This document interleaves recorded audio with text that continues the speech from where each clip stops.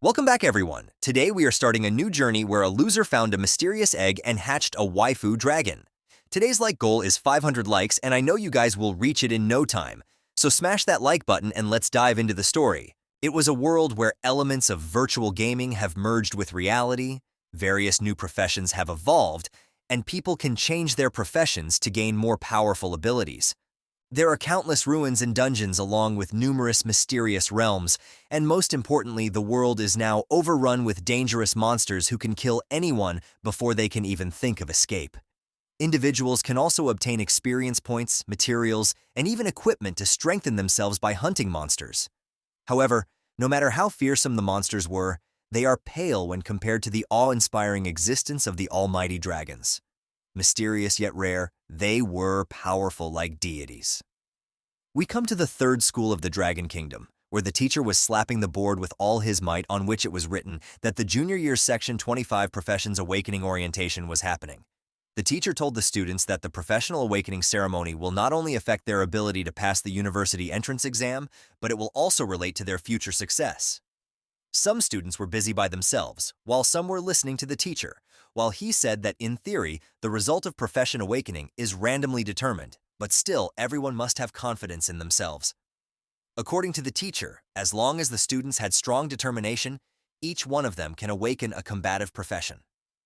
Among the students, there was someone with long hair and hidden eyes who looked at his desk onto a paper on which it was written that they were giving the profession awakening aptitude test. The boy smiled as he knew that his day has finally come. He was none other than Lu Fan, a person who was transmigrated to that world from a place called Blue Planet 3 years ago. During these 3 years, he had gained a fairly clear understanding of that world.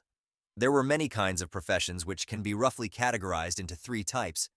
At the top of them were the combative professionals, which included warriors, mages, archers, and so on. They had powerful abilities which they used to explore unknown realms, obtain equipment, and receive generous rewards. Due to this, the combat professionals were the most coveted ones. The next category was the reinforcing professionals, such as enchanters, alchemists, and so on. They can create special items with powerful effects. However, since purchasing materials incurred significant expenses, they cannot nurture their talent without the support of a large family. The bottom of the pyramid were subsistence professions such as chefs, herbalists, miners, etc. Mysterious yet rare, they were powerful like deities. Those professions are the future for the majority of people who were ordinary individuals and worked hard and strived to make a living. Lu's Aunt Han Ki is a chef. She toils hard daily, supporting Lu's education with her small steamed bun shop. Even when she was only 8 years older than him, she still supported him selflessly. Lu decided that in order to survive in the world and to provide better life for his aunt, he must awaken as a combative professional. Suddenly the teacher's phone rang, and he was now in a hurry, telling the students that he just received news that the awakening platform has been built. That meant that the awakening ceremony was about to begin. A cheer ran through the class as they finally knew that it was time for them to shine. Everyone was hurrying towards the awakening platform, but Lu was still sitting in the corner. The teacher came towards him and asked him if something was wrong. According to the teacher, as Lu was the top student of their section, there was no need to be anxious. But the reason was completely different. Lu has suddenly awakened a system which congratulated him and told him that he has got the super treasure map system, which was finally activated. Lu was not able to understand what was happening, but suddenly the teacher slammed on the desk, surprising Lu and making the system disappear. Seeing that the teacher was worried, Lu ran towards the awakening platform while telling his teacher to not worry for him. While jumping down the stairs, he knew that it was about time for a transmigrator to get a system. But due to the disturbance of the teacher, he was not able to understand about the use his system had. He thought to think about it later, because right now, he had the carrier ceremony, which was more important for him. As the students reached the awakening platform, they were awestruck by looking at the crystal in the middle, which was used in the awakening ceremony. They were all nervous, but the teacher told them to maintain silence. As Lu entered the hustle and bustle of the students, he heard someone who was saying that it would be great if he would awaken a hidden combative profession, because then he will become a powerful person, admired by millions. But another one of his friends told him to wake up from his dream because hidden combative professions were rare in the entire school. Instead of that, he was just happy if he could end up with a subsistence profession by praying to his ancestors. The Grand Master stood onto the podium while telling the students that the awakening ceremony was about to begin. He signaled towards a priest who was there to host that year's awakening ceremony. The students were baffled by the domineering aura of the priest wishing to get to that power level as well. Lu was surprised by the aura of the combative professional, because it was truly on another level. Suddenly, the system popped up, telling Lu that he has acquired a new skill, the Eye of Appraisal. As he clicked into the icon which showed the priest, he knew that the priest was a level 29 professional with the skill of professional awakening, and he had a net worth of 5 million dragon coins. Seeing the net worth of the priest, Lu was shook to the core, but suddenly the headmaster screamed at the students to be quiet, as the awakening ceremony has already started. He told the students to come up to the stage as soon as their names were called. Meanwhile, Lu was still thinking that even if his aunt sold buns for their entire life, she would not be able to earn that much money. The headmaster started calling out the names of the students one by one. The first was Zhang Tao, who was the top student of their section. Lu wondered if Tao will awaken as a combative professional. The students started talking that, as his attributes were so freaking high, he would definitely awaken as a combative professional. Even when the awakenings were completely random, it was seen that the higher the attributes of the individual, the more chances he will have to awaken as a combative professional. All the girls were dying for Zhang Tao, telling him that they loved him. As Zhang got up to the stage, the priest started enchanting the spells, and as the orb started glowing, a fireball emerged from it, signifying that Zhang Tao has awakened as a pyromancer. The students were now baffled, knowing that they had a wonderful pyromancer among them. They got so envious of him because he has now got a bright future ahead. Zhang Tao smirked as he materialized a fireball into his hands, while the girls somehow found him more attractive, screaming at him and asking him to go on a date with them. Following this, Lu understood that once he awakened as a combative professional, he can say goodbye to his distressed life. The headmaster was annoyed by all this chatter and screamed at the students once again to be silent while ordering the next student to come fast at the stage. As the professional awakening ceremony continued, students awakened professions like the herbalists, tailor, miner, and so on. Lu was experiencing firsthand that the combative professions were indeed a minority, and the majority of students still would end up with subsistence professions. Awakening as a combative profession signifies unlimited possibilities for the future of the students. While most people awaken as subsistence professionals and the movement they do so, they are destined to live an ordinary life. A student ahead of Lu told him that even if the students awakened the subsistence profession, it was still considered a good outcome. They looked at Li Ping from Section 3, whose family was already struggling, and now she had awakened as a reinforcing professional who would need a lot of money to practice. For her, it would have been better to awaken as a subsistence professional so that she could have at least gained some specialized skills. As Lu looked at the girl, he became nervous because his family was also struggling, and if he ended up with a reinforcing profession, he is done for. But as Lu turned around, he saw that the headmaster was calling his name, asking him to get to the platform fast. As Lu walked towards the pedestal, all the girls were noticing his looks, thinking that our boy was indeed handsome. They wondered about what profession he will awaken. As Lu reached the crystal, he knew that at that point, being nervous was useless. As he put his hands onto the crystal, the priest started enchanting his spells once again. Suddenly, Lu got a vision of a red dragon, glaring at him with his burning yellow eyes. Meanwhile, all the students were now in shock because the land has suddenly started shaking. They were not able to comprehend about what was going on as golden light gleamed from the awakening crystal, which surrounded Lu from all the sides. The students witnessed a dragon materializing and coming out of the light. The student and teachers knew that this phenomenon only occurred when a hidden profession appeared. The students and teachers were not able to believe that Lu has awakened a hidden profession, and a female teacher congratulated teacher Lai because his suction produced the first hidden professional in their school. Even the teacher knew that if Lu awakens as the strongest hidden professional like Dragon Blood Warrior or David Invok Mai, he can become a new powerhouse in the Dragon Kingdom and can make his own history. We see a magnificent red dragon onto the screens engulfed in red fierce flames, while Teacher Lai told the lady that it had been 10 years since someone awakened as a dragon blood warrior, and he even became a top-tier expert in the Dragon Kingdom.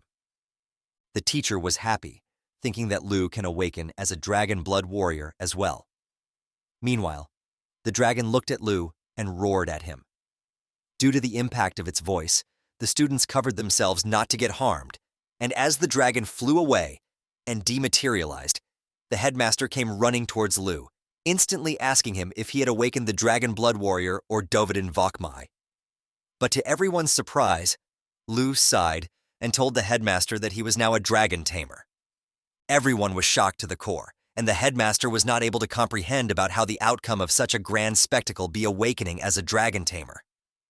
He screamed at Lu, along with other students, telling them that the dragon tamer was the most worthless profession ever in history. After the awakening ceremony was finished, Lu was walking in the old town of Zhonghai City, along with his system popped up onto the side. He was now a dragon tamer of level 10 with a skill which contained dragons and dragon-like creatures. He looked at his net worth, which was just 239. Lu was getting the flashbacks, where the students and the teacher were not able to believe that he had awakened as a dragon tamer. They thought that Lu was destined to be a mediocre because there was no way that the humans can possibly tame powerful creatures such as dragons. Even when Lu awakened a hidden profession, it was the weakest when it came to practical applicability.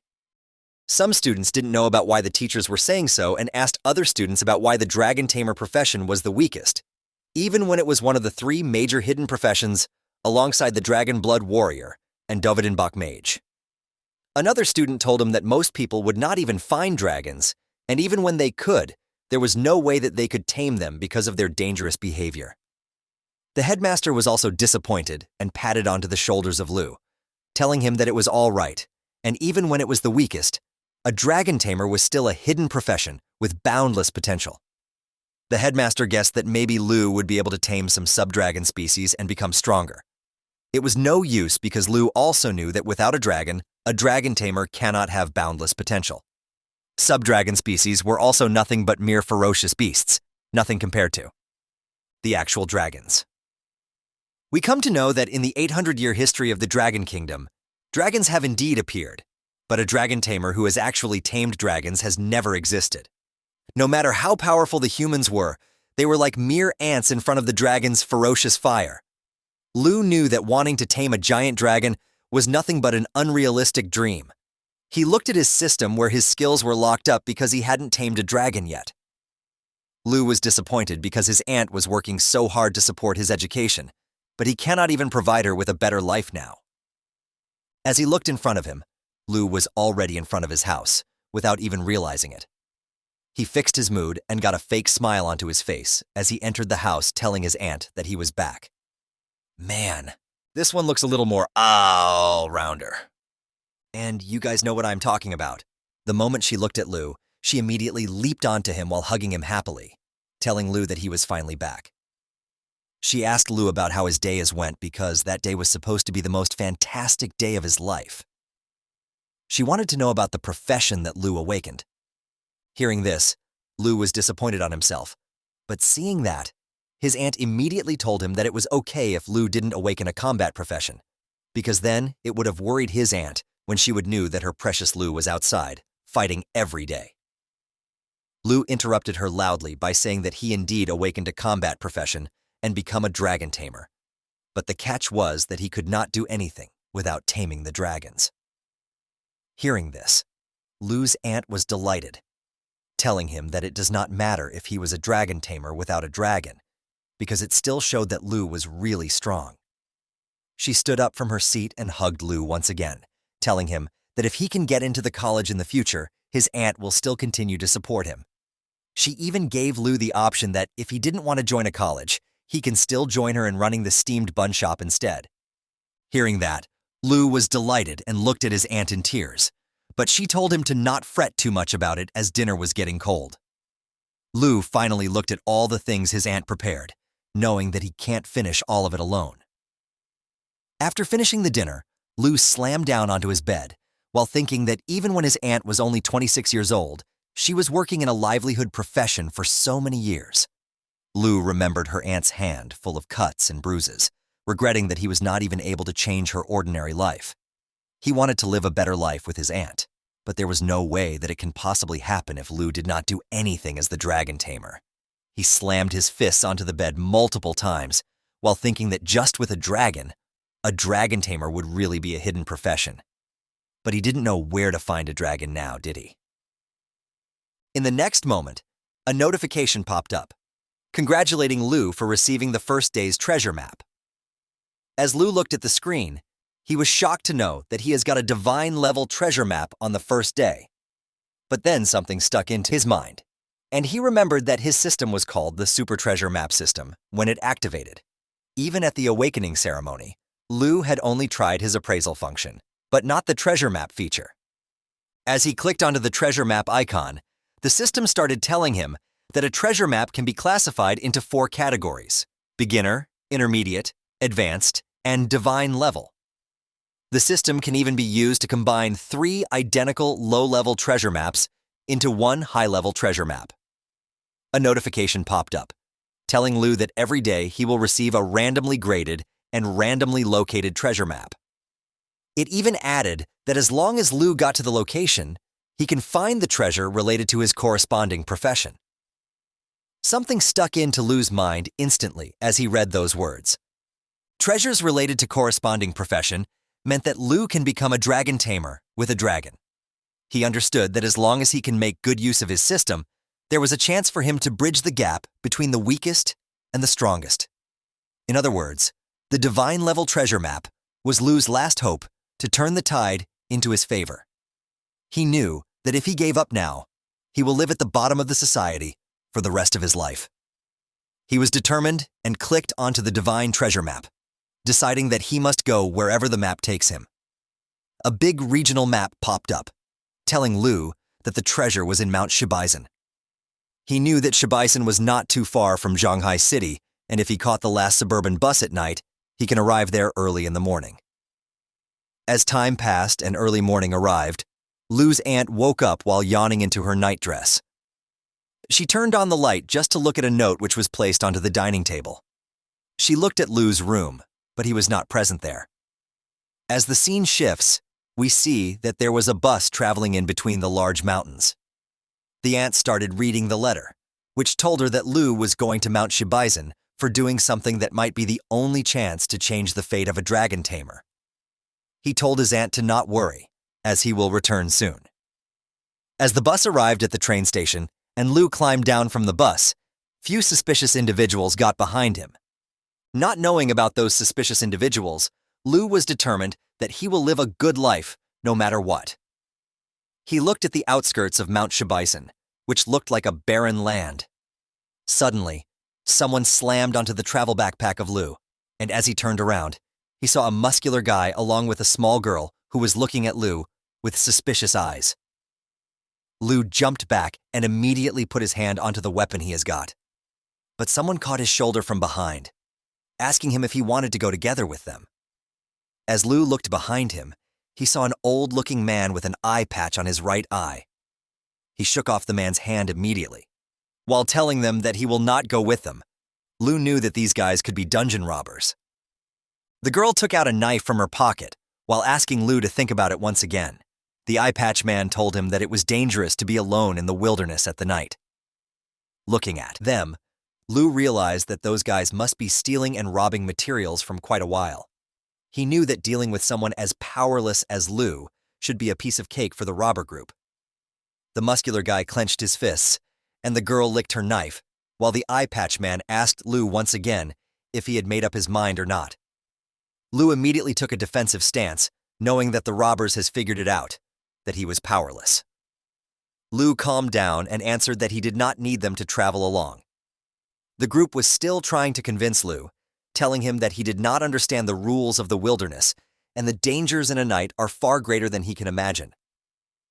Even Lu understood that he did not have any skills at his disposal right now, so he must avoid fighting at all costs. Thinking that, Lu lied to the group, telling them that he was a summoner and did not need any companions, because if there would be a dangerous situation, summoning elemental creatures can solve it. The men of the group were surprised by this answer, and the eye patch man said that if Lu was a summoner, then the concerns of their group towards his safety was unnecessary. He turned around and told the other two to also come with him. The girl ran towards Lu, whispering into his ears that she hoped that they will meet again, sometime addressing Lu as a handsome boy. She told her goodbyes to Lu while giving him a flying kiss, but the chart of nervousness was of the roof for Lu, as he thought that even when it was dangerous in the wilderness, it was still much safer and better than being stabbed in the back by dungeon robbers. That day, he understood that a life without strength was a fleeting shadow, easily overtaken by the winds of fate. He looked at the map onto his system and decided to set off quickly. As he walked into the wild, he looked at a group of powerhorn horses. They were horse-like creatures of level 8 with immense strength who are grazing onto an open field. Lu knew that even when the powerhorn horses don't actively attack humans, if somehow they will get disturbed, Lu would not be a match for them. He decided to not disturb the powerhorn horses and to take a detour instead. Even when Lu was taking a longer route for safety reasons, he was not feeling safe at all because he had encountered a group of giant horn antelopes. He was walking slowly and cautiously, but as he did not look below his feet, he mistakenly put his leg onto a frog who croaked in pain with all its might. Hearing that, all the antelopes were suddenly looking at Lu as they screamed in anger for getting disturbed. Lu was eventually getting chased by the giant horn antelopes as he ran and ran in the hopes of getting away from them. He noticed a plain ground on the side of him. He immediately jumped to his sides, crashing down onto the ground, somehow able to save himself. As he looked the frog he put his leg on, he saw that the creature was the prey of the running stampede of the antelopes. He was disappointed as he thought that he cannot even handle a timid giant horn antelope in his current state. Lu knew that if he missed the opportunity he caught that day, his fate will be like of that same frog. Finally, a notification popped up telling Lu that he has arrived at the designated treasure map location. As Lu looked ahead, there were 2 giant rocks and a faint red glow was coming out from the other side of them.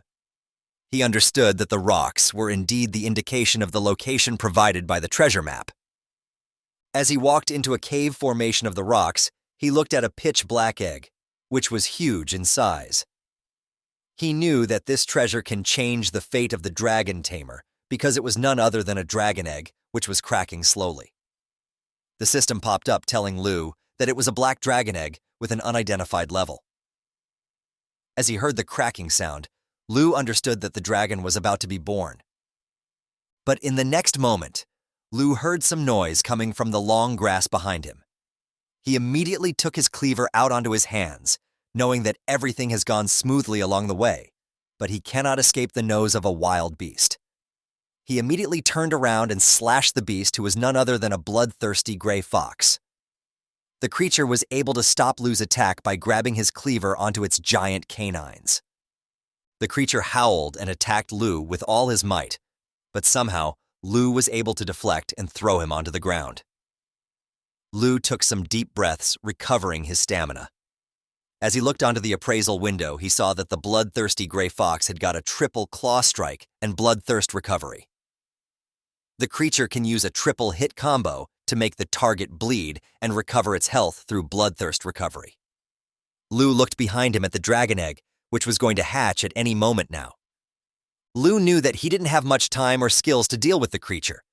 He thought that maybe he can stall the fox until the dragon hatches and then use his dragon taming ability. But the fox has already lived onto Lu and was into the air ready to attack him. Lu instinctively took out his hand to defend himself from the attack. He realized that the fox was too fast and he can't wait for the dragon to hatch. Due to his hand onto the front, Lu was injured by the huge and sharp claws of the fox and decided that he cannot let the fox use the bloodthirst recovery. Lu had to deal with it when it prepares for the triple claw strike. Lu had already got 1 strike and 2 were still left. Lu blocked the second one with his cleaver and somehow dodged the third one by moving to the side. Now it was finally Lu's chance. He slammed his cleaver straight onto the head of the bloodthirst gray fox.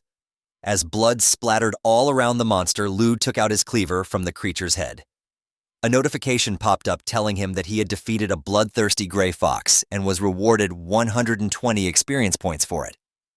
Lu was out of breath but was now calm because he got rid of the monster. But suddenly, 3 shadows appeared behind of him, laughing loudly and complimenting Lu for taking the beast down. They were none other than the group of robbers telling Lu that he was impressive.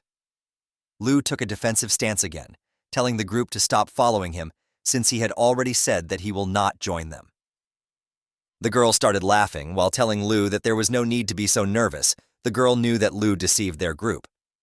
The eye patch man made Lu remember that he told them that he was a summoner, but he didn't even use any summoning skills and got injured by a monster like this. Lu was now in a fix knowing that he was figured out from top to bottom by the robbers group. He immediately kicked the body of the fox monster towards the group, telling them that if they wanted the fox fur, they can take it and stop bothering Lu. But as the lifeless monster crashed at their feet, the eye patch man laughed while telling Lu that he was interesting. He picked up the fox fur, telling Lu that this was only worth 80 dragon coins, but they did not come here for just that small amount. They were actually after the divine treasure too. Lu immediately understood that the group had saw him looking for the dragon egg, but as he looked around, the muscular man and the woman were already running towards him with an intention to harm him. The muscular guy punched Lu with all his might, and he was slammed down with his cleaver thrown into the air. Lu crashed intensely a few meters away from the robbers, but as he opened his eyes, he saw that the lady was laying down on him with her knife onto Lu's throat. She told him to not move, or he will get scratched by her knife. The eye patch man told Lu that he underestimated the dungeon robber's sense of smell for treasures. The muscular man ran towards the dragon egg and asked the other members to have a look at what he found. Lu saw his plan failing in front of his eyes, and as the eye patch man was happy for getting the treasure, he ordered the girl to kill Lu instantly. The man ran towards the egg, while the girl told Lu that he was indeed handsome, but she would still have to bid farewell to him. Lu was still not ready to lose his hope. He saw that the dragon egg was almost hatched and knew that he can't let the robbers take away the dragon from him. Suddenly, the dragon hatching was complete, and something flew out of the egg in an instant, surprising the group to the core. As they looked above their head, they saw a silhouette of a giant dragon, not able to understand about the kind of monster it was who came from the egg.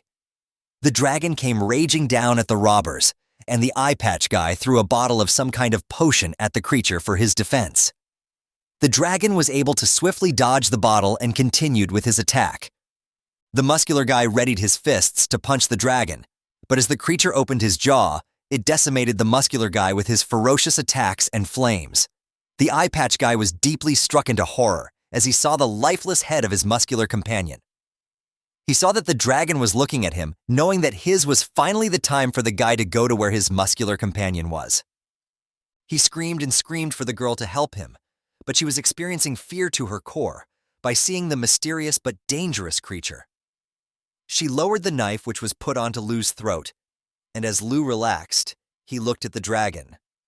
He never imagined that even a newly hatched dragon can be so powerful. It was now understandable to him about why people can't tame the mysterious dragons at once. Hearing Lu mentioning a dragon, the girl looked at him in fear, finally knowing that the monster was none other than one of the fabled dragons of the legend. As the girl turned around, she saw the creature who ate both of his companions in one go and was now looking at her in confusion. The girl immediately removed her knife from Lu and put it in front of her in a try to defend herself. But she did not realize that Lu was now free. He slammed the robber onto the side, telling her that the dungeon robber's sense of smell was too dull. He screamed at the girl for attempting to steal the dragon which was rightfully his. Lu immediately ran towards the dragon, even confusing the creature. As he screamed, dragon taming technique. Yellow light started emanating out of his hands. Even the dragon was surprised by what Lu was doing. But as he touched the dragon, the girl behind him asked Lu in fear about who he was. Lu smiled as he asked the girl in surprise if she finally wanted to know who Lu was. He finally told the girl that he was not just a summoner, but instead he was a dragon tamer. A notification popped up telling Lu that the Black Dragon Covenant was now tamed by Lu. The mysterious Black Dragon had the skills named Dragon Claw Dragon Fang Strike and Dragon's Inspiration, As the creature leaped towards the girl, she started apologizing for her behavior to Lu, telling him that she really didn't know that the treasure was actually a dragon egg. But all she saw was a red and black silhouette of Lu and his newly acquired dragon. Lu was furious at the girl for scheming against multiple innocent people. He told the girl that the only thing that she gets was a chance to go join her comrades in the other world. He ordered the dragon to finish her once and for all, and after everything was finished, Lu was finally sitting onto a cliff of the mountain bandaging the hand, which was injured by the fox monster, while the dragon was searching for something into his new master's bag. Finally, Lu picked the dragon up, not able to believe that he finally crossed the gap between the weakest and the strongest of the races. He raised the dragon onto his hand like a kid, telling the creature that it was way too lively. Lu was awestruck by knowing that the dragon was so powerful right after hatching, so it will get stronger and stronger as much as it levels up. Lu tightly hugged his newly acquired dragon, telling the creature that the title of Dragon Tamer will no longer be called the weakest class. But now an important question arose in the mind of Lu. What would he call his newly tamed dragon? He thought of names like Little Coal Ball and Black Diamond, but they were too lame. Finally, Lu noticed that the dragon was licking at his wounds. As the dragon drank, its master's blood-red aura started emanating from the creature. As the dragon opened up his elegant wings, it started transforming into a magnificent girl and was now standing in front of his master. The black dragon has now transformed into a human with a long tail and 2 elegant wings. All right, guys, the waifu is here finally. All hail the waifu Tamer. Lu Fan was shocked by seeing her into this form and understood that the dragon can also transform into a human. As the dragon did not understand human language, she just shook her head to agree with what Lu Fan was saying. The dragon lady was still behaving like a child and was flying here and there. While Lu Fan read about his new unlocked skills, they included dragon taming, which was the ability to tame dragon-like creatures, along with Dragon Claw, which transforms the player's arm into a dragon claw, and its strength depended on the current dragon pet.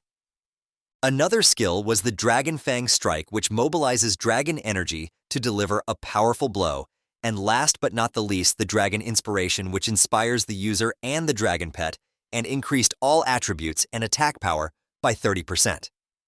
We come to know that the black dragon was a legendary creature. For Lu Fan, it was just as he thought. As soon as he had successfully tamed a dragon, all his skills were unlocked. Lu Fan immediately knew that even if he were to personally act for it, he could easily crush other combat professionals of the same level. Lu Fan clicked onto the black dragon's profile, and her stats were now in front of him. The dragon had the strength of 342 with agility of 267. She had a spirit of 359 with an endurance of 373 and was a legendary creature. She had multiple attacks, including the mighty jaw assault, which swiftly charges forward and tears into the target, causing continuous bleeding damage. She had lava flame, which continuously spurts flames, dealing damage while healing her. She had the Black Dragon Heritage, which reduced all damage taken by 50% and gave immunity to all debuffs, along with 500% increase in self-recovery ability. She had a special skill, which needed a blood pact. It was the Bloodline Connection, which provided a 10% attribute bonus to the Dragon Tamer. Lu Fan was shocked to the core by knowing that there was this much power inside a mere dragon hatchling. Even when he contracted just with a level 1 dragon hatchling, it had these powerful skills and nearly 400 points in various attributes. Even a skilled human expert, who is 20 levels higher than Lu Fan, would not stand a chance against him now, and he would never have to think about the ordinary humans at all. What was more was the Bloodline Connection, which directly doubled all of Lu Fan's attributes. He understood that the Bloodline Connection was the reason. He felt significantly stronger after successfully taming the Black Legendary Dragon. Lu Fan was now very happy, and with her smile onto his face, he thought that it was as expected from one of the 3 strongest hidden professions. No matter how strong a hidden profession may be, it had no chance of winning against the dragon race. And without a doubt, the Dragon Tamer was indeed the strongest hidden profession and not the worst. Just then, he saw the Dragon Lady, who was eating the eggshells from which she hatched from. Lu Fan guessed that although the hatchling can transform into a human, it still behaves like a dragon, and a newborn one at that. But the question was still remaining where it was. What should Lu Fan call the dragon? Suddenly his mind was struck by something, and he remembered that a little black dragon born during the night before dawn should be named Xiao Yi. Even the dragon was delighted when she heard the name and smiled cutely. Lu Fan understood that the dragon was liking her new name. He was happy that even when the treasure hunting was dangerous, it was all worth it. He patted the dragon's head and asked her if she was hungry. Xiao looked towards Lu Fan and nodded with a cute smile. As she finished the remaining eggshells, Lu Fan told her that it was time to go and hunt some monsters to fill her belly, while he was thinking that they cannot just go back home with an empty stomach. Lu Fan stood up and smiled, while thinking that the trial that determines whether he can enter the university is coming soon, and many students must be trying to hone their qualifications by seeking opportunities outside. The prestigious Southern Province's Top Scholar Award and qualification for the highest educational institution in the Dragon Kingdom that Lu Fan wanted to enter into was now within his reach. But he knew that even after what had happened, he could not take the entrance lightly, and leveling up and mastering skills should be the top priority for him and his dragon. Lu Fan started running with a smile, and Xiao was following him with a smile on her face. Lu Fan told Xiao that they were going to set off and head deep into the Mount Shi Basin, as there were monsters there that are even tastier than eggshells for the dragon. As they were advancing, Lu Fan and Xiao suddenly heard some noises. They saw that a group of creatures was running towards them with insane speeds. Lu Fan immediately popped up the system, which told him that they were the plains hyena, and they had the attack of Rending Bite, which inflicted continuous bleeding damage on the target, along with putrefaction, which inflicted a disease debuff on the target. Once killed, they will drop the canine teeth, which was worth 95 dragon coins. Lu Fan knew that these bastards were more dangerous and tougher than the bloodthirsty gray fox. She also knew that even when he defeated the wild level 10 bloodthirsty gray fox, he also suffered a lot of injuries in the process. Remembering that Lu Fan was hesitant to attack, but the dragon lady was already in the air with a devilish smile on her face as she knew that she is going to get more food. Even Lu Fan understood that the lady wanted to take the lead. His eyes glittered with confidence as he thought that Mount Shi Basin was holding no danger at all for the strongest dragon tamer and his dragon. Both Lu Fan and Xiao were smiling and advancing towards the plains hyena, ready to send them inside the dragon's stomach as her meal. The dragon flew high, and as the plains hyena roared, she took a deep breath and her stomach started glowing and giving off a flame aura. Finally, she attacked the hyenas with her lava flame attack, and as the creatures were burning, Lu Fan and the black dragon were earning experience points. As Xiao kept using her lava flame attack, Lu Fan was constantly watching the system, witnessing the increase in their levels. Lu Fan was finally at level 11, and the black dragon was now at level 3. He smiled while ordering Xiao to not waste her time on the small fries. Both of them looked towards a den inside the mountain, and Lu Fan told Xiao that a big guy has been waiting for them for a long time. 3 sets of eyes were giving off a piercing glaze to Lu Fan and her dragon, and finally, the creature came out of hiding. It had 3 heads, and they were clearly showing the killing intent of the monster. It was none other than the 3-headed blood lion, who was a level 25 lion-like creature with multiple attacks, including Roar, which increased defense and attack, Trample, which dealt significant damage within target range, and Triple Flame, which inflicts 3 instances of fire area damage.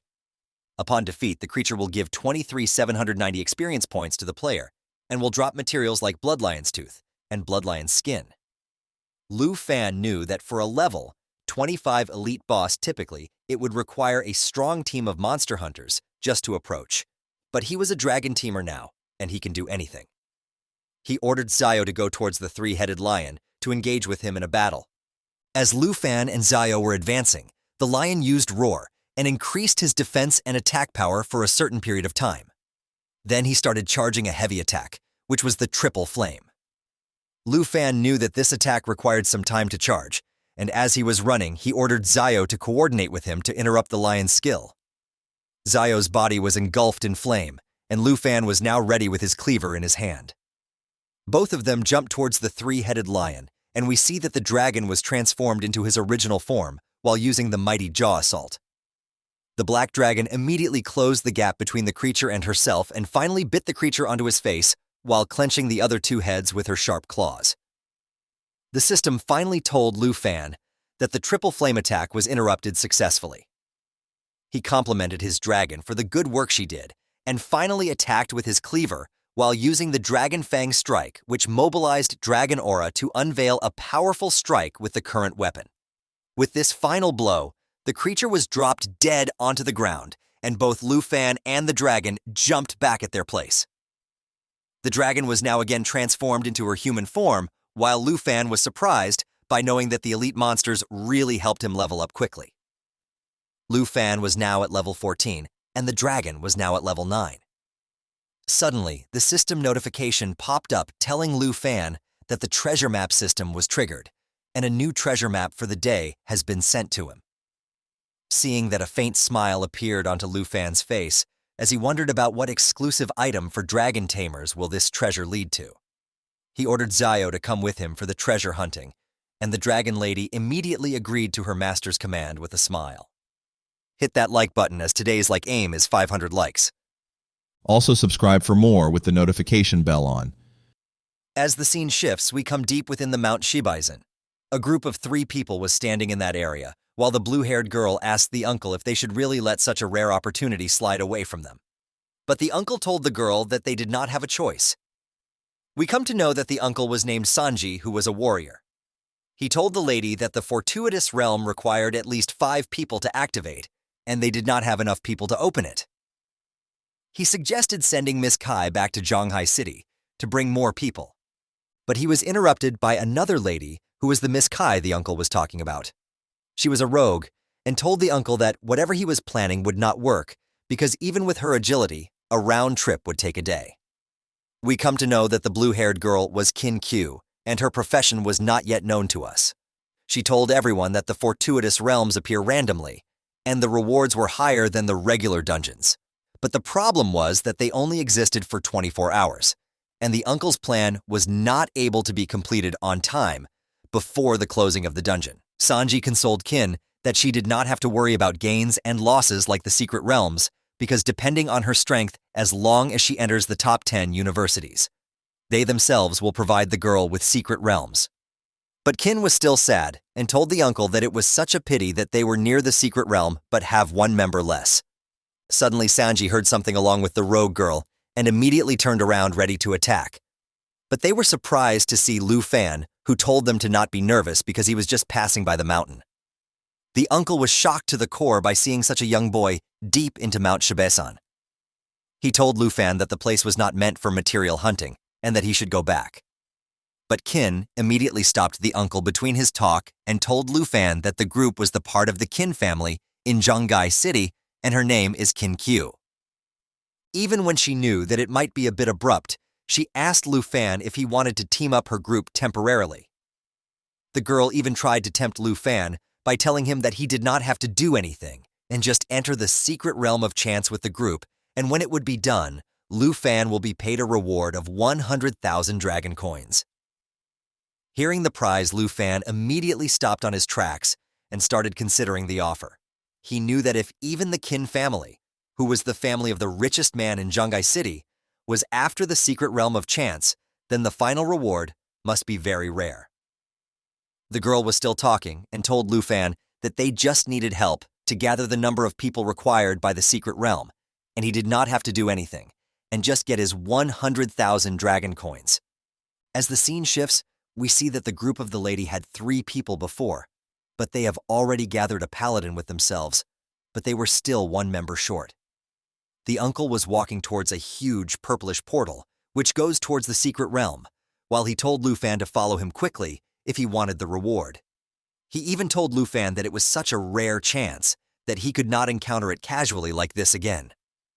Lu Fan smiled at the offer and told everyone that he did not have much interest in money, but he was ready to help if the group can cooperate and follow the rules of distribution. The uncle along with the 2 ladies were shocked to hear those words coming out from a young boy.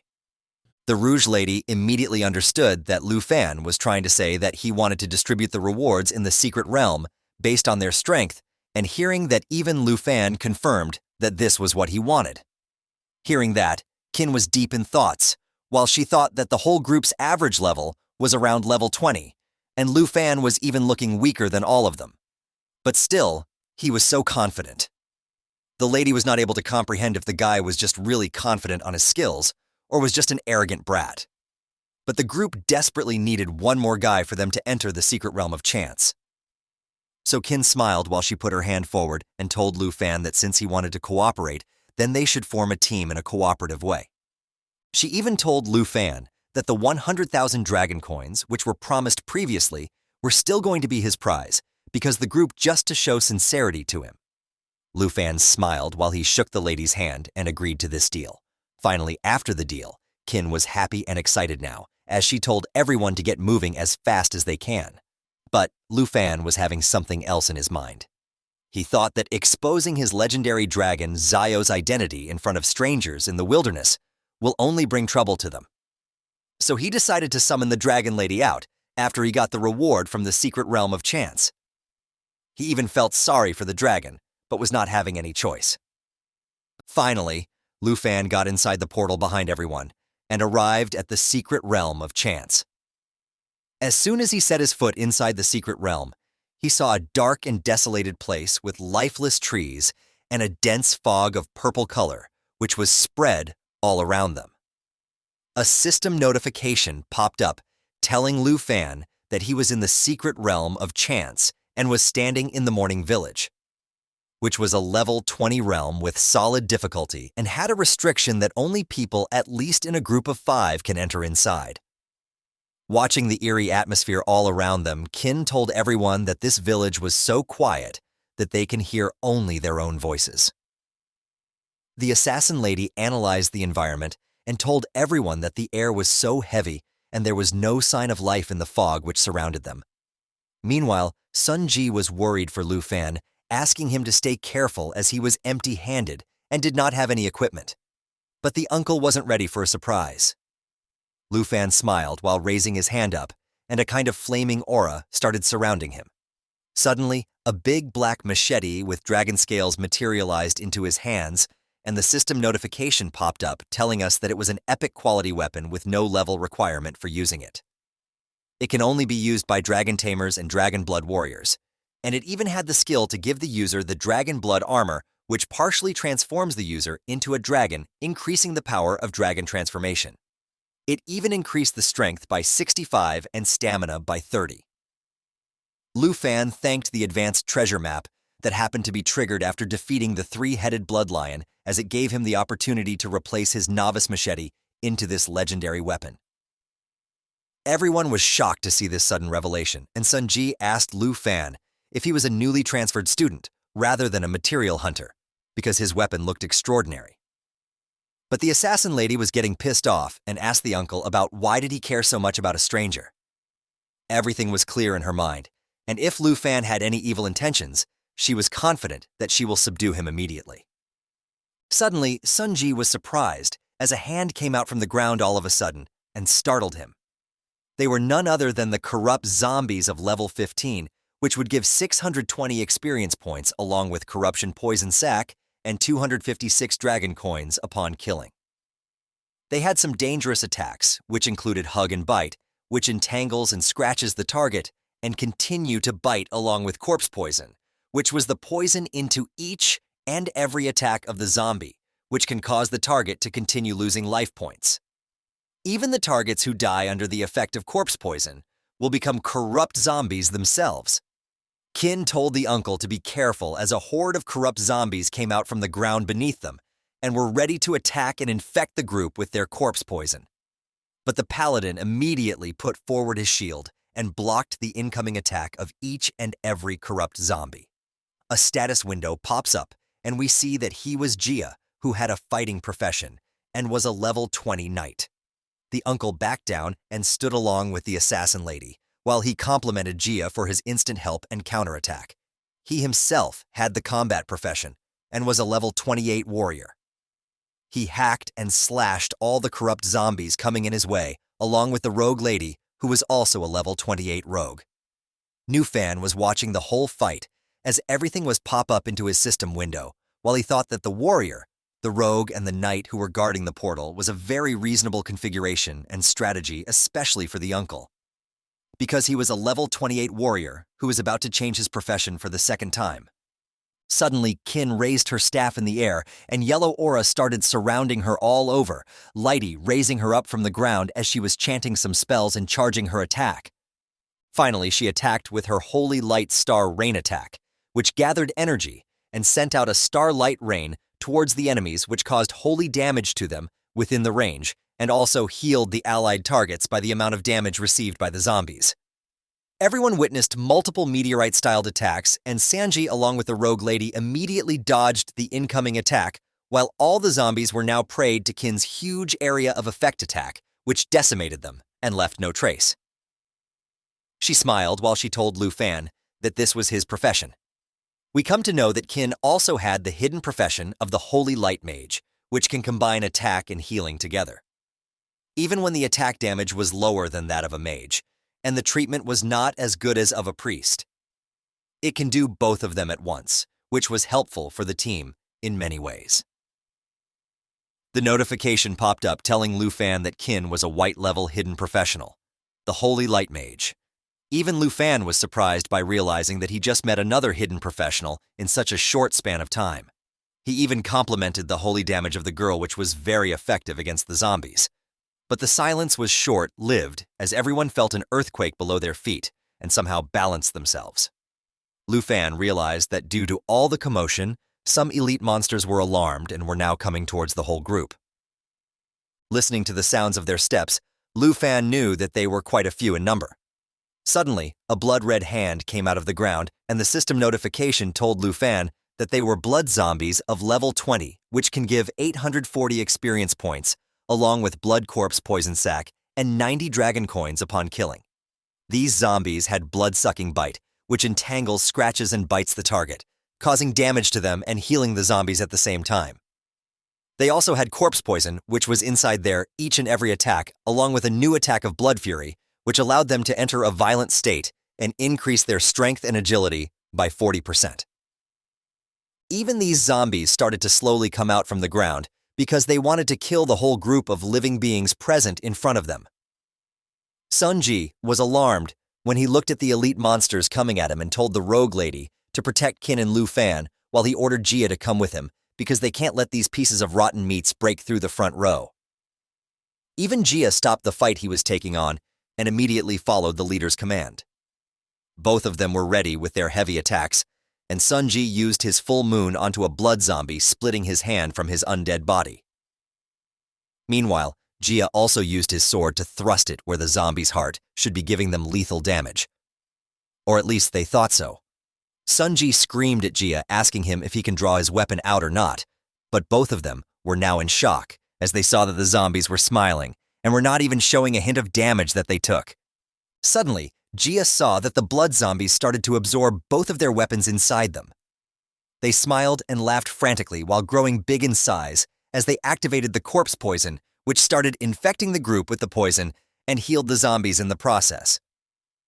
Jia was not able to comprehend about how this was possible, and even Kin was in shock, telling everyone that the cop's poison requires the priest's clarity to remove it from the body, and she can't do so, thus meaning that she was unable to help anyone. Meanwhile, the zombie's growth was not stopping, and was now engulfing the knight's hand inside of them, also inflicting him with the corpse poison damage, which was increasing by every second. Jia was now desperate and screamed in pain while asking all of them to come and help him. He told Sunji to release his weapon quickly, otherwise he will get infected too. And after doing just that, Sunji ran towards the knight in the hope of saving him. He ordered the rogue lady to come to the front row and defend him from the blood zombies, while he pulled out the knight from the grasp of the muscular blood zombie. But she was not able to help them because she was busy fending off zombies, which were trying to make her like them too. Suddenly, they heard Lu Fan's voice, who told Sunji and the knight to chill out and let the lady continue to fight. We see that one of Lu Fan's eyes was glowing with a crimson red color as he had the epic machete in his hand, ready to slay all the monsters. Sunji wanted Lu Fan to get out of the way of the red blood zombies, thinking that he will be brutally damaged if he did not do so. But Lu Fan has an intense determination in his eyes as he used his legendary ink dragon machete and immediately attacked the blood zombie's throat with yellow flaming aura surrounding him all over, along with his legendary weapon. Everyone was shocked to the core by seeing this phenomenon unfold, and the most shocked among them was Sunji, who was not able to believe that. Lu Fan was able to defeat the zombie. On the other hand, he was returning Sunji his sword while telling him to not back down and keep moving forward with a smile on his face.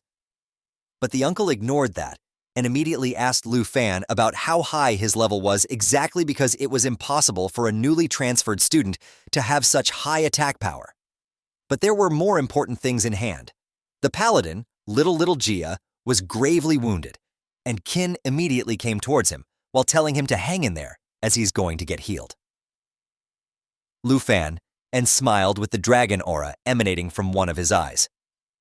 While he told Sunji that he was a normal level 14 student, and there was no need for him to lie to anyone about that. He told everyone that he just came to Mount Shibaisan for doing some practice for the great exam. Kin was healing Little Gia while he heard these words coming out from the stranger, and realized that Lu Fan was a student from the same year as her. She was not able to comprehend about how a level 14 student actually had higher attack power than the uncle who was level 28. But suddenly, a red blood zombie attacked the lady from behind with a gruesome smile on its face. The rogue lady jumped in between their way with her crossbow while telling Kin to watch out. But to her surprise, the one he threatened to subdue was even faster than her and immediately got to the zombie, pinning it down to the wall with and lethally wounding the creature with his legendary machete. As he took out his weapon from the blood zombie, Lu Fan told everyone that the level of zombies in the village will only get higher and higher. He proposed an offer to them that he will fill the gap in the front row and ask them if they were okay with this decision. Sunji was thinking about this offer, while the ladies remembered a rumor about a person in the Jiangai city and wondered if that person was none other than Lu Fan. Kin smiled while telling him that they will count on him from this point on, and if he and the uncle lead the team in the front, the lady can take care of Little Gia and the rogue lady will cover the rear. She even informed Lu Fan that the secret realm guardian should be in the village. Hearing that Lu Fan told the group his name and started getting ahead of everyone while signaling them to come fast and go deeper into the realm. But hearing the name was a great shock to the whole group, as what they thought was indeed true, and Lu Fan was the rumored hidden class dragon tamer that recently awakened. But Kin was still not able to comprehend about how the dragon tamer was so strong when it was the weakest class. As the scene shifts, we see that Lu Fan and the others were now at the center of the village and were killing each and every blood zombie coming to their way. Lu Fan was fighting while he thought that Kin's profession cannot remove the corpse poison, and the teleportation gate only appears after defeating the secret realm guardian. Lu Fan realized that they have to hurry, or Little Gia will die in the secret realm as the corpse poison spreads, and then he might even turn into a zombie. But the rogue lady wondered about why there was no trace of the secret realm guardian even in the center of the village. Little Gia noticed that some zombies were circling Sunji from behind, and there was a rustling sound coming from the debris behind him.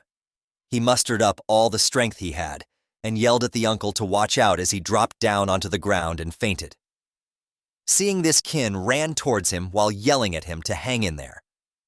But then a red beam of light started shining above the group from the debris. As they turned around, they saw a huge iron-skinned zombie with multiple heads and one main red eye which was coming towards them with insane speeds.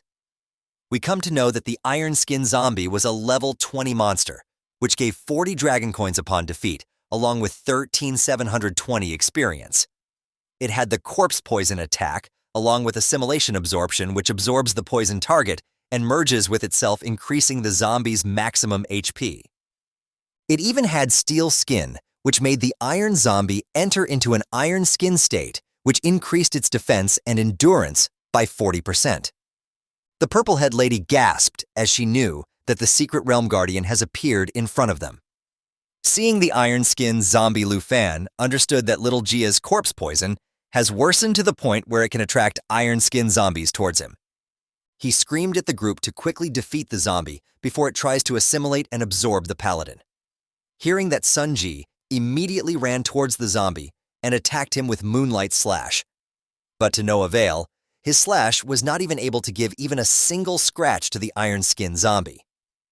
Even Lu Fan jumped into the fight once again while awakening his dragon aura, because he knew that there was no time left to him for letting the zombies attack slowly because the corpse poison was spreading very fast. He immediately took his black machete and pierced it through the iron-skinned zombie's main red one eye, but to no avail. Nothing happened to the creature because he was now into the steel skin state, which was increasing his defense and endurance by 40%. Lu Fan looked at his ink dragon scale machete while he thought that he needed 2 more hits, but they must be faster because they had no time, and the zombie can come and absorb little Gia at any time now. Suddenly he looked at the status window and saw the Dragon Blood Armor skill, which transformed the user partly into the dragon. Meanwhile, the iron-skinned zombie finally ran towards the paladin while it was charging its assimilation absorption skill, ready to absorb the poor guy. But at that crucial moment, Lu Fan yelled at Qin to use her holy spells in coordination with him while he began transforming his hand by using the blood dragon armor. He told the uncle to protect little Gia with the help of the purple-head lady. We see that as Lu Fan's transformation was complete, one of his hand was now converted into a dragon hand.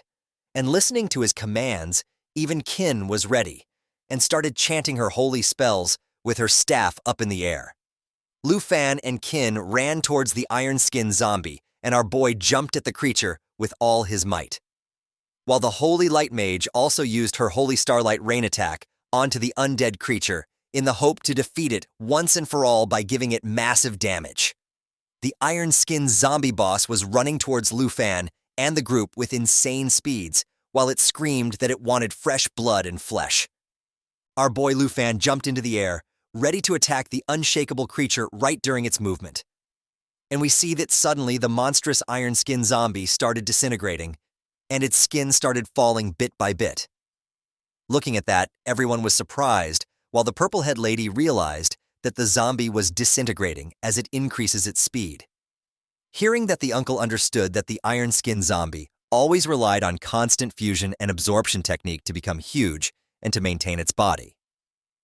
Lu Fan instantly realized that if the iron body was not the original iron-skinned zombie, then the original body must have been wrapped inside all the iron. Sunji Gave was too impressed with our boy's thinking capabilities and instant action. Over many years serving the Qin family, he had already seen all kind of masters, but had never seen someone like Lu Fan because he was definitely a hidden profession. Suddenly we see that the iron-skinned zombie's skin disintegrating too much, and finally the original head of the zombie creature was now in front of everyone. Noticing that Qin told Lu Fan about it, and he started running towards the body once again with insane speeds as he transformed his hands into the dragon hand like before. Our boy jumped with all its might and punched the red-crimson eye of the iron-skinned zombie with his dragon hand while clenching its red eye into his hands and decimating it with the firepower. The zombie started screaming in pain and agony as fire burned his original body down to smithereens. Finally, the zombie was completely destroyed, and our boy Lu Fan landed onto the ground while undoing his hand transformation and getting his legendary black machete back into his hands. Seeing this, everyone was shocked to the core, not able to understand about how a freshman was able to defeat the guard of the secret realm of chance. Even Qin was a little tense, as she had never seen a powerful skill which can easily make a level 20 boss drop dead before. She just wanted to know about who Lu Fan exactly was. As the smoke clears, we see a silver chest which was the iron-skinned zombie's treasure box of level 20. Seeing that, Qin sighed as she told Lu Fan that her group will abide by the agreement and distribute the rewards according to the rules. She even apologized to Lu Fan because they were not familiar with each other before, and the whole group looked down on him without realizing his true power, and it was them who were rude to the boy, even when he was not. Hearing that, even Sun Ji complimented Lu Fan, telling him that he was definitely capable of passing through the secret realm all alone. And now it seemed that the whole group was there to make up for the number instead of Lu Fan himself.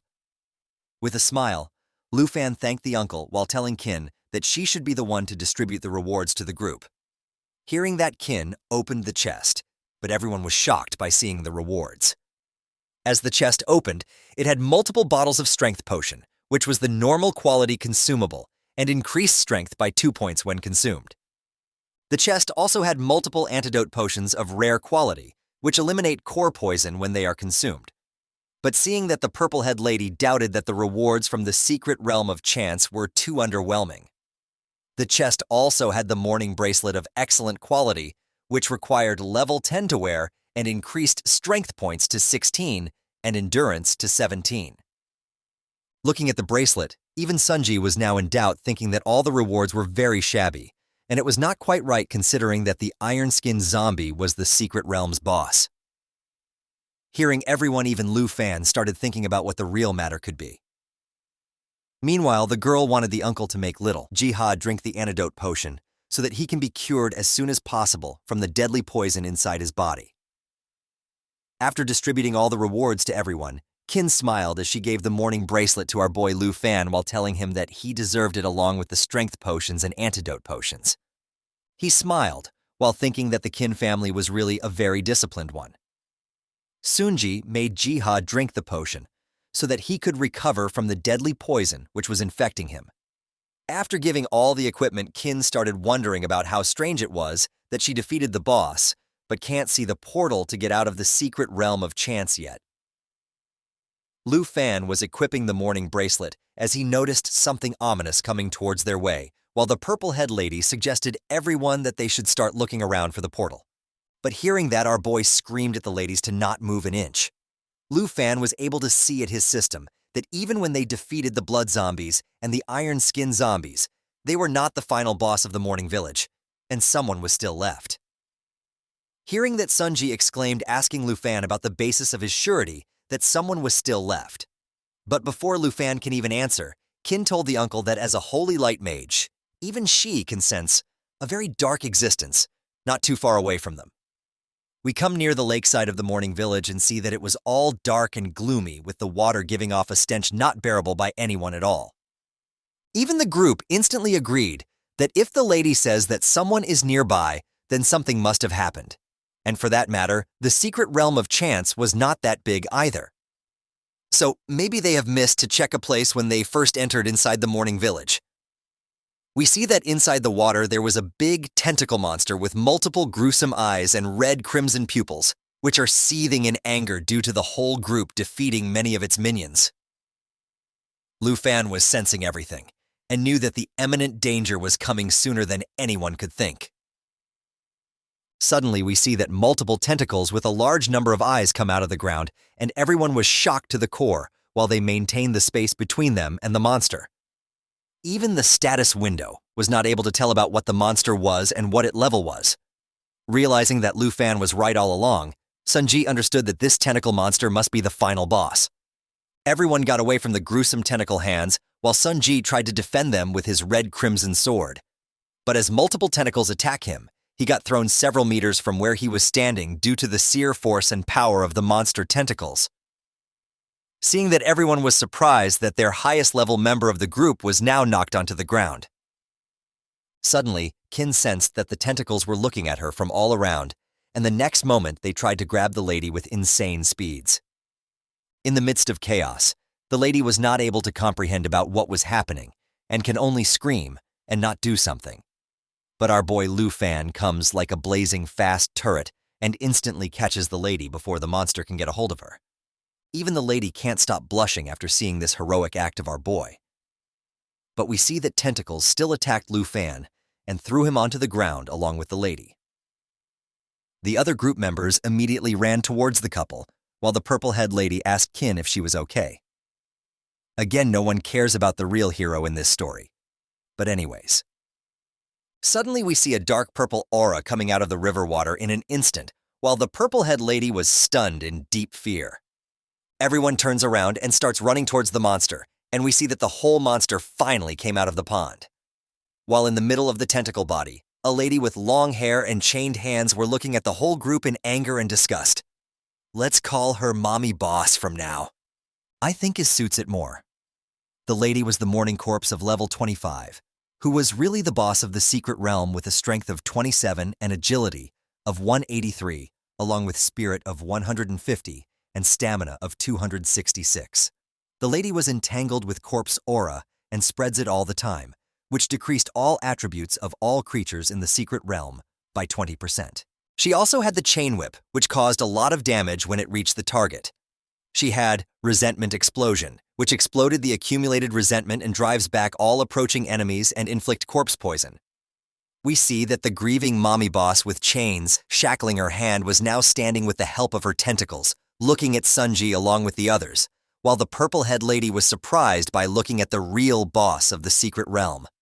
As little Gia was now conscious, he wanted to fight the boss too, but Sunji calmed the paladin down, telling him that he can still fight and he will protect everyone including Gia until he fully recovers. But as Gia still wanted to fight, Sunji turned towards him, telling him to not force himself as soon as his body was just gaining some energy. But the uncle didn't notice that the tentacles of the mommy boss were going to slam him from above. Suddenly, the uncle looked at it and was somehow able to block the tentacle with his word. And Lu Fan ran towards the real monster with his big black legendary machete into his hand. He knew that the uncle and little Gia were barely holding on against the boss and that they can only rely on him to really defeat the boss. Lu Fan immediately realized that as long as the boss was still a zombie, there was only one way to defeat it. Lu Fan looked at the original body of the mommy boss, who was actually controlling the tentacles, and immediately jumped towards her. But seeing that, the mommy boss made a distorted face, and her mouth opened weirdly as she started screaming at our boy Lu Fan. The creature activated the Corpse Kai envelopment, which emitted Corpse Kai constantly, reducing all the attributes of creatures in the secret realm by 20%. Everyone was now affected by this attack, including our boy Lu Fan, but somehow he was able to still go on and reached one of the tentacle of the mommy boss while it attacked our boy ferociously. Lu Fan jumped onto the chain which was shackling the mommy boss and started running on it to reach the main body as soon as he can. Even the main body was shocked by this behavior of her boy, but Kin immediately warned Lu Fan to watch out from the iron shackles of the mommy boss. The main body immediately started using the chain lash attack, which whipped the chains from the sunken lake towards its targets, causing massive damage. Just after this attack, Lu Fan was not able to maintain its balance onto the chain and started falling off with the machete still into his hands. Now the main boss of the secret realm was so angry that it looked at the whole group in disgust and anger and started using its chain lash attack with an intention to kill all of them. Sunji immediately blocked the chain and told Kin to be careful while fighting the secret boss. The purple-head lady and little Gia were also defending from this attack, but the paladin's shield already broke from just one impact of the secret boss. Lu Fan was still on the offensive, trying to somehow reach the main body, but he immediately noticed that a tentacle hand swept through the air right beside him and straight away got to Sun Ji and the group, while the monster told Lu Fan that if he continued to resist its attack, the whole group is going to die. Knowing that, Lu Fan was not able to contain his anger and still continued going towards the main body of the monster, telling her to get out of the way and let them leave the dungeon.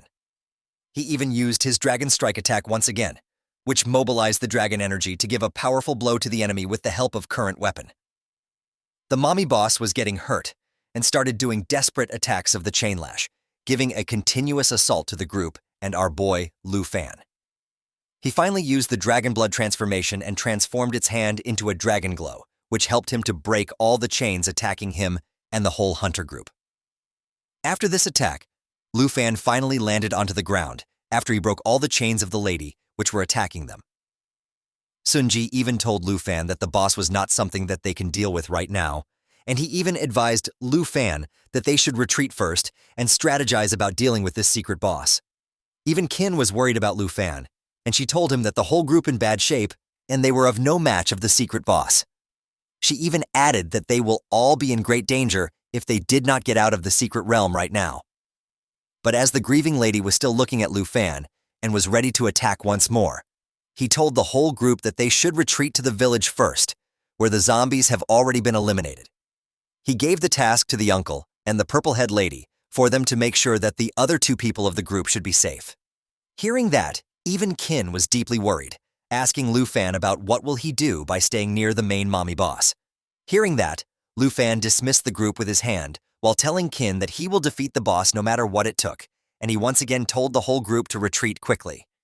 Hearing that, even the purple-head lady liked the idea of Lu Fan and asked Kin to retreat with them. The lady was deeply disappointed that they cannot help Lu Fan at all, and he had to deal with the monster alone.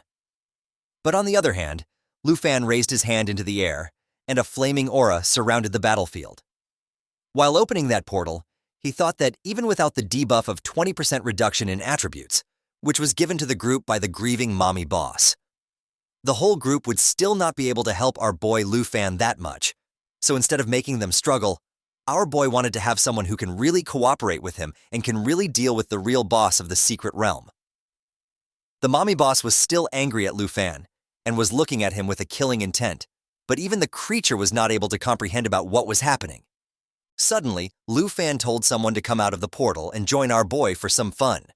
Seeing that, the black legendary dragon came out of the portal and immediately grabbed the tentacles of the secret boss with her jaws. Everyone was shocked to the core by this sudden revelation of Lu Fan's secret. They were not able to believe that they were actually witnessing the presence of a mighty dragon in the secret realm. We see that even the dragon was way bigger than she was before. When Lu Fan got the dragon for the first time, the legendary dragon grabbed each and every tentacle coming at her with her sharp claws and huge hands. Meanwhile, the group was still in shock, seeing that the mysterious kid Lu Fan summoned a giant dragon into the secret realm. Even when Lu Fan had the plan to not reveal the dragon to the hunter group, there was no other way to defeat the secret boss without summoning her. Agreeing to every order of her master, the dragon immediately used the giant assault attack, which made the dragon rush at high speed and then bite the target, causing continuous bleeding damage. By doing this, the dragon broke multiple tentacles of the main body, causing the zombie mommy boss to scream in immense agony and pain, making her roar and to frantically attack. But even after all of this, the dragon was not ready to stop and gave a final attack to the secret boss of the secret realm, taking all the shackles of the mommy boss and making her submerge into the water once again. And with that, finally the secret boss of the realm of chance was defeated. Sunji was not able to understand about how Lu Fan was able to dismantle the whole enormous boss in just 2 blows. It was simply a terrifying thought to him. Even little Gio was not able to believe that he was witnessing the might of the dragon with his own eyes. Everyone in the group believed that seeing the dragon meant they are inevitable death. But that was not the case, and they were truly shaken and terrified while also being amused. Even Kin understood that the person in the recent rumors she heard about Zhonghai Sitam was really our boy, the one and only worthless dragon tamer Lu Fan. We see that Lu Fan was patting the dragon for the work she did, telling her that she did very good work. Lu Fan approached the chest and opened it. The chest began to glow, and as he looked inside, he started smiling. Little Kin held the magical staff with both hands and stood behind watching him, while the rest of the team simply stood silently watching. As Lu Fan opened the chest, it contained several objects. The first one was the Holy Light Staff. This object was of excellent quality, with 32 spirit points and 19 stamina points. The required level to use it was level 10. The staff had an ability called Holy Light Seal, which allowed the user to bind the target with light. The duration of the bind depended on the user's spiritual attributes. The second object was a robe called Twilight. This object was of excellent quality. It had 35 spirit points, 15 stamina points, and the required level to use it was level 10. This outfit had an ability called Light Flow, which allowed the user to use light to create a barrier to protect themselves from attacks. The amount of damage that the barrier could absorb depended on the user's spirit attributes. The third object was the Ring of Mourning. This object was of rare quality. It had 57 spirit points, 21 stamina, and 12 strength points. The required level to use it was 15. This ring had an ability called Mourning Aura that allowed the user to assign any target to obtain the Mourning Aura. Any attack launched by the person with the aura would be added with a resentment value. When the resentment value accumulated, the attacking target would be affected by negative effects such as poisoning, bleeding, and dizziness caused by corpses. The fourth and final object was the Job Transfer Scroll. This object was of rare quality, and it had no points as it was consumable. The effect of this object was to induce a low probability that a non-hidden profession would be transferred to the hidden profession of the current profession. Without thinking twice, Lu Fan chose the job transfer scroll. He stood up, and while holding the scroll in his hand, he turned towards Little Chin and the others. As his body emitted a blue energy, he revealed to them that he was going to choose the scroll. A system window appeared to inform him that he had successfully obtained the job transfer scroll. Little Kin approached Lu Fan and explained that he didn't need to go out of his way for them at all. According to the rules, these items belonged to him. And Lu Fan replied saying that he wasn't pretending to be a gentleman, and all the equipment had spirit attributes. The spiritual equipment was more suitable for her. He also added that all he needed was this job transfer scroll. Little Kin approached the chest, and while looking inside, she explained to him that if she hadn't met him, then all of them could have died in this place. Lu Fan simply stood still, watching without saying a word, wondering what she was planning to do. Several seconds later, after looking into the chest, she took out the mourning ring from the chest.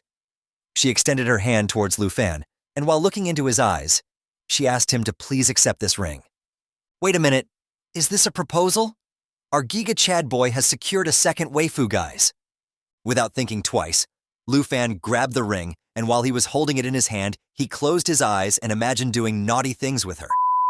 With a smile thought that if she acted this way, then he couldn't do anything. Little Chin stood up, and while holding the magic staff, she started staring into Lu Fan's eyes and began to blush while imagining doing dirty things to him. Wait, what the? Stop it. Get some help. She started wondering what else he hadn't shown to her. He was a very difficult person to figure out. While the dragon lady was playing with the filler guy, Uncle Sunji approached them, and while looking at Lu Fan thought that he was a very interesting person. Purplehead also approached them, and while looking at Lu Fan, she smiled and explained to Little Kin that it was time to prepare to return. That same night, several hours later, Lu Fan returned to his Aunt Han Ki's bun shop. She threw herself into his arms, closed her eyes, and explained that this was too dangerous because just by listening to him. I am getting a different kind of feeling from this interaction, guys. Maybe it's just me. But you can let me know in the comment section, what do you guys think? She continued saying that she started getting scared since he had encountered so many dangers in the past few days. Upon hearing this, Lu Fan became somewhat confused. While he was staring into his aunt's eyes, he asked her what had happened. He also requested that she release him quickly, since he had been in the wilderness for several days, and his clothes were very dirty.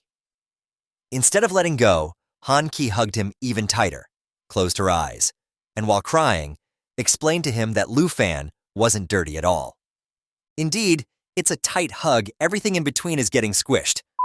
She also added that because he had left without informing her, she hadn't been able to close her eyes during the past nights out of fear that once she woke up from sleep, her beloved Lu Fan wouldn't have returned home. Lu Fan closed his eyes, approached her, placed a hand on her back, and with a pleasant smile, apologized for leaving without warning. He also asked her not to worry, because he would never let her worry again. Whatever you guys say, this chapter is going sideways. I think our Giga Chad boy has an aunt with benefits, and a cute one indeed. While he was wiping her tears away with his hand, he closed his eyes and explained with a smile that everything was fine. He also asked her to stop crying. Upon hearing this, she stopped crying and thought that Lu Fan was a very good person. Then she turned to one side and began stroking the head of the dragon Xiaoye, who sat on the floor, closed her eyes, and started smiling because she was enjoying it a lot. While she was looking at Xiaoye, she explained to Lu Fan that she had been very surprised when she first saw her. She also added that such a cute girl like her was truly an extremely powerful dragon. Lu Fan simply smiled at this statement. Han Ki approached Xiaoye and asked if she had not eaten enough in the past few days, so she asked her if she was hungry. Upon hearing this, Xiaoye began nodding to indicate that she was indeed hungry. While the two of them were talking, Lu Fan approached them holding the job transfer scroll in his hand, looked at his aunt. He started explaining that this was the reward from the dungeon that he had specifically chosen for her. He brought the scroll closer to her and explained that if she changed from one job to a hidden job, then she would no longer have to keep watching this bakery. Auntie stood up and explained that she couldn't use the job transfer scroll because it was too expensive. She advised him to simply sell it, since as he had left the weapons and equipment with the little Quinn of the Chin family. She recommended him to buy equipment so that his results would be the best during the big exam. Just before she could finish speaking, Lu Fan took out his mobile phone and showed her the balance he had in his bank account. He had a pleasant smile on his face as he explained to her that he no longer lacked money or equipment. Seeing that Lu Fan had so much money in his bank account, she was amazed. He approached her and explained to her that he had sold many of the materials he had collected during this trip. He also added that his travel companion Little Kin had promised him a reward of 100,000 yuan. After explaining this to her, he asked his aunt to believe his words as they would never have to worry about money again.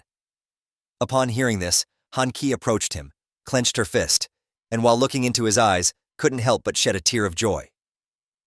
Lu Fan began to bring the job transfer scroll closer to her and insisted that it was better to use it now. She simply extended her hands towards the scroll, and while looking at Lu Fan with a happy expression, she thought he was right. She opened the scroll, and it started to shine while her body emitted a blue energy.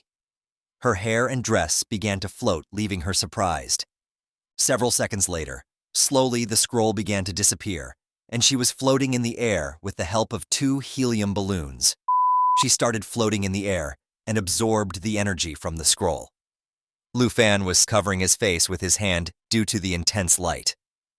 He looked at Auntie and asked if she had been successful. While her body was still surrounded by blue energy and her hairs were floating, she slightly turned toward Lu Fan and explained to him that she had succeeded as she had obtained the best hidden occupation of a chef called enchantment chef. Lu Fan was surprised and asked her if there was anything special about this new hidden profession. She explained to him that she had a skill called enchantment cooking that allowed her to prepare food with various buffs. Lu Fan praised her, saying that his aunt's cooking was very good, so the additional attributes were going to be very high. Upon hearing this, she started smiling and explained that he was just speaking highly of her. Lu Fan decided to change the subject and asked her where Xiao Yi had gone. Xiao Yi had taken advantage of the fact that the two of them were talking to go to the kitchen and eat all the food. After filling her stomach with all the buns, she fell asleep on the ground. That same night, in the study room of Qin's family villa, Qin Kui went to her father's office and sat on a sofa.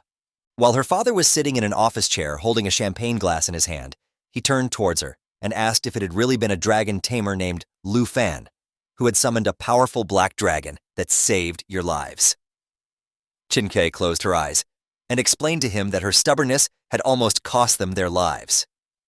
She continued saying Lu Fan was too strong, despite both of them having hidden professions. The difference between her and him was like that between a firefly and the moon.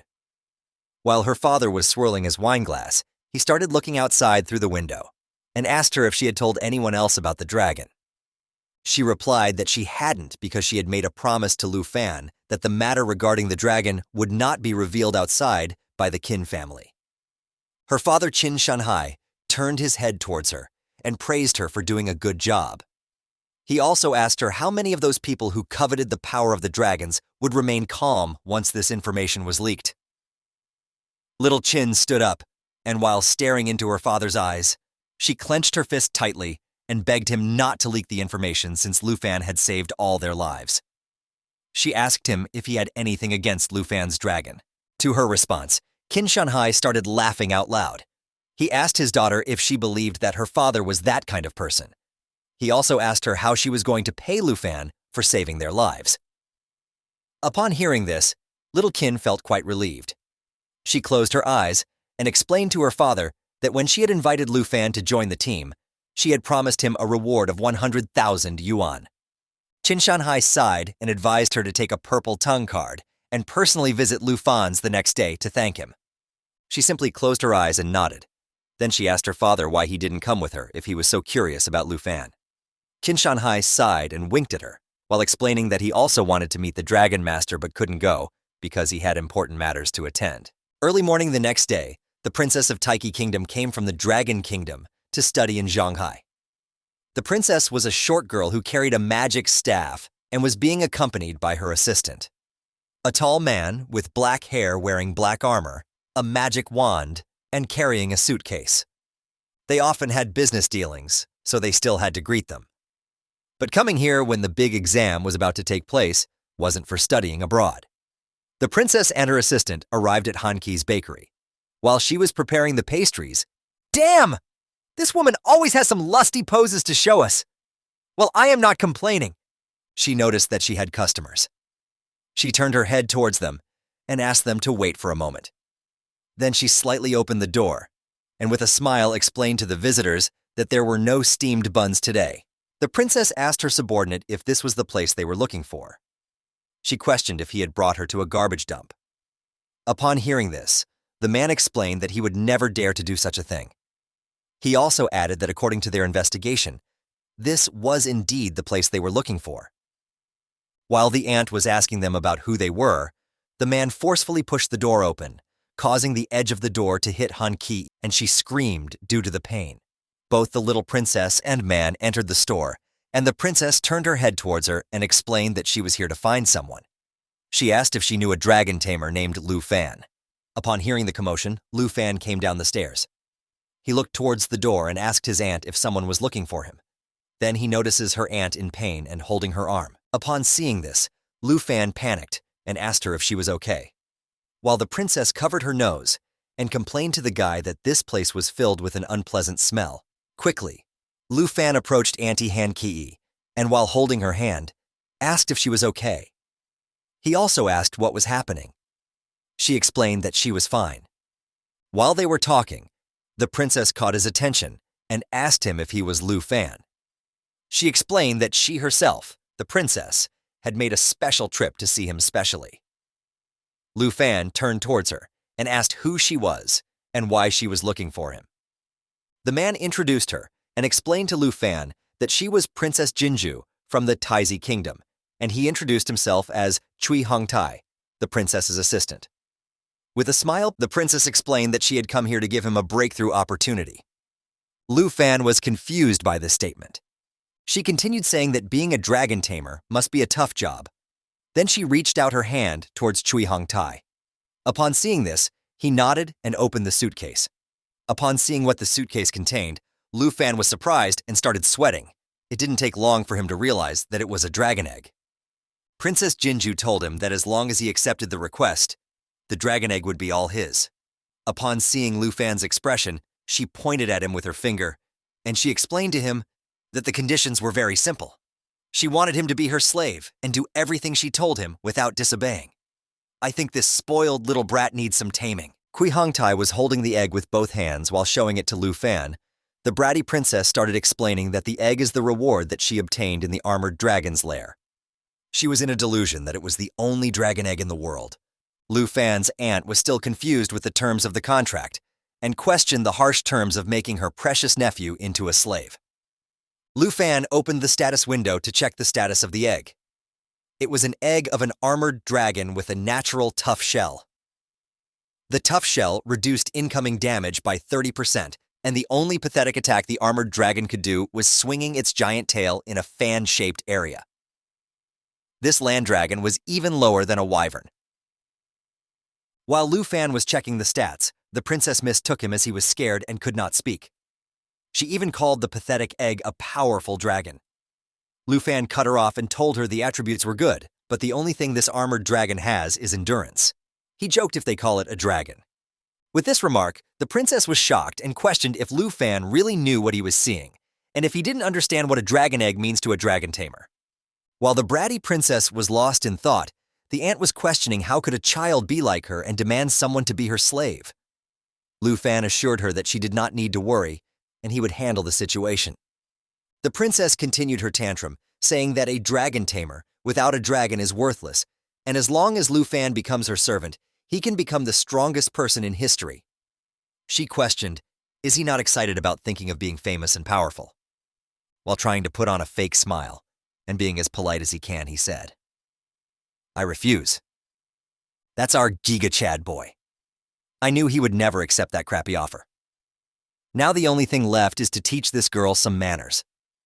This refusal hit the princess like a truck, and she gets isekai'd into a new world. She questioned Lu Fan to rethink and make sure what he was saying. She was angry that he was refusing to become her servant and refusing to become a dragon tamer who would make history. At this point, Lu Fan was annoyed and told her to leave if this was the only matter she came for.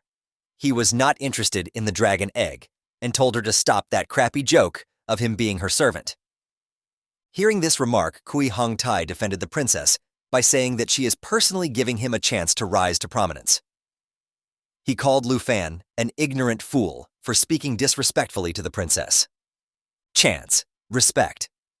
Don't be ridiculous. I won't be anyone's servant. Lu Fan replied. Kui Hong Tai, teach him a lesson. The princess yelled angrily while pointing at Lu Fan. He readied his fists and replied in agreement. Hearing this, the ant came in front of Lu Fan while telling Princess and Kui Hong Tai to wait and not be angry. She explained that Lu Fan didn't want this, and they should just drop the matter. In an instant, Kui Hong Tai closed the distance and punched her aside while yelling that the princess had given her order, and she should stand aside. Lu Fan was too shocked in this situation and tried to help her stand up while asking if she was injured and let him help her. She was holding her swollen red cheek and replied that she was fine. Kui Hong Tai was readying his fist for the next attack while saying that even mere commoners dare to defy the noble princess of Taiji. He wanted to teach them a lesson, the hard way. The ant noticed Kui Hong Tai's attack and yelled Lu Fan's name.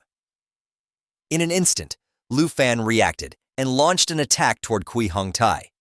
He pointed his big black machete at Kui Hong Tai while warning that he had hurt his family and he would kill him now. Kui Hong Tai was shocked by the attack and his cheek was bleeding. He jumped back while his aunt was holding Lu Fan back while telling him to not be impulsive. The bratty princess had no idea what happened and questioned Kui Hong Tai about what he was doing and that she wanted to teach this guy a lesson. After tasting an attack from Lu Fan's big black machete, Kui Hong Tai thought that there was something wrong with Lu Fan. Lu Fan stepped toward bratty princess and delivered a super ultra special backhand slap right on her cheek. Well, this does not count as child abuse, does it? Well, they are not in America, so who knows? He told her that he did not care which country's princess she was. She should just shut her noisy mouth, take her trash, and leave his home. Watching the bratty princess getting slapped, Kui Hong Tai attacked Lu Fan while yelling, "How can he lay a hand on the princess?" Lu Fan easily deflected his attack with the big black machete, and his spear wand got knocked out of his hand. Kui Hong Tai then shifted his focus to the princess, who was holding her cheek while sitting on the ground. He asked her if she was okay. The princess then instantly passed on the super ultra special slap to Kui Hong Tai and called him trash while questioning him that does she look okay to him? She commanded him to kill Lu Fan, even if they can't find any other dragon tamer. She wanted him dead. He replied saying yes. The scene then shifted to Lu Fan's bedroom where his phone was ringing, and our waifu dragon Xiao Yi was annoyed by it. The person calling him at this time was Little Chin. She thought it was strange that he did not answer the phone, and it surely was the number that Lu Fan had given her when they went back to the city. She thought she might have remembered it wrong. She was walking in the street while wondering about Lu Fan's house location. There was a blast from the nearby wall, and she was startled. Kui Hong Tai was the reason for that blast. Lu Fan had knocked him out on the road through the wall. He was looking pretty beat up, and people around the street noticed that there was a fight. They yelled that a foreigner is causing trouble.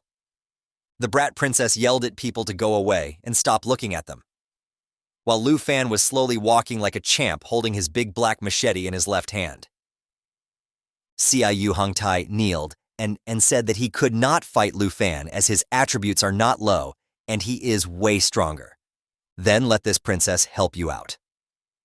After saying this, the princess then started chanting a spell, and dark ominous energy started growing around her. Lu Fan noticed that this spell was the extremely opposite of Qin Kuei's spell. He thought that the princess was also a hidden class. Lu Fan, what's wrong? Little Qin rushed toward Lu Fan, and he was surprised to see her there. He questioned why she was here. In the meantime, the princess finished her chanting and all the ominous dark energy started pouring into Kui Hong Tai. He screamed due to surge in the energy, and both Lu Fan and Little Qin covered their eyes to the flash of high energy emitting from Kui Hong Tai. The status window revealed Kui Hongtai's class, which was a combat class, and he was a guardian knight, while the bratty princess Jinju was a combat class advanced spiritual witch. He turned into a monster, Lu Fan wondered. Lu Fan, I am here to help you. Little Qin took a defensive stance in front of Lu Fan. Kui Hongtai jumped into the air to attack them, and Lu Fan pushed Little Qin aside, saying that she needed to take care of his aunt who was in the shop. Kui Hongtai landed a heavy attack, but Lu Fan was able to dodge the attack on time, and the portion of the road where Lu Fan was standing moments ago was completely destroyed by Kui Hongtai's attack. While sliding back, Lu Fan thought that Kui Hongtai's attack power has become too high now, and he has turned into a monster. He will have to use Dragon Inspiration and Claw together to do some damage. The princess was standing with Kui Hongtai, yelling to kill Lu Fan to relieve her anger. Hearing this, Kui Hongtai pulled his staff, which was stuck in the road, and prepared to attack. But before he can attack our Waifu dragon Xiao, Yi jumped from the window and transformed into her original dragon form. This shocked both the princess and Kui Hongtai to the core, and the only thing they could mutter was, "It's a real dragon?" The chapter starts with the bratty princess holding her staff and calling Kui Hongtai useless, and to hold on a little longer as a skill charging notification shows that she is casting a spell. In the next instant, the dragon roared with such intensity that she was blown away and her spell got cancelled. The dragon Xiao Yi activated her own skill called the Dragon Bloodline, which reduced all damage received by 50%, provided immunity to all debuffs, and also increased self-healing ability by 500%. The dragon then slammed Kui Hongtai to the ground, and he was powerless and screaming like a little baby to let him go. Being a good dragon Xiao Ye she complied and threw him toward the princess, and he crashed on the road, making a big crater where he landed due to the impact. He apologized to the princess for his weakness. I think he should be apologizing to the aunt and Lu Fan. Seeing the pathetic state of Kui Hongtai, the princess wondered if this is the power of a real dragon. She came to the realization that there are other real dragons existing in the world, apart from the Jin family's pathetic defensive lizards. To get her out of her shock, Lu Fan called her, and she was instantly snapped out of her thoughts. Then Lu Fan started walking toward her like a villain, holding his big black machete in his right hand, asking her if she wasn't going to kill him to vent her anger. Hearing this, she took a step backward and in the process fell down in fear. "Don't come here! Stay away from me! You attacked my attendant and seriously injured him and humiliated me and threatening me." The bratty princess screamed in fear with teary eyes. She continued warning Lu Fan, saying that does he knew the consequences his action will bring, and now he has become the enemy of the Taiki kingdom. I think she is just blabbering at this point and trying to play the victim. Just like a typical Karen. To all this nonsense blabbering, our Giga Chad MC just flexed his big black machete and asked her if she was trying to scare him. He reached the bratty princess and with rage-filled eyes told the princess that she sent his men to harm his family. Don't say you are some kind of princess from Taiki Kingdom, and even if she is a god, he will repay it with interest. The little bratty princess was shitting her diapers at this point, and what he is going to do with her. While the dragon was charging a big fireball attack, Lu Fan raised the machete to attack the princess, and the instant he was about to attack somebody from the distance called his name. It was Little Qin's father, Qin Shanhai, flying toward him on a griffin. "Dad, it's dangerous!" Little Qin screamed to warn him of the situation. Xiao Ye took notice of Qin Shanhai and aimed the fire attack in his direction. But before she could attack, Lu Fan stopped her from attacking while cutting the staff of little bratty princess with his big black machete. The dragon canceled the attack, and Qin Shanhai landed on the ground. He urged Lu Fan to call the dragon back as the air is filled with residents, and they can get injured, while he was wondering that true dragons are indeed different from subtypes. The dragon was emitting immense pressure, and it was hard to stand even near her. The poor griffin was also scared due to the overwhelming pressure of Xiao Yi. Little Qin also urged Lu Fan to listen to her and believe that they are on his side. Being a Chad who listens to his girls, Lu Fan called back Xiao Ye, and she instantly transforms into her waifu form. Little Qin then grabbed Lu Fan from the arm and asked him to follow her, while her fur kin Shanhai was asking the little brat if she was right, and he went to the airport to pick them up and didn't expect her to be there. He told her that the Kin family driver would be here soon to take them to the hospital. The scene then shifts to inside the bun shop, where the aunt is explaining that little Quin's father knows the bratty princess, and he might be able to resolve the conflict. And that is the reason little Kin made the call to her father and told him about the current situation. To this, Lu Fan responded that he has a feeling that she won't let this go.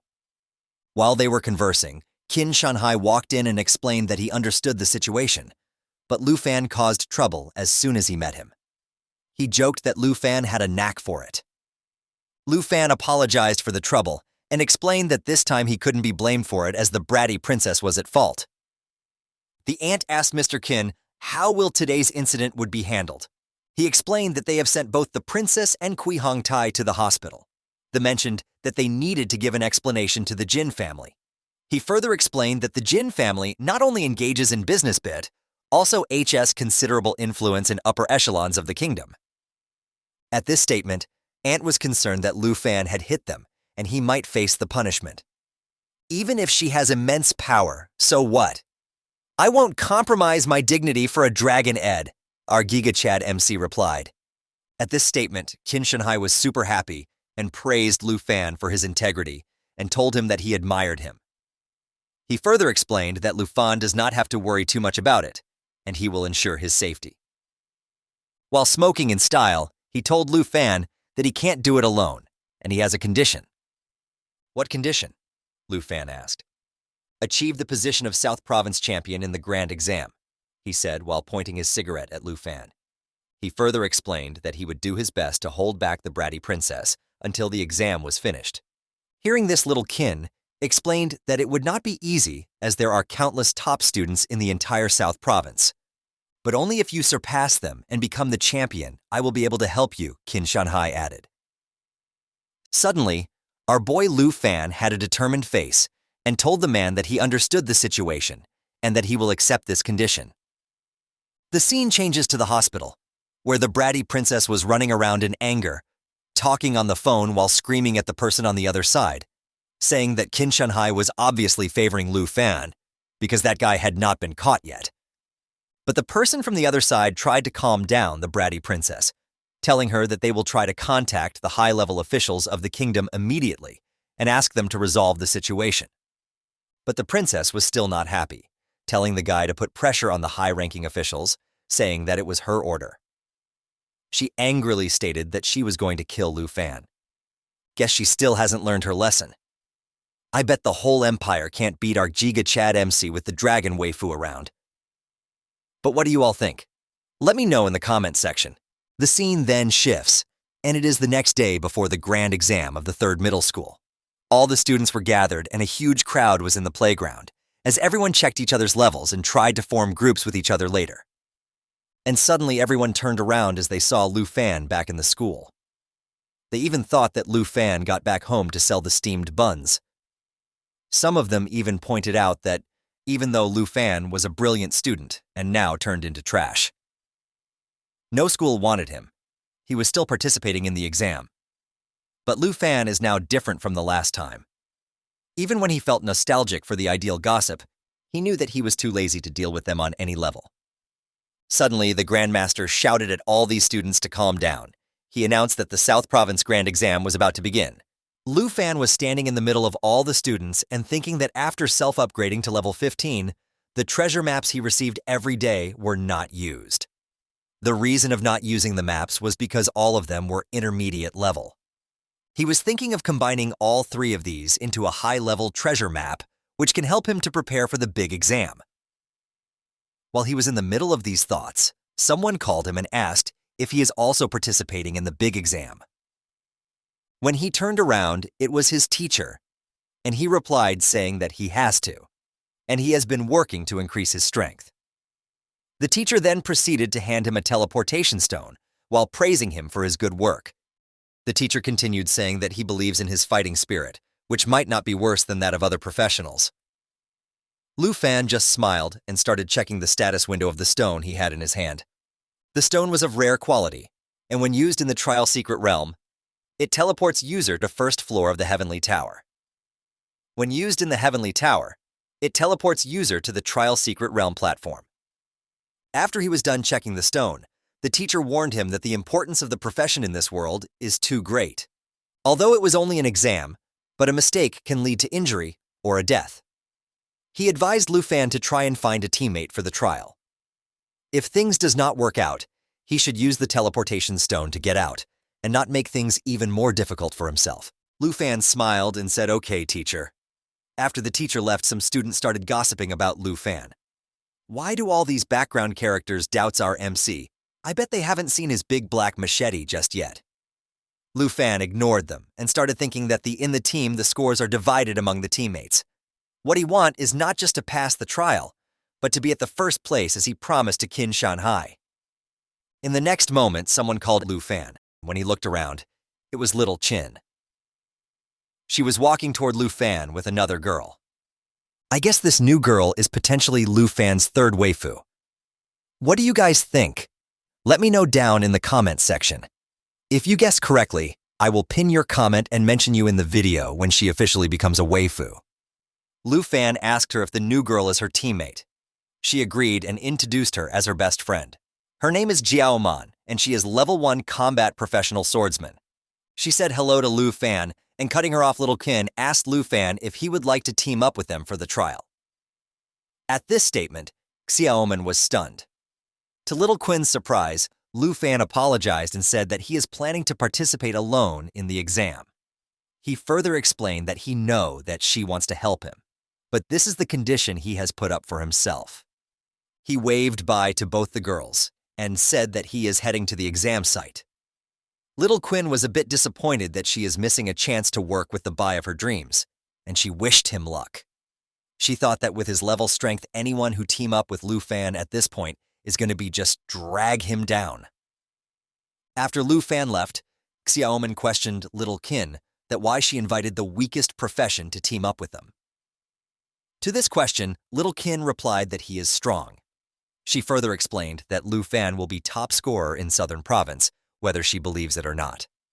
Xiaoman was surprised at this response and asked little Qin that what is she talking about and was she falling in love with the dragon tamer Lu Fan. Little Qin denied, saying that she is just imagining things while her cheeks were all red. Xiaoman teased her further, saying her cheeks are red when she was trying to deny the statement. The scene shift to the Grand Exam Trail Secret Realm. Lu Fan walked through the portal lake a Giga Chat and said, "This is where it all begins." On a big screen, the principal announced that the portals in the sky are divided into 4 levels: normal, hard, fear, and nightmare. When the portal opens, the selected candidates of that level can enter the Heavenly Tower using the teleportation stone which their teacher distributed earlier. The Heavenly Tower at the normal level is all projections and won't cause fatal injuries. The score multiplier of this reel is 0.9x. From hard level onwards, all the monsters are real, and when the student uses the teleportation stone to safely exit, their score will be saved. The hard level's score multiplier is 1.0. It seemed like everyone usually picked this realm. As the higher ones are usually chosen by the hidden professions, they are way too difficult for normal professions, and it is considered suicidal for the weak normal professions. The principal continued his explanation, saying that the monsters at the fear level are more ferocious, and this realm is not recommended for the solo challenges. He advised that not to care about score sharing as life is more important. The score multiplier to this realm was 3.0x. Someone instantly started laughing and screamed, saying his principal to watch him as he is going to set the highest score in the exam. This guy's name was Hongwu. He has his hidden profession of Qigong Master and is level 14. Looking at him, Xiaoman mentioned that he is the #1 expert at #1 middle school, and he ranks in top 5 in the province. Little Qin explained that Qigong Master is a versatile profession, whether attacking or defending.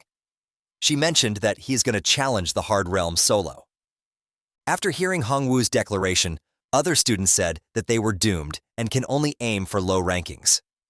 Other student added that they are definitely no match for him and should have chosen a lower difficulty. The scene changes to the principal's office, where a bunch of screens were showing all the students. The principal of #1 middle school started laughing while stating that Hongwu is the most formidable student at their school. He added that it was a sure win for him, and he will become the top scorer. He mentioned that little Kin is also good, and in his opinion, she should be in the top 3 rankers. Lu Fan's principal thought that it was a pity. If Lu Fan had awakened to another hidden profession, he would have taken the first place. While he was lost in the thoughts, Mr. Win Shanhai said that for the first place, he has a quite promising candidate in the mind, and he is optimistic about him. The principal asked him, who is he referring to? He said, Lu Fan the Dragon Tamer from O3 School. At this statement, Lu Fan's principal was stunned, and the principal of number 1 school pointed that all the students have gone, but Lu Fan hasn't entered the Heavenly Tower yet. He questioned if he is giving up on the exam. While laughing, he asked Mr. Quinn to don't joke and questioned what can he expect from a dragon tamer. He pointed to the scoreboard saying that Hong Wu is already on the 4th floor, and if he is ranked first at the scoreboard. Lu Fan's principal realized something, and with a shocked expression explained that he is not giving up. He is waiting for the last difficulty level portal to appear. He is choosing Nightmare Trial. The Nightmare Trial is one way. This student is too overconfident. The principal of number 1 school shouted. The Nightmare Trial appeared in the sky, and the score multiplier was 9.9 for this realm. Lu Fan prepared to enter the trial realm, while the principal of number 1 school shouted that he will die in this and urged her Principal Bai to stop him from entering. While Lu Fan entered the trial with a smile, the principal was concerned and mentioned that no one who has challenged the Nightmare Trial has come back intact.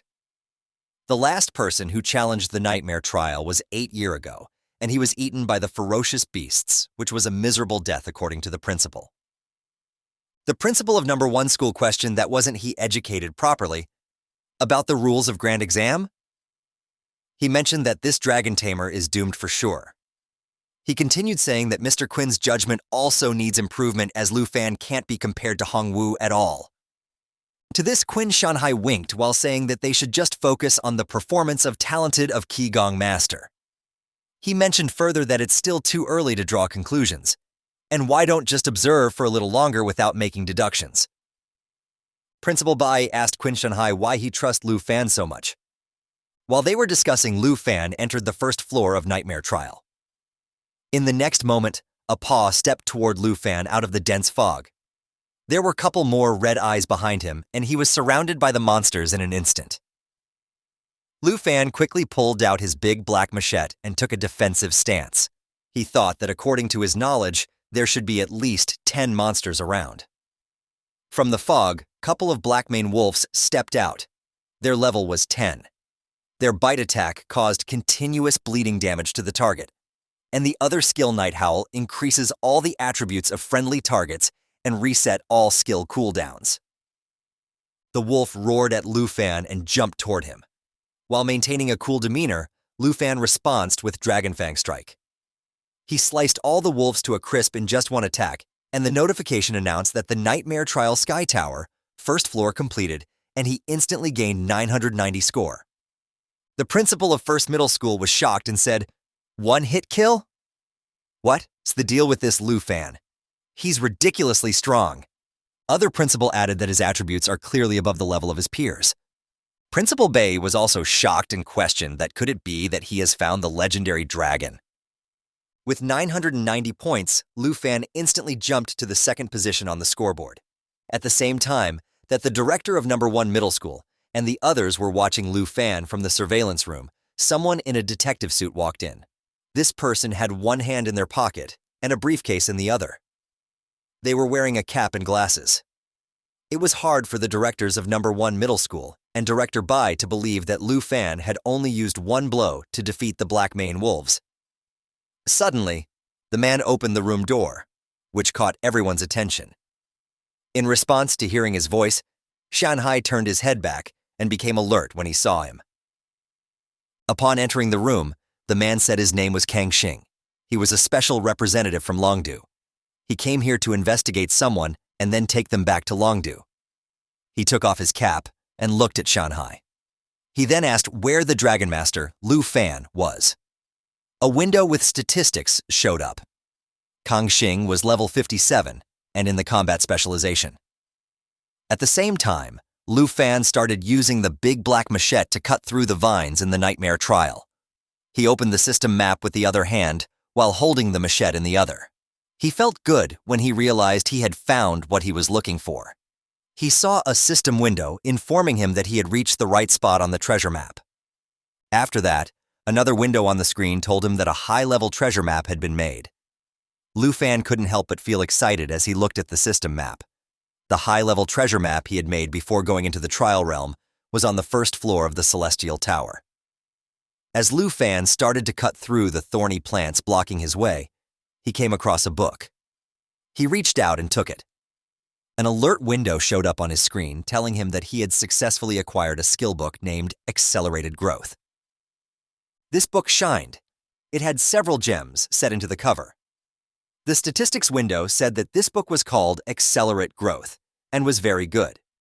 The skill book taught the user a passive skill that sped up growth after it was used. This skill made pets gain 100% more experience. Lu Fan opened the book right away, which made it give off a strong energy that started to surround his body. He gained the ability to grow faster as a result. He thought this skill would work well for small animals that come out at night while he was reading the book.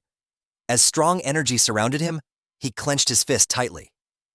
When he left the morning village, he felt like Xiao Ye was leveling up too slowly. Now that she had this passive skill, she would level up a lot faster. At the same time, in the room where Director Bai, Shanhai, and Qiang Shang were present and watching Lu Fan through a screen, Kang Xing told Director Bai that because Lu Fan was a student at their school, Bai should immediately interrupt his trial and ask him to return here. Director Bai gave him a serious look and told him that it would be best to wait until the students were done with their exams, even if there was something important to do. He was willing to take responsibility for Lu Fan's actions because he was in charge of the Third Institute. Kang Xing replied that Director Bai could take responsibility instead of Lu Fan, but he couldn't get punished for him. Because Director Bai didn't understand what he meant, he asked what punishment he was talking about. Shanhai then walked up to Qiang Shang, grabbed his arm, and asked him to step back a bit considering their old friendship. He asked him to pay attention. There was a man from No. 1 Middle School who reached out and asked what the Dragon Master had done. Kang Xing turned his body backwards and with a little force made Shanhai release his arm, leaving him somewhat confused. With an angry look, he asked Shanhai not to distract him while he was performing his task and also requested that he not try to approach him. After saying this, he gave Shanhai a mad look and told Shanhai that if he got involved in this, the Jin family and the top Dragon Clan members would not be happy, even though he didn't know why Shanhai was defending the dragon Tamer. Shanhai did nothing but look at Kang Xing with a serious face and keep quiet. After saying this, he turned around, pushed Shanhai with his hand, and asked him if he got it. After that, he told Director Bai to bring Lu Fan. He was busy when Shanhai called him an old friend. He turned his head back when he heard that. Shanhai took out a cigarette, lit it, and put it in his mouth. He then brought the lighter close to his mouth to light the cigarette. His conversation with Kang Xing showed that the close ties between important Longdu officials and the Jin family affected both the Dragon Kingdom and the Taiki Kingdom, making things more complicated. He told everyone that the high-level officials and the Jin family would no longer be important once Lu Fan's secret came out. He lit the cigarette and looked at Kang Xing seriously. He told him that no one could take Lu Fan away today. Kang Xing got very angry when he heard this. When he looked at Shanhai, told him to stop talking trash because he didn't think Lu Fan was hiding something. He said, Shanhai is going too far as he is defying orders from an envoy. As Kang Xing was about to turn around, Shanhai grabbed his arm and said, even if he thinks he is going too far, he will accept it. The tension rose between them, and the system window informed that Qin Shanhai was a level 57 knight, and Kang Xing was level 57 swordsman. I will report your actions to higher-ups of Longdu, Kang Xing replied, with an angry tone. Principal Bai then calmed them down, saying that they must not disrupt the major exam. Qin Shanhai then asked Kang Xing that isn't he curious about the secret of Lu Fan, which can make the higher-ups of Longdu and Jin family shocked. Kang Xing then realized that Lu Fan was currently in the nightmare level. This revelation shocked him. The scene changes to Lu Fan, who is standing in front of a gate while thinking that he wanted to see how far he can go by just relying on himself. And now that he has this passive skill, it's better to summon Xiao Yi early to gain more experience. The status window then showed all his stats, which included the new growth acceleration skill. This skill increased the experience gained by the pet 100%. Kang Xing then questioned that how Lu Fan dared to challenge the nightmare difficulty, and what is special about him. The principal of first school then replied saying, "Didn't you see him taking out multiple opponents in a single move earlier?" In the next instant, Lu Fan shouted, "Come out Xiao Yi," and summoned the dragon. And it appeared with the loud roar. Both the principal and Kang Xing were surprised at this sudden appearance of the dragon. Kang Xing was out of the words. The only thing he muttered was, This is a dragon." The dragon then raised its claw and attacked the door. Watching the dragon's attack, Qin Shanhai was sweating. He thought that although he has seen it once, seeing it again is still shocking. In the next instant, the dragon destroyed the door completely, and the entire area was filled with rubble. Qin Shanhai turned around and asked everyone that they have now seen Lu Fan's secret, and all the people in the room were sweating with the appearance of the dragon. Qin Shanhai then pointed toward the screen and announced that Lu Fan is the only dragon tamer in the history who has a real dragon. Principal Jin was also sweating. The only word he could speak was Lufin. Really came the giant dragon? They continued watching the screen where it was showing the nightmare trial second floor, and the dragon was using its flame breath to burn everything in the sight. There were huge flames everywhere, and Lu Fan was also cutting the giant plant monsters without any effort. In an instant, the notification announced that the second floor is now cleared. Looking at the massacre Lu Fan did at the second floor, the principal of the first middle school thought that this is the power of the real dragon race. A class, without the third transformation, will not be able to compete with him. The other guy behind him agreed with him, saying it's too terrifying. After leveling up, it will be enough to destroy the entire country on its own. They were both in the shock, witnessing the dragon's tremendous power. With the completion of second floor, Lu Fan took the first place on the leaderboard with 50,000 points. The second place was Hong Wu with 27,550, and the third place were Little Qin and Tao Xiaoman with 12,570 points each. Lu Fan kept climbing the tower and conquering all the floor easily with the help of Dragon. Now the scene showed him at the 13th floor of the Nightmare Trial, where Dragon was relentlessly killing all the monsters, and Lu Fan was also launching big slashing attacks with his big black machete. He was killing all the beasts without mercy, and the notification informed that the 13th floor was now cleared, witnessing the situation. The principal Jin then wondered not only the dragon, but Lu Fan has also gained strength miraculously. He guessed what that his various attributes must all exceed 100 at this point, and even without summoning the giant dragon, he can still easily rank first in the Zhenghai city. Qin Shanhai asked Kang Xing that after witnessing how powerful a real dragon is, does he still really wants to bring Lu Fan in front of the higher-ups? Kang Xing replied saying that today he really witnessed the power of a dragon, and he understood now that why can Shanghai dare to offend the Jin family. After hearing this, King Shanghai said that he will send a video of a segment of Lufin's major exam to the teacher, and from now on, there is no need for a special envoy to bother Lu Fan and the Jin family. He recommended Kang Xing to go back. Kang Xing asked, "By teacher, you mean?" "Town North Marquis Tujing," Qin Shanhai replied. By this time, Lu Fan has already reached the 20th floor of Nightmare Trial. He was standing in the dark corridor, and there was a purple light at the end of the corridor. The purple light came toward him, and it was a magic spell casted by a dark sacrifice, which was level 15. The status window informed that it has various abilities, including Black Curse, which decreased all target attributes by 50% and increased all friendly target attributes by 25%. The other ability it had was Merge into Darkness, which pulls it and all the allies into the shadows and became immune to all the attacks for 15 seconds. The last ability it had was Dark Control, which helped it to command the Dark Knights behind it. This ability gave full control of Dark Knights to Dark Sacrifice. Looking at all the enemies, Lu Fan thought that with all the accelerated growth effect, Xiao Yi should be close to leveling up. He ordered Xiao Ye to use Lava Blaze and our Waifu dragon. Xiao Ye started charging the Lava Blaze attack in the next moment. The dragon released a massive fire burst, and the status window informed that the attack continuously spew flames forward, dealing damage while healing the dragon. The entire floor then got covered with the flames, and all the knights and menacing enemies were burned to crisp. The notification then informed that the 20th floor was now cleared. Several other notifications popped, which informed that the Black Dragon level has now increased to 11, and Lu Fan's level now increased to 16 with the completion of 13th floor. Lu Fan's scores reached 90,000, while the other players were way behind him.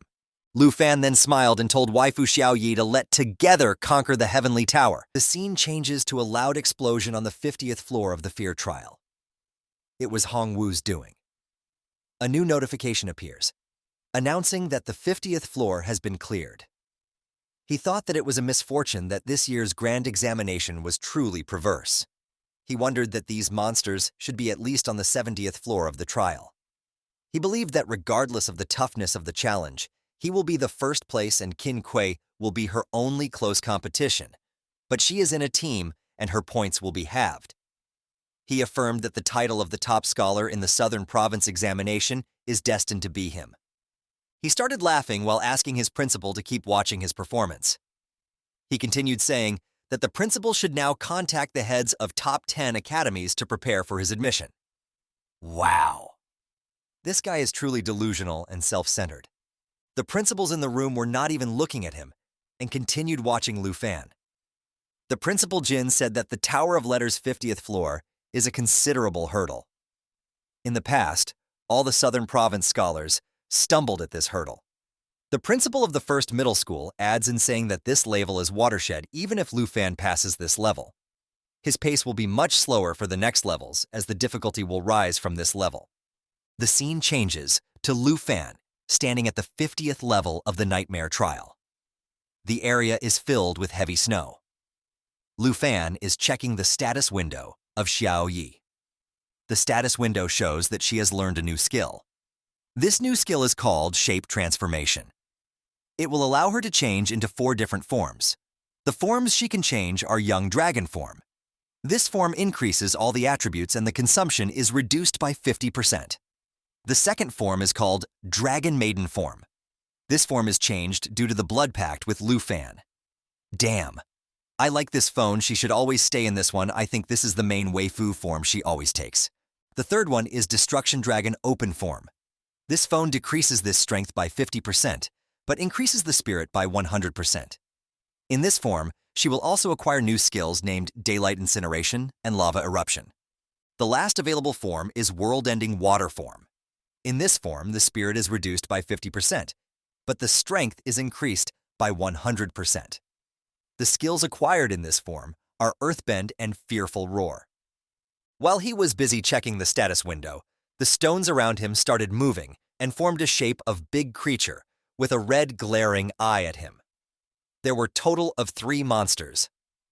The status window informs that this entity is Amethyst Mountain Giant. Its level is 20, and it has many scales including Mountain Arm Landslide and Amethyst Rock. The Mountain Rock skill deals a massive amount of damage in front by swinging the rock arm. The Amethyst Rock skill reduced the magic damage received by 50%, and it makes the monster immune to armor-piercing effects. Looking at the situation, Principal Jin questioned that how is he going to fight 3 nightmare bosses at the same time? The principal of First Middle School also added saying that he knew that the 50th floor would slow Lu Fan's speed of climbing the tower. He thought that Lu Fan's score is already high enough that he is first in Jianghai City. According to him, it is very likely that this score will make him the top scholar of the Southern Province. He invades saying that Lu Fan is such a promising student, and why is he not from the First Middle School? The scene changes to the 50th floor, where the monsters were about to attack our boy, Lu Fan. The status window showed that the monsters are using Mountain's arm attack. The attack was about to reach Lu Fan, while he was thinking that reaching halfway up the Tower of Ladder, the difficulty has increased from previous floors. Since the difficulty is increased, he should also raise his power. In the meantime, Xiao Ye blocked the incoming attack with her left hand, and Lu Fan was standing in the middle of the attack without even breaking a sweat. He ordered Xiao Yi to try the World Ender form. She instantly roared in agreement, and in the next moment, the dragon's body was surrounded by the red flames. Looking at the transformation principal, Jin said that Lufen is preparing for something while the dragon was starting to emerge in her new form. Xiao Yi's new form was indeed a cool one. Her entire body was off-pitch black color with menacing red eyes. The system then informed about the successful transformation. The dragon's strength was increased from 456 to 2912, and her spirit decreased from 1424 to 712. She also gained 2 new scales, Earth Shatterer and World Ending. All the people in the monitoring room were amazed by the dragon's transformation. Principal Jin questioned what? This dragon can also switch combat forms? Qin Shanhai was also surprised with this new development and said that such a transformation sends shiver down his spine. The scene changes to our boy Lu Fan. The monster was about to attack from behind, but he instantly saw the attack coming and dodged dead without any effort. By jumping into air. He used Dragon Inspiration skill, which inspired him and the dragon, resulting in increasing all attributes and attack power by 10%. He ordered Xiao Yi to launch Mighty Jaw Assault on one of the monsters. With this attack, the dragon instantly shattered one of the monster's head. Watching this scene, the principal of First Middle School was shocked and said that a level 20 boss was shattered just like that. Looking at the situation, Principal Jin assumed that to shatter the defense of the Amethyst Mountain Giant, the POW that attack launched by the dragon must have to exceed 2,000 points. While the first monster was getting shattered, the second monster tried to grab Lu Fan, but he easily maneuvered his body to avoid the grasp of the monster. Then, he used Dragon Claw to launch an attack on the monster, which resulted in a big explosion. Qin Shanhai then questioned old Qian that now looking at Lu Fan's strength, don't he feel fortunate that he stopped him from taking Lu Fan away? Old Qian was out of words and couldn't say anything in response to this question. He was focusing on the ongoing battle. Lu Fan was effortlessly dodging all the attacks of the monster, and then the dragon launched World-Ending Roar, which added vulnerability effect to the monster. Lu Fan then announced that he will deliver the final blow, but to his surprise, the dragon had already launched Earth Shatter skill, which caused a message damage to the entire area and opened a large black pit, and the monster fell into it. The system then announced that the black dragon leveled up to level 12 and Lu Fan leveled up to level 6. Lu Fan was extremely happy with this outcome and thought that choosing the nightmare level was indeed the correct choice. He continued thinking that the difficulty is easy for him as long as it rises with each level, because he will also grow stronger after clearing every level. Then the notification announced that the 50th floor was conquered successfully, and he started walking toward the portal to go to next floor, and the dragon was following right behind him. After witnessing the battle, Qin Shanhai said that it seems that so-called 50th floor watershed poses no difficulty for Lu Fan. The principal of First Middle School added saying the dragon's strength exceeded his understanding. Principal Jin then questioned Special Envoy Qian about his extensive experience in the Dragon City, to discern the terrifying numerical value of the dragon's strength attribute after changing the form. To this question, he answered saying that he has seen many big shots in Dragon City take action, and if he compared the power to those guys, the strength attribute of this dragon after changing form must be at least 2,500 points. At this statement, the principal of First Middle School was surprised and shouted 2,500 points. Aren't our levels and attributes not worth mentioning? Principal Jin then thought that as he previously anticipated, the attributes of the dragon will only be more, not less. The principal of First Middle School then said that since they have passed the 50th floor, the X+1 mode will gradually become apparent. X+1 Qin Shanhai questioned. Yes, the X+1 mode was established by the scholar who first designed the trial tower. Principal Jin started explaining. He continued saying that after the examinees boss the 50th floor, every floor with a large number of ordinary monsters will encounter one boss floor. This makes the trial more like a real secret realm. The examines will constantly be in mortal danger. However, in the nightmare level tower of the ladder, whether it's X or 1, all have been replaced with the nightmare level bosses. He continued his explanation saying in the nightmare mode X+1, where the boss is not singular but multiple at a time. the attributes of each boss will also increase exponentially. At this explanation, Qin Shanhai replied, saying that indeed it sounded formidable, but they should keep paying attention to Lu Fan. He said that for Lu Fan, there is no need to pounder over the intricacies of X+1 while the scene showed Lu Fan fighting fiercely and defeating another boss with his big black machete. The dragon was chewing another boss's head, and the notification window informed that the level 70 has been cleared. With this, the dragon leveled up to 13th, and Lu Fan's level rises to 18th. Qin Shanhai continued saying that it was evident that the ladder tower from the 50th floor onward has been designed with increasing difficulty. However, with the World Ender Dragon Xiao Yi by his side, there was no need for strategies to pass this grand test. Lu Fan started walking while wiping his mouth and asked Xiao Yi to follow his lead, and she agreed with the role while splitting the dead monster's head in half. Witnessing this spectacle principle, Jin said that in just a matter of minutes, Lu Fan has already reached the 78th floor. The principal of the first middle school agreed, saying that to be honest, this year's letter tower was the most challenging it has ever been.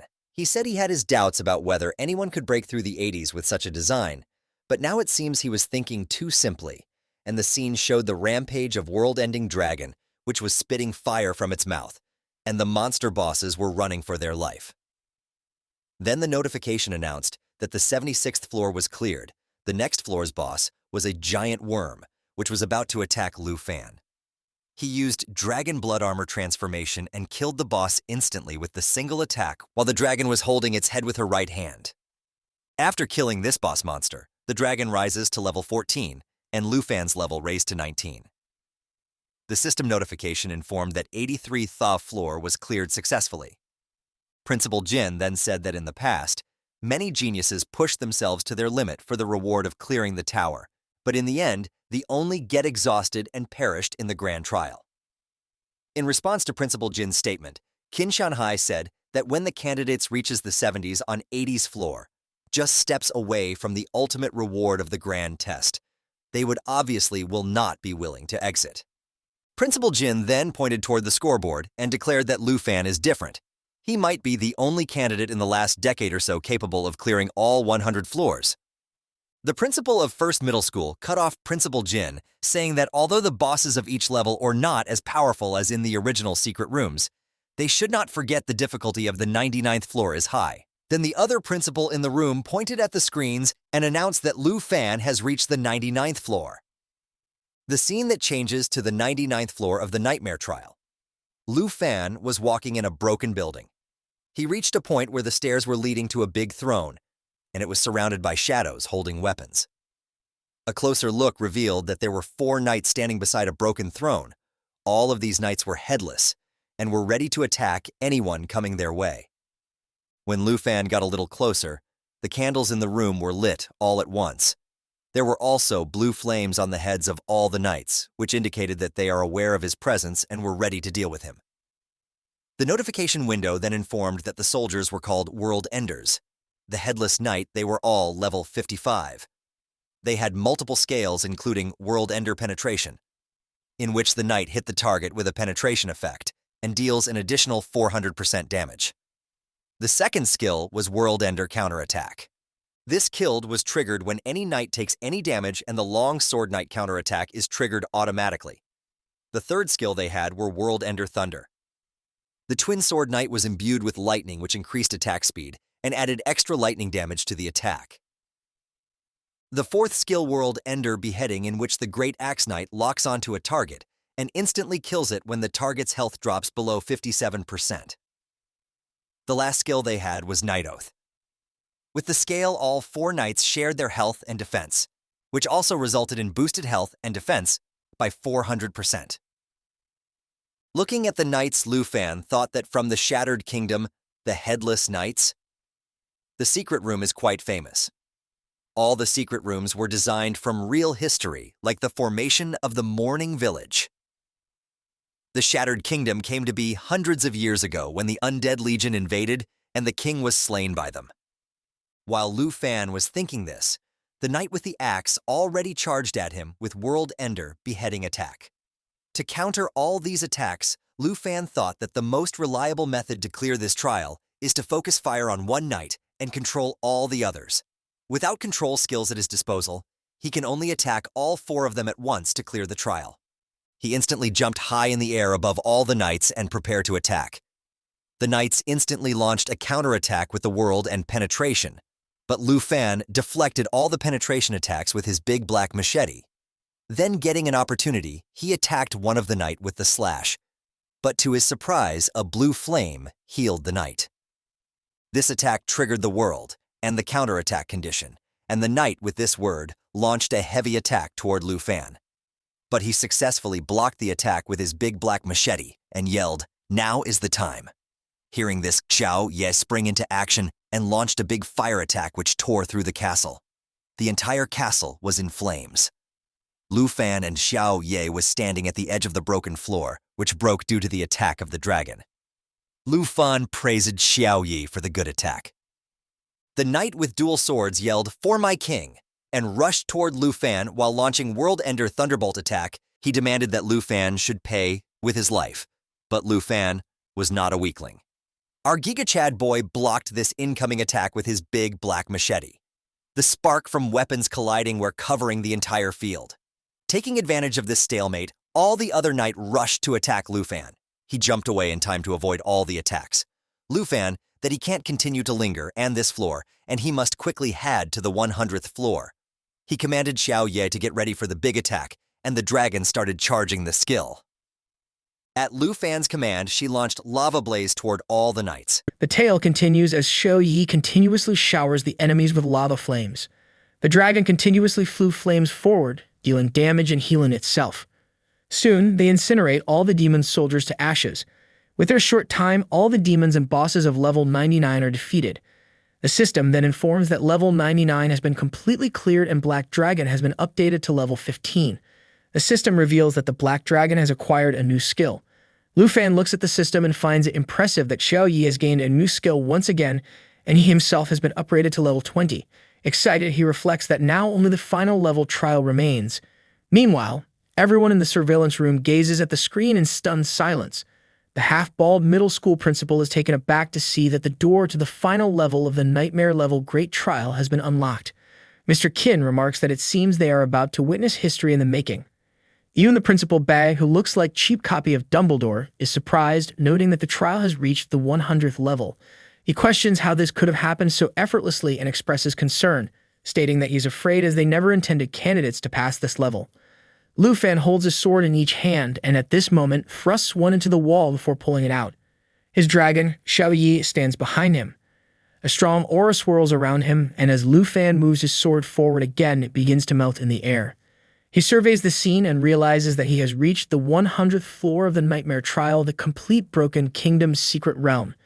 In front of him, the Emperor is sitting on his throne, and there are about 500 demon soldiers, and below them lie many dead bodies, creating a frightening scene. The entire area is filled with skeletal remains. Lu Fan learns through the system that this Emperor is known as the Consolidator of the World and is at level 60. Just then, a system notification appears, revealing a new skill called Cataclysm. This 3-stage damage skill allows the Destruction Dragon to detonate the area it flies over, causing immense damage and applying a burning effect. And as the burning effect ends, the dragon dives toward the target area, causing massive damage and detonating the burning area once more. Lu Fan reflects that Xiao Yi has been maintaining the form of the Destruction Dragon, and it is time to witness the Destruction Dragon and this skill. After this, Lu Fan tells Xiao Yi that they have reached the final level, and it is time to make the final push to earn the reward for completing this disaster training. In response, Xiao Yi roars. He then instructs Xiao Yi to switch to the Destruction Dragon form, and Xiao Yi transforms into a fearsome dragon. A powerful aura surrounds her, with flames visible all around and fire erupts from her neck as she grows in size.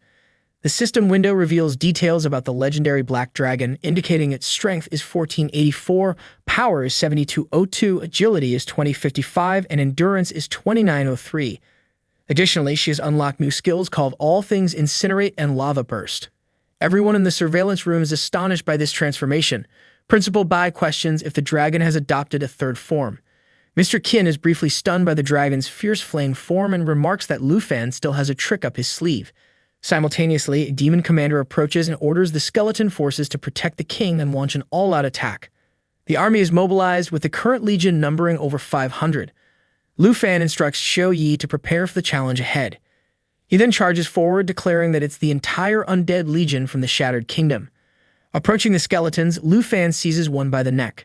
He then commands the dragon that the time has come, urging it to swiftly unleash the cataclysm to eliminate them all.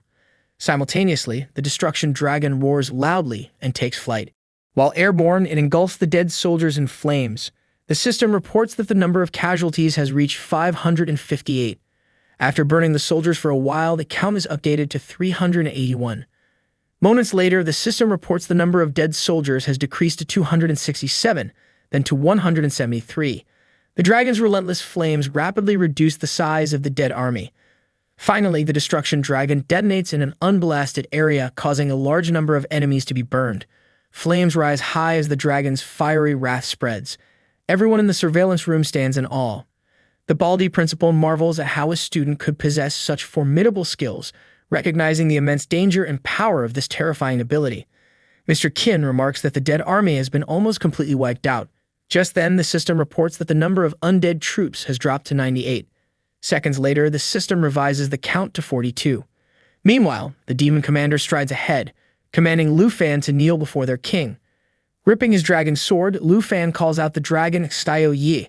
Lu Fan's onslaught persists, his strikes finding their mark and dealing significant damage. The number of dead soldiers dwindles to 37, and the dragon returns once more, engulfing the entire area in flames and leaving behind widespread destruction. Observing this spectacle in the surveillance room, Principal Bai ponders if the four horsemen have already been vanquished. He contemplates that the toughest test level so far pales in comparison to Lu Fan's strength. Staring at the point screen above them in astonishment, the other Baldi principal notes that Lu Fan has amassed a staggering 989,120 points, edging closer to 1,000,000 points, a feat that no one has achieved in 30 years. He questions if Lu Fan is just one step away, and if he could truly attain the exam award. Glancing at the system screen, the Dumbledore's dummy remarks that this year's exam is the most challenging yet, suggesting that the reward should be substantial, proposing at least 3 rare pieces of equipment. Meanwhile, Lu Fan strides forward, declaring that all the trash has been cleared up and taunts that they should just now reveal the final boss. The only one remaining is the final boss known as the Emperor of Destruction. Moments later, once the smoke curtain clears, it emerges surrounded by suffocating and malevolent energy. Paying no heed, it stomps on the ground, unsheathes its sword, and fixes Lu Fan with a piercing gaze, accusing him of ignorance. Just then, a system window appears to inform Lu Fan that there is only one undead soldier remaining. The boss gains momentum, leaping forward to attack. In response, Lu Fan activates the ability called Dragon Armor. This allows him to transform his arm into a dragon claw, its power dependent on the black dragon. As the ability activates, his hands morph into dragon claws, and his body is surrounded by an intense aura. Extending his hands toward the boss with a smile, he orders Xiao Yi to prepare for the attack. In response, Xiao Yi extends her claws to the sides, fixing the boss with an aggressive gaze. The boss attacks Lu Fan with all its strength, intending to end his life, but with little effort, he blocks the attack using the dragon claws. While the boss is distracted attacking, Lu Fan commands Xiao Yi to attack. Upon hearing the command, Xiao Yi utilizes the ability called All Things Incinerate. This allows the destruction dragon to flap its wings, releasing 4 fire tornadoes that cause great damage to the affected targets. She spreads her wings to the sides and begins to flap them, creating intense and powerful flames that send the boss flying backward. Somewhat surprised, the boss couldn't help but wonder about this ability. Its body shoots backward, but quickly it plunges its sword into the ground to stop its motion. Once it halts its body abruptly, it looks at its hand and notices that its power is slowly leaving its body. Shocked, the boss wonders why its power is diminishing. The power leaving his body heads towards the ring that Lu Fan wears on his finger. Lu Fan smirks, pointing at the ring, and asks the boss if it has noticed that it is gradually weakening. At that moment, a system window appears, notifying Lu Fan that the Lament Aura is now in effect. He wears the rare quality Lament Ring, which requires a user to be at least level 15. This ring bestows 57 spirit points, 21 stamina points, and 12 strength points. As the Lament Ring slowly saps the boss's life force, it reaches out towards Lu Fan, calling him a scoundrel for resorting to such underhanded tactics. Lu Fan responds with a steely gaze and directs Xiao Yi to activate the second stage of her ability. Xiao Yi spreads her wings wide, gazes skyward, and unleashes a roar. Then she employs the ability known as All Things Incinerate, second stage. This enables her to flap her wings vigorously, generating several fire tornadoes that culminate in a violent explosion. The tornadoes surge towards the boss, detonating near it and hurling its body backwards towards the throne. Swiftly, the boss plants both feet firmly on the ground, halting his momentum and prepares to retaliate with a deadly strike. However, Lu Fan seizes the moment and in an instant, he unsheaths his dagger, grips it firmly with both hands, gathers momentum, emerges from the flames towards the boss, and launches a surprise attack. The boss tries his best to react and fend off the assault. It proves futile. Lu Fan forcefully plunges the dagger into the boss's chest, causing its body to crash against the throne. His attack is so potent that the dagger pierces through the stone throne within seconds. The boss succumbs to its wounds, and a system window appears to inform Lu Fan that the current number of undead soldiers is 0. As a reward, Xiao Yi reaches level 17, and Lu Fan reaches level 22. Approaching the throne, Lu Fan places one leg on the arm of the throne and one hand on the shoulder of the boss's corpse. With his other hand, he forcefully pulls the dagger from his chest. He gazes at the corpse, affirming to Xiao Yi that everything is over.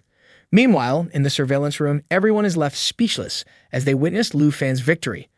Principal Bai, with a surprised expression, reveals to the others that in the past 30 years, no one has managed to score 1 million points. The Baldy principal remains silent, visibly shocked by the events. Mr. Qin crosses his arms and remarks to Principal Bai that their school's reputation is about to skyrocket. Meanwhile, Lu Fan turns his back on the boss's corpse and begins to move away from the area.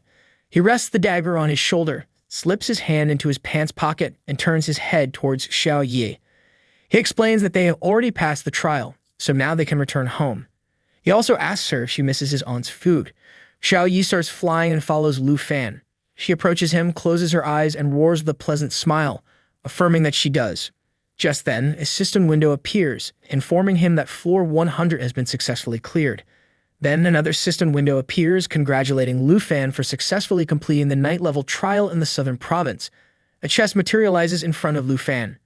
He simply puts his hands in his pants pockets and silently observes as the chest opens to reveal several objects. The first item is a blue book named The Wrath of the Ice Dragon King, a rare quality item categorized as a skill book. Only Dragon Masters and Linguistic Wizards can utilize this item, with the requirement being level 20. Upon using it, one can learn a magical skill called The Wrath of the Ice Dragon King, which freezes the area around the target, causing damage and adding slowing and freezing effects. The duration, damage amount, and range of the effect can vary depending on the user's proficiency. Lu Fan had initially assumed he would only possess control skills after reaching level 30 in the second transformation. However, he now realizes that he can coordinate with Xiao Yi's output skills. The second item is a ring named the Spirit Wind Ring, also of rare quality. The requirement to use it is level 20. This ring grants the user 77 agility points, 35 stamina, and 32 spirit points. It features an ability called the Language of the Spirit Wind, bestowing the bearer with the blessing of the Spirit Wind and increasing the agility attribute by 35%. While it's unfortunate that Xiao Yi couldn't receive the bonus effect, the ring remains incredibly useful for Lu Fan. The third and final item is a red cloak called Flames and Frost Cloak. This legendary quality item requires level 20 to use and grants 112 stamina points, 79 spirit points, 56 strength points, and 54 agility points.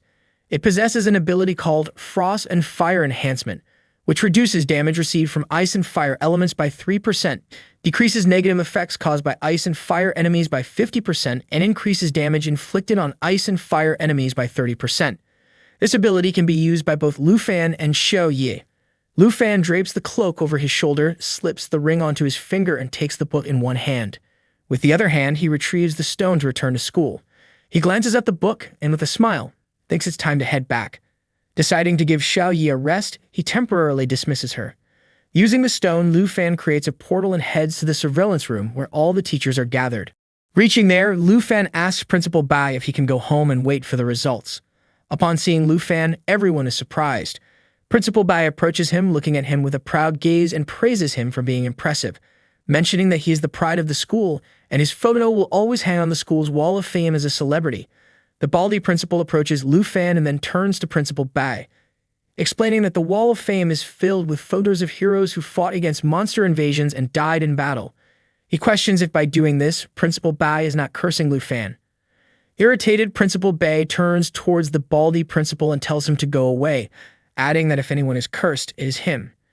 He asserts that he doesn't care about these concerns since Lu Fan has broken the record in the grand exam and his future is immeasurable. The Baldy principal laughs it off, stating that no matter what, this grand exam has made Lu Fan famous. Meanwhile, Mr. Qin approaches Lu Fan and with a serious look explains that even though he had mentally prepared himself to see the grand exam, he still couldn't help but be surprised at Lu Fan's strength.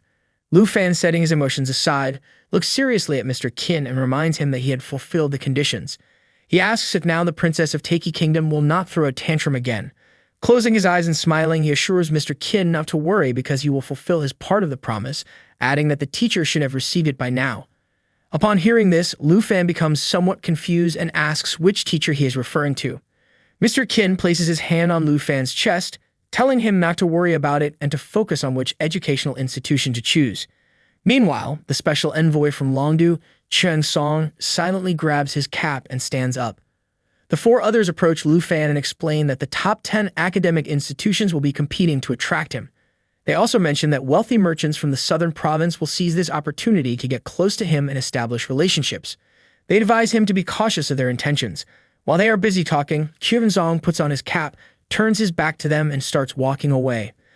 The Baldy principal, eager to see the dragon, asks Lu Fan to call her immediately so they can all see her with their own eyes.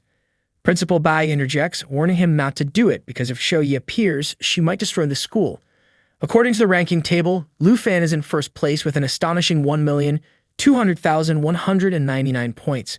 Principal Bai can't help but praise Lu Fan, acknowledging the incredible nature of the score.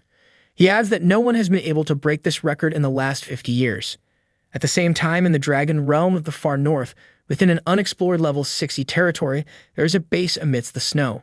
Inside the base, a man with gray hair watches recordings of Lu Fan and Shou-Yi fighting in the trial. After viewing all the recordings, the man grabs a bottle of wine, drinks from it, and then tightly holds the bottle before placing it on the table. He closes his eyes, sighs, and smiles, finding the experience very refreshing. This man is the Northern Frontier Marcus Tujing. Tujing sits in his office, a laptop beside him displaying the recordings of Shou-Yi. While he is distracted, someone knocks on the door. He invites them in, and a man wearing a jacket and holding some reports enters the office. The man apologizes for the interruption and informs Tujing that he has brought some reports. Tujing picks up the bottle of wine again and with a serious look asks if any evidence has been found. The man places the files on the table, explaining that everything is in the files and confirming that Tujing's student Qin Shanhei's deductions were correct. Tujing pulls his chair closer to the table and silently examines the files. These files contain information about Princess Taiki and her subordinates. The man explains to Tujing that through communication with Special Envoy Cheng Zong and Qin Shanhai, they deduced that Lord Ruan Chenfeng, a high-ranking official at Dragon City, is colluding with the Jin family from Taiki realm. According to the investigation, both Princess Jin Zhu's studies abroad and the recruitment of dragon tamers were approved by Lord Ruan. Upon hearing this, Tujing places the wine bottle on the table and tightens his fist, causing the bottle to crack. He thinks that Ruan Chenfeng is a treacherous bastard. His subordinate, who has white hair, adds that the Jin family and Lord Ruan Chenfeng maintain a superficial relationship between the two countries. However, in private, Lord Ruan has granted many privileges to the Jin family, and they have rewarded him handsomely in return. Learning this, Tujing clenches his teeth and realizes why Ruan had sent an envoy to arrest the dragon Tamer master. Furious, he shatters the wine bottle into pieces and starts to stand up, thinking that Ruan Chenfeng is an opportunist aiding the little princess of Taiki in doing whatever she wants in the dragon realm. Seeing Tujing's growing anger, his subordinate steps back looking surprised. Tujing stands, extends his hand to the side, and with a serious look, orders his subordinate to transmit the directive that Ruan Chenfeng is to be stripped of all his charges and powers. From now on, there will be no place for him in the high ranks of Dragon City. He instructs his subordinate to execute this order immediately. Furious, he adds that if Ruan has any objections, he can come and talk to him, and as for the Jin family, if they try to contact Ruan Chenfeng again, he instructs his subordinate to send the Griffin squad to greet them. Upon hearing this order, the subordinate responds with an understanding nod. Tujing turns his back on him, points at the door, closes his eyes, and asks him to wait as there is still one more thing to address. He instructs his subordinate to keep a close eye on which school this dragon tamer chooses and to notify the school director immediately in order to provide resources for Lu Fan. A subordinate acknowledges the command. Tujing places his hands on his hips, turns his head toward the window, and reflects that the Dragon Realm now has a legendary young man who truly brings joy to the people. To him, Lu Fan is someone very interesting, and he plans to find and meet this legendary young dragon Tamer after finishing his tasks in the Northern Realm. However, as the giant red moon hangs in the sky, he ponders the uncertainty of when he will actually be able to complete his mission and finally meet Lu Fan. At the same time in the city, the princess sits on her bed in a luxurious hotel when she receives a call. The caller informs her that Ruan Chengfeng has been dismissed by the Marquis of the North. Hearing this, she panics. The person on the other end asks her to calm down, assuring her that there is still good news.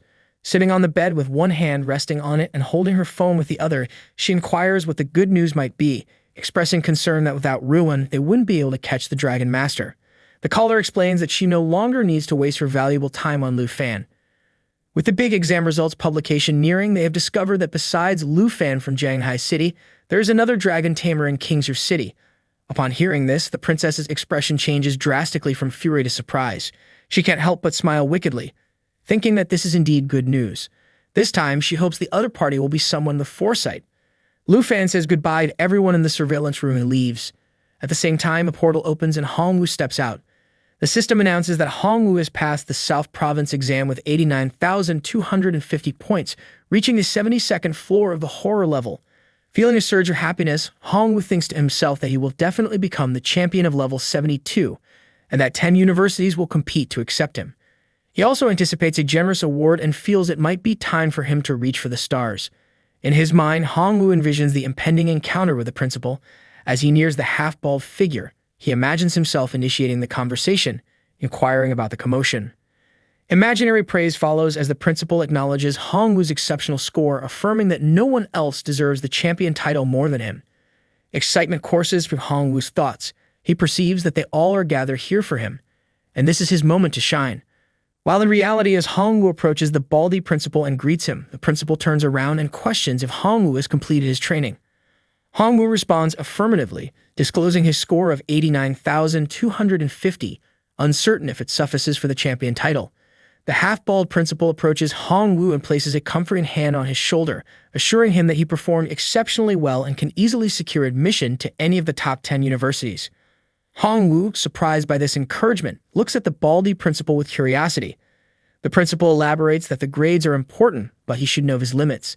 He tells Hongwu that his injuries are serious, and he should get them treated first. Shocked, Hongwu tries to comprehend the situations. He wonders why the principal doesn't seem so impressed. He questions whether the principal has not seen his high score or if there is another reason for his words. However, with his small head, he soon deduces that the principal's intention is to prevent him from becoming arrogant and to remind him of the importance of humility. Acknowledging the principal's advice, Hongwu expresses his gratitude and understanding. 7 days later, on the announcement day of the nightmare exam results, as soon as Lu Fan and his aunt open the door, they find themselves surrounded by reporters. Auntie's expression shifts to one of alarm as she finds herself surrounded by journalists and fans of Lu Fan. Amidst the crowd, a fan steps forward, offering a gift box to Lu Fan, accompanied by a warm invitation to visit his estate. Meanwhile, journalists press for details about Lu Fan's university plans, while another fan attempts to present a gift. The excitement in the air intensifies as people clamor for a glimpse of Lu Fan, and their questions contribute to the bustling atmosphere. Mr. Qin's timely arrival adds to the commotion as he announces the imminent release of the university entrance exam results, heralding Lu Fan as the top student in the South Province. Suggesting they continue their conversation indoors, Auntie leads the way.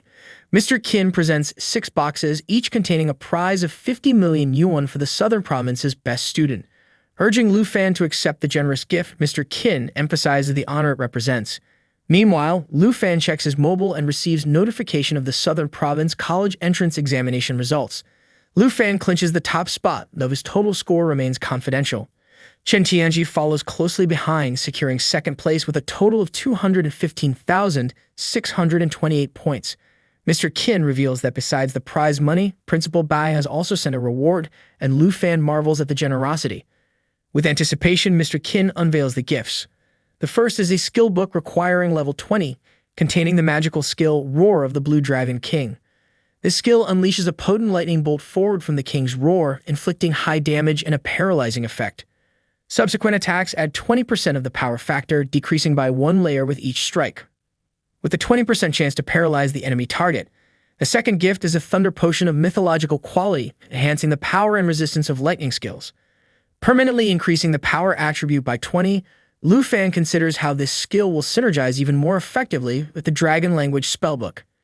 He imagines Xiao Yu's transition from ice to thunder magic, a transformation that promises remarkable potential. Simultaneously, the third gift is unveiled, the Green Wind Armor, boasting rare attributes requiring level 20 for use. With 46 stamina and 70 strength, it deflects impact damage to the wearer. Mr. Qin elaborates that these awards were meticulously chosen by Principal Bai. Among them are the Flash Wing Boots, enabling lightning speed runs within a 30-second recharge window. Requiring level 20 with 54 stamina and 6 strength, the boot's Lightning Feather Leap skill propels the wearer at lightning speed within a 50-meter radius, with a 30-second cooldown. Inwardly, Lu Fan reflects on the remarkable displacement and damage reduction capabilities of these high-grade items. He muses that new students fresh from their final exams could hardly find gear rivaling their potency, almost on par with Xiao Yi's abilities of unhatching from her egg. Holding the briefcase, Lu Fan affirms the value of the skill, reserved typically for second-level magicians, resolving not to hesitate in its use. The system confirms the acquisition of the Dragon King's war skill, Lightning Flash Wing Boots, Green Wind Armor, and Thunder Potion X1. Meanwhile, Qin Kui arrives, expressing her joy at seeing Lu Fan. She informs him that the presidents of 10 major universities have arrived in Shanghai City, as her father has invited them to their house for an interview. Auntie, inwardly contemplating the busy day, wonders why Qin Kui is present. Upon hearing the news, Lu Fan is taken aback, questioning why they are in such a hurry since the results were just declared. Mr. Qin reassures him, explaining that the university presidents view the video of his grand exam and immediately rush over. Moving closer to Lu Fan, he emphasizes the confidentiality of the video, seen only by senior officials of the universities and the Dragon capital. Mr. Qin adds a mysterious note mentioning that it would not be good if another princess shows up. With a whisper, Mr. Qin informs Lu Fan that the matter concerning Jin Zhu has been handled by the teacher, who is eager to meet Lu Fan in person. Placing his hand on Lu Fan's shoulder, Mr. Qin assures him that there's no need to rush, promising they'll meet later. After this, Qin Kui approaches Lu Fan, appearing shy as she extends a purple card towards him. She explains that she wanted to thank him during her last visit, but unfortunately encountered Jin Zhu instead. Lu Fan, surprised by the gesture, questions its value, stating their agreement was for 1 million, whereas the card cost 10 million dragon coins. Mr. Qin joins them, placing a hand on Lu Fan's shoulder, emphasizing that the card symbolizes the Qin family's gratitude. He then informs Lu Fan that people will arrive in the evening to escort him to Jiangshan Park. Amidst laughter, Mr. Qin jokes about Lu Fan's handling of the villa awarded by the city for being the top scorer in the South Province. Auntie draws closer to Lu Fan, while Qin Kui urges her father not to make fun of Lu Fan. Qin Kui, taking Lu Fan's hand, reminds him of the time and suggests they leave to meet the academy official. In a forest outside Kingzhou City, in the Dragon Kingdom, a jeep pulls up and the arrogant princess steps out. She turns to her subordinate, Kui Hongtae, inquiring about the Dragon Tamer's progress, specifically asking at what level he currently stands. Hongtae reports that the Dragon Tamer has reached level 19 and the Armored Dragon is already at level 14. Commenting on the swift advancement, she remarks on the peculiarity of Dragon Tamers, noting that achieving a level capable of defeating a level 30 boss in such a short time is impressive. Meanwhile, Chen Tianzi, the 19-year-old Dragon Master, confronts a wild bear. Sensing the imminent danger, he springs into action, leaping into the air with the intention of disarming the bear and launching a counterattack. Yet the bear proves to be a formidable opponent, relentlessly pressing its fierce assault. Chen Tianzi retaliates with a single powerful strike, defeating the bear instantly. As a result, his abilities are upgraded and his level increases to 20. Observing Chen Tianzi's prowess, the arrogant princess begrudgingly acknowledges his skill, remarking that he hasn't squandered the dragon egg she entrusted to him. Chen Tianzi respectfully thanks her, assuring her that he hasn't brought any disgrace on the royal family. The princess then expresses her concern, stating that she would be disappointed if he turned out to be a failure like the previous one. With a stern glance at Kui Hongtae, she declares that from now on, Chen will wield the dragon lance and asks if there are any objections. Hongtae dutifully responds, "As you wish, your excellency." Chen then appears before the princess, placing a hand over his heart in gratitude. He expresses his thanks for the armored dragon and the magical spear, asserting confidently that with his magical reinforcements, he will undoubtedly be able to vanquish the hero of the South Province. Simultaneously, she reflects on Chen Tianji's standing, noting that he currently holds second place with 2,100,000 points. However, the top player, Lu Fan, remains shrouded in mystery as his points have yet to be disclosed. Speculation suggests they could surpass 3 million points. Determined, she sees a glimmer of hope, knowing she still has a chance to claim victory. However, her anger boils at the thought of Lu Fan, and she directs her attention to the dragon Tamer. She commands sternly that he must etch the name of Lu Fan into his memory until he defeats him and seizes his black dragon. Simultaneously, she tells Chen that she will assist him in becoming the most formidable dragon tamer in the history of the Taiki Empire. Promising him great power, she assures him that as her servant, he will rank above all others, except herself. The dragon tamer bows respectfully, reassuring the princess of his loyalty. As the princess departs, she glances back and remarks at Chen that he's wiser than Lu Fan, as she provided Lu Fan with an opportunity to ascend to the top, yet he failed to appreciate it. Before leaving, she instructs Hong Tae to travel to a Shanghai city and investigate which university Lu Fan plans to attend next. With determination, he vows to fulfill her command. However, the princess interjects, stating that if he fails to accomplish this task, he will be dismissed. Thinking about Lu Fan, she warns that he will soon regret his actions against her. At the Qin family villa, outside the reception hall, little Qin asks Lu Fan if he's decided which academy he's going to apply to, hurriedly explaining that it's her dad who wants to know since he said it would be best for her and him to apply to the same academy so that they could look out for each other in the future. Lu Fan agrees and says he's heard teamwork is important in academic studies, and they've worked together before, so she will definitely be his first choice if they went to the wilderness together, but he hasn't decided which academy he wants to go to. He decides to tell her later as little Qin struggles to say something and inwardly admits she doesn't know how many points he scored exactly, but if she doesn't catch up to him soon, the distance between them could grow. She vows to do her best to apply to the same academy as him, and he agrees, remarking that it sounds good while opening a door. He slowly walks into a room where a man stands up and cheerily recognizes him as Lu Fan, saying they all seen his performance in the entrance exam video and calling it impressive. A woman remarks that he's the first dragon tamer in history to have a dragon and asks if he has any academic institutions in mind as the top scorer in the southern province. The man annoyingly tells him that there isn't any need to hesitate because their Jiangnan Academy doesn't play games. They offer an annual scholarship of 10 million dragon coins, and all resources, such as potions and access to secret realms, are freely available. The woman annoyingly mutters that the people sitting here are the heads of the Dragon Kingdom's top academic institutions, yet he has the nerve to come and grab the top score with just these little things. The man angrily swivels towards her as she straightens up and tells Lu Fan that apart from what Jiangnan Academy can offer, Northern Academy will give him 20 million dragon coins per year, as well as access to the secret realms not available to the public in the Snow Kingdom, especially for him. They all start arguing over what they can offer to Lu Fan. One says the Northern Academy does have resources, but they're not lagging behind. One declares that they'll offer these conditions too.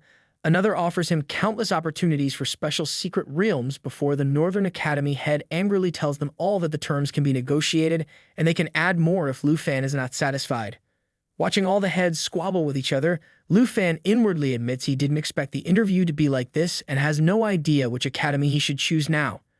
Gohan, head of Dragon Capital Academy, speaks up and declares that this year's national trial quota is selected by the Dragon Capital Academy and tells Lu Fan that this quota can be given to him, stunning them all. Surprised, the man from Jiangnan Academy asks if it's true and how Lu Fan could be at the level of the national trial when he just changed professions. Another one says previous candidates have been strictly selected and other countries are already preparing, so giving such an important quota to a freshman is a joke, while Lu Fan watches them all silently. Lu Fan wonders what the national trial means, so the heads of academies explain that it is a super-secret realm constructed jointly by 23 countries around the world. Every 3 years, each of the countries sends a participant under the age of 25 to represent their country in the secret realm of the national trial. For the stability of the realm, the participants must be newcomers and national-level experts are not allowed to participate, as this is a trial that attracts worldwide attention and the rewards are extremely rare treasures. Surprised, the head of Northern Academy turns to face Lu Fan and exclaims that he has to commit to the next trial then, and this one is starting in half a year. The head of Jiangnan Academy looks worried and questions if it isn't a bit too much for Dragon Capital Academy to recruit like this, but she confidently explains that those who pass the national trial will qualify to become national-level experts. From being the top in the southern province to being the top in the Dragon Kingdom, Dragon Capital Academy can offer Lu Fan that. In the middle of all this commotion, a screen suddenly appears in front of Lu Fan which states that the treasure map has been sent today. Surprised, he inwardly admits the second divine treasure map came after a long time. He remembers how the last map led him to the Black Dragon Egg, wondering what this one will give him, and decides that he has to go to Dragon Capital Academy since the safe zone is present in the academy. Guhan asks him what he thinks since this is the greatest sincerity Dragon Capital Academy can offer, and she doesn't know what else will satisfy him if this doesn't, so he positively says he's decided and announces that he will be attending Dragon Capital Academy. He wonders if she could help him apply for it, which she's surprised by. She inquires about what the issue is and agrees to help as long as it's not too difficult. 4 days later, as Lu Fan pulls the shutters down, On-Han Ki sighs and says she never thought she would leave this place one day, admitting that she's really reluctant now that she's lived here for so many years. Lu Fan gets up, dusting off his hands, and asks what there is to be reluctant about when they have a villa and savings now. She remembers how he moved in when he was just a kid and says time sure flies while motioning how small he was. Little Qin and Tao Xiaoman arrive in their car, announcing that they're here to pick her and Lu Fan up as Little Qin happily waves at them. Xiaoman says they're all going to be students at Dragon Capital Academy now, and Little Qin's family has chartered a plane, so they should go register together. As On-Han Ki happily waves to greet them, Lu Fan sees that Xiaoman has applied as well, so she brashly explains that she got the same score as Little Qin, so she decided to apply after seeing her go to Dragon Capital Academy for him. Little Qin hurriedly tries to cut her off while furiously blushing. On-Han Ki apologizes for troubling them all and admits she never expected that Lu Fan would help her, thinking about how he asked Gu Han for an application for her, explaining that she has the rare hidden profession of an enchantment chef, to which Gu explained it was possible, but whether or not they admit her will have to be decided after they go back and discuss it. She hugs Lu Fan and tearfully explains that she became a chef this year and said she dreamed of going to a higher academy like everyone else since she really wanted to live like she once used to when Lu Fan was young, but she never expected him to remember. He smilingly asks her to not cry, and Little Qin happily tells them to get in the car. As they're boarding the plane, Lu Fan remembers On-Han Ki's hard work for him and her dissatisfaction and loss after becoming a chef. He promised to bring her a better life and will do it because this is just the beginning. A while later, when they arrive in the Dragon Kingdom, On-Han Ki happily remarks that it's really lively here and the capital really is different, and Little Qin notices that they're selling really rare recipes here. Lu Fan notices the Dragon Capital Academy ahead of them. Bratty Princess walks out of a huge car with a pair of guards and annoyingly recognizes Lu Fan, who wonders why she's here and why she just won't go away. She annoyingly watches him as a guard dressed in discreet cloths recognizes him as the Dragon Tamer from Shanghai City and slowly approaches Lu Fan, remarking that it's better for him to handle it, but Xin stops him, explaining that without Ru and Changfeng, they'll be sent back to their country if they start a fight here, so it's not the right time yet. The man apologizes as Little Qin says she remembers her dad saying she originally came to the Dragon Kingdom study and wonders if he was actually talking about Dragon Capital Academy instead. Xiaoman asks what's wrong with them, while On-Han Ki tries to stop Lu Fan. Gu Han happily sees that both their groups arrive together and tells them to come in. Surprised, she asks if they really don't know each other when they're the first and second Dragon Tamers in the Southern Province, which is why the Dragon Capital Academy calls them the Twin Stars of the Southern Province. Lu Fan is shocked to hear that Chen Tianzi II in the Southern Province is also a Dragon Tamer before Chen tells Lu Fan that he's heard his name for a long time. Lu Fan tells Gu that they know Xin and Chen Mao and asks if they can rest now since they've had a long journey to the Dragon Capital, says they should leave quickly, and he turns around to go. Lu Fan and the others start to leave, and Gu decides to show them their accommodations and says she can change anything in advance if they're not satisfied with it. She informs them that she'll explain the freshman orientation tomorrow, so Bratty Princess says she'll walk herself. Hu shows Lu Fan and the girls the villa area for first-year students that contains a total of 30 villas. She explains that every year the teachers review the entrance exam videos to evaluate the freshmen's comprehensive ranking, after which the top 30 can live in the villa area. In the comprehensive ranking, since Lu Fan is ranked first, number 1 is where he will live. Chen Tianzi, the second in the Southern Province, is ranked 18th in the comprehensive ranking, so number 18 is his residence. She shows them the villa, and Lu Fan remarks that it seems Chen Tianzi accepted Bratty Princess's terms and betrayed his dignity, so it's ridiculous that he and him are called the Twin Stars. Little Qin nervously says she and Xiaoman can't make it into the top 30 comprehensive ranking with their scores and asks if they should go to the student dormitory to check in. Who confirms this and says she'll take them into the dormitory area later, although the conditions are indeed better in the villa area. On-Han Ki cutely clutches Lu Fan's arm, asks if they can live with him then, surprising Little Qin and Xiaoman, who both start blushing. Gu deeply thinks about it and admits there isn't any rule against it. She says it won't be a problem as long as the resident doesn't have any objections. Auntie looks up at Lu Fan and confirms with him that he doesn't have any objection, asking if he doesn't want to eat her special cookies anymore. So he hurriedly confirms that he doesn't mind at all. Auntie happily grabs Little Kin and Xiaomen's arm, saying Lu Fan doesn't mind, so they'll live together, and it will be really good for them to build some rapport and increase their teamwork, since it will be convenient for future expeditions into the secret realms. Okay guys, the moment we all have been waiting for is here. The harem is official now. They are gonna start living together in one place, and you all know what it means. Our Giga Chad is surely taking right steps to achieve his final goal. Lu Fan slowly smiles and tells Little Kin and Xiaomen that it will be better for them to move in with him, and since the dormitory area is quite far from the villa area, so he would have to walk through half the campus if he wanted to find them. Little Kin blushes and embarrassingly agrees to his offer as Xiaomen nervously says she'll go along with whatever Little Kin says and admits the conditions here are much better overall. Happily exclaims that Little Kin can taste her cooking too from now on while swinging around with her, as Xiaomen points towards Lu Fan and embarrassingly warns him that living together is fine and all for them, but he should not get any funny ideas about Little Kin since she'll be watching him. A screen suddenly appears stating that the location of the treasure map is nearby as Lu Fan realizes the treasure is in the villa next to him. He asks Gu, who lives in number 2, which she explains that she only manages the southern province and isn't familiar with the freshmen from other areas, although she thinks there's only one girl living in the second villa. Lu Fan asks to go with Gu to their villa first while he goes to meet their neighbor. Happily agrees and tells him to remember to bring a gift to her while the girls stay silent. Lu Fan hurriedly tells her to not overthink it since he just wants to see what the second-ranked person is like. As he's walking off alone, Auntie giggles and inwardly remarks that just hearing it's a girl makes him want to visit himself and says he's finally growing up, while Xiaomen gets annoyed, thinking that she really underestimated him since he's still trying to chat up the neighbor even after living with 3 girls at the same time in his villa. As he's going, Lu Fan embarrassingly wonders why it feels like he's being misunderstood. After ringing the bell, he hopes the neighbor will like cake and admits it would be best if he got invited in since they all just moved in, and he needs to get the treasure before the neighbor finds out. As the door opens, he positively starts introducing himself as Lu Fan from number 1, from Shanghai City in the southern province. The girl who's wearing fully black clothes remains silent, so he tries to break the ice between them by offering her the cake, pleasantly saying it's a gift for her. Since they're neighbors now, they should be friends and try to know each other.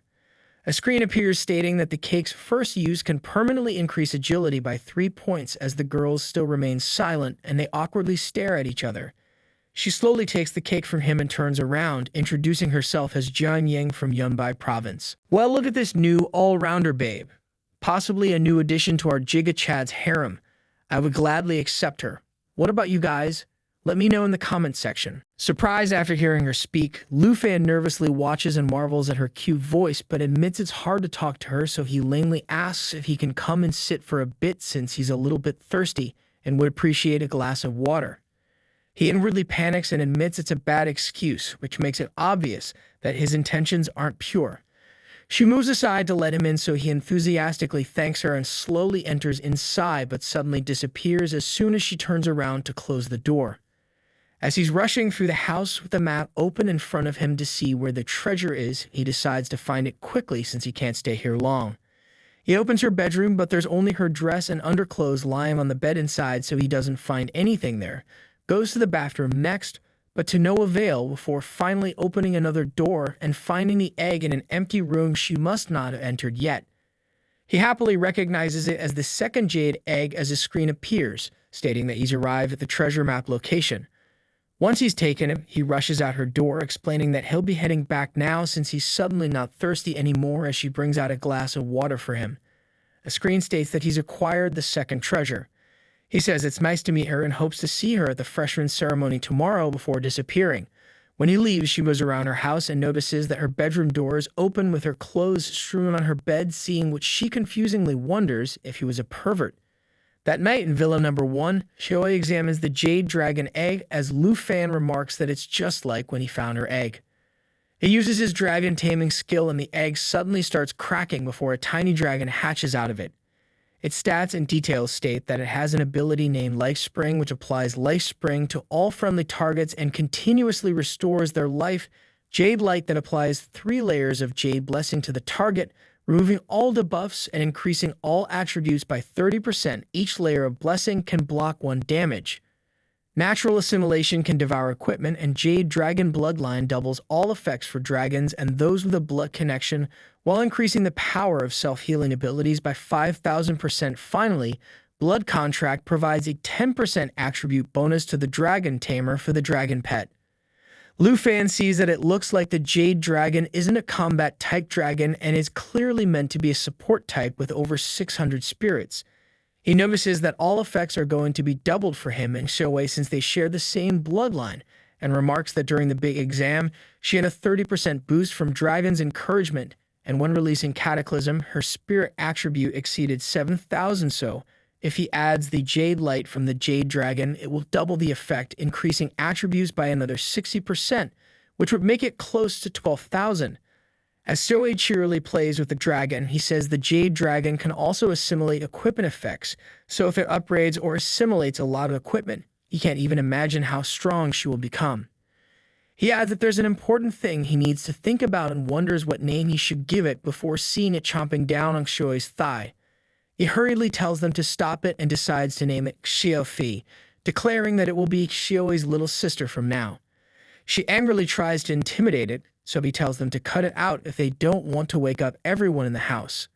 The next day, as Lufan, Little Kin, and Xiaoman are walking through the Dragon Capital Academy campus for the freshman enrollment ceremony, Lufan notes that the life professions and combat professions don't attend the enrollment ceremony together, and Little Kin confirms this, remarking that Sister Hans has to go to a different place to attend hers. Xiaoman asks him why there was so much noise coming from his room last night, so he starts to explain what was happening, but is suddenly cut off when 2 boys realize Xiaoman and Little Kin, a priest and a swordswoman, are the 2 new beauties and exclaim at their beauty. One says they're definitely the campus belle level because of how pretty they are, and remarks that going into the secret realm with such beauties would make even dying and they're worth it. He dreams of becoming her boyfriend, but his friend points out the guy next to them, so he says there are 2, and they both can't be his girlfriends. In the auditorium, Lufan remembers how Little Kin told him that Teacher Yu said hidden professions have to sit in the front row, and Xiaoman decided to sit in the back row since she can't sit with her. He remarks that the weird-looking person in front of him looks familiar and remembers him as the loud martial artist from the entrance exam. He gives him a teasing smile, seeing which the martial artist angrily watches him, remembering how the principal asked if he really thought he was the top scorer and told him to check the rankings so that he could see the difference between him and Lufan. The guy furiously says he lost all respect the esteemed principal had for him because of Lufan and finally gets to meet him again. Xiaoman, who's sitting alone, nervously wonders why they're putting all the hidden professions together and if that means Lufan will be with Little Kin every day from now on. Lufan suddenly notices Jian Ying, who's silently sitting in front of them, and awkwardly greets her, so Little Kin confusingly asks if he knows her. He explains that she's their number who lives in the number 2 villa, which surprises Little Kin, who acknowledges that she's beautiful and strong since she ranks 2nd overall. Some students at the back enviously watch him and mutter that coming to Dragon Capital Academy is great since he gets to be surrounded by all the beauties. Someone else asks what that means and what it's got to do with him, even if there are a lot of beauties around him. One decides to be bold and ask for their contact info, but a tall, well-dressed man gets up on the stage and suddenly calls for silence. He introduces himself as Zhao Shengming, a level 78 Thunder Mage, the vice principal of Dragon Capital Academy and professor of the Combat Academy's magic department. He fixes his glass while welcoming all the students on the behalf of Dragon Capital Academy and says their teachers will distribute their ID cards since he doesn't like formalities or empty words, but will inform them of the school rules. As Lufan and Jian, who's sitting right next to him, receive their cards from Guhan, Zhao Shengming explains that the ID card they receive now will be their all-purpose credential at Dragon Capital Academy.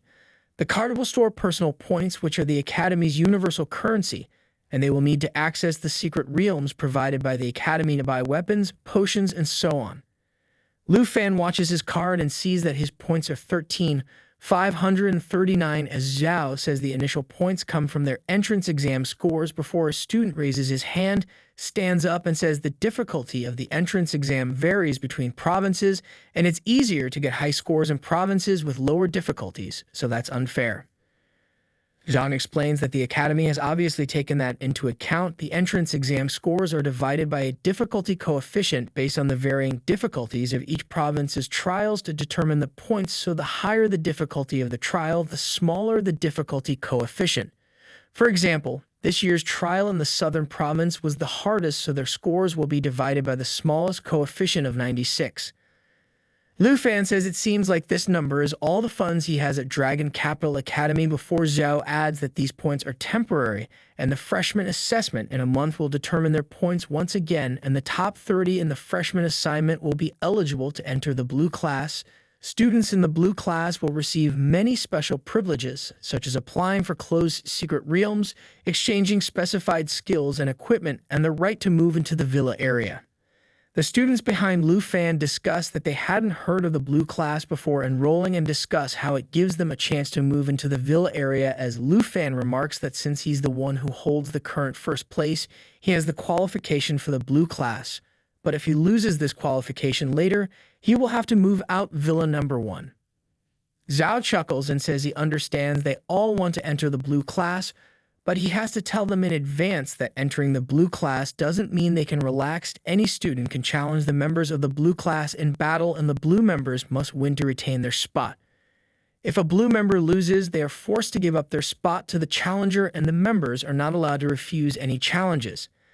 He swiftly pulls up a screen using a remote and explains that there are currently 30 members in the blue class, the top 30 in the entrance exam, with the first place belonging to the top scorer from the southern province, Dragon Tamer Lu Fan. Lu Fan gets up from his seat and shows himself to the students as the other students start gossiping about how he's a simp and must have a dragon to be a dragon tamer, but they try to not let him hear them since they'll be screwed if he really has a dragon.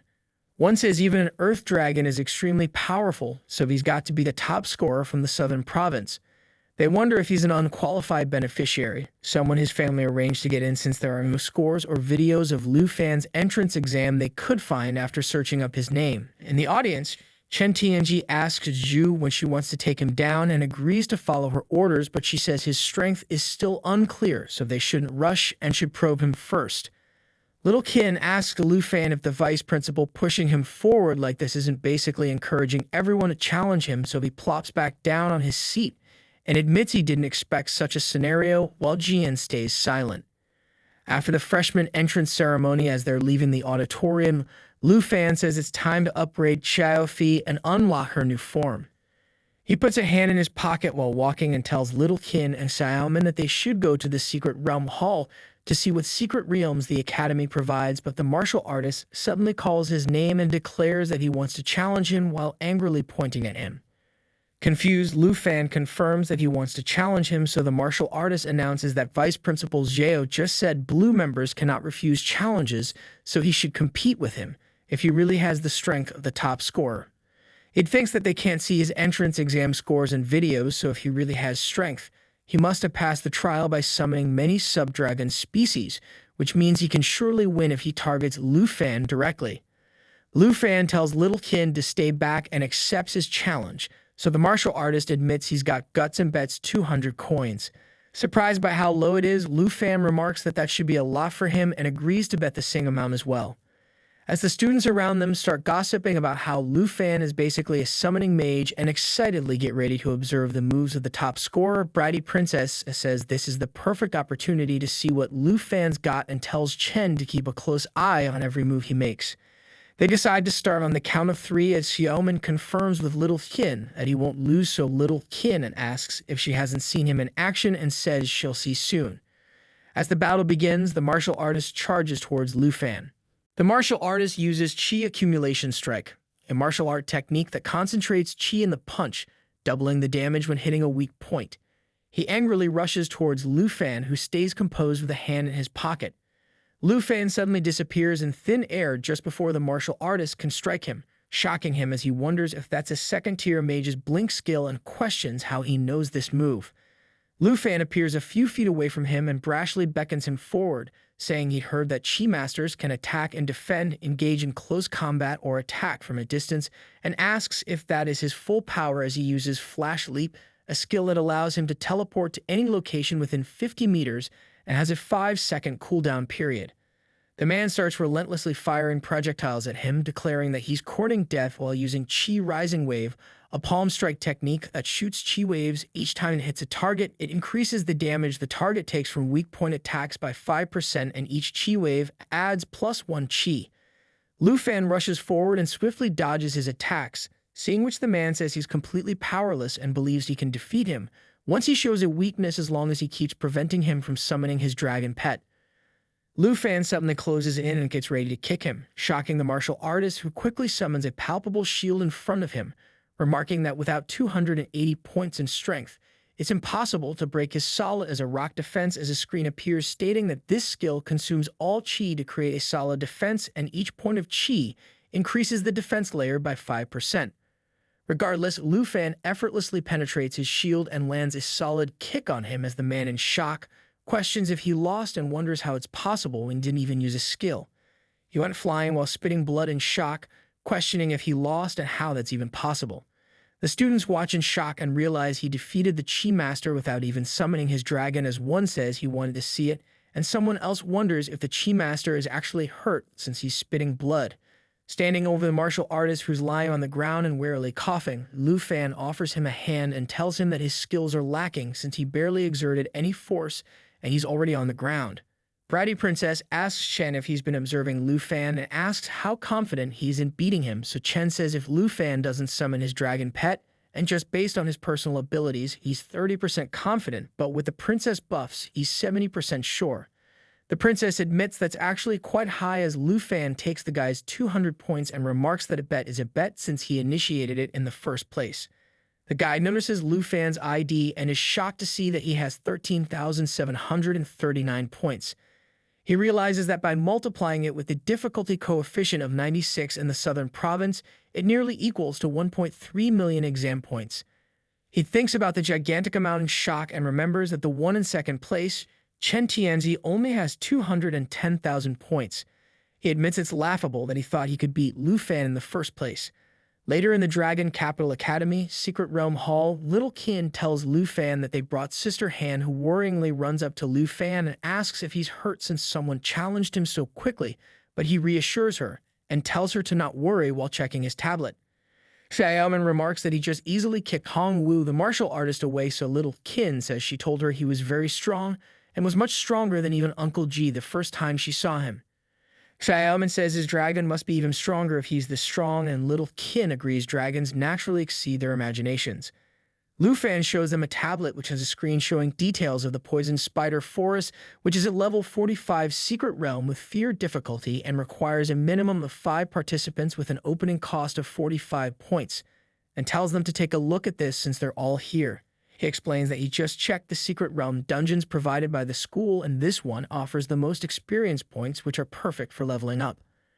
An Han-Ki says that even though he called her to make up the numbers, this is a level 45 secret realm, and it's not child's play, so if something goes wrong, people could die, but Lu Fan tells her to not worry since he's confident that he can lead everyone through safely.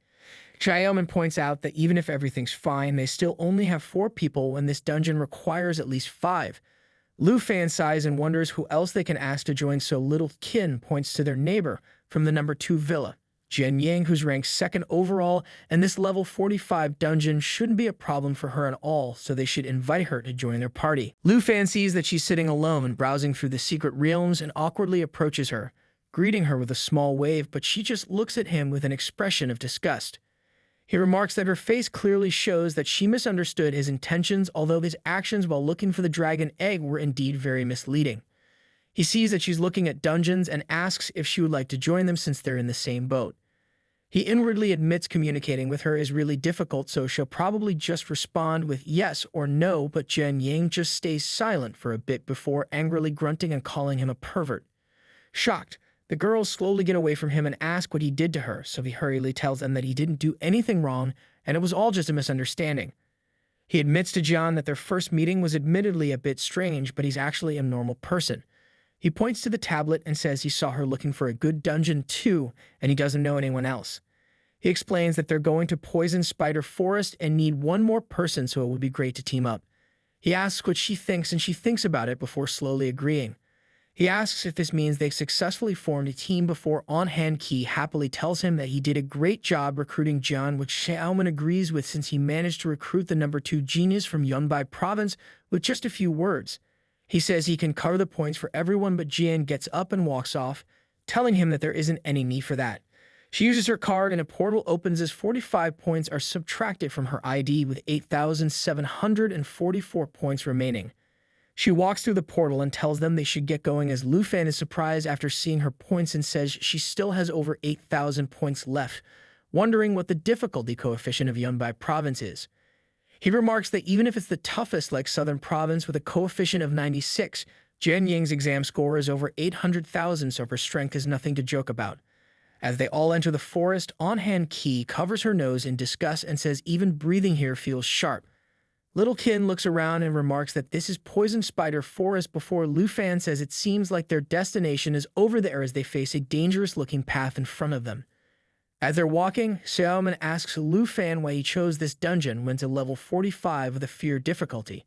Lu Fan explains he checked this dungeon for a long time and there's no other dungeon with more experience at a higher level, to which she worryingly remarks that isn't what she meant. On-Hand Key enthusiastically takes out her pouch of travel biscuits, which increase experience gain by 20% for 1 hour, and says they should share the good stuff with everyone since they're here to level up. Lu Fan exclaims these are really useful since they'll be able to quickly reach the second transition level with these. As everyone cheerily eats the biscuits, On-Hand Key tells them that these biscuits come from a recipe distributed by the life profession teacher and many classmates fail to make them. Fortunately, the enchanter chef has a high success rate for adding effects, and she succeeded on the first try. She cheerily offers some to Jian Ying as well, who asks if the cake from last time was made by her too, which On-Hand Key confirms and offers to make more for her if she likes them, as the other girls are happily eating them. Little Qian tells Jian that Han's cooking is really amazing, so she can come by anytime she wants since they live really close by. Seeing them happily interact with each other, Jian Ying slowly smiles before Lu Fan suddenly senses something moving near them and tells everyone to be careful since a monster has spotted them, alerting On-Hand Key and Xiaoman. A level 40 black-scaled python suddenly appears in front of them as a screen states that its poison fang inflicts a layer of toxin on the bitten target, and each layer reduces the target's health by 10%, while its death coil constricts the target, rendering it immobile and making it lose 10% of its health every 5 seconds. Little Qian tells Xiaoman to not rush in yet. It's too late though, since Xiaoman rushes in and attacks the python's mouth. Little Qian warns her that monsters here are all above level 40 and they can't beat them easily. On-Hand Key hurriedly says she can make some food to boost their resistances, but she needs to gather some ingredients first. Lu Fan says there's no need to go to that much trouble and tells them all to just focus on fighting while he handles all these problems. Jian realizes he's going to summon his dragon, but he just brings out Xiao Fi, surprising them all. He tells it to stop being naughty and to not sit on his head, as Lil Qin realizes he has 2 dragons since it's not Xiao Yi this time. On-Hand Key asks Xin where this one came from since she'd never seen it before, as Xiaoman starts getting overwhelmed by the python. Lu Fan quickly orders Xiao Fi to use Emerald Light as Little Qin quickly hurries over to heal Xiaoman, who realizes the damage she took just now was nullified. It's revealed that Emerald Light applies 3 layers of Emerald Blessing to the target, removing all debuffs and increasing all their attributes by 30%.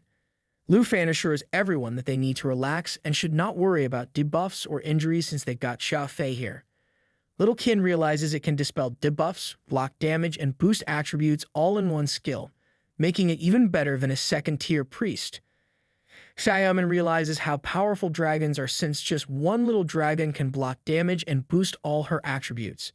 The python suddenly charges towards Little Qin and Xiaoman, so Lu Fan decides to take care of it after On-Hand Key warns him that it's coming for them. Suddenly, a large beam gets fired at the snake's mouth and the source of the attack. Jian Ying tells them to not waste any more time since they've already been targeted, while wielding her Bloodbreaker sword, which is a level 21 weapon, and its armor break skill ignores 30% of the target's defense when dealing damage, and agility increases its speed by 40%. Surprised, Lu Fan realizes this is how a sword master attacks and admits her strength is indeed very impressive before suddenly sensing something. He hurriedly tells Auntie to get down and protects her from the spider that was about to strike her as Jian attacks it with her sword.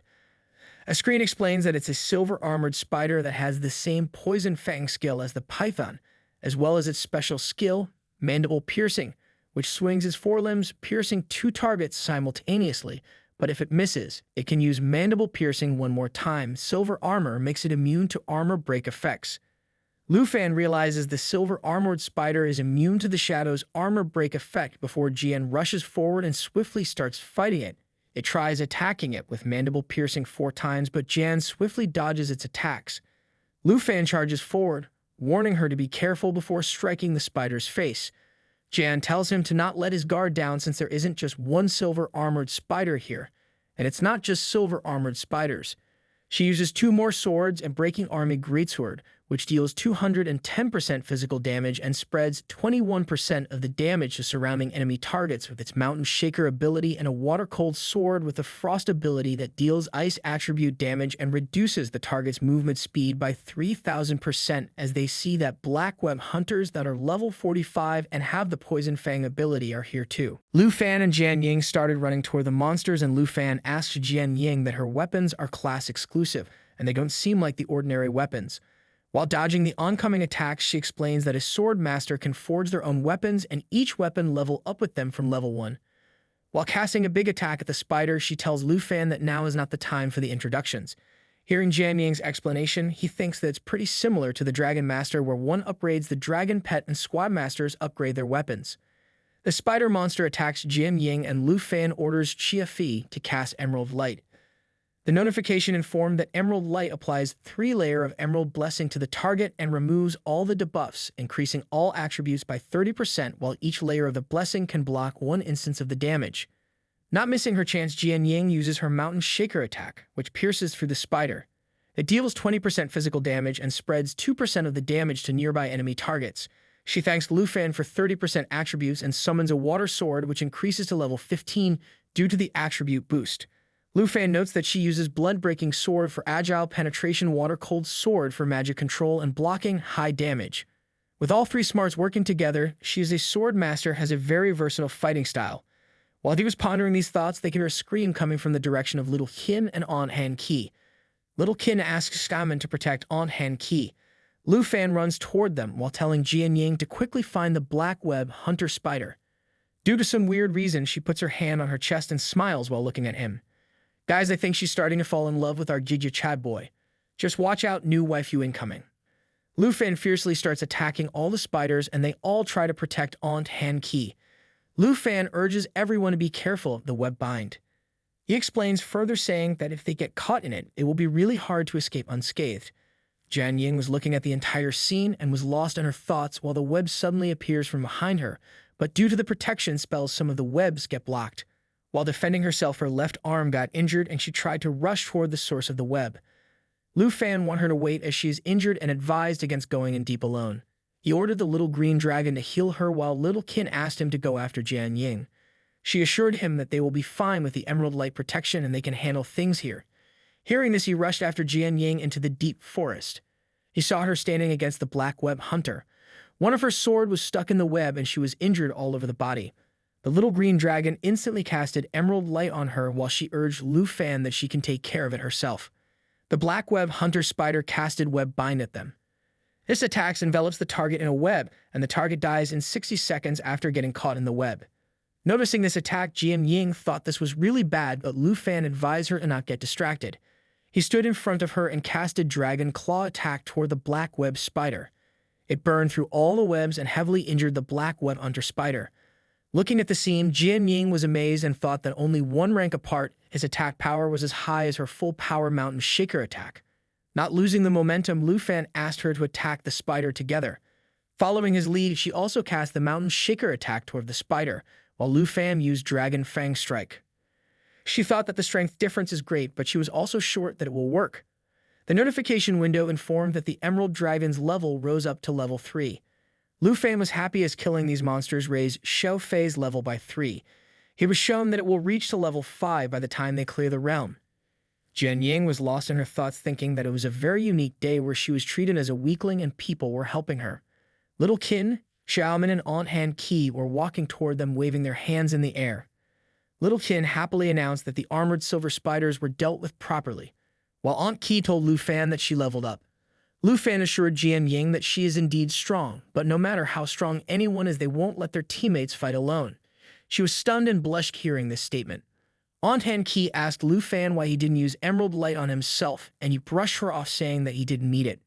Xiaoman asked Lu Fan if the dragon can cast a healing spell, and he ordered the little green dragon to cast Fountain of Life, which had a continuous health restoration effect on all the teammates. All the girls were happy by this continuous healing effect. Little Qin mentioned that she is full of energy and ready to fight again. While Xiaoman made fun of Lu Fan saying that his head is green, Lu Fan teasingly asked Xiaofei to stop healing Xiaoman. Looking at these little interactions, Jian Ying thought that having teammates was not that bad after all. After some time traveling, they reached a cliff, and Xiaoman mentioned that the map ends at that point. She further questioned if they have already reached the end of the map. She pointed toward the valley, saying that there was a large area ahead. Little Qin asked Lu Fan what are they looking at, and he replied saying that this was the lair of Secret Realm boss. It was the den of a screeching spider mother, and it was level 45. The boss monster was surrounded by a lot of small spider monsters. Before reaching the boss, the team had to clear out all the small spider. Little Qin advised Qi not to look down the cliff, and Xiaoman added saying that the scene might be too much for her because she's not a combat class. Qi dismissed them, saying that even if she can't handle it, she have to learn. She mentioned that they all have been protecting her, and if she can't even look, she will be just more of a burden to all of them. She looked down the cliff, and there were massive amount of spiders gathered in the valley, and this scene made her puke instantly. Witnessing the state of Qi, Lu Fan thought that this is what people call the harsh reality of life. Jian Ying added saying that whether they approach or kill the boss, they need to clear out the small spiders first. Xiaoman said that she saw a strategy from another team, in which the team used ranged classes to kite and pull mobs to clear the area before approaching the boss. According to her, this strategy took 4 days to clear all the little spiders. Hearing this Qi question, that long? According to her, she only bought enough food for 1 day, but if everyone is willing to eat roasted spiders, she can cook it for them. Little Qin instantly rejected this proposal, saying that she don't want to eat the spiders. Putting a stop to all this, Lu Fan said that they don't have to follow the strategy of other teams. Jian Ying and Xiaoman questioned him, saying that if he had any better ideas. Noticing everybody's gazing at him, he instantly summoned Xiao Yi the Black Dragon. He ordered the Black Dragon to take Destruction Dragon form. Xiaoman and Jian Ying were stunned by the appearance of the Black Dragon. Xiaoman was surprised looking at such powerful creature, and Jian Ying was also impressed by the dragon's overwhelming presence. The screeching spider boss also noticed the Black Dragon and fixed its gaze at the team. Lu Fan ordered Xiao Yi to take care of all the small fries, and she instantly jumped into the valley while using Cataclysm skill. Qi was surprised that Xiao Yi can also use this new form. Xiaoman added saying that this scene was just like the legendary dragons in the tales. Jian Ying added saying that this immense power was even stronger than the legendary dragons. Lu Fan told Xiaofei the green dragon to apply buffs to Xiao Yi. The little green dragon casted Emerald Light skill on the Black Dragon. The Jade Dragon bloodline also helped in doubling all the facts due to the blood-kin relation. Xiaofei also casted Dragon Encouragement, which inspired both the dragons and increased all attributes and attack power by 30%. Receiving all these buffs, the Black Dragon let out a huge roar, and the boss spider ordered all her spider minions to rush toward the dragon. Lu Fan asked Xin and Xiaoman to hold the line and protect Qi. They agreed instantly. He then asked Jian Ying to head toward the spider mother and kill it. They both jumped from the cliff, and little green dragon followed them closely. All the spider monsters rushed toward them, but were taken care of instantly by Lu Fan and Jian Ying. After landing in the valley, Lu Fan commanded Xiao Yi to come to his side. She instantly followed the command and rushed toward him. As Xiao Yi was using Cataclysm skill, the second phase of the skill killed all the monsters in the area where she landed. With all the small spiders killed, this little jade green dragon leveled up to level 4. Jian Ying thought that this was an incredible 3-stage attack, and she thought that she will be burned by this intense heat staying this close to the dragon. Our Jika Chad, Lu Fan asked Little Qin if she is doing okay. She responded saying that they are fine and asked him to take the boss spider. Hearing this, he asked Jian Ying to rush for the boss spider.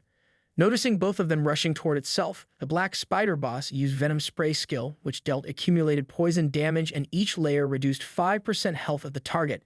Lu Fan asked Xiaofei to use Jade Light. The black spider then casted Tangled Web skill, which Lu Fan cut through with his machete. He then ordered Xiao Yi to use burning all things skill, and the black dragon instantly summoned a firestorm by flapping her wings and out a massive amount of damage. Jian Ying was amazed and questioned that the dragon had even more powerful skills. She thought that these skills can easily destroy cities and even the nations. All the black spiders were getting roasted in the fire tornadoes casted by the black dragon. Jian Ying was amazed that the black dragon single-handedly wiped out all the spiders. Due to this massacre, the little green jade dragon leveled up to level 5 and acquired a new skill called Jade Blessing. This skill applied 3 layers of the Jade Dragon aura to the target, which increased the damage for the next 3 attacks. Lu Fan was about to give the next command to the little green dragon, but it instantly started emitting green glow and the next moment took the appearance of a beautiful innocent girl. Look at our Giga Chat now, he keeps adding new waifus into the harem. But this one to me looked more like a small little innocent child. Let's see how it goes with this one. Looking at the scene, Lu Fan thought that it was just like Xiao Yi. Xiaofi has also gained a new form and stronger abilities. The boss monster spider was not having any of this. She attacked all of them in the middle of Xiaofi's transformation. I guess she is breaking the most sacred anime rule of never disrupt a character's transformation. Everybody quickly dodged the black spider's attack and Xiaofi casted Emerald Blessing on Jian Ying, which increased the damage of her next 3 attacks. Realizing this, Jian Ying launched her swords toward the spider, which easily pierced through the spider. Jian Ying was surprised that the swords actually pierced through the spider. She thought that initially the blood-breaking sword wasn't even able to penetrate the silver-armored spider, but now it went through the boss easily. She assumed that the Emerald Blessing doesn't just amplify her strength, but also added the dragon's attribute to the attack. Lu Fan praised Xiaofi, saying that she's amazing that she gained a new form and new skills just at level 5. He thought that it was clear from Jian Ying's attack that the skill also adds Xiaofi's attributes to the attack, and if he applies these attributes to Xiao Yi, it will be a massive boost.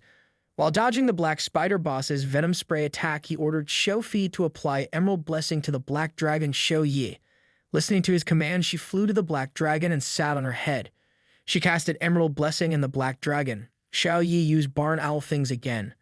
Looking at this massive attack, Jian Ying thought that with the attributes from both dragons, this attack had over 10,000 points. The spider monster suffered a lot of burning damage due to this attack and was on the verge of death. Noticing this, Lu Fan commanded both of them to prepare for the final blow to the spider boss monster. The 3 of them instantly rushed toward the spider monster. Lu Fan used the Dragon Fang Strike while Xiaofi used Emerald Blessing on Jian Ying, and she casted her swords toward the spider boss monster. This combined attack dealt a massive damage to the spider monster and killed it instantly. Everyone gained a lot of experience by killing this black spider boss monster. The black dragon leveled up to level 18 and the green dragon leveled up to level 6, then level 7. Lu Fan leveled up to level 23. Jian Ying asked Lu Fan how much score he got in the major exam, and he mentioned about 1.3 million. She replied saying that his strength should be more than 1.3 million. To the statement, he said that he can't help it because the highest score limit for nightmare difficulty was 1.3 million. And she was dumbfounded at this response. Lu Fan then asked Little Hin to bring down on hand key. While the little green dragon Xiaofi was hugging him tightly and Xiao Yi was mad looking at the scene. Jian Ying thought that in terms of the points, she has half points as compared to Lu Fan, but in terms of strength, there's a huge gap between him and her which cannot be crossed. Both the dragon girls were hugging Lu Fan and staring at each other annoyingly. Xiaoman opened the reward test and said that the equipment looks perfect for her and she won't be shy taking it. Lu Fan commented saying that she does not look shy at all. After clearing the trial, Jian Ying agreed to join a fixed team with all of them, and Little Kin asked for her phone number so they can contact her easily. Jian Ying replied saying that she does not have a phone. Xiaoman said that they will directly go to her house and call her next time they are going to the secret realm. The scene then changes to Lu Fan's villa where everyone is eating and enjoying. On-hand Qi prepared a lot of food for everyone, and she mentioned that the new dish increases stamina. Jian Ying commented that they are actually living with the pervert, which Lu Fan denied as a misunderstanding. Everybody ate to their heart's content, and both the dragons, but also full and sleeping on the couch. For the next couple of days, Lu Fan got used to the life at Dragon City Academy. He occasionally went to Venom Spider for us to level up, which increased Xiaofi's level to 13 and his level to 24. He also studied convert theories. This routine continued for more than half a month, and there were only 2 days left before the freshman assessment. The Jade Dragon was level 14 and the Black Dragon was level 19 while he was level 25. It just finished defeating the Black Spider boss Xiaoman, and Little Kin's level rose to 22 and On-Hand Key was level 18 now. Lu Fan thought that he originally planned to have Xiao Yi reach level 20 and Xiao Fi level 15 before the freshman assessment, but the plan was not successful. Jian Ying was also happy with her progress as her cold water sword was same level as her. Her level was 24 right now. Xiaomin opened the chest and she was really happy as after nearly a month she finally gathered the venomous spider set for the swordsman. Little Qin was happy for her, saying that now she can improve her ranking in freshman assessment. Aunt Han Ki suggested that they should head back home now and she will prepare dinner for them. Little Qin agreed with her, saying that indeed they should head back and there is no need to return to this realm anymore. Lu Fan also agreed because the freshman assessment event was next day and according to him, they should rest well and prepare for it. Xia Yaomen also agreed cheeringly. Coming back out of the portal, Teacher Gu was waiting for Lu Fan. She asked him to come with her. She explained further that she is not the one looking for him, but it's rather Vice Principal Zhao. According to her, he has something important to tell him. Lu Fan pondered something important, and right before the freshman assessment, Lu Fan comes out from the secret area and inquires about the important matter and what the teacher wants to tell him before the evaluation. The teacher, walking beside him, casually mentions that Lu Fan will find out soon enough when he gets there. Just as they move forward, the student walking ahead of them comments that today another expert from the Azure class had a new evolution. The second student chimes, mentioning 73 Hong and confirming that he already knew. The teacher, hearing this, turns to Lu Fan with a hint of amusement and asks if he has a problem with what they're saying. Lu Fan, grinning, admits that he's been so engrossed in either class or the secret area lately that he's lost track of what his classmates are even talking about anymore. Without waiting for a response, the teacher begins climbing the stairs, remarking that it's all Lu Fan's fault anyway. The teacher explains that his point bet challenge with Hong Wu made freshmen realize that dueling for points is a way to earn them, a method they've affectionately dubbed the new evaluation. Lu Fan ponders the term new evaluation, recalling how duels between new players are a regular occurrence. The winners accumulate more points while the losers are left scrambling for basic necessities, barely managing to find food in the factories.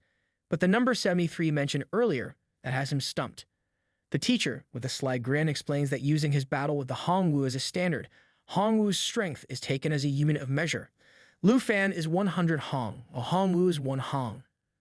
The teacher then gestures towards a distant figure, sweeping the academy grounds. Hong Wu himself now reduced to working as a janitor for the academy.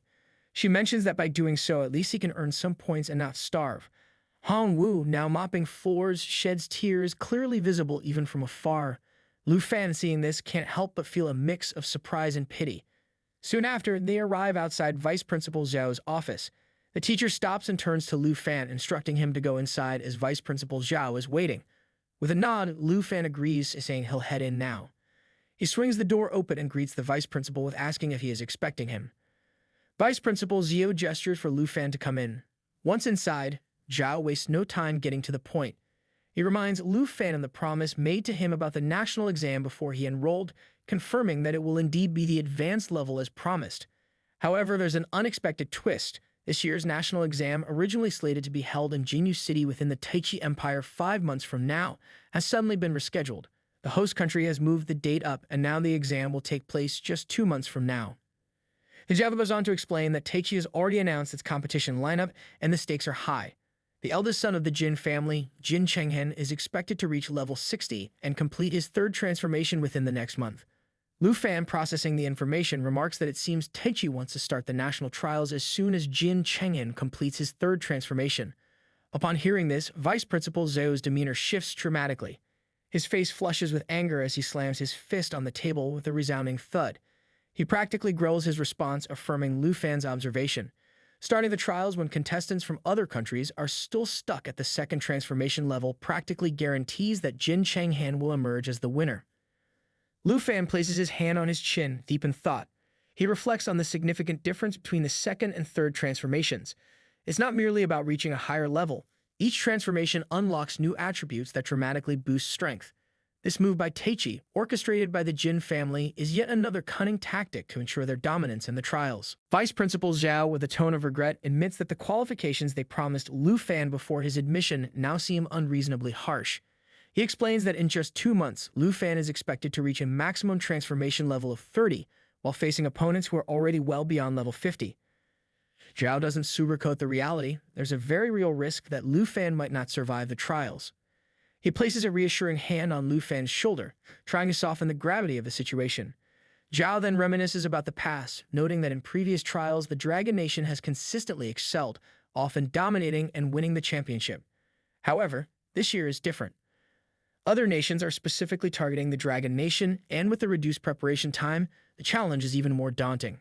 Lu Fan listens intently as Vice Principal Xiao speaks.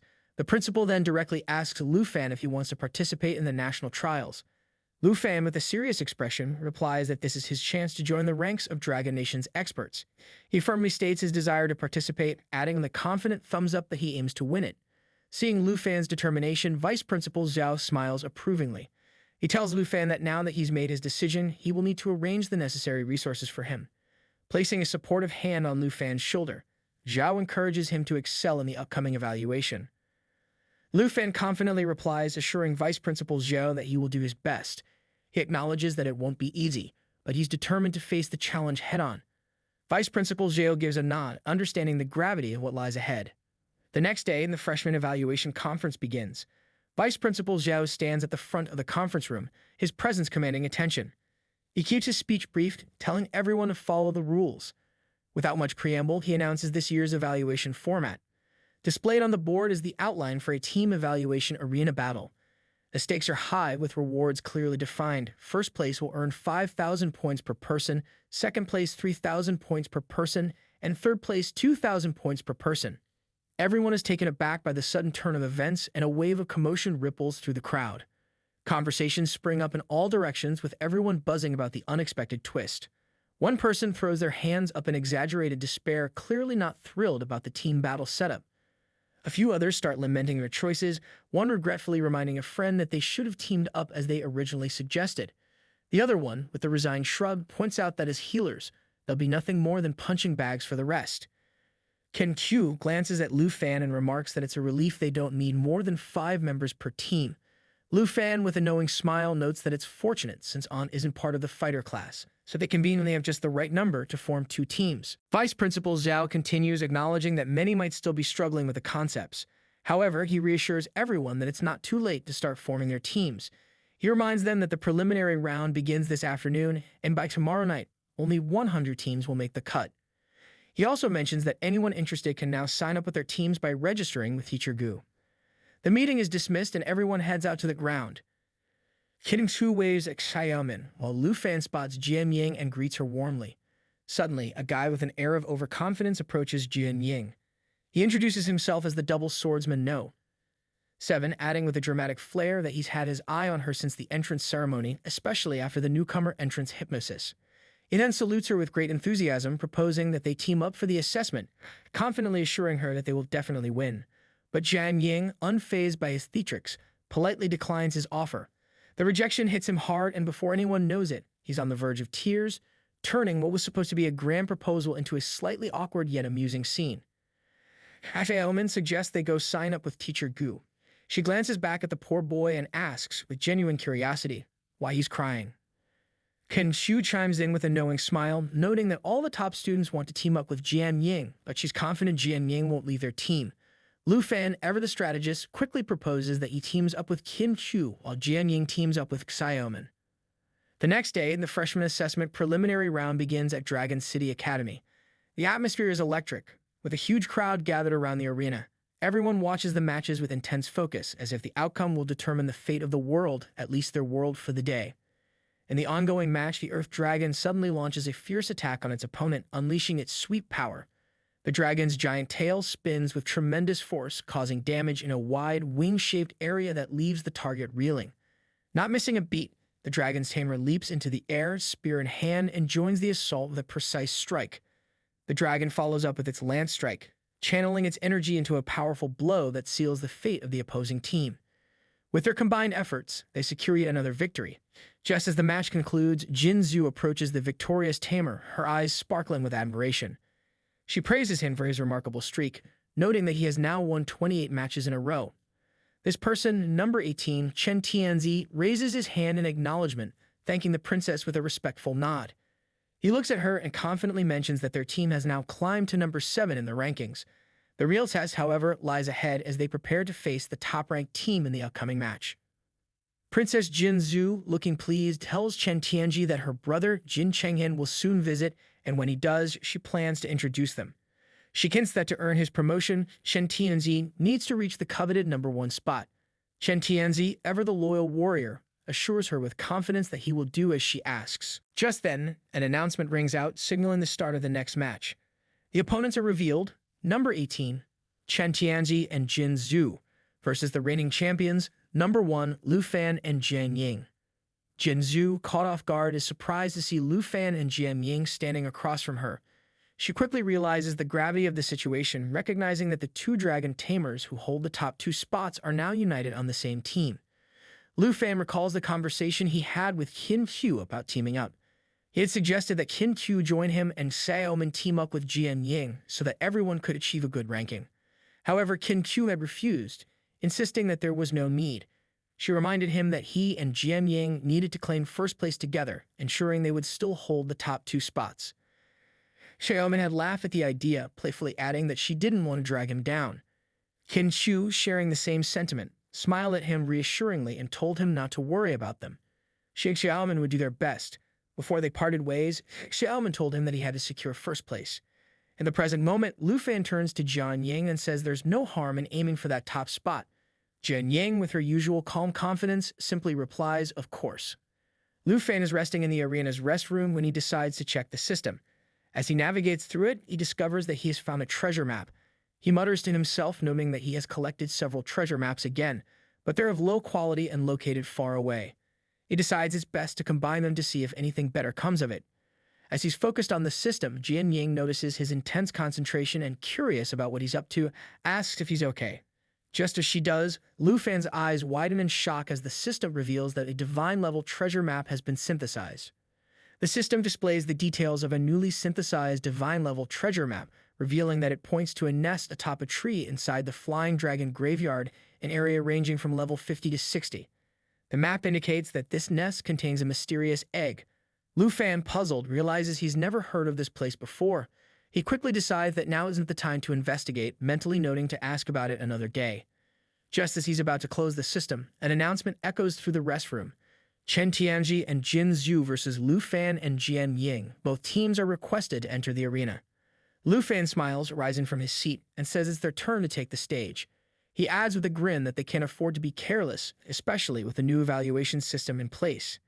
As they head towards the arena, voices erupt from the crowd. People are buzzing with excitement, pointing out that the number 1 ranked Lu Fan and the number 2 ranked Jian Ying are on the same team, and many are convinced they're destined to win. But not everyone is so sure. Someone in the crowd points out that Chen Tianzi has already won 28 matches in a row, and besides, the champions in previous years weren't always from the top ranks. Jian Ying, always focused, mentions that she heard their opponent is also a dragon tamer. She asks Lu Fan seriously if he's confident about the match. Lu Fan, with a playful wave of his hand, suggests they place a bet. He then asks, with a mischievous smile, if she thinks he could defeat their opponents all by himself.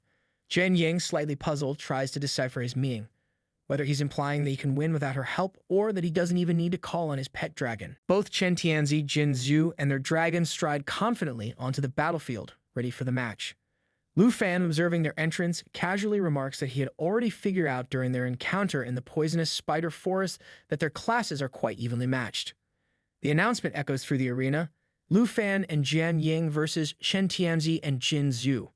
As they prepare, Lu Fan turns to Jian Ying with a grin and proposes a deal. If he wins, she'll have to tell him all the qualities of a swordsman. He looks at her expectantly, curious about her reaction. Moments later, the command to start the evaluation is given. Without hesitation, Chen Tianzi and Jin Zhu charge into the battlefield, ready to attack. Chen Tianzi, brimming with confidence, declares that it's finally their turn to fight and assures Lu Fan that this time he won't be overpowered. His dragon charges alongside him, the two moving as a formidable unit. Chen Tianzi boldly claims that from this point on, only one person will be able to subdue his dragon, and that person is him. With that, he lunges forward, spear in hand, aiming directly at Lu Fan. Suddenly, Lu Fan vanishes from his spot, leaving Chen Tianzi stunned and bewildered. One moment, Lu Fan was right there, and now he's nowhere to be seen. Chen Tianzi's eyes dart around in confusion, trying to locate his opponent. In an instant, Lu Fan reappears on the opposite side of the battlefield, casually dismissing Chen Tianzi's shock with a smirk and a cryptic "I refuse." He then tells Jian Ying with a calm yet ominous tone that it's too late to refuse now, signaling that their bet is already placed. And before Chen Tianji can react, Lu Fan's hand transforms into a powerful dragon's claw. With a swift motion, Lu Fan lunges forward, his dragon-imbued hand ready to strike. The dragon's claw, a technique that turns his hand into a fearsome dragon's claw, amplifies his strength depending on his power. Lu Fan moves with deadly precision, launching himself into the air and aiming an attack directly at the dragon's mouth. Chen Tianzi, caught off guard by the sheer speed and force of Lu Fan's moves, looks at Jian Ying in surprise. He's baffled. He points his spear at Lu Fan and demands to know why he hasn't summoned his own dragon or involved his partner in the fight. Is he mocking them? Lu Fan's hands transform into dragon claws, surrounded by a glowing yellow aura.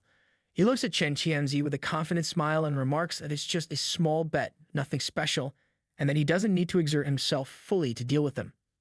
From behind their dragon, Jin Zhu watches the scene unfold and laughs, finally feeling that they have a chance to turn the tables.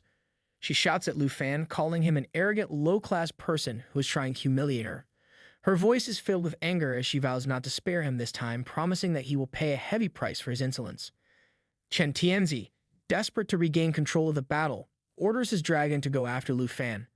The Earth Dragon, with all its might, positions itself in front of Lu Fan, letting out a roar loud enough to shake the arena. It's clearly trying to assert dominance, but Lu Fan, as calm as ever, simply reverts his hand back to its normal form and draws his dragon sword, almost as if he's just taking a casual stroll. He observes the Earth Dragon with a raised eyebrow, noting that one of its wings seems to be broken. It's almost as if he's more curious than concerned, like he's inspecting a used car before buying it. Then, with a sudden burst of energy, he leaps into the air, his sword beginning to glow ominously, as if it's had one too many energy drinks. As he hovers in midair, a red aura begins to radiate from his eyes, never a good sign for his opponents. He unleashes his Dragon Fang strike, channeling his dragon energy into a strike so powerful that it makes the sword seem like it's been turbocharged. With a single precise blow, Lu Fan cuts through the dragon's other wing, leaving it wounded and whimpering like a puppy that just lost its favorite chew toy. The crowd is in complete shock, jaws practically hitting the ground. Lu Fan has just single-handedly taken down an Earth Dragon, a feat that should be impossible for a mere human. Whispers ripple through the arena, with everyone wondering just how much power this guy really has. Some are starting to think that maybe, just maybe, Lu Fan is the kind of person who doesn't even need an alarm clock. He probably just tells time when to wake him up. Princess Jin Zhu, growing impatient, points her finger towards the Dragon Master, clearly annoyed. She urges him to stop daydreaming and to bring down Lu Fan quickly. Flustered, the Dragon Master snaps out of his momentary daze, quickly assuring the princess that he will carry out her command. Chen Tianzi, feeling the pressure, orders his dragon to wake up and prepare for another assault. The dragon, responding to its master's voice, shakes off its previous defeat and readies itself for battle once more. Chen Tianji assesses the situation, convinced that Lu Fan must lack the speed to dodge an all-out attack from both the dragon and himself. He formulates a plan, deciding to use two skills simultaneously, believing there's no way Lu Fan can escape. He orders the dragon to unleash its Dragon Lance Strike, a powerful blow infused with its energy. Immediately after, the dragon swings its massive tail in a sweeping motion, creating a feather-shaped area of destruction. Confident in his strategy, Chen Tianji grips his spear tightly and charges towards Lu Fan, determined to end the fight. However, in a blink-and-you'll-miss-it moment, Lu Fan moves with blinding speed. Before Chen Tianji can even process what's happening, Lu Fan strikes down the dragon, and a thick cloud of smoke billows up from the impact. For a fleeting moment, Chen Tianzi is convinced he has won, believing his attack has finally overpowered Lu Fan. But as the smoke begins to clear, his confidence quickly turns to shock. There, perched casually on the dragon, sits Lu Fan, completely unscathed and looking as relaxed as if he were lounging in a hammock. In reality, Lu Fan had used the flash swing technique, a skill that allows him to teleport up to 50 meters in the blink of an eye. With a smile playing on his lips and the dragon's sword in hand, he looks at Chen Tianji and almost teasingly suggests that he make a move that might actually force him to take the fight seriously. Jian Ying, observing the battle, is impressed by how effortlessly Lu Fan is handling the situation. She reflects on the fact that the Earth Dragon's attributes are several times higher than those of beasts at the same level, yet Lu Fan is managing to suppress both the dragon and its tamer with apparent ease. Meanwhile, Chen Tianzi begins to sense that something is off. His unease grows when Princess Jin Zhu approaches him, a dangerous aura beginning to emanate from her. The air around her seems to crackle with intensity as she berates him, calling him useless and ordering him to back off. She doesn't mince words, pointing out that he's done nothing but embarrass himself. Lu Fan didn't even summon his black dragon or allow his teammate to step in, yet he single-handedly dismantled his efforts. Princess Jinzhu's frustration is palpable as she scolds him further, pointing out that despite the crowd watching, he still seems lost and confused.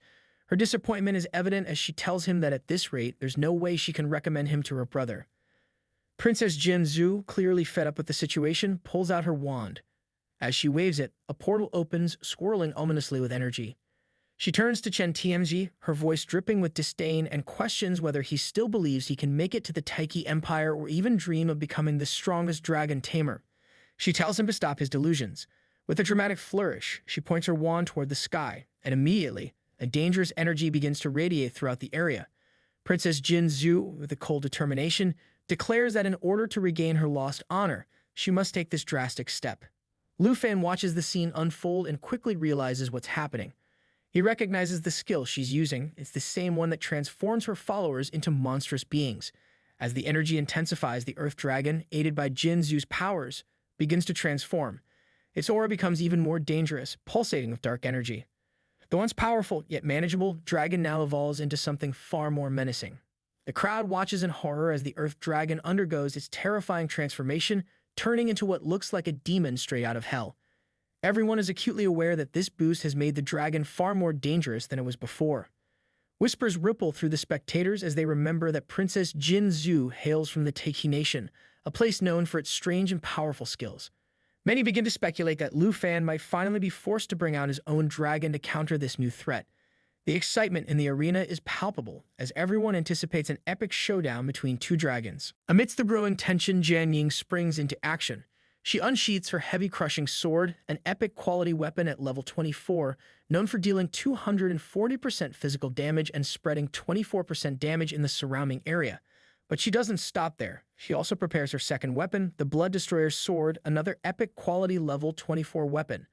This sword is lethal, breaking armor and ignoring 32% of the target's defense, while also increasing her agility and sword speed by 42%. Just as Jian Ying is about to engage, ready to confront the transformed Earth Dragon, Lu Fan signals her to stop. He calmly reminds her of their bet, assuring her that he can handle the situation on his own. Jian Ying is taken aback by his confidence, her surprise evident as she hesitates. She argues that the dragon has become incredibly powerful and insists on helping him. On the other hand, the demon dragon looks up to the sky and starts roaring loudly, but Lu Fan looks at him and says, "I have seen this skill before." Lu Fan says, "I know how to make the body bigger by using pain as a price." Princess Jinzhu, filled with anger and determination, orders Chen Tianji to kill Lu Fan and take revenge. Chen Tianji nods in understanding, bolstered by the newfound strength and size of his dragon, which now towers over the battlefield with an intimidating presence. Princess Jinzhu seems done waiting for Lu Fan to act. She taunts Lu Fan, demanding that he summon his dragon, warning that if he doesn't, he'll be crushed under the might of their Earth Dragon. The Earth Dragon, now a massive and terrifying beast, stands in front of Lu Fan, roaring so loudly that it tears the ground apart with its sheer power. Despite this, Lu Fan remains calm, standing firm in the face of the beast.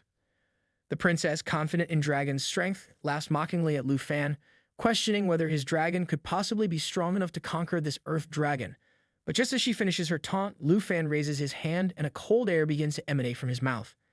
In a sudden shift, Lu Fan unleashes a powerful skill called Ice Dragon Rage. The air around him chills as a black explosion erupts, spraying across the target area. The skill not only deals significant damage, but also adds a slow and steady freezing effect, effectively immobilizing the Earth Dragon. The damage area and duration of the skill can be adjusted based on how long Lu Fan cast it, showcasing his mastery of the technique. The Earth Dragon begins to freeze, its roars turning from fierce to desperate as the ice takes hold. The battlefield is suddenly silent, save for the crackling of ice and the chilling aura that now surrounds Lu Fan. The once mighty Earth Dragon is now encased in ice, and its movements are slowed, its power is diminished. Both Princess Jinzhu and Chen Tianji are stunned by the sudden drop in temperature, their breath visible in the icy air. They exchange bewildered looks, wondering aloud how the temperature could have plummeted so rapidly. The princess, her usual confidence shaken, starts to suspect that this might be Lu Fan's doing. She remarks that whatever this is, it's far colder than Chen's Earth Dragon ever was. Then it dawns on her, something's not right. Realizing that this intense cold is likely an illusion rather than the work of an actual dragon, she starts to piece together what's happening. In her mind, she questions whether Lu Fan is capable of using both physical attacks and magical skills, a combination that would make him even more formidable than she had imagined. At that moment, Lu Fan draws his sword, gripping it firmly as he closes his eyes, centering himself. He acknowledges that her strange magic has indeed boosted the powers of the Earth Dragon, perhaps even surpassing his own in sheer strength. But as he opens his eyes, there's a steely determination in them. He challenges the notion that her enhanced powers could ever crush him. Without warning, Lu Fan dashes towards Princess Jin Zhu with lightning speed, his voice cutting through the cold as he demands to know if she truly thinks she can take his black dragon. The princess, now genuinely frightened, watches in horror as Lu Fan closes the distance between them. Just as Lu Fan is about to strike, Chen Tianzi intervenes, throwing himself between Lu Fan and the princess, taking the full force of the attack. The blow sends Chen Tianzi reeling, but he quickly regains his footing and signals to the princess to stay cautious. With a determined look, he orders his dragon to attack, refusing to back down despite the overwhelming odds. Hearing Chen Tianji's command, the Earth Dragon roars ferociously, unleashing a terrifying energy from its mouth. The air around it crackles with power as it prepares to launch a devastating attack. But Lu Fan, ever quick on his feet, seizes the opportunity and leaps into the air. As he does, he can't help but admire Chen's loyalty, throwing himself into harm's way to save Princess Jin Zhu without a second thought. The dragon's onslaught begins, attacking from all sides. Lu Fan knows he must act swiftly, and with a determined look, he decides to show them the true magic of the dragon. He raises his hand, and a glowing round shape begins to form in his palm. It's the power of the Blue Dragon King's Roar, a fearsome ability known for its devastating effects. As the energy builds, a tremendous shockwave shoots forward from Lu Fan's hand, tearing through the air with immense force. The attack deals heavy damage, leaving the dragon and its surroundings reeling. But the real kicker is the paralyzing effect. Each subsequent attack has 20 layers of power, each one reducing by a layer with a 20% chance of paralyzing the target. The Earth Dragon lets out a horrific scream, its body racked with the effects of the paralyzing energy. The once mighty beast struggles, its movements slowed and its power severely weakened. The crowd is buzzing with a mix of surprise and amusement at the unfolding scene. Lu Fan has once again activated a new powerful magic, and it's clear to everyone that this isn't just any ordinary spell. It's a rare form of dragon magic. Observers start to piece together the pattern. First, Lu Fan physically tanked the dragon, then he unleashed a barrage of magic, all while still keeping his own dragon in reserve. One spectator, pointing excitedly, predicts that Chen Tianji's impressive winning streak is about to come to a sudden end. Chen Tianji's dragon is taking severe damage, and the situation is quickly spiraling out of control. Chen, in disbelief, struggles to comprehend what's happening. He wonders how there could be such a vast difference in power between them when they're both supposed to be dragon tamers. As his dragon collapses to the ground, defeated, Lu Fan calmly steps forward and stands in front of it, his presence commanding the battlefield. Lu Fan asks Chen Tianji that since the beginning of the battle, he's been wondering why Chen has not used any other skills besides his dragon lance strike. From the sidelines, Princess Jin Zhu, clearly frustrated, shouts at Chen Tianzi, urging him to order the Earth Dragon to continue fighting. The once confident Chen is rattled, his mind racing with doubts. Lu Fan stands there, his sword now glowing with energy, and continues his monologue. He points out that while Dragon Lance Strike and Dragon Fang Strike might seem different, they're essentially the same skill, just utilized with different weapons. He then asks Chen why he hasn't used any other dragon skills like Dragon Claw or Dragon Encouragement. The question is more of a taunt than a genuine inquiry, as Lu Fan already knows the answer. Chen, now deeply shaken, realizes that Dragon Claw, which he thought was his ace, might just be an elementary skill in Lu Fan's arsenal. The princess, her patience wearing thin, glares at Chen Tianzi and accuses him of talking nonsense, comparing him to someone named Auntie. She reminds him sharply of the oath he took to exact revenge on Lu Fan for her, clearly disappointed that he has yet to fulfill that promise. Meanwhile, Lu Fan draws his dragon sword, his blade beginning to glow with an intense light as arcs of lightning crackle around it. With a calm yet pointed look at Chen Tianzi, Lu Fan remarks that it seems the Earth Dragon contract hasn't revealed all of Chen's skills. He challenges Chen, questioning why he hasn't used them, implying that either he doesn't have these abilities or that he's holding back for no good reason. Lu Fan then bluntly suggests that Chen should give up, emphasizing that there's no chance of victory because they are really two different types of dragon tamers. Chen Tianji's anger flares up at Lu Fan's words, and he snaps, demanding that Lu Fan stop talking. Despite Chen's rising fury, Lu Fan remains composed, trying to reason with him one last time. He calmly explains that there's no deep-seated hatred between them and that Chen doesn't need to throw away his dignity by becoming a slave to the princess's whims or by making Lu Fan his enemy. Chen's eyes are bloodshot, veins visibly pulsing as his anger reaches its boiling point. His frustration boils over, feeling cornered and belittled by Lu Fan's calm demeanor and pointed remarks. He's furious, not only because Lu Fan has blocked his path to becoming the strongest dragon knight, but also because he dares to lecture him about self-respect. Turning to the princess, Chen declares his unwavering commitment to fulfilling his vow as her knight, reminding her himself of the oath he took. In a desperate bid to reclaim his honor, he requests the princess to grant him an enhancement, vowing to risk everything to teach this inferior person a lesson for daring to insult her. The princess, sensing his desperation, starts to smile. She's more than willing to indulge his request, seeing it as a chance to assert her own dominance through him.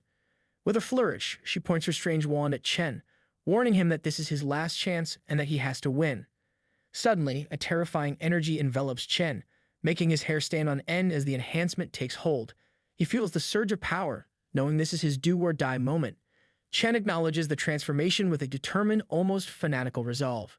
Meanwhile, Lu Fan watches the transformation with a mixture of curiosity and pity. He wonders aloud why Chen would swear allegiance to someone like Jin Zhu, pointing out that he clearly doesn't understand her true nature. Lu Fan hints that she's far from the noble figure Chen imagines, suggesting that his loyalty might be tragically misplaced. Chen begins to undergo a terrifying transformation, morphing into a ferocious dragon-like creature. His voice, now distorted and filled with rage, echoes as he declares that he is not nothing without the princess. He sees this transformation as his path to becoming a high-class person and exacting his revenge. His face, twisted into a monstrous form, now has glowing eyes that reflect his fury and desperation. The princess, standing right behind him, watches with a satisfied smirk. She commands Chen to kill Lu Fan for her, fully expecting him to carry out her bidding without hesitation. Chen, driven by this twisted sense of loyalty, moves to strike Lu Fan. But before he can land a blow, a powerful aura surrounds Lu Fan, signaling that he's ready for what's coming. With a calm, almost sorrowful expression, Lu Fan draws his dragon sword, expressing more pity than disgust for Chen. As he does, a thunderous sound reverberates around them, signaling the start of Lu Fan's counterattack. In an instant, Lu Fan channels the power of the wind spirit, a blessing that increases his agility by 35%. With this newfound speed, he dashes towards Chen Tianzi, who, despite his terrifying transformation, suddenly feels a pang of fear as he struggles to comprehend what's happening. Before Chen can react, Lu Fan unleashes the Dragon Pack Strike, sending Chen hurtling into the air before crashing down hard onto the ground. But Lu Fan isn't done yet. He follows up with the Blue Dragon Roar skill, ramping up his power attribute by 20% and adding multiple layers of attack. With each successive strike, one layer is reduced, and there's a 20% chance of paralyzing the target. By the time the onslaught is over, 9 layers of power have been unleashed upon Chen, leaving him utterly defeated. Realizing the hopelessness of his situation, Chen starts to apologize, his previous bravado and rage replaced by fear and regret. The once mighty figure now lies humbled, his monstrous transformation unable to save him. Meanwhile, the princess, who was so confident just moments ago, is now looking like she's about to burst into tears. Her grand plan to have Chen triumphantly defeat Lu Fan has backfired spectacularly, leaving her plans and her nerves in shambles. After defeating Chen Tianzi, Lu Fan wastes no time and rushes toward the princess, his hand raised to strike. The princess, clearly panicking, tries to stop him by putting her hand forward. She frantically warns him, reminding him that her brother is a powerful figure in the Taiki Empire and that if Lu Fan dares to touch her, her brother will retaliate with double the force. But Lu Fan, unimpressed and completely unfazed by her threats, ignores her words and slaps the princess hard, sending her sprawling to the ground. As she lies there, stunned and with her magic wand clattering away from her grasp, Lu Fan calmly turns to her and remarks that if her brother does come after him, he'll be indebted to him for the opportunity. The princess, now thoroughly humiliated, struggles to comprehend how quickly things have turned against her. Meanwhile, the audience erupts with a mix of shock and commentary, unable to believe what they've just witnessed. Some are aghast, questioning what Lu Fan is doing even after securing his victory. Others criticize him for humiliating his opponent, remarking that it's unnecessary and excessive. A few in the crowd even point out how the princess, despite her cute appearance, seemed to have no problem dominating Chen and using him for her own gain, hinting that perhaps she wasn't as innocent as she looked. The vice principal, clearly fed up with the chaos in the arena, picks up his mic and sternly tells the audience to quiet down. He then announces with authority that the princess and Chen Tianji's team has lost and Lu Fan and Jian Ying's team has emerged victorious. Without missing a beat, he turns to one of the teachers and instructs them to have Lu Fan report to his office immediately. He also orders preparations for the next team match, emphasizing that there should be no disruptions. The teacher nods and replies with a simple, okay. A short while later, Lu Fan arrives at Vice Principal's office. The Vice Principal stands facing away from him, deep in thought. Without turning around, he addresses Lu Fan, saying that he initially suspected the Jin family's involvement might be the reason behind his anger, but he has learned about the quarrel between Lu Fan and Princess Jin Zhu through Mr. Qin. However, the Vice Principal reminds Lu Fan that the arena is not the place to settle personal grudges. He cautions that if Lu Fan continues to use battles as a means to address personal vendettas, it could lead to serious accusations and give the wrong impression. Lu Fan, unfazed, raises his hand in a gesture of acknowledgement. He calmly explains that he has experienced the disappointment of Chen Tu and knows firsthand that the princess was manipulating him. The Vice Principal glances at Lu Fan and hands him a MacBook, casually telling him not to dwell on the previous events. Instead, he shifts the focus to the real reason he called Lu Fan to his office. The Vice Principal explains that both he and the Principal have been watching Lu Fan's performance closely, which piques Lu Fan's curiosity. He hesitantly asks if his performance had somehow disappointed them. Vice Principal smiles, shaking his head and points at the MacBook, indicating that it's quite the opposite. He reassures Lu Fan that when he unleashed those two dragon magic techniques, both he and the Principal were impressed and felt confident about Lu Fan's participation in the upcoming national exam. The Vice Principal reveals that they have discovered high-level secret realms for him through the Secret Realm Hunter Guild, and he can choose one. Secret Realm Hunter Guild is a resource akin to the Material Hunters, which controls access to these hidden worlds. Lu Fan takes the MacBook and begins to process what the Vice Principal is saying. He reflects on the idea of Secret Realm Hunters and how they control resources just like the Material Hunters. Lu Fan scrolls through the options on the MacBook, pausing as his finger hovers over another secret world. He thinks to himself about how secret hunters operate, discovering entrances to various secret realms and exchanging that knowledge for high rewards. It's a lucrative but dangerous profession, one that clearly plays a critical role in accessing these hidden challenges. As Lu Fan continues to ponder, the Principal chimes in explaining that all secret hunters use a method of bidding high prices for their discoveries. Whichever realm Lu Fan chooses, the school will approach the corresponding association to place a bid. Lu Fan notes that the starting prices for these realms are steep. The Principal reassures Lu Fan, adjusting his glasses as he thinks that Dragon Capital Academy doesn't take the national examiners lightly. He promises that the academy will secure the resources they promised Lu Fan, no matter the cost. Lu Fan, still browsing the options, suddenly spots something intriguing on the MacBook. He gestures to the screen and calls Vice Principal's attention to it. The Vice Principal, noticing the seriousness in Lu Fan's expression, asks if he's found something of interest. Lu Fan points to the screen, revealing the details of a secret world that has caught his eye. The realm is named Flying Dragon Cemetery, with a secret realm level of 55 and a difficulty rating of Nightmare. The number of participants is limited to 2 or more, making it a high-stakes challenge. The next day arrives and it's time for the freshman assessment rematch at the Dragon Capital Academy Arena. The atmosphere is charged with anticipation as the teacher steps forward to announce the first semifinal match. It's set to be a showdown between Team Member 1, consisting of Lu Fan and Jian Ying, and Team Member 3, made up of Jiang Fengjin and Xo Jing. Just as the excitement is building, the Vice Principal suddenly gestures for silence, raising a hand to calm the crowd. He then makes an unexpected announcement. Lu Fan has withdrawn from the competition and will be reassigned. The news drops like a bombshell, leaving everyone in the arena stunned. The murmurs start immediately, with the students unable to hide their surprise and confusion. Whispers spread quickly through the crowd, with everyone trying to make sense of the sudden change. Some express their disappointment, particularly those who had come specifically to see Lu Fan in action. Others speculate about the reason for his withdrawal, with one person suggesting it might have something to do with yesterday's accident. But amidst the chatter, no one really knows for sure, and the uncertainty only fuels the buzz of speculation. Galvin clearly in no way dismisses the situation as nonsense, finding the whole ordeal to be nothing but a nuisance. Qin Chu, trying to keep things in perspective, advises her to ignore the chatter, reminding her that Lu Fan and Jian Ying have likely already entered the secret realm. Meanwhile, Lu Fan and Jian Ying find themselves stepping into the secret realm, walking through the eerie and ancient landscape outside the Flying Dragon Cemetery in the giant tree forest. The atmosphere is thick with the weight of history and mystery. As they make their way through the dense forest, Lu Fan turns to Jian Ying with an apologetic tone, expressing regret that she can't continue the competition because she chose to team up with him. Jian Ying, ever pragmatic, reassures him that there's no need for apologies. The school has allowed them to keep their Azure spots and 10,000 points, so there's no real loss. She even thanks him for the opportunity to explore such a rare and mysterious secret realm, something few get to experience. She generously offers him all the rewards within the realm, stating that the experience alone is enough for her. Lu Fan, catching on to her selflessness, playfully notes that she's not one to let a favor go unpaid. Perched on a tree branch, a red-headed guy spots Lu Fan and Jian Ying approaching. With a curious look, he calls out to them, breaking the forest's eerie silence. Lu Fan, taken aback, wonders who this stranger is. Before he can process the situation, the boy gracefully jumps down from the branch, landing smoothly on the ground. With an easy smile and a thumbs up, he introduces himself as a member of the Secret Hunter Guild, telling them they can call him Black Rat. Lu Fan, still processing the sudden appearance, introduces himself and Jian Ying as students from Dragon Capital Academy. He then asks if Black Rat is going to guide them to the entrance of the Flying Dragon Cemetery.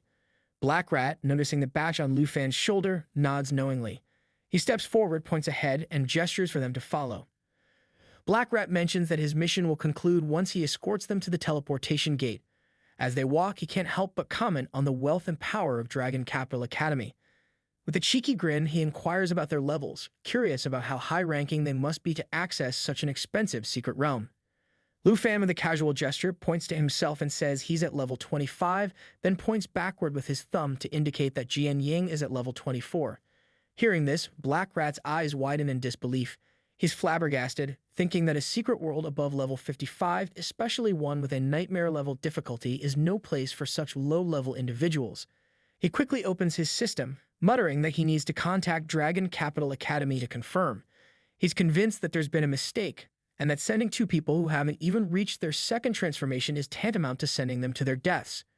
Just as Black Rat fumbles with his system, Lu Fan interrupts, urging him not to waste any more time. A massive tree suddenly begins to topple nearby, snapping branches and sending birds scattering. Lu Fan and Jian Ying both realize the imminent danger at the same moment, exchanging a glance of wide-eyed panic before bolting away. Lu Fan grabs Jian Ying's hand, pulling her along as they sprint for safety. Just as they think they might be in the clear, they hear a loud whoosh above them. They look up to see a colossal dragon eagle swooping down, its talons outstretched and eyes locked onto them like they're the special of the day. Without missing a beat, Lu Fan shifts into action mode. His eyes narrow and a fiery determination sparks within them. A strong aura forms around him, crackling with energy, and his hands begin to glow with an intense light. He channels this power into a fierce attack, launching it directly at the dragon eagle. The beast screeches in surprise, flapping its enormous wings and taking to the sky. But Lu Fan isn't done. With a swift, almost theatrical motion, he raises his hand and calls upon the power of the blue dragon roar. A bolt of lightning bursts forth, hurtling towards the dragon eagle with a sizzling crackle. The attack slams into the creature, sending a paralyzing shock through its body and reducing its flight to a wobbly mess. As if that wasn't enough, the power adds a lingering effect, ensuring that any follow-up attacks pack a bit of extra punch. Black Rat stares at Lu Fan, his eyes wide and his mouth slightly agape. He's absolutely stunned by what he just witnessed. Lightning-like lights crackle around Lu Fan, illuminating the area in a way that seems almost otherworldly. Black Rat can't wrap his head around it. Lu Fan is only at the 25th level after all. This level of power just doesn't add up. Just then, the dragon eagle, once fearsome and dominant, crashes to the ground with a heavy thud. Its massive form goes limp, and its mouth opens in a final silent gasp before it succumbs to its injuries. It's all over in an instant. Black Rat blinks in disbelief, mumbling to himself about how that was a level 50 dragon eagle. There's no way it should have been taken down so easily, or so quickly. Lu Fan, his hand still radiating that powerful aura, turns to Black Rat with a calm smile. With a casualness that belies the epic showdown that just occurred, he tells Black Rat not to worry about their levels. Then, with a touch of humor in his voice, he adds that they should probably get to the entrance, preferably sooner rather than later. Black Rat is utterly flabbergasted by Lu Fan's words. The fact that someone at the 25th level just took down a level 50 dragon eagle with such ease is almost too much for him to process. He stands there for a moment, mentally running the numbers and coming up with nothing that makes sense. Finally, after a bit of internal recalibration, he nods frantically and agrees to show them the way. After walking for a while, they arrive at a colossal tree that seems to reach up into the heavens. Black Rat pushes aside some dense bushes to reveal a massive trunk, and he gestures towards it with a bit of dramatic flair. This, he explains, is the entrance to the Flying Dragon Cemetery. A soft light filters down from the sky above, and within the glow, a portal shimmers suspended in the air just in front of the sacred tree. The whole scene feels almost surreal, as if they stepped into another world altogether. Black Rat points out the teleportation gate embedded in the ancient tree, confirming that this is indeed the way forward. With his task complete, Black Rat starts to back away. He gives a quick, almost nervous farewell, mentioning that his work here is done. Lufan watches as Black Rat begins to scurry away, and he quickly reaches out, extending his hand with a friendly smile. He calls out, suggesting that since they've crossed paths, maybe they should consider becoming friends. After all, it's not every day you meet someone who knows the ins and outs of so many places. Lufan mentions that he might need to ask for some location information in the future, hinting that their encounter could be mutually beneficial. Black Rat pauses, his mind racing. He's still trying to wrap his head around the idea of becoming friends with someone who just wiped out a level 50 dragon eagle like it was nothing. The thought is both surprising and intriguing to him. Seeing the hesitation, Lufan extends his hand again, adding with a sly grin that he's more than willing to pay for this information. Black Rat's ears perk up at the mention of payment, but confusion quickly follows. He blurts out, asking if Lufan really means to buy location information from him, not secrets of the realm, but just basic geographical details. Lufan nods, explaining that while the Secret Realm Hunter Guild would never allow private transactions of Secret Realm information, sharing general location details doesn't break any rules. He reassures Black Rat that they're on perfectly legal ground here. Black Rat listens to Lufan's proposal, mulling it over with a shrewd expression. After a moment, he comes up with a figure minus 100,000 dragon coins for each location. He's quick to add that this is the special friends and family rate, and if it's not acceptable, he's more than ready to be on his way. Lufan, unfazed by the steep price, extends his hand with a grin and seals the deal with a firm handshake. The agreement is made, and Black Rat can't help but wonder if everyone from Dragon Capital Academy is as wealthy as Lufan. Maybe he should have asked for more. Just as the handshake concludes, Jian Ying steps into the secret realm, casting a glance back at Lufan. With a hint of impatience, she remarks that he talks too much, and that they shouldn't waste any more time. Her focus is already ahead, eager to move forward. As he follows her into the realm, a notification system chimes in announcing their arrival. Welcome to the Rotting Corpse Dragon Graveyard. Level 55. The secret realm is a nightmare difficulty. Talent limit, 2 people. Lufan reflects that this is the Flying Dragon's sacred tree, the very one mentioned before, and the divine treasure platform is said to be at its top. The thought of reaching that treasure keeps him focused, but it's not long before Jian Ying interrupts his musings. She suddenly pauses, a look of unease crossing her face, and mentions that it feels like there might be an earthquake. Lufan stops and concentrates, trying to sense what Jian Ying is feeling. Moments later, he catches sight of something that makes his eyes widen in shock. His voice tightens as he alerts Jian Ying, pointing out that there's a herd of dragons on the other side. As if on cue, the dragons let out a series of bone-chilling roars and start advancing toward them. The system chimes in with an all-too-timely analysis. These are rotting corpse dragons, each one at level 50. The system also provides some grim details. Their pack bite ability allows them to physically damage their target, and when one dragon bites, it summons its companions to join in the feast. To make matters worse, they have a corrupting breath that can blanket an area, reducing the attack power of anyone caught in its range by a debilitating 50%. One of the rotting corpse dragons lets out a deafening roar and lunges toward Jian Ying, its jaws wide open, ready to strike. But just as the dragon is about to make contact, Lufan intervenes with lightning speed, blocking the attack. He quickly orders Jian Ying to prepare for battle. Without hesitation, Jian Ying springs into action. Hearing Lufan's command ignites her focus, and she grips her sword with determination. With a swift and powerful motion, she unleashes her mountain shaker technique. The force of her attack is so immense that it cleaves a dragon cleanly in half, the beast's severed halves plummeting to the ground in a grisly display. But the battle is far from over. Another dragon, undeterred by its fallen comrade, roars loudly and charges at Lufan with terrifying speed. Lufan, however, is ready. He calls out for his dragon companion, Xiao Fei, and she materializes instantly, perching on his shoulder like a loyal sentinel. Flames begin to swirl around Xiao Fei, her presence radiating intense heat. In an instant, a protective ring of fire forms around Lufan, crackling with energy. Xiao Fei unleashes her burning flame ability. She looks upward, and the fire spreads rapidly in all directions, igniting everything in its path. The flames roar with intensity, consuming several dragons and reducing them to ashes. Remarkably, the fire not only deals damage but also seems to strengthen Xiao Fei, her flames burning brighter as she draws energy from the destruction. Meanwhile, Jian Ying is locked in combat with the remaining dragons. She leaps into the air with incredible agility, her sword flashing as she cuts through her foes. She activates her second power, Armor Break, which allows her to bypass 32% of her target's defense, delivering devastating blows. Each strike lands with precision, further tipping the scales in their favor. As she ascends to a great height, her mind races. In the heat of battle, she suddenly realizes that her heavy broadsword, a crucial weapon, is nowhere in sight. Panic flickers in her thoughts as she frantically scans the area. Before she can fully process her next move, a dragon comes hurtling toward her from below, its eyes locked onto her as it closes the distance with alarming speed. Jian Ying's heart pounds as she realizes she's running out of time. The dragon is seconds away, and without her broadsword, her options are limited. She braces herself, thoughts racing as she searches for a way to turn the situation in her favor.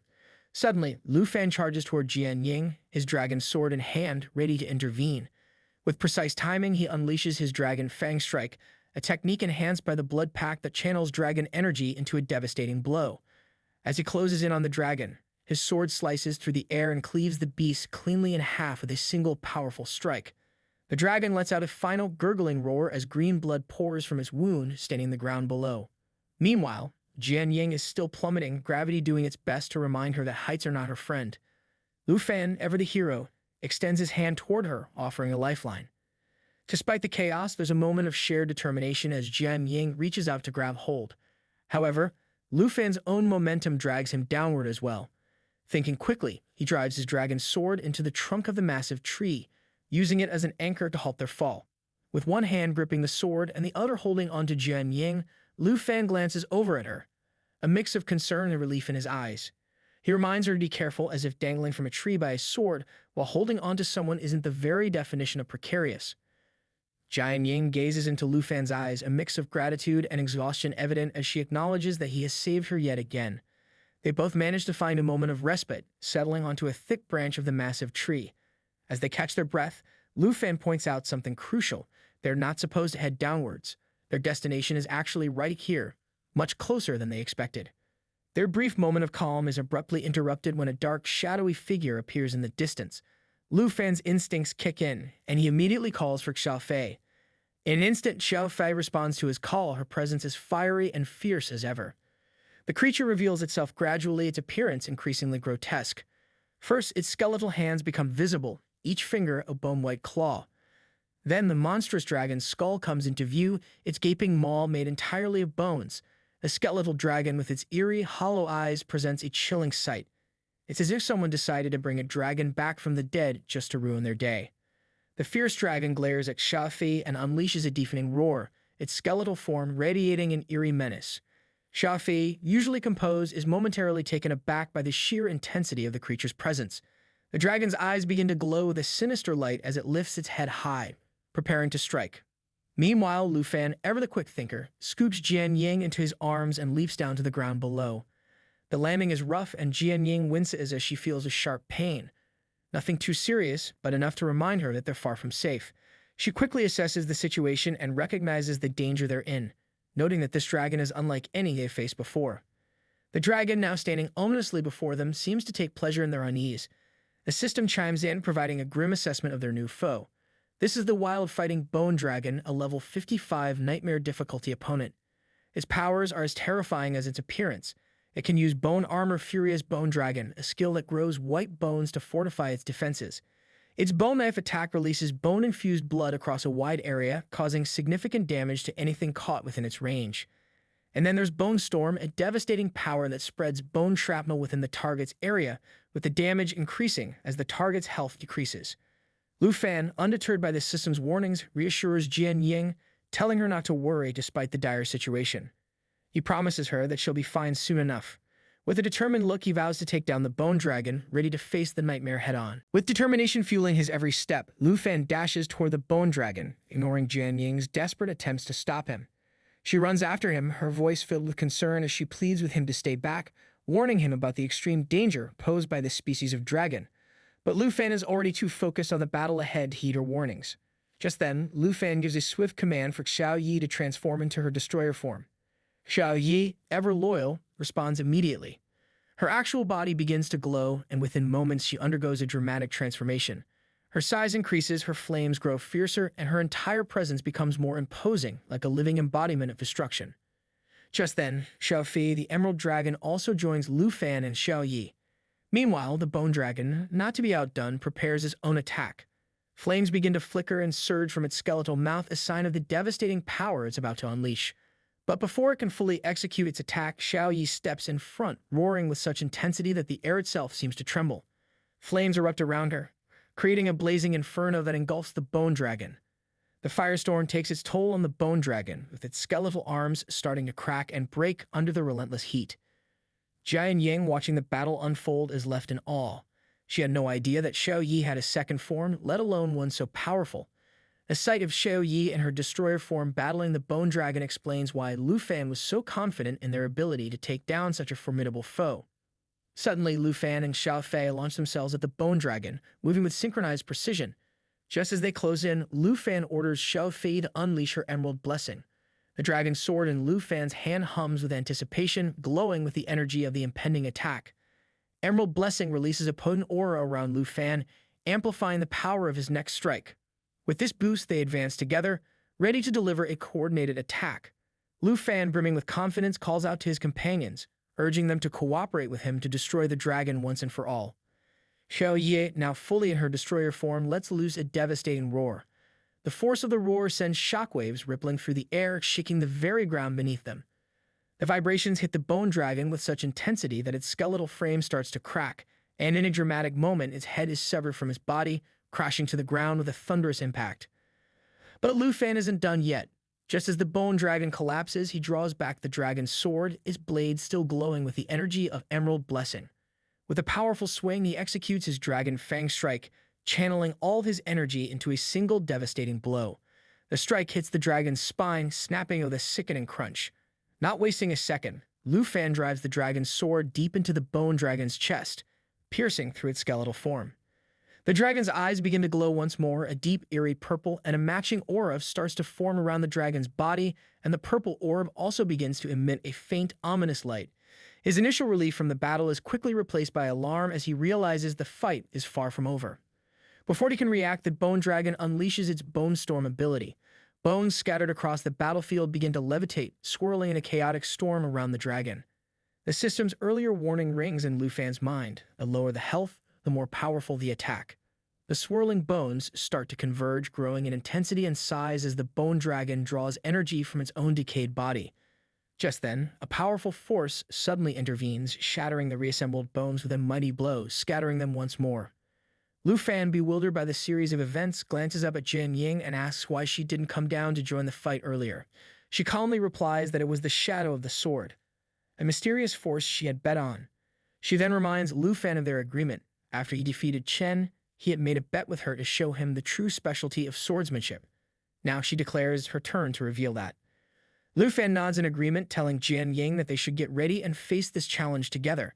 However, before they can proceed, the Bone Dragon reappears, fully reformed and even more menacing than before.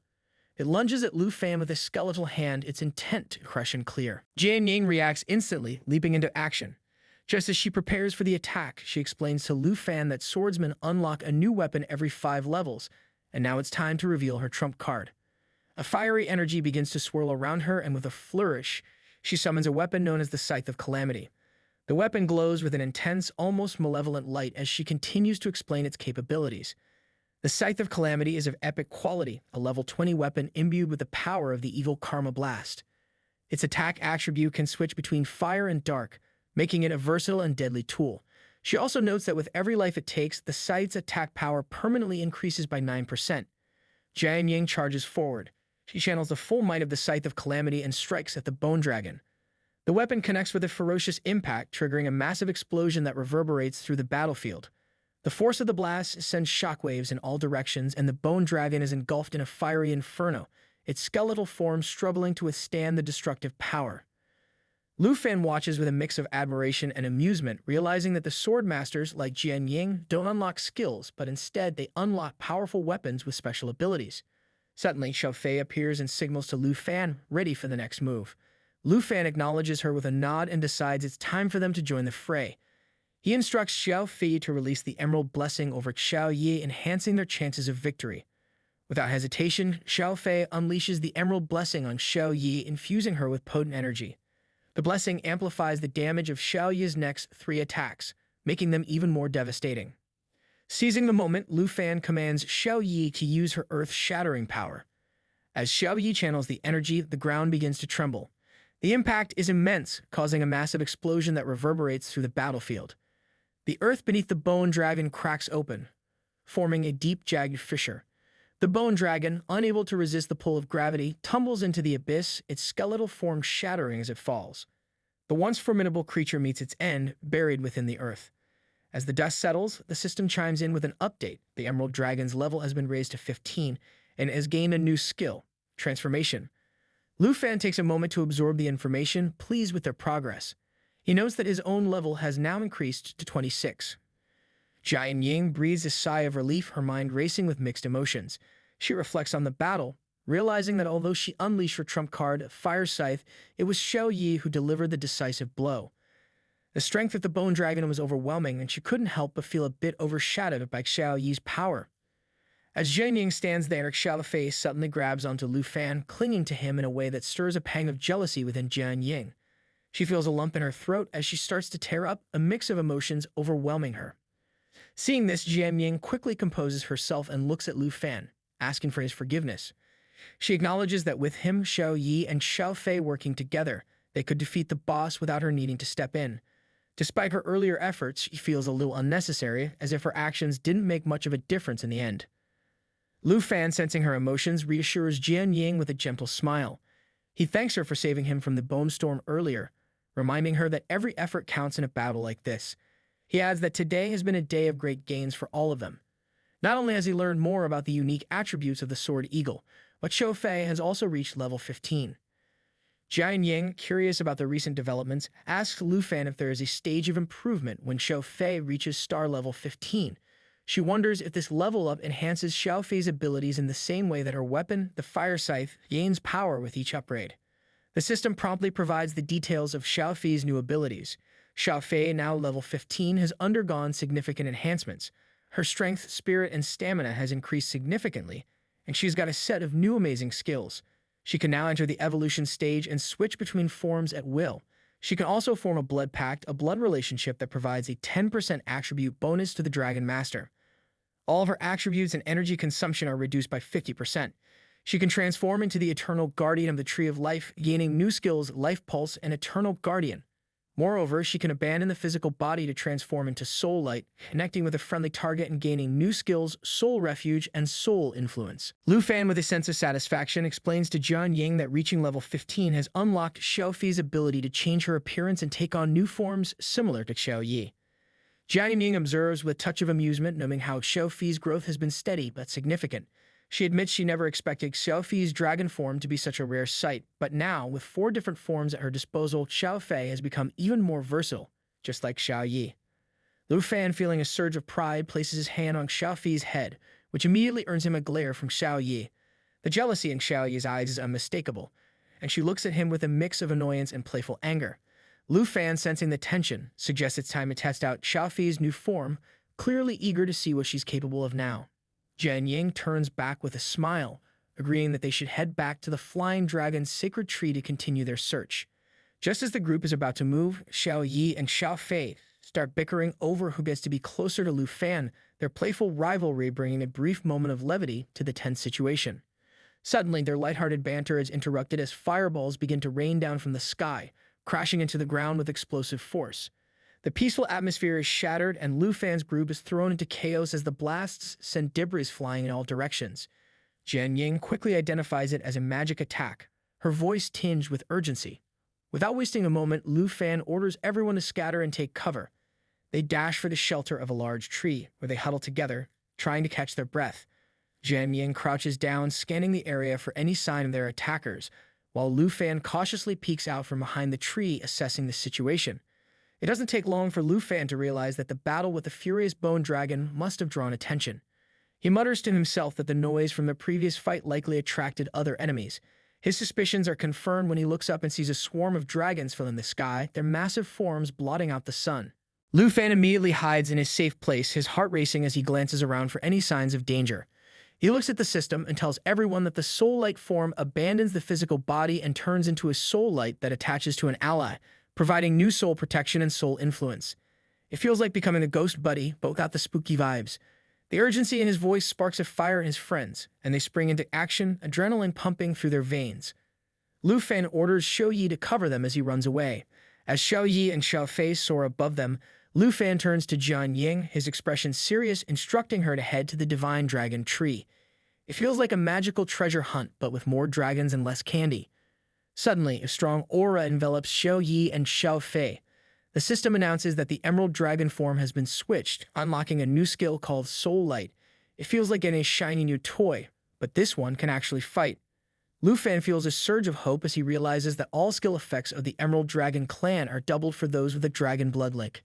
Each time the Soul Light power takes damage, it absorbs the impact, forming additional layers of Qi Shield. After 10 layers are accumulated, Qi Shock 15 is unleashed, equal to the damage from the Qi relics in the chest. Xiao Fei transforms into a magnificent green dragon, and a vibrant aura surrounds Yi, who starts roaring loudly, filling the air with fierce energy. If he keeps that up, he might just scare the clouds away. Lu Fan can't help but feel a rush of excitement at the sight. The system detects that the Black Dragon's level is now 19, and its strength has skyrocketed from 4,375 to 26,244. Lu Fan's heart swells with pride as he sees Yi's agility, spirit, and endurance all increase as well. As they continue to run, Jian Ying glances at Lu Fan, her eyes wide with awe, commenting on how powerful Fi's influence on Yi is. Lu Fan nods, his expression serious, explaining that Fi's attributes are even more effective for a dragon. He thinks to himself that with a destructive form, Fi's soul protection and descent attributes, Fi's strength is now 26,000. That's more power than a blender at full speed.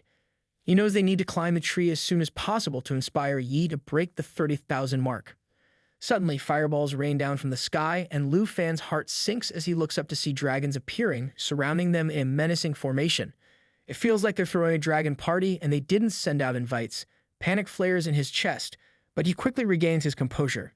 He orders Yi not to counterattack and tells Fi to keep moving forward. He explains that it's not the right time to fight back and instructs Yi to let Fi absorb the damage. The green ball appears on Xiao Fei's head, glowing with energy. He turns his head and looks at Fei, urging her to activate Qi Shock. Now's their chance. Fei immediately activates Qi Shock upon hearing him, and a wave of energy pulses through the air. With its help, it releases damage equal to the total absorbed damage, and the total residual damage is doubled, causing a massive counterattack in a large area. The brilliant green aura surrounds Fei, and the dragons start flying in the air, roaring fiercely as they close in on them. Jian Ying looks at Fei in surprise, her eyes wide, marveling at the display of power. Lu Fan glances back, a proud smile spreading across his face, agreeing with her that the soul protection not only shields Fei, but also accumulates damage for a counterattack, doubling the effect for the dragon. It's like having a shield that also throws a punch. Jian Ying's eyes sparkle with excitement as she realizes the potential of their teamwork. Leveling up dragon beasts feels like enhancing her own weapon, but it turns out to be a whole new style. It's like upgrading from a toy bow and arrow to a full-on catapult. A sense of determination fills her as she anticipates the battles ahead, knowing they are stronger together.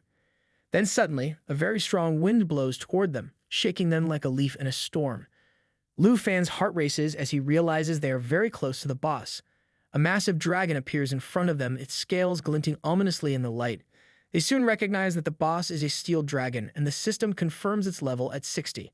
The boss difficulty is rated at level 9. Its main power is named Rapid Storm, which allows the steel dragon to flap its wings and create a fast-moving storm that causes damage and slows down anyone caught in it. Great, just what they needed.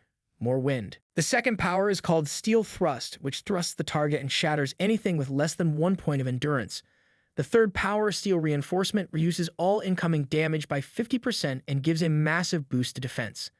Lu Fan feels a chill run down his spine as the steel dragon starts roaring loudly, its voice echoing like thunder. The steel dragon then takes to the air, preparing to unleash the Steel Thrust skill. Lu Fan watches in horror as the dragon heads straight for Yi. Concern flashes across Jian Ying's face as she realizes the danger.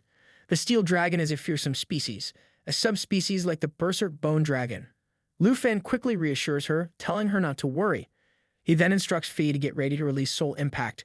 As Fi activates the power of the Emerald Dragon clan, a surge of energy fills the air, doubling all skill effects related to dragons and blood. It's like turning on a supercharged battery. The impact channels dragon energy, charging in sunlight. Dragon energy builds up with every second, and Xiao Fei prepares to release all the energy with a maximum charge of 30 to 60 layers when attacking. Light begins to radiate from within Fi, illuminating the area, and then that light falls on Yi. She stands defiantly in front of the steel dragon, ready to roar her challenge. Lu Fan extends his hand, ready to use the dragon inspiration skill, telling Yi that it is all up to her now. With a fierce determination, both Fi and Yi rush toward the steel dragon to attack. Fi unleashes the power of soul influence, releasing all the dragon energy to strike the target, and the current charges reach 8. They attack together, causing heavy damage to the steel dragon. The creature roars in pain, but then it shifts its focus, deciding to eliminate the weaker targets first. It turns its attention to Lu Fan and Jian Ying. Dragons start roaring at them, and Jian Ying shakes with fear as she realizes the dragon is going to attack. At the same time, she pulls out her sword, feeling a surge of determination. She thinks about her lesser contributions to the team compared to Lu Fan and decides she won't sit this one out. With newfound courage, she springs into action using her sword and ballast power. She shouts to switch to deep quality, urging everyone to get ready for a sinful explosion. Her voice rings out, filled with confidence. Jian Ying attacks the steel dragon with her weapon, aiming for its neck. The impact causes heavy damage, and smoke starts to billow from the dragon's neck. The system detects the hit, noting that the steel dragon can deal with all incoming damage by 50%, which boosts its defense even further. Jian Ying looks at the dragon with a triumphant smile, but that quickly fades as she realizes the truth. Lu Fan smiles and replies that it's okay, understanding her desire to contribute to the team. Just then, the dragon charges toward Lu Fan, intent on making him its next meal. Looks like lunch is served, but Lu Fan is now on the menu. Without hesitation, Lu Fan springs into action, pulling out his dragon sword. He orders the sword to combine Fei's powers with his own. With a fierce determination, he attacks the steel dragon using the power of Dragon Fang Strike, transforming dragon energy into a powerful blow. His single attack knocks the steel dragon to the ground with a resounding crash. At that moment, the system notifies them that the black dragon has reached level 20. Finally, Lu Fan defeats the boss dragon, and Yi also reaches level 20, feeling a rush of pride. Fei hugs Lu Fan in excitement, making Yi feel a twinge of jealousy. After a moment, they all start walking deeper into the forest. Jian Ying comments on how strong Xiao Fei is at level 15 and how Yi is now at level 20. She muses that Yi could probably have crushed the steel dragon in one blow, leaving her feeling amazed and a bit overwhelmed. Lu Fan reassures her that the steel dragon is nothing compared to Yi. He encourages everyone to keep moving forward, and Ying suddenly bursts into laughter. Lu Fan looks at her, puzzled, and asks what's so funny, wondering if she doesn't believe him. Ying recalls what Xiaoman told her, saying that with such a strong dragon, even if they had a dog around, it could handle everything. Lu Fan laughs, enjoying the lighthearted moment, and comments that she's joking, noting that she's not being her usual self. Ying playfully responds that maybe spending so much time with them has changed her. Lu Fan agrees, saying she's definitely more talkative than before, which is great. He then compliments her, recalling that when they first met, he thought she had a very sweet voice. Her cheeks flush with embarrassment as she asks if her voice is truly lovely. Lu Fan looks at her warmly and replies that she is indeed cute, asking if no one has told her that before. She shyly admits that she's an introvert and doesn't speak with many people, so she doesn't have many friends. Lu Fan comforts her, telling her not to worry about that and suggesting they move deeper into the forest. She agrees, feeling a sense of camaraderie growing among them. As Lu Fan's whole group ventures further into the woods, Xiao Yi and Xiao Fei start playfully bickering, their competitive spirits flaring. Lu Fan shakes his head, telling both of them to stop fighting. After defeating the steel dragon, the group shares smiles and excitement as they venture deeper into the forest. Jian Ying beams with pride, saying she has reached level 25 after overcoming the signboard flying dragon. Lu Fan, curious about their rewards, asks if any new weapons have been unlocked with the steel dragon's defeat. Ying raises her hand, revealing a glowing, brilliant sword. I can smell the Fate series reference. She explains that the weapon, called Myriad Blossoms, is very impressive, but it is still at level 1, which limits its power. The system tells them that this sword has thousands of sword feathers that can split into smaller weapons, each doing 10% of the original attack power before coming back together after causing area damage. Lu Fan smiles and says that once it levels up to 25 stars, it will be much stronger. It's like waiting for a caterpillar to turn into a butterfly, only way cooler. Meanwhile, Yi and Fei start to play around, their laughter filling the air. However, Jianying suddenly feels a wave of sadness. She wonders if, even with all her swords at level 25, their combined power could ever match the strength of Yi's strikes or Lu Fan's abilities. Just then, she feels a strange sensation. She notices a shadow nearby and whispers to herself, trying to believe what others say about her strength. Lan, sensing her worry, walks over and reassures her that when she reaches Manhwa level, she will find strong opponents at Londo Academy, armed with that sword. Jianying feels a bit better and agrees they should move quickly, noticing that he has already run far ahead. As they continue, Lu Fan spots something ahead, a man lying injured on the ground. The group gathers around and Lu Fan sees that the man looks like he has been dead for a long time. Kneeling beside him, Lu Fan thinks about the tough life the man must have had, like a fighter who faced many challenges. He wonders if there are more dangers nearby. Suddenly, Lu Fan's instincts kick in. A dragon's hand and a glowing eye appear, signaling danger. He quickly grabs his dragon's sword and warns Ying that they might be in a monster's territory. Jianying jumps at Lu Fan's words, her heart racing as she thinks there could be a trap ahead. Just then, a dragon bursts out from the bushes, its scales shining brightly. The system identifies this dragon as Bronze Dragon, with a star level of 60. It is an elemental dragon, and its main power is bronze armor, which makes its defense much stronger. Lu Fan jumps into action as the dragon takes to the sky. Fei is surprised when another dragon appears, a three-headed dragon. The system reveals it as a three-headed elemental dragon level 65 with a boss difficulty rating of Nightmare. Its main power, triple magic, lets it deal fire, ice, and thunder damage all at once, causing huge damage to its target. If one of its heads is revived, the others will come back too, even after being defeated, and can be brought back multiple times. Lu Fan and Jianying stare in shock at the sight of two bosses at once. The tension in the air is thick as they prepare for the biggest fight of their lives, knowing they must work together to overcome this huge challenge. Seeing the dragons, Jianying realizes they belong to the same group hiding in the camp. Great, just what we needed. More skelly roommates. The three-headed dragon suddenly unleashes its triple magic attack on Lu Fan. At the same time, he leaps into action, charging forward to strike. The system shows that bronze armor has combined its defensive power with the three-headed elemental dragon. Jianying stands her ground, staring back at the three-headed dragon.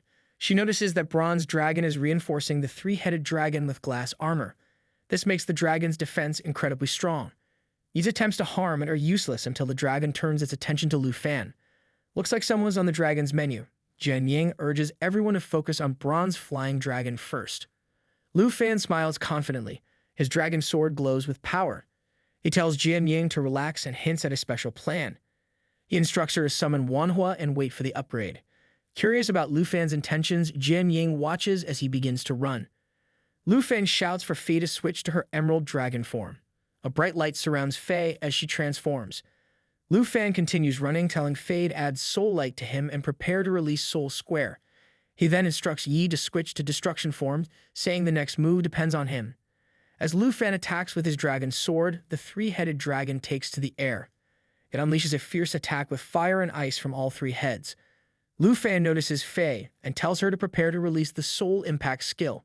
He then calls out for Yi to use his new skill, Tremendous. He springs into action, transforming into his destruction form. He roars loudly, filling the area with power. If he keeps that up, he might just scare the stars out of the sky. The system reveals that the Black Dragon is putting pressure on the surrounding area. This affects all enemies and targets, causing paralysis and fear. The three-headed dragon is disrupted and begins to tremble. Even Jianying feels the overwhelming pressure. She realizes that the Black Dragon's power is a control skill beyond her expectations. Lu Fan reassures her that it will end soon and urges her to stay calm.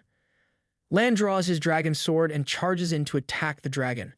The soul effect is released, combining all the dragon energy for a powerful strike. Lu Fan follows up with Dragon Fang Strike, using dragon energy to amplify his attack. Meanwhile, Fei climbs onto the bronze dragon and attacks, seizing its head. Lu Fan announces that bronze armor is now shattered and no longer a threat. Fei twists the dragon's neck, causing it to bleed out as it succumbs to defeat. The system informs them that the Black Dragon's level has increased to 22, while the Emerald Dragon's level rises to 17. Smiles spread across the group as Fei returns to her human form. The system announces that the Emerald Dragon has reached the next level. Jianying watches, feeling sad that she couldn't contribute more. Lu Fan places a comforting hand on Jianying's shoulder. He explains that they must eliminate all 3 heads of the 3-headed dragon before it can return to life. He suggests they let you play for a while and take the chance to rest at the camp. As night falls and the moon rises, Jian Ying brings food to Lu Fan. She mentions that it was prepared by her sister. She suggests they eat something first.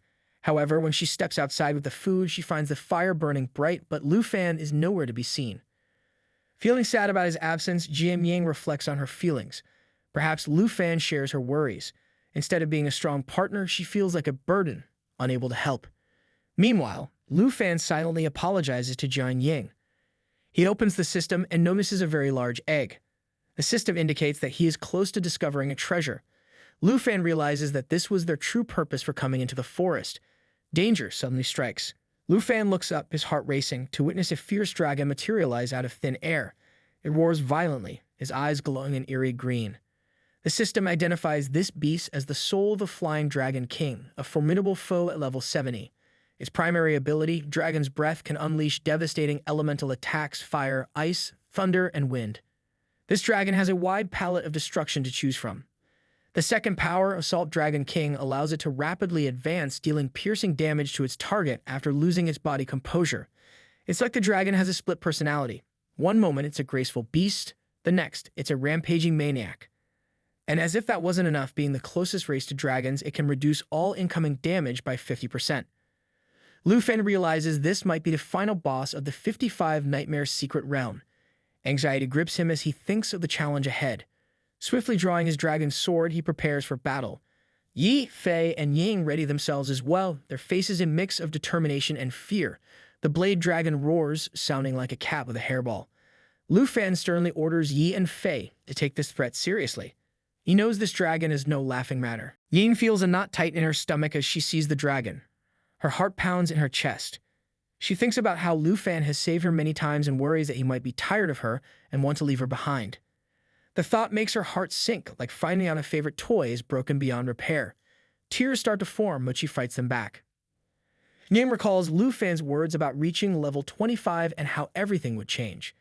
After a moment of thinking, she decides she must contribute. She resolves not to sit there like a damsel in distress, clenching her fists in determination. She knows Lu Fan appreciates her desire to help, even though he is much more powerful. Despite her fears, she is determined to support him in this battle. The blade dragon attacks Lu Fan with powerful wind and thunder. Lu Fan glares at the dragon, recognizing its formidable challenge. It's even more powerful than the Great Destroyer Emperor from the Great Trial. Suddenly, Lu Fan's eyes glow, and he orders Yi to prepare lava flame. He activates Dragon's Inspiration, boosting his and his dragon's powers by 30%. He transforms into her destruction form and unleashes lava flame on the blade dragon. Fei roars and attacks with lava flame as well. The dragon roars back, sounding like a teenager throwing a tantrum. The flames damage the dragon, but they also kill it. Lu Fan feels a surge of adrenaline. He knows they must keep pushing forward. The blade dragon retaliates with solo assault, causing the flying dragon to lose control. It charges forward like a bull chasing a red cape, and Lu Fan's heart skips a beat.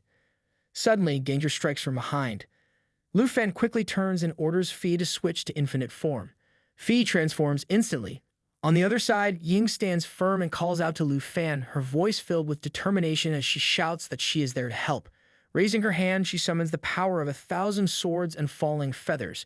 She prioritizes her self-protection like a cat avoiding a bath. Lu Fan closes his eyes and signals his understanding, feeling a rush of gratitude for his friends. Suddenly, the system announces that a new skill has been unlocked, Life Pulse. Another skill, Internal God, is also revealed. Fei begins to glow brightly, looking like a disco ball at a dragon party. Lu Fan raises his hand, instructing Fei to cast Pulse of Life with the power of the Emerald Dragon. The system indicates that guidance is in progress. Lu Fan then unleashes his power, summoning flames that surround him like a fiery hug. The blue dragon roars fiercely, and Yi intensifies her lava flame attack, causing the flames to surge higher. Ying watches this display, her eyes wide with terror. She feels like she's watching a horror movie where the monster is about to eat the hero.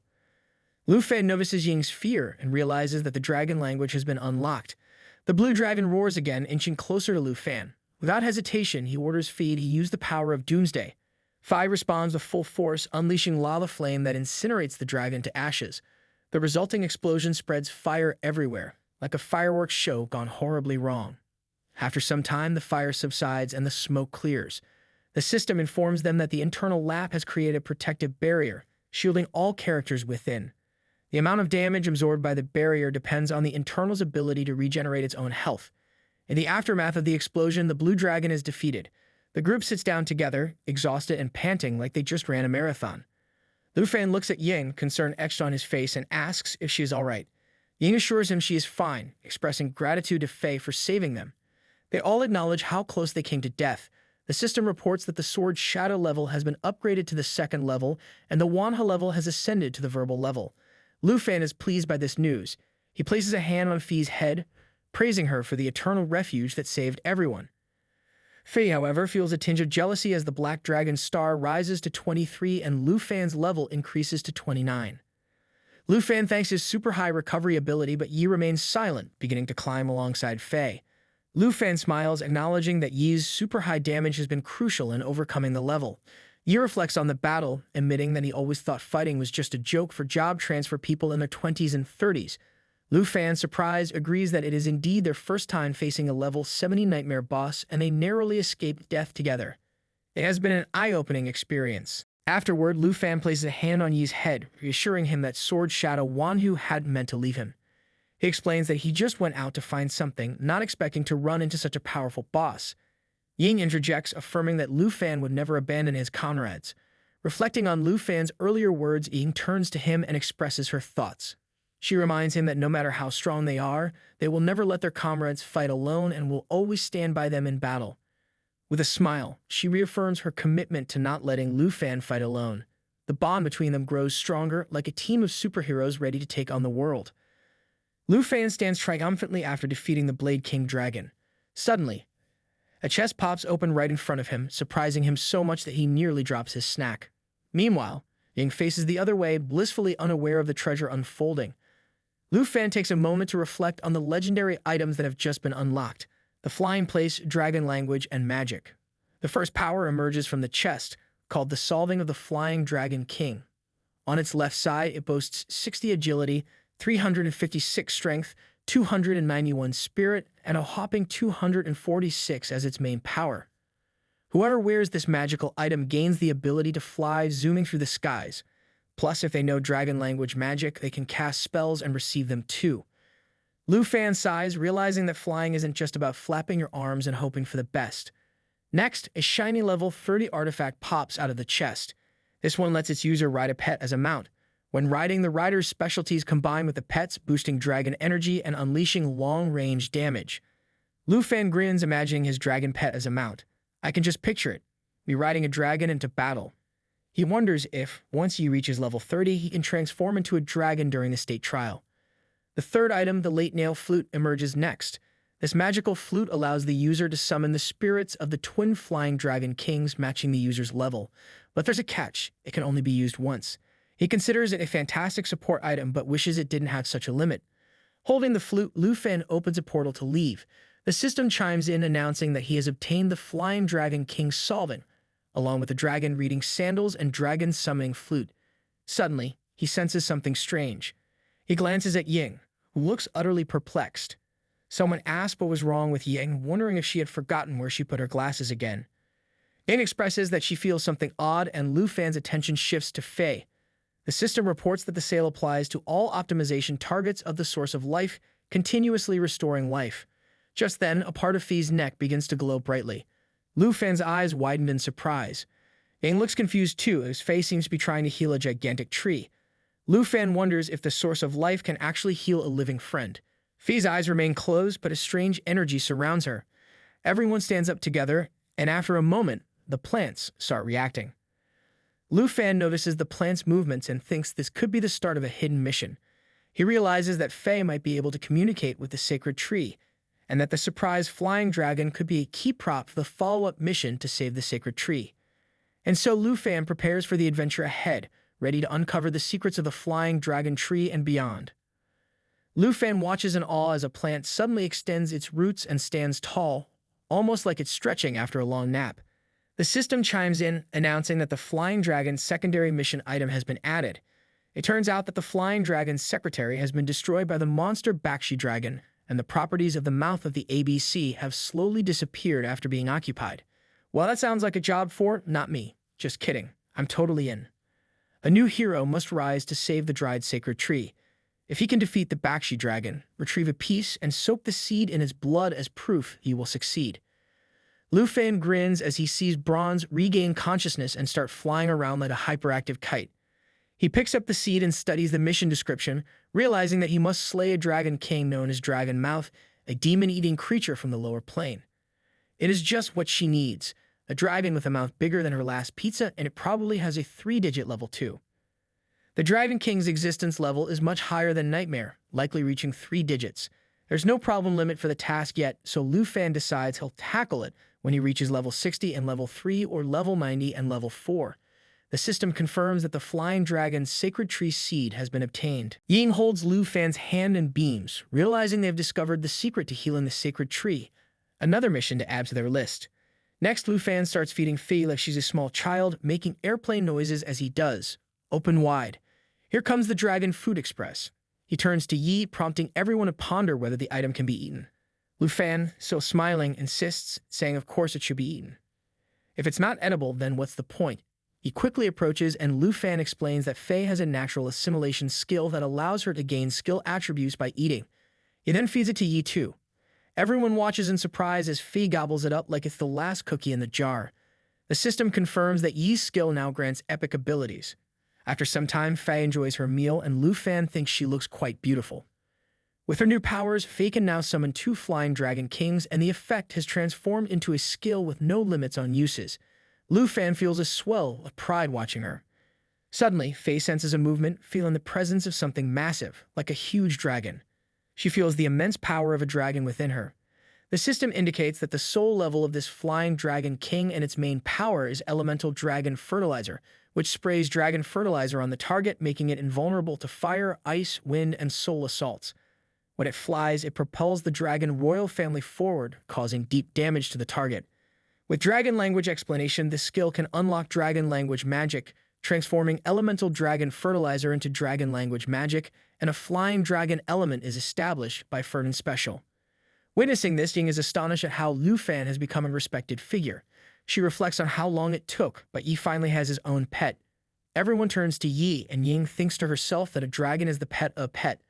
Lu Fan's growing power seems unbelievable. As she looks at Lu Fan in awe, she recognizes the exhaustion from clearing such a high-level secret area. It's time to go home. Sister Hain is probably worried sick. She can hear her now asking where she has been and if she brought back a dragon. Lu Fan smiles and agrees that Ying should head back first, assuring her he will follow soon.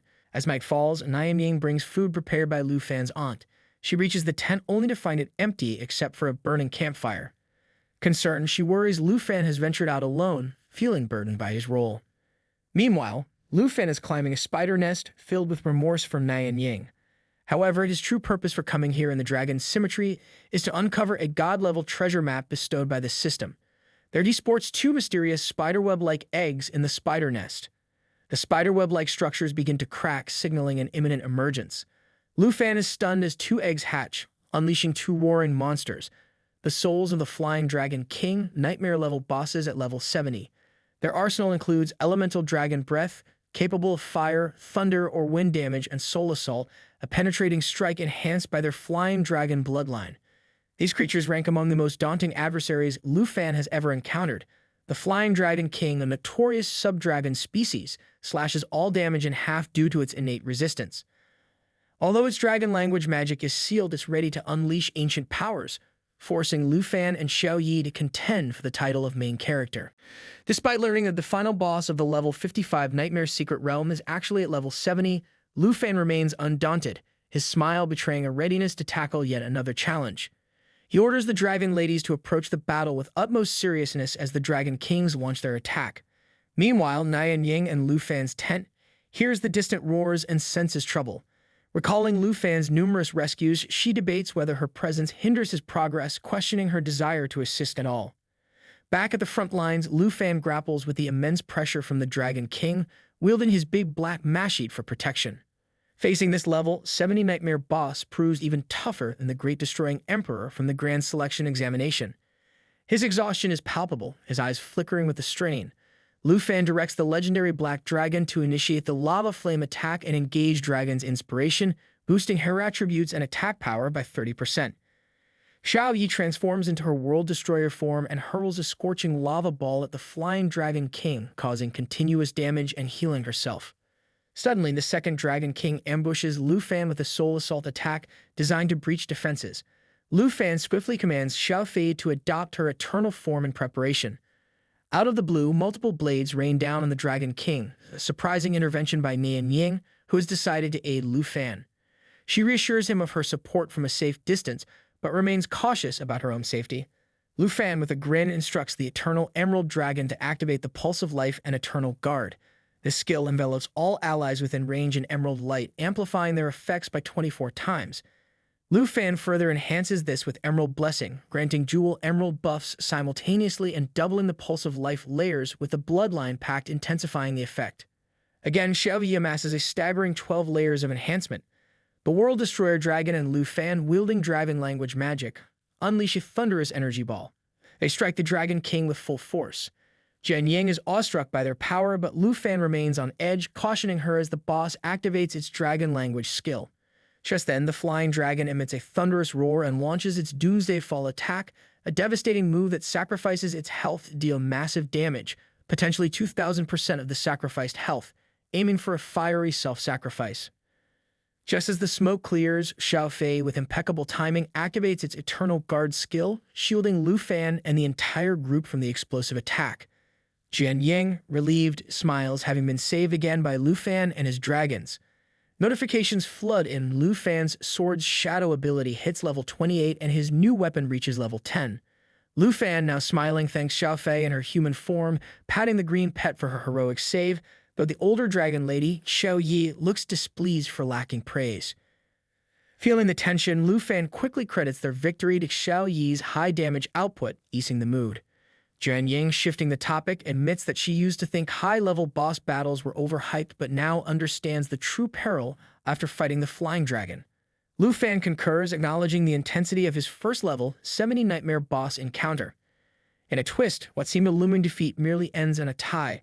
Recalling he left Jian Ying alone at night, Lu Fan hastily apologizes, explaining his unintentional encounter with the Nightmare boss. Jian Ying, understanding, reassures him, expressing faith in his character. She blushes and insists that despite Lu Fan's strength, she won't let him face every battle alone. After defeating the Dragon King, Lu Fan is greeted with a chest that suddenly opens before him, leaving him astonished. Inside the chest, Lu Fan discovers legendary items including the Soul Wings of the Dragon King, which provides 356 agility, 291 strength, and 246 spirit. This item grants the ability to fly and enhances flying speed, especially for those with dragon magic, who can also access specific spells. Just as Lu Fan marvels at these newfound abilities, he realizes true flying transcends mere gliding, accessible only to certain professions, a power he regrettably can't utilize at his current level. The next item, a mystical pet mount, merges the attributes of the rider and pet, amplifying long-range attacks, hinting at transformation possibilities when he reaches level 30. The third item is the Late Dragon Bone Flute. Its effect summons the spirits of the twin Flying Dragon Kings, a power unfortunately limited to only 7 uses. Lu Fan, holding the flute, updates the system and contemplates his next move. Suddenly, Jian Ying, sensing something odd, draws Lu Fan's attention to Xiao Fei, who begins to glow intensely, puzzling both. Xiao Fei seems to be healing a giant tree, prompting Lu Fan to speculate if the Flying Dragon tree is interacting with them. Just as they ponder this unusual occurrence, the plants around them stir, hinting at a hidden mission. Just when they thought the adventure was over, the game throws in a plot twist wrapped in roots and mystery. The system reveals that this is a follow-up mission involving the restoration of the sacred tree, now under threat from the Abyssal Dragon's minions. The quest is to slay the Abyssal Dragon and soak this seed in its blood as the proof. In return, Lu Fan will surely earn the favor of the tree's original master, the Life Dragon, the root of all true power.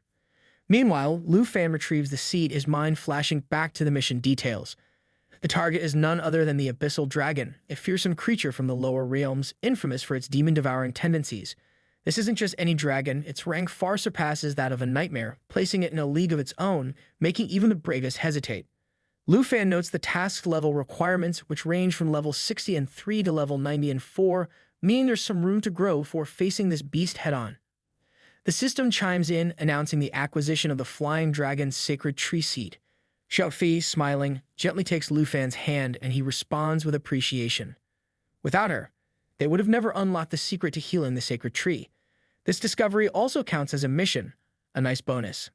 Lu Fan, in a rather amusing scene, begins feeding Xiaofei like a small child.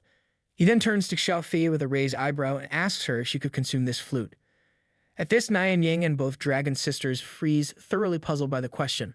Lu Fan, ever the calm one, raises his hands with a grin and encourages Xiaofei to give it a shot. Xiaofei steps up without hesitation and begins eating. Lu Fan quickly explains that Xiaofei possesses a unique ability called natural assimilation, which allows her to gain the attributes of any equipment she consumes. Just as she devours the flute effortlessly, jaws drop all around. Everyone is astonished at how easily she handles it. Lu Fan, in disbelief, can't help but ask if she really just ate that without any trouble. Nian Ying, equally stunned, remarks on how Xiaofei is chewing and swallowing it like it's a piece of fruit.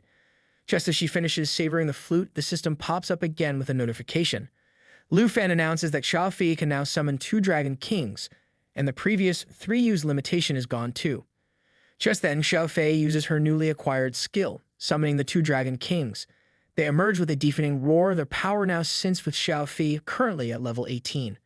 The neighbor lady, Nian Ying, stares in disbelief, unable to process how a post has turned into a summon. Lu Fan casually notes that the size of the Dragon Kings has shrunk considerably, but at least now Xiaofei has her own pets. Nian Ying, still processing, wonders aloud if this makes them a dragon pets. She shakes her head, reflecting on how Lu Fan just keeps getting more unbelievable. She then suggests they head back since clearing such a high-level secret realm has left her exhausted. Sister Han will be worried if they don't return soon. Lu Fan waves her off, telling her to go ahead. He'll catch up later. Opening up his map, Lu Fan reflects on an important task he still has to complete. Later, back at the villa in the Dragon Capital Academy, Lu Fan holds a meeting with Xiao Yi and Xiaofei. It's a cozy gathering, but the tension is clear. They've been living together for quite some time, and now Lu Fan feels it's time to address a pressing issue. In front of them sits another dragon egg, which Lu Fan has just retrieved. He notes with frustration that Xiaofei gets bullied by Xiao Yi daily, and this can no longer be tolerated. Dragons really need a sibling rivalry support group. Both dragon ladies are fixated on the egg, clearly more interested in their future sibling than in Lu Fan's attempt at diplomacy. Furious, Lu Fan asks if they're even paying attention. He knows they're excited, but they should take a moment to appreciate that this egg represents their soon-to-arrive new family member. The egg is a star dragon egg, and while trying to tame it, Lu Fan decides to have some fun. He asks the dragon ladies if they can guess whether it's a brother or a sister. However, his dragon taming efforts fall flat, and the system bluntly informs him that at his current level, he can only tame 2 dragons at best. If he wants to add another to his collection, he'll need to hit level 30 first. Lu Fan sighs and tells them they'll have to head to the poison spider forest to level up. The next morning, there's a knock at Lu Fan's door. When he opens it, he finds 2 ladies standing there looking slightly panicked. Confused, he asks what's going on. Kim shows Lu Fan a post and explains that it has gone viral across the school. Lu Fan, rubbing his eyes with one hand while clutching a book in the other, grumbles about being woken up so early just to see a post. Kim, undeterred, continues explaining that the post is about Lu Fan withdrawing from the fresher exam. Someone posted it on the school forum yesterday, and now it's the top trending topic. The post boasts that Fengyun Pavilion has made it to the final round of the freshman 2-of-2 competition, and there's apparently no one left to challenge them. Kim elaborates further, clarifying that Fengyun Pavilion, originally a team of 4 ranked between numbers 3 and 6, has now expanded to nearly 30 members, evolving into a powerhouse across several classes, led by Jiang Fengyun and Xiu Jing. Lu Fan, still half amused, reminds them that he's the school's designated number 1. Hearing that Jiang Fengyun has suddenly declared himself as the new number 1 makes him chuckle. It's cute how some people crown themselves so quickly. The ladies inform him that Jiang Fengyun has boldly announced he will clear out the number 1 villa after the finals tomorrow. They add that winning the top spot grants participation in the nation's trial selection process, which Jiang Fengyun is clearly gunning for. Lu Fan reflects for a moment, knowing full well that Jiang Fengyun is in it for the fame and a shot at the national trials. Too bad Jiang doesn't realize Lu Fan has already secured those prizes like a kid grabbing the last cookie in the jar only to find out it was reserved. Both ladies express their concern, but Lu Fan waves it off, assuring them not to worry. Fengyun Pavilion may be targeting him, but he's more than happy to give them what they want. With a playful glint in his eye, he tells them, "Let's have some fun with Fengyun Pavilion." Turning to Kim, he asks to borrow her tablet for a moment. It's time to respond to Fengyun Pavilion's challenge, and Lu Fan's all in. Inside the VIP room of the Dragon Kingdom Arena, Jing, a hidden combat class forbidden sorcerer, calmly scrolls through his tablet. Meanwhile, Jiang Fengyun, blindfolded and mid-spar, suddenly freezes when Jing mentions that Lu Fan has actually responded. Without missing a beat, Jiang Fengyun's friends, sparring with him, watch in disbelief as he activates his projection skill, summoning multiple clones of himself. His minions are in disbelief. Jiang Fengyun is using this powerful skill during a casual sparring match. Within not time, the clones swiftly defeat his sparring partners. Removing his blindfold, Jiang Fengyun casually orders his friend to heal the team. Jiang Fengyun, a hidden combat class shadow warrior, wants to know what Lu Fan has said on the forum. Jing, still amused, informs him that Lu Fan has posted something he needs to read. After a quick glance at the post, Jiang Fengyun smirks. Oh, Lu Fan, always one for grand gestures. Apparently, Lu Fan has challenged the entire Fengyun Pavilion for the top spot. The shadow warrior rolls his eyes at Lu Fan's bravado, telling Jing to respond and invite Lu Fan to the arena after the finals tomorrow. Jing can hardly believe Jiang Fengyun is really planning to face off with Lu Fan. Still, he plays along, preparing to gather everyone in the Fengyun Pavilion. Jiang Fengyun, now grinning like a devil with a plan, suddenly turns serious. He declares that Lu Fan needs to understand the real number one is chosen through actual competition, not just handed the title by the school. Meanwhile, Lu Fan and his group are having a casual get-together when one of the ladies excitedly announces that the Fengyun Pavilion has accepted the challenge and Jiang Fengyun is set to compete in a semifinal match today. Lu Fan, however, shows no interest at all. He'd rather spend his time leveling up in the poison spider's secret realm. Priorities right. But just then his aunt appears, reminding him that he can't just say whatever he wants. Overconfidence leads to failure, and it's always wise to know one's opponent. One of the ladies suggests that Lu Fan should at least show up at the arena. She conteases that Lu Fan's supporters might outnumber those from Fengyun Pavilion, though she's concerned he's the hot topic on the campus forum. If he's spotted watching Jiang Fengyun in advance, rumors could spread faster than wildfire. And who needs that drama? In response, Lu Fan's aunt suggests maybe her boy could go in disguise. Soon after, the two ladies accompany a fully disguised Lu Fan, dark hoodie, mask, the whole undercover look, to the arena to watch Jiang Fengyun's semifinal match. Even Lu Fan's aunt is pleased with his choice of disguise, confident that no one will recognize him under that shadowy attire. It's like stealth mode, but fashionable. Just as the master Guhan announces the start of the semifinals for this year's freshman assessment, Lu Fan suddenly gets up from his seat and starts heading out. His aunt, surprised, asks where he's going since the match hasn't even begun. Lu Fan casually replies that the match is too boring for his taste, so he's going for a walk. He instructs her to call him when it's over. Meanwhile, the vice principal watches the disguised Lu Fan as the crowd welcomes the semifinal teams.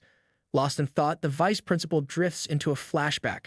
He recalls standing outside the principal's office, slamming the door and asking if the principal had heard about the latest posts on the campus forum, specifically the challenge between Lu Fan and Jiang Fengyun. Without opening the door, the principal calmly replies, saying to let Guan handle the minor issues among the freshmen. But the vice principal is concerned.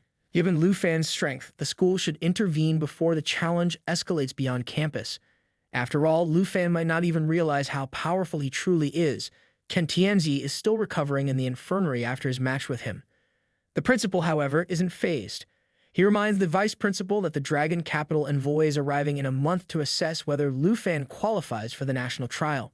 That, in his opinion, is the real issue. Talk about priorities. The vice principal is stunned to learn the envoy is coming in just a month. The principal explains that the national trial date has been moved up, so the envoy's inspection is also earlier. Curious, the principal asks what Lu Fan is currently preparing for, and the vice principal mentions that Lu Fan is about to undergo his second-class change. The vice principal reflects on the envoy, Qiangshang, notorious for his arrogance but generally fair. However, the principal quickly corrects him. Qiangshang is no longer the envoy. The current Dragon Capital envoy is Ruan Changfeng. Cue dramatic twist. The vice principal recalls hearing from Mr. Qin that Ruan Changfeng's downfall was tied to an incident involving Lu Fan and the princess, leading him to believe Ruan might hold a grudge. The principal confirms that Ruan had once held a high-ranking position, but after multiple demotions, he's now just an envoy. Sensing the vice principal's silence, the principal asks why he's suddenly so quiet. Apologizing, the vice principal expresses concern that Lu Fan could face serious challenges if Ruan Changfeng is in charge of the national trial selection. The principal, however, reassures him not to worry. Lu Fan is his personally approved candidate for the trial. Nothing like having the boss's seal of approval. Relieved but still determined, the vice principal vows to find more resources to help Lu Fan complete his second-class change as soon as possible to offset the level gap. Before leaving, he wonders aloud if the principal plans to watch the battle between Lu Fan and Jiang Fengjin. With a hearty laugh, the principal responds that he wouldn't miss such a lively event for the world. And with that, the flashback ends. Meanwhile, in the points room of the Academy's arena, professionals are lined up, stunned as they drop out one by one. They can't believe how many have already been defeated. A 100-point arena shouldn't be this tough. Reading the board, they suspect it must be a second-class job holder pretending to be at level 29, trying to cheat them and steal their points. Gotta love a sneaky arena trick. Outside the room, they're warning others not to enter, claiming anyone who goes inside will definitely lose. No one seems to know who the mysterious arena master is, and when they ask around, people agree he looks familiar, but no one can quite recognize him. Inside the room, the arena master is none other than Lu Fan himself. He's reflecting that instead of wasting time on a lifeless match, he should be out leveling up in the poison spider forest. Suddenly, someone steps into the points arena. At first, it seems like just another challenger, but as Lu Fan looks closer, he sees it's a beautiful lady with long white hair and a striking black dress. She greets him with a smile, asking if he has time for a match. Lu Fan greets her, respectfully calling her a senior, but the lady only smiles, playing with her hair. She teases him, saying he'll need to show a bit more respect if he wants her to spare him. Lu Fan, however, keeps a serious look behind his glasses, telling her there's no need to hold back. Hearing that, the lady's enthusiasm kicks in. She begins to float fierce flames, suddenly engulfing her entire body. With excitement, she tells Lu Fan that she's going all out. Okay, so maybe she's not just here for a friendly spar. Even Lu Fan realizes that this lady isn't as simple as she first appeared. But just like it's simple to hit the subscribe button and leave a like, yes, shameless plug, but it helps the channel. The situation escalates. Her lady's dress burns away, and in its place, some kind of sexy armor materializes, suiting her perfectly. Lu Fan knows now that this opponent is serious business. Before Lu Fan can react, the lady vanishes into thin air. Suddenly, she appears behind him, playfully announcing that this senior sister is not like the classmates standing outside. She materializes a large fire trident, and yes, it looks totally epic as she smiles at Lu Fan, warning him that holding back would be a mistake. She immediately attacks, thrusting the fiery trident toward him. Lu Fan manages to defend himself by materializing his big black mashite, but the force is so overwhelming that he's pushed back, sliding several meters across the ground. He can't help but wonder what level of power this woman possesses. The lady, surprised that Lu Fan blocked her attack, starts teasing him. She asks if he's too scared to strike a pretty lady, then seductively licks her finger, taunting him further. She tells him if he's still holding back, he's being far too timid. But her mind is already made up. She's determined to teach him a lesson. Lu Fan, with a calm yet fierce look, replies that he understands and prepares for his counterattack. Their eyes meet, both filled with passion and the fire of competition. The fight intensifies as Lu Fan's big black mashite clashes with the lady's flaming trident. Blow after blow, they exchange attacks, their battle growing more heated with each passing moment. Meanwhile, outside the arena, the students are in disbelief. The beautiful lady who just entered the ring is proving to be incredibly strong, but they sense something unusual about her. She's overly excited, unlike the others who barely lasted 2 minutes. Some students even think she might be struggling just to hold on. At that moment, an announcement is made. The battle between Jiang Fengjin and his opponent is over, and Jiang Fengjin has emerged as the winner. The crowd erupts into cheers. His friend approaches, telling him that word has spread. Lu Fan sneaked into the auditorium to observe the battle. Jiang Fengjin only smiles, dismissing it as useless. He hadn't even faced a formidable enemy and didn't show half his strength in the entire round. Suddenly, Jiang Fengjin points toward the audience, shouting at the top of his lungs. He taunts Lu Fan, warning him not to be arrogant for long and challenging him not to run away from their battle tomorrow. This public display is nothing but a strategy to draw a crowd, and soon, the audience is shouting and cheering in excitement. Meanwhile, one of the Lu Fan's friends quickly looks around, but Lu Fan's already gone. Qin, confused, wonders how they even knew Lu Fan had watched the match. His aunt reveals that Lu Fan hadn't even watched the match in the first place. He found it too boring and left long ago. She decides to call him to check where he went. Meanwhile, Lu Fan is still locked in battle with that mysterious lady, defending himself from her relentless attacks. He's baffled by how powerful this senior is and wonders about her background. Suddenly, his phone starts ringing, distracting him. The lady, noticing this, grabs hold of his hat and compliments him on his defense. She praises Lu Fan for improving so much in just 15 minutes, especially since they were unfamiliar with each other's fighting styles. Even Lu Fan realizes that this lady could have knocked him out with 2 strikes if she wanted to, but it feels like she's guiding him instead, helping him discover weaknesses in his movements. He can't quite understand why she's doing this or who she really is. She continues smiling and teasing him, pointing out that he just needs a bit more endurance and stamina. Shocked, Lu Fan doesn't know how to respond as the lady gets closer, a little too close, actually her curves nearly spilling out. She inspects his face, curious why he was hiding it. Before he can answer, his phone rings again. Apologizing to the lady, Lu Fan answers the call, while she stands by, smiling as beautifully as ever. After taking the call, Lu Fan turns back to thank his senior for teaching him so many melee combat skills. He's eager to learn more and asks if she can leave her contact information so they can meet again. The lady, now dressed in her black outfit once more, laughs, teasing him for being a freshman who's already asking for the numbers of pretty girls. Shocked by the misunderstanding, Lu Fan quickly clarifies that he only wanted her contact to schedule more training sessions in the arena, but the lady keeps walking away, telling him to forget about it. If he wants to see her again, all he needs to do is open a points room in the fighting arena. If she's available, she'll come back to him. No promises, but there's a chance. Hearing everything, Lu Fan starts wondering about the true identity of the mysterious senior. Maybe she seemed like a senior because of her age, but her strength felt nothing like a student's. Lu Fan starts to question if she might actually be a teacher, but the real mystery is if such a stunning woman even exists in the academy. Suddenly, a notification pops up. 100 points were awarded to Lu Fan by the opponent. Confused, Lu Fan can't understand why he's being given points when he was clearly defeated.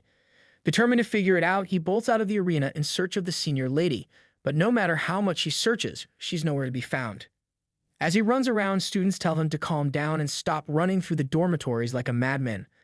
But Lu Fan is lost in thought, unable to shake why she didn't ask for any points or reveal her true identity. She had vanished in an instant. He starts doubting himself, was she even real? He wonders if he encountered a pretty spirit haunting the academy. Just then, his aunt appears, excitedly yelling at him to come over so they can head back together. Meanwhile, Qin and Min overhear Lu Fan muttering about his senior sister, and Min immediately jumps in, teasing him about hooking up with another girl. But Lu Fan, too deep in his disappointment about not finding the mysterious woman, ignores them. The next day, the freshman assessment finals are underway, and the academy arena is packed with an excited crowd. A sheer number of students surprises the audience. One of them wonders if Lu Fan and Jiang Fengjun are really that famous. But another spectator chimes in, reminding them that Lu Fan challenged the entire Fengjun Pavilion alone. Whether Lu Fan is capable of pulling it off or just ridiculously arrogant, everyone's about to find out. It feels like this match is the real final of the whole competition. The entire Fengjun Pavilion gathers inside the arena, and Jiang Fengjun grows impatient, frustrated that Lu Fan hasn't shown up yet. He threatens to march over to Villa Number 1 himself if Lu Fan doesn't arrive soon. His friend next to him advises patience, telling him to wait for a moment. Suddenly, they spot someone racing toward them from near the restrooms. Finally, it dawns on them, it's Lu Fan running at insane speeds. Jiang Fengjun tells everyone to prepare for battle as Lu Fan approaches. Lu Fan waves to the crowd, apologizing for being a bit late, and casually announces that he wants to start the match quickly. After all, he's got more important things to do than this. Lu Fan smiles confidently, addressing the Fengjun Pavilion crowd. He admits he doesn't know exactly how many of them there are, but he knows one thing. Whatever comes together, goes together. He makes a cutthroat gesture, and it's enough to intimidate one of the giants from the Fengjun Pavilion. Furious, the giant begins hurling insults at Lu Fan, demanding how he dares to speak to Jiang Fengjun like that, claiming Lu Fan is asking for death. But before the man can continue, Jiang Fengjun steps in, stopping him. Fengjun declares that since Lu Fan isn't taking them seriously, there's no need for idle chatter. Jiang Fengjun immediately wagers 7,000 points on the match. Lu Fan, momentarily forgetting about the point system, searches his pockets and pulls out his card, declaring he will bet 17,000 points. He checks his total minus 17,643 points. Fengjun's friend protests, saying they don't have enough points to match that. But Fengjun, driven by his desire for revenge, silences his team, thinking that if he wins, those 17,000 points will set him up for years of carefree spending. He rallies the entire pavilion, telling them to wager all their points and trust in his judgment. Bold move, but overconfidence is a dangerous game. The pavilion members gather their points, reaching 17,000. Some of them warn Fengjun that if they don't get their share of Lu Fan's points, they won't follow him anymore. With the bets placed, Lu Fan begins to warm up, clearly excited for what's about to unfold. Jiang Fengjin, realizing Lu Fan must have a plan, assumes he will summon his dragon pet. He orders Su Jing to cast a spell, and Su Jing agrees, shouting for everyone to prepare for battle. Meanwhile, Lu Fan stands calmly, observing the chaos with a grin. Cool as a cucumber, as always. The battle begins. Su Jing casts his confinement lock spell, sending crimson-red chains toward Lu Fan, binding him from head to toe. The spell prevents movement and skill usage for 5 seconds. Confident that Lu Fan won't be able to summon his dragon, Fengjin lunges forward with his comrades, aiming to land a powerful blow. But to their utter shock, Lu Fan effortlessly breaks free from the chains and blocks the attack with his big black mashite. Fengjin is stunned, unable to comprehend how Lu Fan broke the spell so easily. Before he can react, Lu Fan grabs him by the collar and performs a 360-degree flip, slamming him into the ground. The crowd goes wild, cheering as they witness Lu Fan effortlessly take down Fengjin with his bare hands. Even Su Jing's control spell is rendered useless. The Fengjin pavilion is left in disbelief, unable to process what's happening. Refusing to back down, the pavilion's mage sneaks behind Lu Fan and casts the stiffness spell, hoping to slow him down. The spell reduces movement and attack speed by 75% for a second. The mage signals the other long-range attackers to fire everything they've got at Lu Fan. As the dust and smoke clear, Lu Fan emerges, smiling, asking if this is really their plan to defeat the top freshman. He slams his foot into Fengjin's face while Fengjin, in disbelief, asks what happened to the spell. Su Jing, baffled, explains that the spell is working. Lu Fan's speed has indeed been reduced by 75%, but even at 25%, he's still faster than anyone else. Lu Fan, smiling, looks down at Jiang Fengjin, telling him not to blame his friends. It's just that Lu Fan has a few dragon pet bonuses, and his attributes are a bit too high. Skills that are lower level simply don't work on him.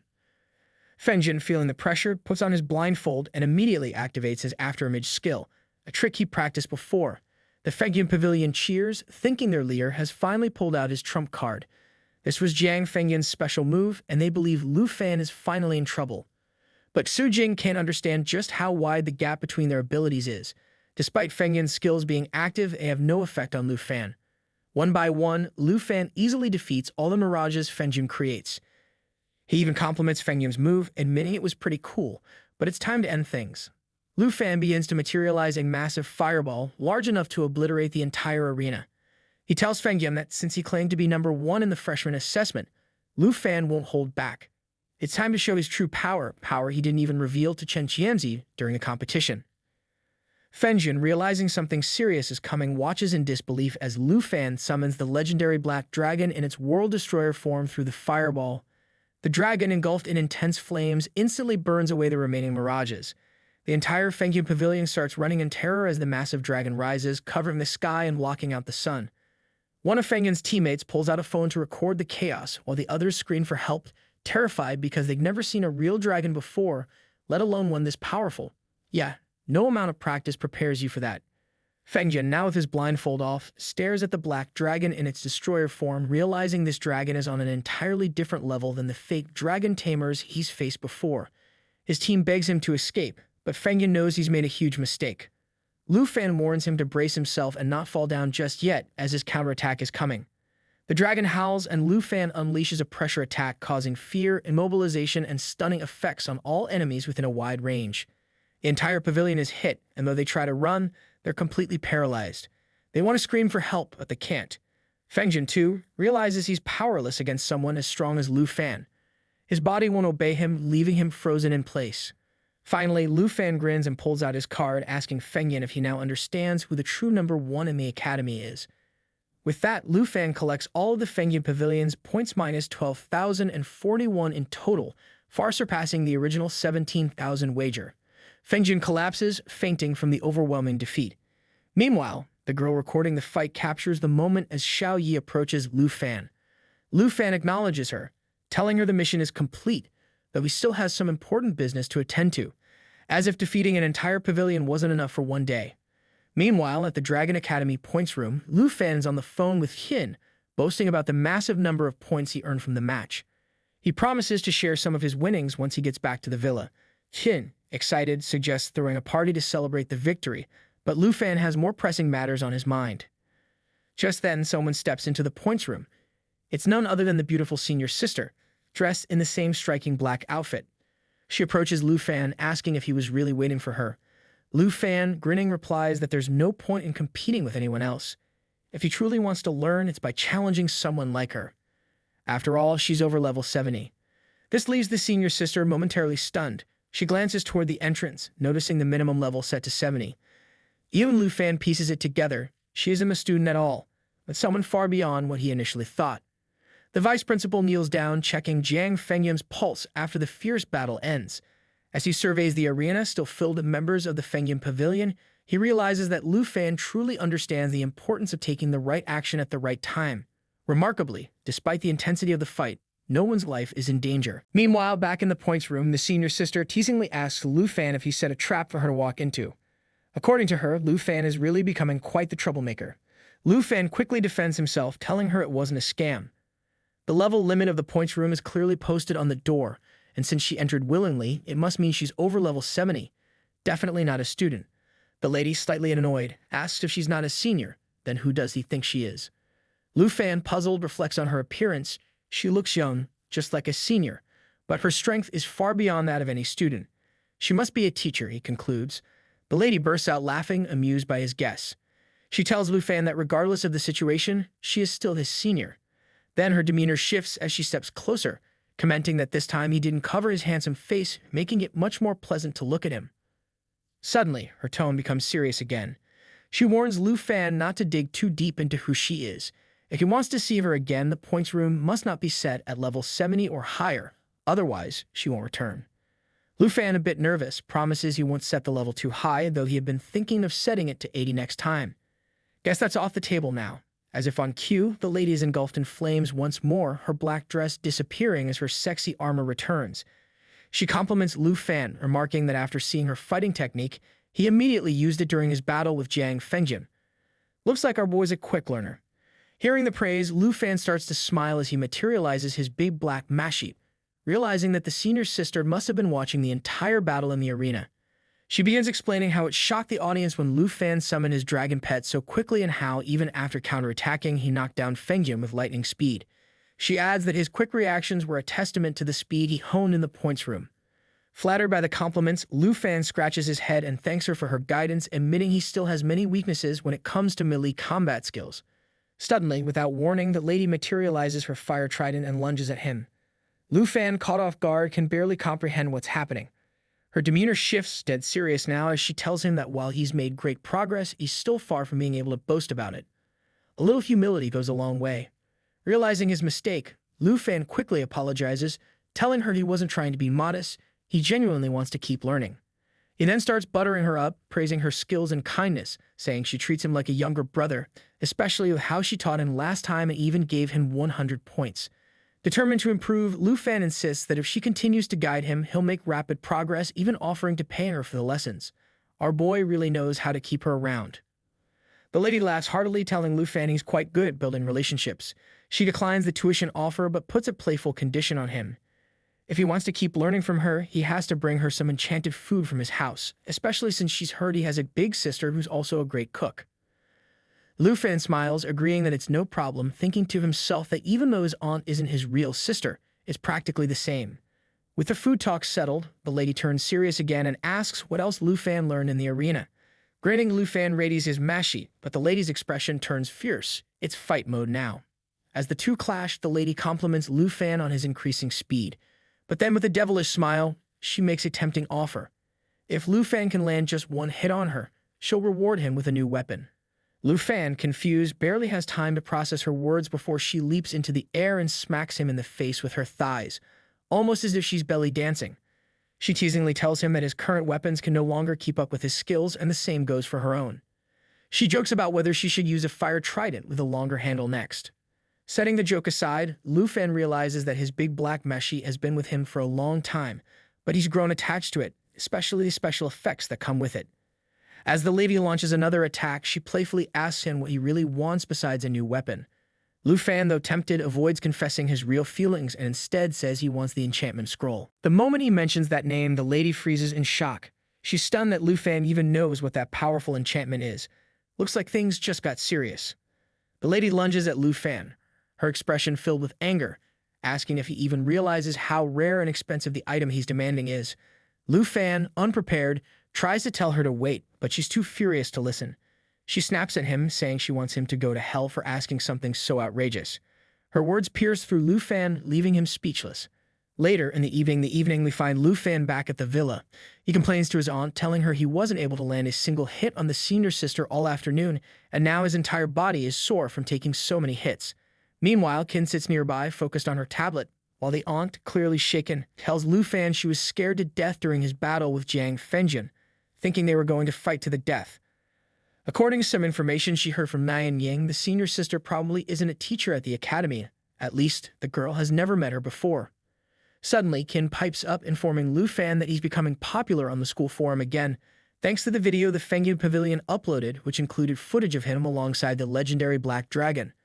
Lu Fan's aunt watches the video and smiles, pleased that the whole school now knows he won, believing this will settle all the previous disputes. Lu Fan, still baffled, wonders how anyone managed to record the chaos during the battle. Some people just have perfect timing, I guess. Nian Yang, now curious, teases Lu Fan, saying that after defeating their leader, he should become the new idol of the Fengyun Pavilion. But Lu Fan, too exhausted, only wants to focus on recovery. He'd seen this kind of attention when the results were first posted, so now he knew better than to get caught up in the hype. He reminds them that they should just focus on their goals.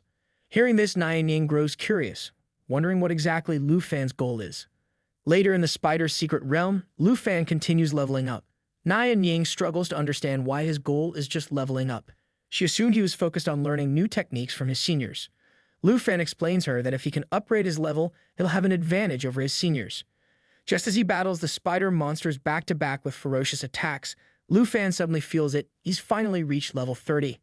Overjoyed, Lu Fan calls everyone over to open the treasure chest, celebrating his new level. Qin congratulates him.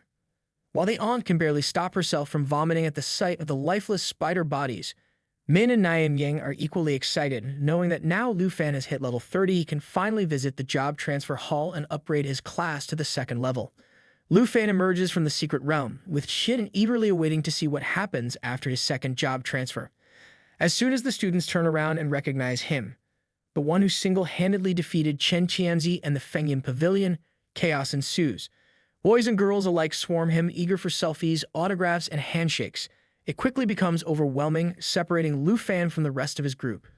Nian Yang and Min step out to witness the spectacle, with Nian Yang burning with jealousy and Min in disbelief at how popular Lu Fan has become with the girls because of his success. Lu Fan's aunt, seeing no other option, quickly hatches a plan to disguise him again. 10 minutes later, Lu Fan is once again dressed in his regular undercover outfit, mask and goggles included, as people frantically search for him, hoping for a photo op. The disguise works like a charm. Qin breathes a sigh of relief, grateful they've escaped the mob, but Lu Fan feels a little down, lamenting how he has to go out incognito every time now. Min, feeling a bit envious, jokes that she wishes she had a bunch of handsome guys chasing after her.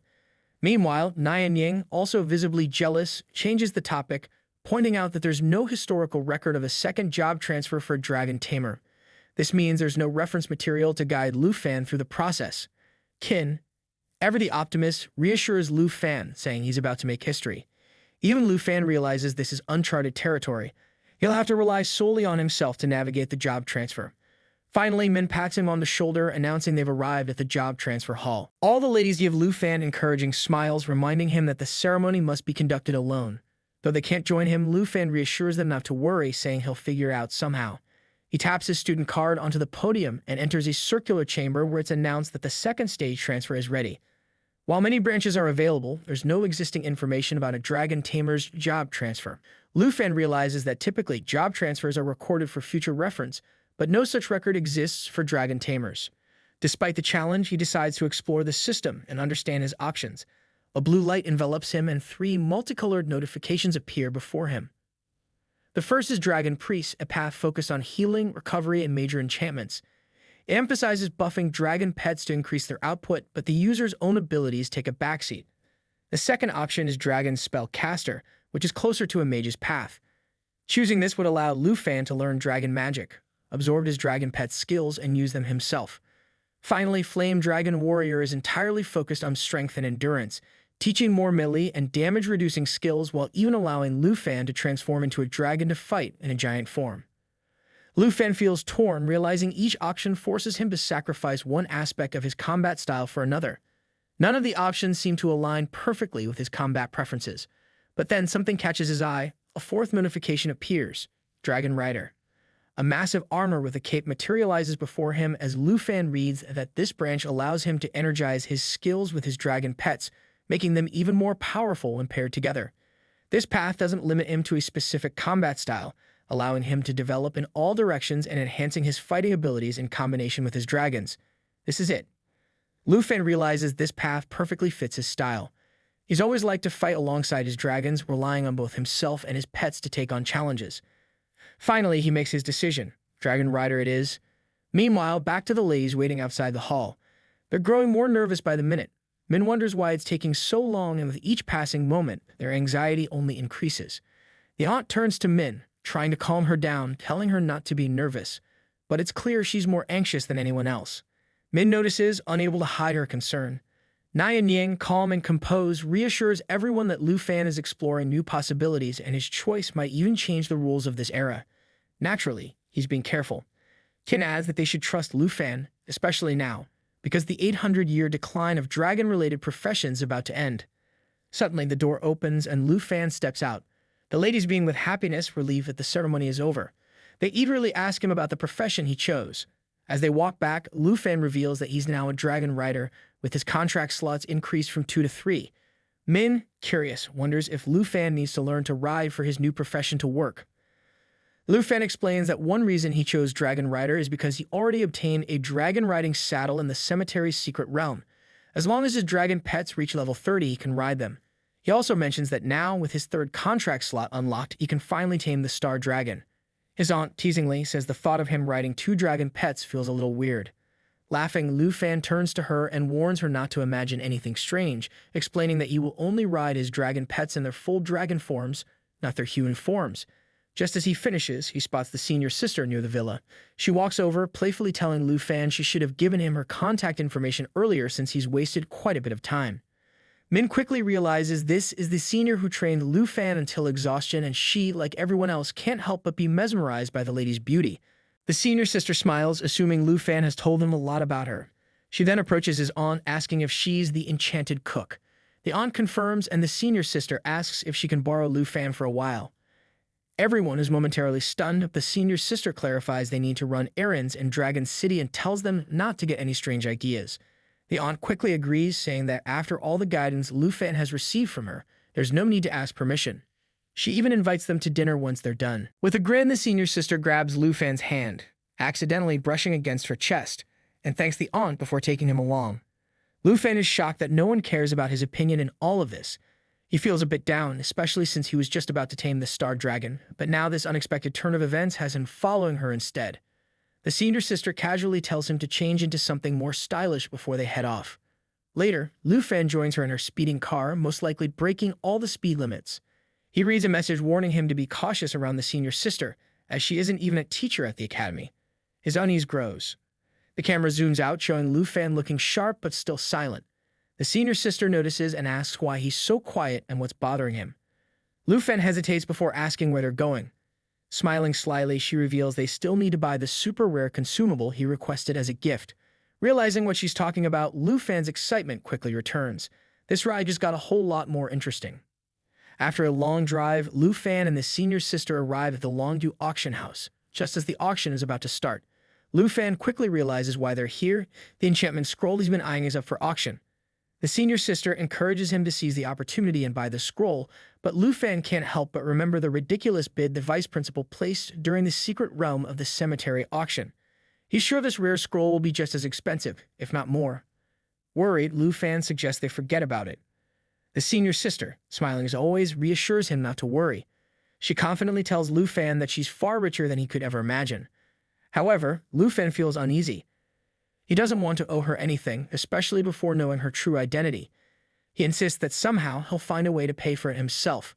But before he can think any further, the auction begins. The first item up for bid is indeed the rare enchantment scroll, which can remove level restrictions on equipment. The starting price is an astounding 95 million dragon coins, and within moments the bids soar to 200 million. Lu Fan's hope of paying for it himself starts to crumble as the price skyrockets. Then the senior sister makes a bold bid of 230 million dragon coins. She leans in, telling Lu Fan that this is a good lesson in bidding, but before he can process it, a voice from behind announces a new bid of 300 million dragon coins. It's none other than the bratty princess of the Heike Kingdom, who also has her eyes on the enchantment scroll. Lu Fan is baffled as to why the princess needs the scroll, while the senior sister recognizes her immediately. She explains to Lu Fan that the princess's family is extremely wealthy and bidding against her might make more enemies. Lu Fan, still confused, asks how she knows so much about the princess. The senior sister simply replies that she's a well-informed woman and is also aware of what happened between Lu Fan and the Chen Tianzi. Determined to help Lu Fan vent his frustrations, the senior sister assures him that he shouldn't even think of paying for the scroll. It's her gift to him. Without hesitation, she raises the stakes and bids 400 million dragon coins. The princess, annoyed and unwilling to back down, tries to maintain her composure as her minion informs her they brought 500 million dragon coins to the auction. The senior sister, not missing a beat, immediately changes her bid to 500 million, shocking everyone in the auction house. Even the announcer declares there's no higher bid possible, and the scroll is sold to the senior sister. The princess is furious, unable to comprehend who would dare challenge her. But she doesn't realize the world doesn't revolve around her, and this time she's not getting her way. As the crowd applauds the senior sister's successful bid, the princess's minion finally recognizes Lu Fan standing with her. The princess, filled with contempt, dismisses him as low-class trash trying to interfere with her business. Little does she know that she'd be in for another rune awakening if Lu Fan heard her words. The minion tries to calm the princess, suggesting they can buy an identical enchantment scroll elsewhere. But the bratty princess, ever defiant, flexes her older brother's power, bragging that he'll teach everyone a lesson since she knows she can't handle it herself. At least she's got some self-awareness. Later, Lu Fan and the senior sister are now seated in the VIP lounge of the auction house.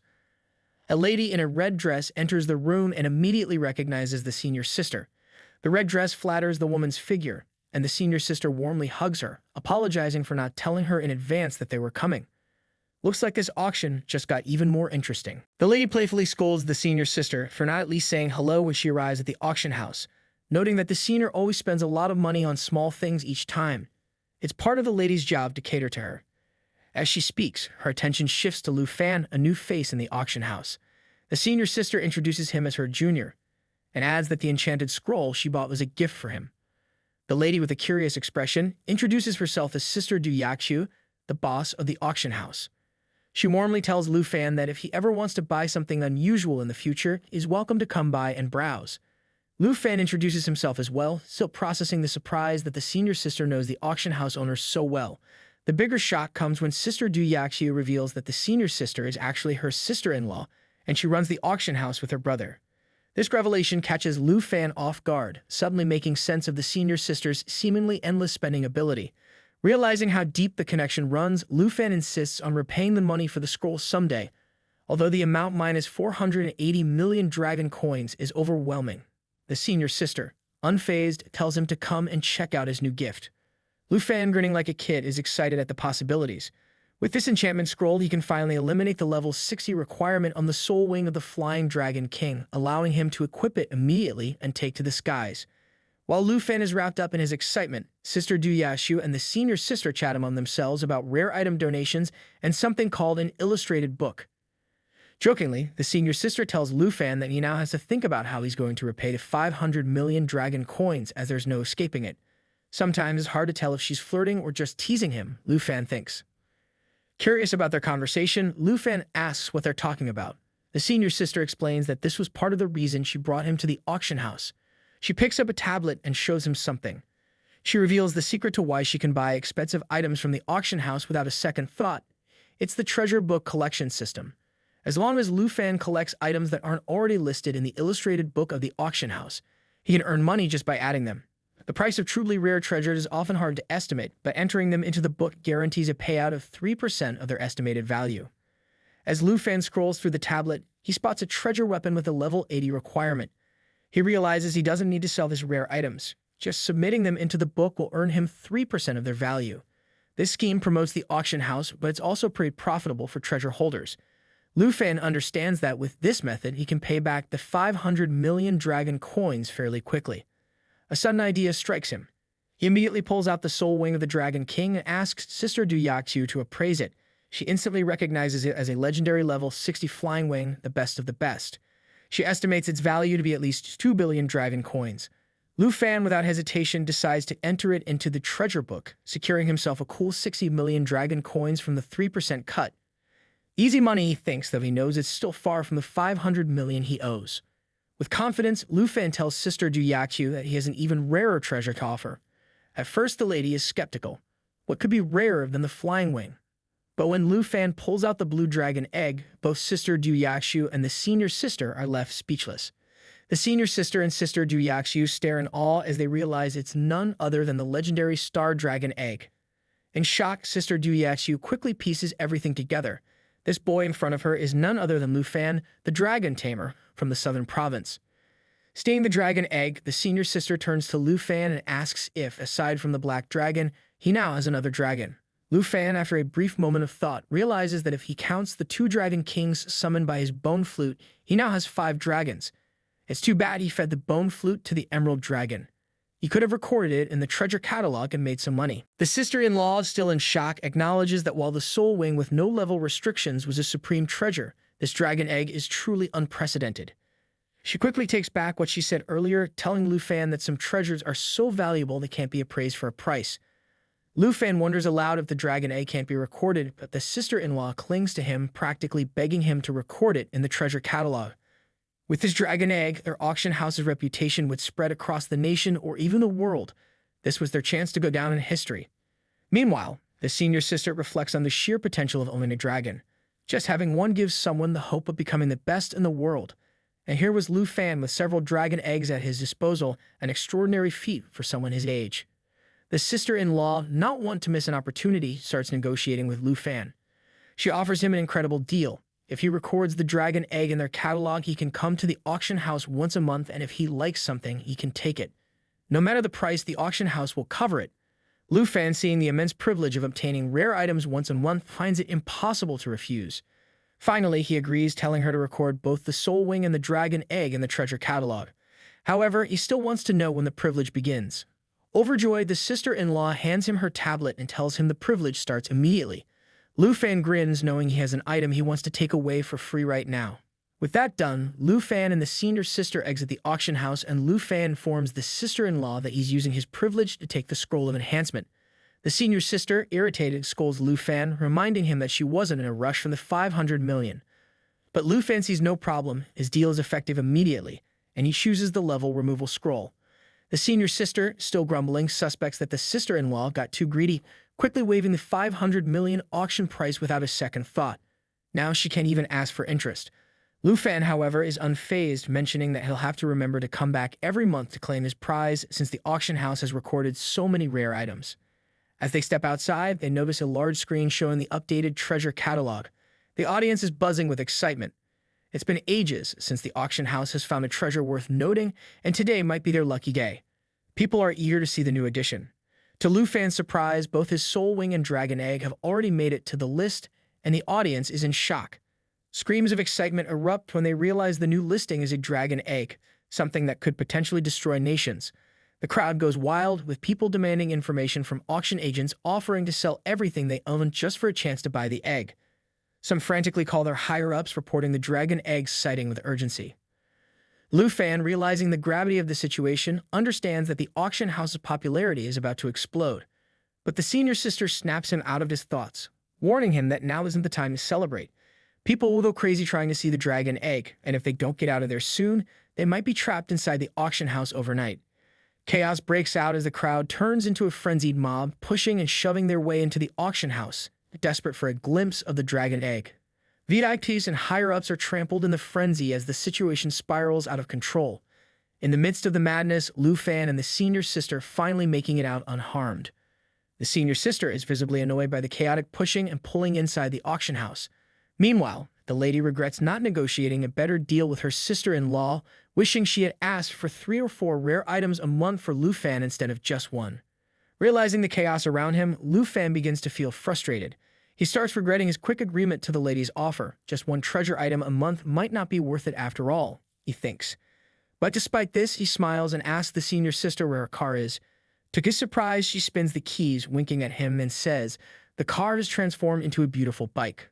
Lu Fan, still confused about where the car they came in went, is told by the lady that she returned it to her sister-in-law and her bike has been parked at the auction house for quite some time. Blushing slightly, Lu Fan realizes that unlike most people who would summon a mount or use a driver, the senior sister loves driving herself. We even get a nice view of the lady's back as she tells Lu Fan to hold tight to her waist. She warns him that if he falls off the bike, she won't come back to pick him up. Though flustered, Lu Fan hops onto the bike, but the moment he touches the seat, the lady speeds off, laughing as the wind rushes by them. Enjoying the thrill, she teasingly asks Lu Fan if he's scared, even with his newfound agility and endurance after his second transformation. Shocked, Lu Fan realizes the senior sister knows about his second transformation too. She goes on, remarking that with his new transformation, he should now have 3 pet slots, but she's puzzled as to why Lu Fan hasn't hatched the blue star egg yet. Then, like a bolt of lightning, the realization hits her. Lu Fan already has 2 dragons, and this egg will be his third. As they zip through the streets, Lu Fan becomes concerned and tells her to keep her eyes on the road. He confirms that he indeed has 3 dragons. The lady, smiling his luck, comments that dragons are like gods. Many people spend their whole lives searching for just one, and here he is with 3 at such a young age. But Lu Fan, now more curious, asks why the senior sister keeps helping him and when he'll finally learn her true identity. The lady falls silent for a few moments before responding. She tells him it's too early for that, and he still has to complete his first trial. Lu Fan, unfamiliar with the term, listens as the lady explains that a special envoy from the academy will soon come to assess whether he qualifies for the national trial. To pass this first trial, he'll need the envoy's approval. She shares her concern, mentioning that this time the envoy is over level 70, so they might target him. Rather than getting nervous, Lu Fan starts laughing, guessing that maybe the academy sent the senior sister to help him pass the trial. Although the lady doesn't confirm or deny it, she asks why he's laughing. Lu Fan boldly tells her that with her as his sparring partner, any envoy should pray for their life because he's going to take the national trial and anyone who tries to stand in his way is asking for trouble. Hearing this, the senior sister can't help but smile and laugh as well, commenting on how confident he is.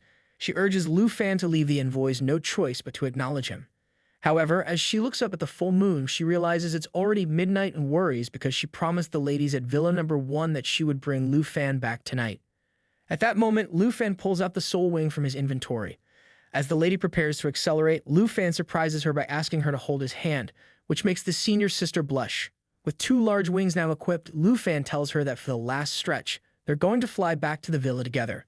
The poor bike, however, is left airborne, bound to crash and ruin itself due to the couple's carelessness. Rest in peace, bike. What a tragic end. Lu Fan leaves the senior sister near her house and politely asks if she really doesn't need him to walk her to the door. She waves him off, assuring him it's all fine. As Lu Fan flies away, the lady can't help but feel impressed by his honesty. She muses that most men would insist on escorting her all the way to uncover her identity, but Lu Fan isn't like that. Not bad, she thinks, as she finds his honesty refreshing. Suddenly, she remembers that Lu Fan left her bike up in the air, and now it's probably blown into pieces. Poor bike, she sighs.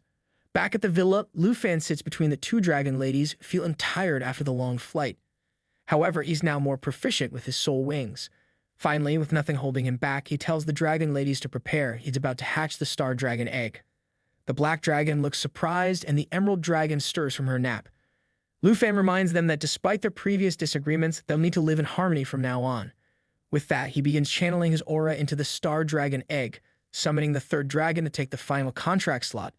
As he uses his dragon Tamer skill, a brilliant blue light radiates from the egg, blinding Lu Fan and the dragons. Meanwhile, the emerald dragon happily munches on the cracking eggshells. Suddenly, stars fill the room, and a new dragon appears, a black dragon with blue wings and a starry aura. It's the star dragon in its baby form. At level 1, its stats are already impressive: 795 strength, 276 agility, and 109 spirit. Its skills include Broken Star, which generates a star that crashes into enemies, dealing massive area damage. It also has Starlight Scale Armor, absorbing damage for 60 seconds and then reflecting it back at enemies. Another skill, Star Surge, increases endurance over time, making it stronger in prolonged battles. And of course, the Star Dragon Bloodline reduces all attribute damage by 50% and enhances self-recovery by 500%. Lu Fan picks up the new dragon, realizing it's a physical combat type.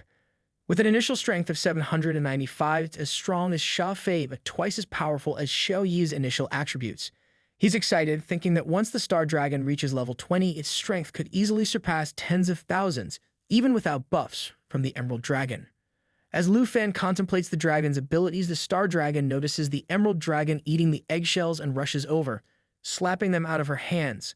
Lu Fan chuckles, still thinking about the Broken Star skill and how lethal it could be. He plans to test it in a dungeon soon. Turning his attention back to the dragons, Lu Fan notices the Star Dragon eating her own eggshells. Then he realizes this dragon is female. Following tradition, he prepares to give her a name. After some thought and many attempts, he settles on Xingqian, meaning star. However, both dragon ladies are unimpressed, and the Emerald Dragon even starts crying, feeling sorry for the lack of creativity. Defending himself, Lu Fan explains that it's just a name and there's no need to be upset. But before any more arguments can erupt, he notices that Xingqian has already fallen asleep. Perfect, Lu Fan thinks. With the two dragon ladies constantly bickering, it's good to have someone who just wants to nap. In the Taiki country, within the Wanli Sand area, a region notorious for its level 60 to 70 challenges, a chilling scene unfolds. Multiple skeletons are tied to crosses, with two large cars parked nearby and a bonfire flickering in the wind. Several people camp at the site, and among them stands a man in a long cape. His name is Chenghen. Staring intently at his phone, Chenghen looks troubled, and someone asks him what's wrong. He replies that he just received a call from his little sister. It turns out his bratty younger sibling had been urging him to take revenge on someone. The conversation reveals that Chenghen is none other than the brother of the bratty princess, a formidable level 60 individual and a newly ranked top professional in the kingdom. Two female professionals nearby inquire if his sister is struggling with her studies abroad, but Chenghen dismisses the idea, explaining that she has been pestering him about a trashy boy who had the audacity to hit her more than once. As Chenghen continues recounting his sister's complaints, a massive monster with a gaping mouth emerges from the lake behind him. Unfazed, Chenghen explains that his sister has always been spoiled since childhood. One man in a lab coat asks Chenghen if he plans to go to the Dragon Kingdom now. Chenghen agrees, and at that moment, with a flick of red energy, he effortlessly slices the massive centipede-like creature in half. Gleaming with a red aura, Chenghen declares that as a loving brother, he is determined to rid his sister of all her troubles. Additionally, with the preparations for the national trial underway, he plans to pass through the secret realm of opportunity one more time. Chenghen adds that once he acquires the final piece of the cursed equipment set, he'll head to the Dragon Kingdom. There, he'll not only help his sister, but also scout out the competition for the national trial. His ambition is clear. This year's #1 must be him. His companions assure him that he'll undoubtedly win the national trial as the lifeless body of the giant creature lays shattered into pieces on the ground. A week has passed since Lu Fan obtained the Star Dragon. With no disruptions, his life has returned to normal. Lu Fan continues training with the senior sister, sparring with her regularly. She teases him, saying if he ever manages to land a hit on her, she'll take him to Manhwa. During the weekdays, Lu Fan's team continues to level up in the Poison Spider Forest, and the progress is impressive. The Emerald Dragon reaches level 22, the Star Dragon hits level 11, and the Black Dragon is now at level 29. Lu Fan himself is now at level 32, with Xin at level 30, Nai and Ying at level 31, and Min also reaching level 32. They are all ready for their second-class transfers, and Min is particularly thrilled about the prospect of entering the advanced dungeons. However, Lu Fan's Aunt, even though she's also level 32, doesn't share the same enthusiasm. Watching everything unfold, Lu Fan smiles, knowing that his entire team is about to become even stronger. Together, they'll be able to take on areas above level 30 with ease, and the future looks more promising than ever for his group. Lu Fan and the rest of the group stand together, exchanging thoughts on their newly acquired powers. Jian Ying, always eager, raises her hand first. She proudly announces that she chose the Sword Dancer class because it inherits the Sword Master skill. Clearly, twirling swords in style was too good to pass up. Then turning to Xin Chu with a curious glance, Jian Ying mentions that she thought Qin would lean more toward a support role.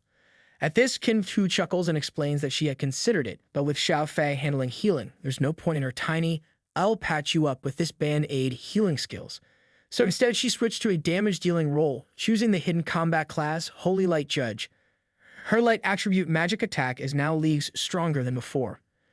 Lu Fan can't help but smile at this, pointing out that now their team has plenty of physical, magical, and support abilities, making them a well-rounded force to be reckoned with. It's like a buffet of powers, something for everyone. Just then, Talik Xiaoman bursts onto the scene, practically glowing with excitement. She raises her hand with immense joy, clearly ready to announce something big. Qin Chu, curious, asks what's got her so worked up. Tao Xiaoman, practically bouncing, asks them to guess which class she changed to. Jian Ying, eyes widening in realization, blurts out if it is that hidden class from the second level change. Tao Xiaoman, grinning from ear to ear, proudly confirms, yes, that's right. Hearing this, both Jian Ying and Qin Shu are visibly surprised. Tao Xiaoman, not one to miss a dramatic moment, swiftly pulls out her sword and announces with pride that she's chosen the Water Ripple Swordsman class. She can now control water element magic, marking her as part of the Magic Swordsman group. Lu Fan, intrigued, asks if hidden classes really can appear during the second level change. Jian Ying, ever the encyclopedia of knowledge, nods and explains that while it's possible, the probability is very low, like finding a needle in a haystack, but the needle's invisible and you're wearing oven mitts. It's even lower than the chances of obtaining a hidden class at the first level change. Tao Xiaoman turns to Jian Ying, smiling, and admits that she knows she's always been of average talent, but being with the team, she finally feels more balanced. Lu Fan, in his usual teasing manner, suddenly remarks that it's amusing how Tao Xiaoman, once the team's slacking weakling, has somehow landed a unique water-something swordsman class. Tao Xiaoman's face turns red with fury. She's so livid that it looks like she's ready to throttle him on the spot. Yelling at him with pure frustration, she clenches her fists, practically vibrating with anger. If looks could kill, Lu Fan would need a respawn. But before the situation can escalate into a full-on murder attempt, Lu Fan's phone buzzes. It's a call from the Vice Principal Zhao. Lu Fan answers, and his expression shifts from playful to serious in an instant. The Vice Principal Zhao informs him that the envoy is coming.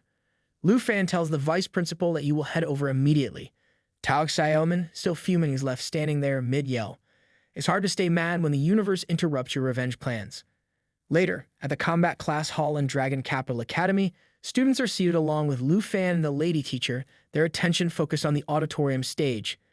Teacher Gu leans over and informs Lu Fan that the envoy's name is Ruan Changfeng, and he is a level 76 powerhouse, a 3-tier Holy Shield Knight. She also reminds him that Vice Principal mentioned the envoy has some opinions about him, the kind that make you wish you could suddenly blend into the wallpaper. Lu Fan recalls his senior sister's warning that the envoy might target him. He's left wondering who this Ruan Changfeng really is when suddenly his eyes dart to the stage.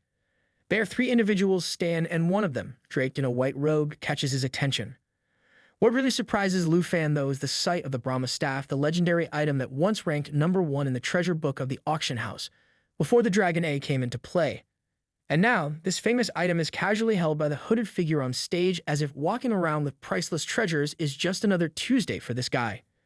Curiosity piqued, Lu Fan turns to Teacher Gu and asks about the identity of this mystery person. With a calm smile, the teacher reveals that the figure in the white robe is none other than the new principal of Dragon Capital Academy, who has held the position for the past 2 years. Guess they don't give that fancy robe to just anyone. To top it off, Teacher Gu whispers that the principal is rumored to be an expert above the 4th tier, the kind of person who could probably blow out candles from the next continent over. Lu Fan, still curious, wanted to know if anyone had any information about the principal's abilities. However, Teacher Gu replied with a shrug, explaining that apart from Vice Principal, no one really knows. The principal never attends events, their voice is magically altered, and to top it off, no one even knows their gender. It's like trying to get to know a ghost with a really impressive wardrobe. Lu Fan ponders the significance of the envoy's visit, quickly realizing that if the elusive principal is showing up, this envoy must be a pretty big deal. Just as Lu Fan puts 2 and 2 together, someone in the hall shouts that the envoy has arrived. Both he and Teacher Gu turn to see Ruan Changfeng stride into the room, radiating the kind of authority that immediately demands attention. It's the kind of presence that makes people instinctively check if their shoes are clean. Wasting no time, Ruan Changfeng commands everyone to cut to the chase. He isn't here for small talk or pleasantries. When Vice Principal politely steps forward to introduce himself, the envoy waves him off like he's brushing aside an overly eager intern. Ruan Changfeng makes it clear that the only person in the room who matters is the principal. Everyone else is completely irrelevant, like extras in a drama who aren't even getting paid. He bluntly tells the Vice Principal Zhao that Zhao doesn't have the authority to decide on national trial candidates and shouldn't waste his time. It's one of those I run the show moments that makes you wonder why anyone else even showed up with snacks. Growing impatient, Ruan Changfeng asks if all the candidates have arrived. The hooded principal gives a simple nod. The Vice Principal Zhao, doing his best to keep the tension down, informs the envoy that Dragon Capital Academy has only recommended one candidate, the one and only Lu Fan. The envoy's expression tightens in clear annoyance. Teacher Gu leans toward Lu Fan and quietly explains that the vice principal Zhao knew the envoy wanted to choose the candidate himself, but to prevent that, the academy nominated only Lu Fan. It's a bold move, the kind that says, take it or leave it. With only one option before him, the envoy is clearly displeased. Lu Fan studies Ruan Changfeng closely, realizing that this old man isn't just any figure. His very presence suggests a person who survived countless life and death battles. Even Teacher Gu senses the tension, but despite this, both the principal and vice principal Zhao remain firm, fully prepared to risk displeasing the envoy to push Lu Fan forward. Ruan Changfeng turns his gaze toward Lu Fan, unimpressed, and bluntly states that it seems the choice has already been made, making his opinion irrelevant. But the vice principal Zhao doesn't back down. He corrects the envoy, asserting that if he thinks Dragon Capital Academy is unprepared, he's overestimating the situation. The academy has full confidence in Lu Fan, and the principal firmly believes that Lu Fan will certainly impress the envoy. It's a diplomatic way of saying you might want to hold off on the eye rolls until after the show. Ruan Changfeng, still clearly displeased, finds it hard to believe what the vice principal Zhao is saying. Yet, begrudgingly, he skims through the file handed to him, taking note that Lu Fan is indeed a standout student. A level 32 Dragon Knight, Lu Fan is the reigning champion of the Southern Province and ranks #1 among new students. Tales of his heroism resonate from Shanghai City to Dragon Capital, even reaching the Qin family and the Northern Duke. Not exactly the kind of resume you can just toss aside like a bad flyer. However, the envoy remains skeptical. In his eyes, Lu Fan's journey has been too smooth thanks to his hidden profession. He doubts that Lu Fan truly understands the struggles the other candidates have faced. With a smirk, he questions whether Lu Fan can really hold his own against third-tier experts from other countries, many of whom are at level 50 or 60. It's the kind of smirk that says, nice story, kid, but can you actually back it up? Lu Fan immediately senses the bad vibes. Something about the old man's demeanor feels off, like he's already made up his mind about Lu Fan, and it's not favorable. The sneering expression on Ruan Changfeng's face only confirms it. Without warning, the envoy draws his long sword and lunges at Lu Fan. Deciding that if Dragon Capital Academy has so much faith in him, he'll be the one to assess Lu Fan himself. Because apparently nothing says assessment like an unprovoked sword swing. Lu Fan, fast on his feet, blocks the sudden strike with his big black mashite, his instincts kicking in just in time. Apparently, the envoy's version of a chat involves a sword to the face. Everyone in the hall watches in disbelief as the envoy attacks Lu Fan, and they immediately protest. They point out that it's blatantly unfair for a level 76 envoy to pick a fight with a level 32 student. It's like sending a heavyweight boxer into a pill fight, clearly biased. But the old man, being the scumbag he is, simply shrugs it off and tells them that if Lu Fan doesn't want to fight, he can withdraw from the national trial altogether. His level, according to the envoy, has nothing to do with it. Like trying to crush an ant with a hammer is totally fair game. Lu Fan finds himself in a tight spot. The envoy smirks, explaining that his job is to select individuals strong enough to compete with other nations. If Lu Fan can't pass his tests, then he's not worthy of representing the Dragon Kingdom. Lu Fan realizes that engaging in close combat with someone on the envoy's level is a losing battle, but the limited space prevents him from summoning his dragon ladies.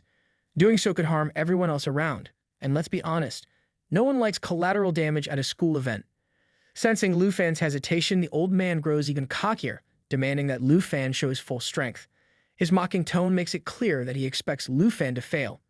Lu Fan braces himself, expecting another attack, and just then the envoy delivers a crushing blow, one so powerful that it knocks the big black mashite from Lu Fan's hands. Lu Fan is on the brink of taking a brutal hit when, out of nowhere, the principal steps in, wielding the Brahma staff. With an altered voice, the principal casually tells the envoy that he seems quite enthusiastic, so perhaps they should relocate for the assessment, because apparently destroying students inside an auditorium is frowned upon.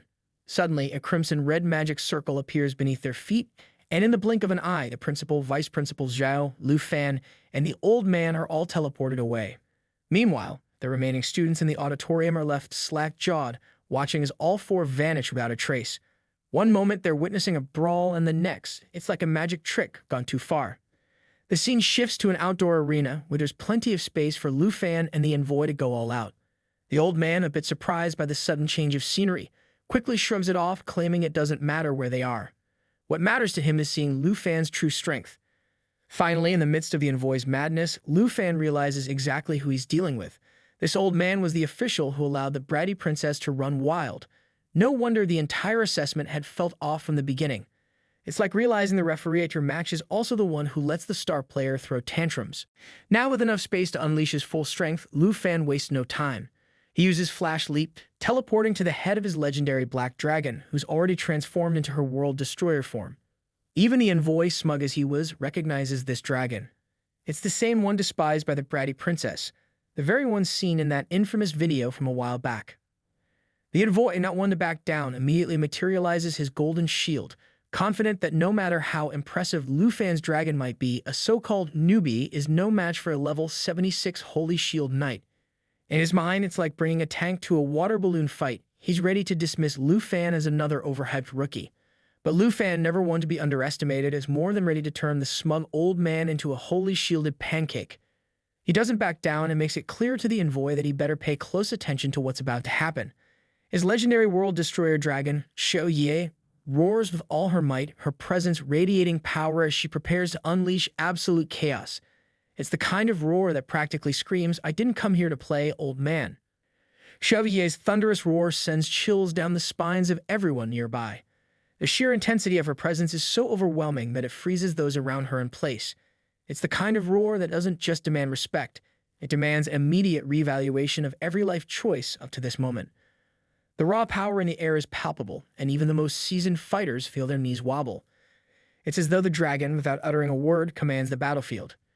In the midst of this overwhelming chaos stands the envoy, his bravado beginning to crack under the dragon's immense power. His body trembles under the weight of it, his face contorting between pain and sheer effort to stay composed. Yet through all this, he forces a confident smirk onto his face, because nothing screams, "I'm fine," like gritting your teeth while your legs are threatening to give out. Scoffing, he dismisses Shou Ye's display as nothing more than a cheap scare tactic, convinced that this dragon is just for show. In his eyes, Lu Fan's ace card isn't strong enough to pose any real threat. From a distance, Vice Principal Zhao and the mysterious Road Principal watch the unfolding battle with sharp attention. The Vice Principal can't help but recall the last time he saw this Black Dragon's power, the very same move that had once demolished the Fengyun Pavilion, leaving a mark on all who witnessed it. His gaze is full of concern, knowing just how serious things are getting. Meanwhile, the Road figure shakes his head lightly, a small gesture that suggests the real spectacle has yet to begin. It's the calm before the storm, the kind of look that says, "You see nothing yet." Still brimming with arrogance, the envoy continues to smirk at Shou Ye, utterly convinced that the dragon's display is just a flashy trick designed to scare off lesser opponents. In his mind, this is all for show, like fireworks at a festival. Little does he know, the real challenge is just beginning, and he's in for a much bigger surprise than he ever expected. Because there's one thing worse than facing a dragon, underestimating one. Suddenly, an unexpected attack barrels toward the envoy. Instinctively, he raises his shield, glowing with a powerful emblem, ready to block the strike. But as he does, a wave of fear crashes over him, something he has never felt before. For a shield knight known for unbreakable resolve, this sensation catches him completely off guard. He trembles, surrounded by symbols of fear, and before he knows it, he's on his knees, overwhelmed by bursts of energy. Nearby, Lu Fan stands calmly beside his towering black dragon, Shou Ye, a mocking smile tugging at his lips as he observes the envoy's weakened state. It's the kind of look that says, "Didn't see that coming, did you?"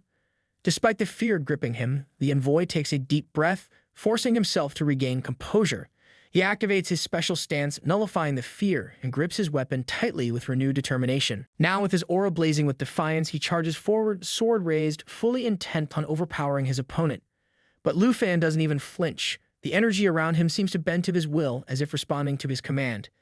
It's like the battlefield itself is choosing sides, and it's not looking good for the envoy. Vice Principal Zhao gasps, his eyes wide with disbelief as he witnesses the sheer control Lu Fan holds over the chaotic forces around him. Two portals suddenly open, and the envoy, drenched in sweat, stares in horror and amazement. He wonders what is Lu Fan summoning now, fearing something even more powerful might emerge. Lu Fan, with a playful smile, watches as two more dragons step out from the portals, joining the Black Dragon. The envoy stares, utterly dumbfounded as he tries to process the impossible sight before him. 3 dragons. It's as if his disbelief is trying to keep up with the sheer spectacle, but it's failing miserably. The Vice Principal is equally stunned, his mind struggling to wrap around the reality of the situation. It's like watching someone casually pull an ace out of their sleeve, except this ace has scales, claws, and probably breathes fire. But Lu Fan isn't done. With a calm demeanor, as if summoning dragons were just another day at the office, He commands the Emerald Dragon, Xiaofi, to summon her own 2 dragon pets. Now, a total of 5 massive dragons stand surrounding him. The vice principal, absolutely speechless, can only stare in awe. 5 dragons? Is this even legal? Even the mysteriously robed principal, who up until now had maintained an air of calm detachment, is visibly rattled by the sheer magnitude of Lu Fan's power. No one had anticipated that this level of mastery was even possible. Standing tall among his 5 dragons, Lu Fan radiates unshakable confidence. His control over these enormous beasts is undeniable, their strength directly tied to him, making them just as formidable as Lu Fan himself. The envoy, now completely overwhelmed and visibly shaken, stares wide-eyed at the dragons. His bravado crumbles, leaving nothing but raw fear in its place. The twin souls of the flying dragon kings, now at level 22, loom menacingly. Fire, ice, thunder, and wind swirl violently around the dragons, the elements gathering with a terrifying force. It's the kind of moment that makes you wonder if the envoy is mentally replaying every single bad decision he's made up to this point. Meanwhile, the vice principal, still in utter disbelief, glances at the principal and asks if he knew Lu Fan could summon a literal dragon army.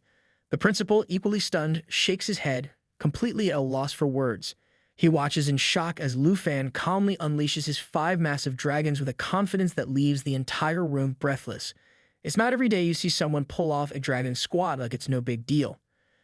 The envoy stands firm, though his face betrays a mix of determination and creeping anxiety. Shield raised, he braces himself, fully aware that he's about to face an overwhelming force. 5 dragons weren't exactly in his daily combat routine. Still, he holds his ground, gripping his sword with all the resolve he can muster, determined to prove his strength, even if his opponent happens to be a so-called rookie. The envoy struggles to comprehend the situation. His eyes widen, disbelief etched across his face as fear begins to creep in. Things have escalated far beyond what he had anticipated. It's like signing up for a sparring match and realizing halfway through you're actually in a full-blown dragon brawl. Panic and frustration battle inside him as he questions how someone so young could outmatch him so effortlessly. Surrounded by flames and shadows, he desperately summons his defensive shield, hoping it will be enough to hold off the impending storm of power.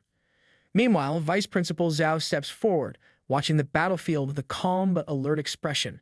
He is prepared to step in if things spiral too far out of control. His face says cool and collected, but inside he's probably calculating the dragon damage to the Academy's insurance. Amidst the destruction, the envoy suddenly lets out a wild laugh, seemingly unfazed by the chaos. It's the kind of laugh that makes you wonder if he's finally lost his grip or just refusing to accept reality. Perched atop his fierce bat, he continues to deflect attacks with his shimmering shield, as their sheer defiance alone will keep him standing against Lu Fan's unstoppable dragon force. The envoy charges forward, his shield glowing brightly, a defiant beacon in the chaos. Lu Fan, with a slight smile, acknowledges the envoy's quick thinking and skill in maneuvering his mount. The envoy surges ahead in a dynamic move, eyes sharp and shield raised high, full of taunts as he sneers that without his dragons, Lu Fan is nothing. It's the kind of overconfidence that makes you wonder if he's been reading too much of his own fan mail. Despite all the bravado, the envoy knows his holy light protection is on the verge of fading, with only seconds remaining. Determined to make the most of it, he charges forward, his mind racing, trying to plan his next move before his protection fades. Lu Fan, however, remains calm, dismissing the envoy's taunts with a mere glance, his eyes cutting through the chaos like a blade. As the envoy barrels through the sky on his bat mount, he continues to criticize, pointing out flaws in Lu Fan's strategy, as if his lecture might do more damage than his sword. It's almost like he's hoping to win the battle through sheer, constructive criticism. With just 2 seconds left on his shield, the envoy summons every ounce of strength into one final decisive attack. His weapon glows with radiant light as he invokes Holy Light Judgment, a powerful strike meant to turn the tide of the battle. The battlefield lights up, radiant with the energy of his holy attack as he swings with all his might, aiming straight for Lu Fan. The move is loaded with immense power, and the confidence in the envoy's eyes suggests he's banking on this as his game-changer. But Lu Fan remains completely unfazed, his expression calm, almost bored. Each layer of his emerald light shield, summoned by his emerald dragon, stands more than capable of withstanding multiple strikes. It's as if Lu Fan is politely waiting for the envoy's tantrum to end so they can get back to more serious matters. Riding atop his bat, the envoy weighs his options, realizing that while Holy Light Judgment might partially break through Lu Fan's defenses, dealing with the dragons is an entirely different beast altogether.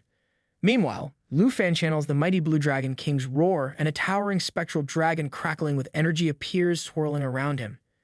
The envoy seems to falter and retreat. Lu Fan delivers a final warning, remarking that he won't hesitate to treat the envoy like the rookie he's acting like. Suddenly, the star dragon appears behind the envoy with such speed and precision that it leaves him completely stunned. His expression shifts from arrogance to pure shock as the full weight of the danger he's in hits him. It's the kind of realization that says, maybe I bit off a little more than I can chew. With a fierce gaze, Lu Fan closes in, ready to end the battle. The Blue Dragon King roars, sending purple lightning crashing down on the envoy. Knocked from his mount, the envoy hits the ground hard, his once confident posture reduced to desperation. Lu Fan approaches him. A mocking smile plays across his lips, reminding the envoy of how cornered and helpless he's become. The envoy, now fully aware of his impending defeat, commands Lu Fan to stop. But even in the face of certain loss, his stubbornness knows no bounds. However, Lu Fan remains resolute. This fight, started by the envoy's arrogance, will be finished by Lu Fan's hand. The entire arena fills with dust and smoke as the final clash unfolds. Vice Principal Zhao and the robed figure observe from a distance, their expressions tight with anticipation. After what feels like an eternity, the smoke clears, revealing Ruin Changfeng lying on the ground, coughing intensely, his body weakened from the overwhelming attack. His bat mount lies lifeless beside him, the once fierce creature now just another casualty of the envoy's overconfidence. It's clear now that all that swagger led to one very bad day. Yet despite this crushing blow, the envoy still refuses to give up. With visible effort, Ruin Changfeng tries to rise once again, his body trembling under the shockwaves of exhaustion and damage. Lu Fan watches him calmly, almost amused, and comments that he's sorry for killing his mount. Of course, his apology comes with a sly reminder that in the ruthless competition of the national trials, taking out an opponent's mount is perfectly within the rules. Lu Fan adds that he's sure the envoy put a lot of effort into seeing how he handled the situation. The vice principal, watching this unfold, is both surprised and impressed that Ruin Changfeng hasn't given up yet, even though it's clear he's outmatched. The envoy, despite his defeat, continues to challenge Lu Fan, unwilling to back down. The vice principal, sensing enough has been done, steps forward and remarks that the evaluation should be over, and that Lu Fan has clearly proven himself qualified. But this only makes the envoy furious. He snaps back at the vice principal, telling him to keep quiet, as it's not his place to decide when the evaluation is over. The kind of frustration that comes from someone who thought they were in control, until reality hit like a freight train. The envoy insists it's his job to make the final decision, warning the vice principal not to interfere with his work. Apparently, even lying on the ground with a dead mount nearby, his authority is something he refuses to surrender. The vice principal is stunned by the envoy's stubbornness. He silently wonders how Ruin Changfeng, even in this state, still refuses to concede. It's clear there's some deeper animosity here, something more personal than just an evaluation. Meanwhile, the principal, observing the situation, simply says that they should let it go. He can see that Ruin Changfeng is running on fumes and won't be able to hold out much longer. The principal muses, the man's pride is fighting a losing battle with his body. Still sitting on the ground, Ruin Changfeng seethes internally. He realizes that anyone with Lu Fan's abilities, flash damage immunity, dragon tongue magic, and control over 5 dragons, would make a perfect contender for the national trials. But admitting that would be like swallowing a bag of nails. Instead, his rage bubbles over, and he mutters to himself that he will never let Lu Fan reach that stage. Fueled by anger, Ruin Changfeng makes one last desperate attempt to attack. He rises and lunges at Lu Fan, shouting that he won't allow him to become a contender. And then, in a fit of frustration, he hurls an insult that only adds to the drama, accusing Lu Fan, the smelly, poor fool from a dumpling shop, of being the reason for his downfall. Lu Fan, calm as ever, stands with one hand resting on his dragon, barely acknowledging the envoy's outburst as Ruin charges at him. With ease, Lu Fan dodges the envoy's attack, leaping out of the way. Ruin Changfeng continues his tirade, blaming Lu Fan for everything, being abandoned by the Jin family, losing his position with the higher-ups, and now having his career utterly ruined. To make matters worse, Lu Fan even killed his prized mount. It's a bad day when your biggest complaint is a dead bat, Lu Fan might be thinking, but he says nothing. Fuming, Ruin Changfeng draws his sword, his eyes burning with fury. He declares that he will not leave Lu Fan alive today, promising that this is the day Lu Fan will die. It's the kind of declaration you'd expect from someone who's already lost the fight, but refuses to accept it. Yet despite all the rage, the outcome seems inevitable as Lu Fan remains calm, standing tall against the envoy's final desperate attack. Just then, Lu Fan delivers a swift, powerful kick, sending Ruin Changfeng flying across the battlefield. He crashes onto the ground, dazed and in pain, while Lu Fan calmly walks toward him, each step deliberate. It's the kind of walk that says, We both know how this is going to end. Lu Fan approaches the fallen envoy and calmly tells him that losing one's wisdom in battle is pointless. It's almost as if he's delivering a lecture while standing over his defeated opponent, an unexpected moment of honor in the middle of the chaos. Lu Fan assures Ruin that he won't strike him while he's already down, his tone measured and controlled. If Ruin truly believes the evaluation isn't over, Lu Fan offers him the chance to rise and continue the fight. A generous offer, considering Ruin looks like he's more suited for a bed than another round. Lu Fan then continues, addressing the deeper issue. If Ruin really thinks his career with the Jin family has been ruined by Lu Fan's actions, then he should know that Lu Fan will always be there, ready for him to take his revenge. It's the kind of statement that says, "I'm not going anywhere, and you're welcome to try again." But Lu Fan adds a final warning, telling the envoy that next time he won't stop. The message is clear. Mercy might be shown today, but tomorrow is another story. Hearing this, Ruin calms down a bit, perhaps accepting his defeat, if only temporarily. As if on cue, all of Lu Fan's dragons come to stand by his side, towering over the fallen envoy like silent sentinels. Ruin's condition worsens and he collapses further, unable to rise. Seeing this, Vice Principal Zhao, who had been watching anxiously, immediately runs over to help.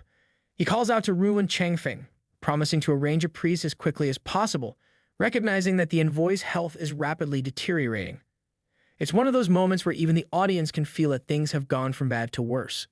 The principal, still observing from a distance, turns to Lu Fan and with an impressed look remarks on how well he hid his abilities. 5 dragons?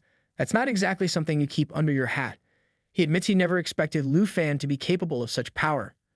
Curious, the principal asks just how much of his strength Lu Fan has used in this battle. Lu Fan, a bit surprised by the question, responds humbly, revealing that he hasn't even used 1% of his strength. It's the kind of answer that makes you wonder what chaos would look like at 100%. The dragons, he explains, barely moved and none of them had to use any skills. Essentially, Lu Fan let his pets stretch their legs, and that was enough to dismantle the entire situation. Just then, the principal's Brahma staff begins to glow and powerful aura surrounds him. The atmosphere shifts as he speaks, his voice firm yet approving. He acknowledges that selecting Lu Fan was indeed the right decision. It's almost as if the universe itself agrees with him, as the glowing staff makes the moment feel even more monumental. Hearing this, Lu Fan simply nods, turning to leave with quiet confidence. Xiao Ye and Xia Fei, his loyal dragons, come to his side as he begins to walk away. But as he moves, something catches Lu Fan's attention. A strange familiarity tugs at him and he pauses, thinking to himself that the principal looks oddly familiar. It's one of those moments where you feel like you've seen someone in a dream or maybe a past life. Lu Fan can't shake the feeling that he has known the principal before, though the memory remains just out of reach. Meanwhile, far away in the northern region of Dragon Country, within an unknown area at level 60, Duke Shenbai chuckles as he reviews Lu Fan's file. It's clear to him that this kid is something special. The fact that Lu Fan is now the official representative of Dragon Country? Well, that's just icing on the cake. Shenbai imagines Ruin Chengfeng probably signed off on the file with tears in his eyes, grudgingly accepting his defeat. It's not every day you picture a seasoned warrior crying into paperwork.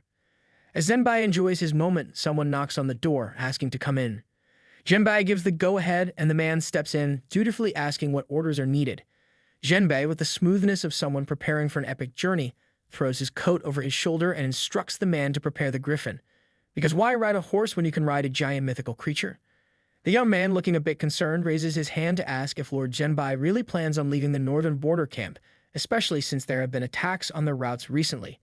The attacks, of course, all seem to be coming from the same side, and if Zhenbai leaves, things might get even worse. It's the kind of situation where you're half expecting a disaster movie soundtrack to start playing in the background. Zhenbai, unfazed by the concern, assures the man that he isn't leaving forever and calmly orders him to inform the Griffin team. Because when you've got Griffins on call, you don't sweat the small stuff. He adds that the other routes should continue as usual and that he's heading to Longdew Academy to meet Lu Fan, the new Dragon Country representative. Apparently, meeting the star of the show takes priority over the whole border under attack situation. He promises to be back in 2 days, as if it's a quick trip to the grocery store. Before the young man can leave, Zhenbai asks if he fully understands the instructions. The man nods quickly, confirming that he does. It's clear that when Lord Zhenbai speaks, you don't just listen, you take notes.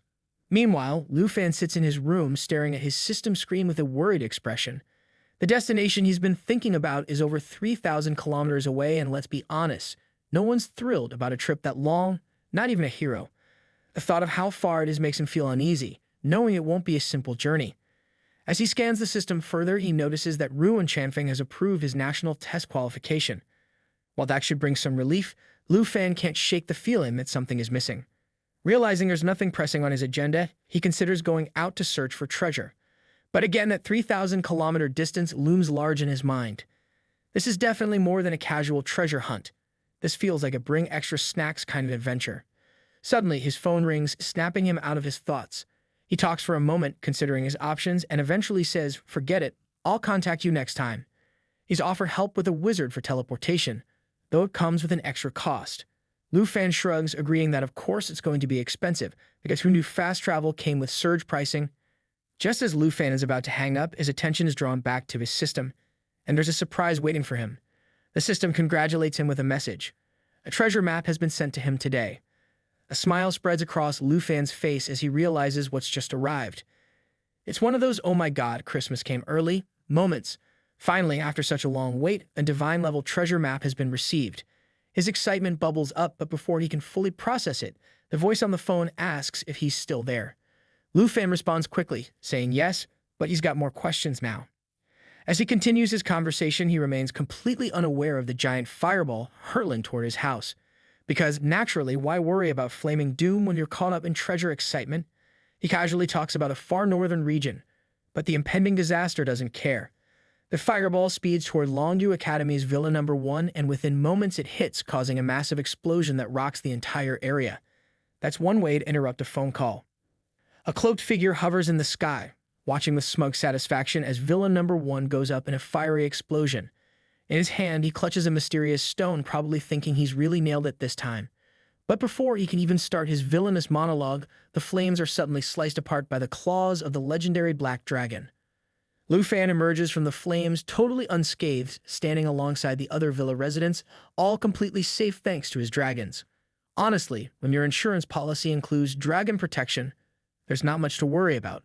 Without missing a beat, Lu Fan looks up the cloaked figure, and with his usual flair, tells him to stop right there and don't even try to teleport again. Lu Fan wastes no time. His dragon bares its fangs and charges straight at the figure, knocking back his hood and revealing him as none other than the teacher who had stood with the principal during the envoy's assessment. With a dramatic flair only Lu Fan can manage, he calls out to a lady on the ground, telling her to call the fire department while the others scramble to ensure everyone is safe because, safety first, even in the middle of a villain's showdown.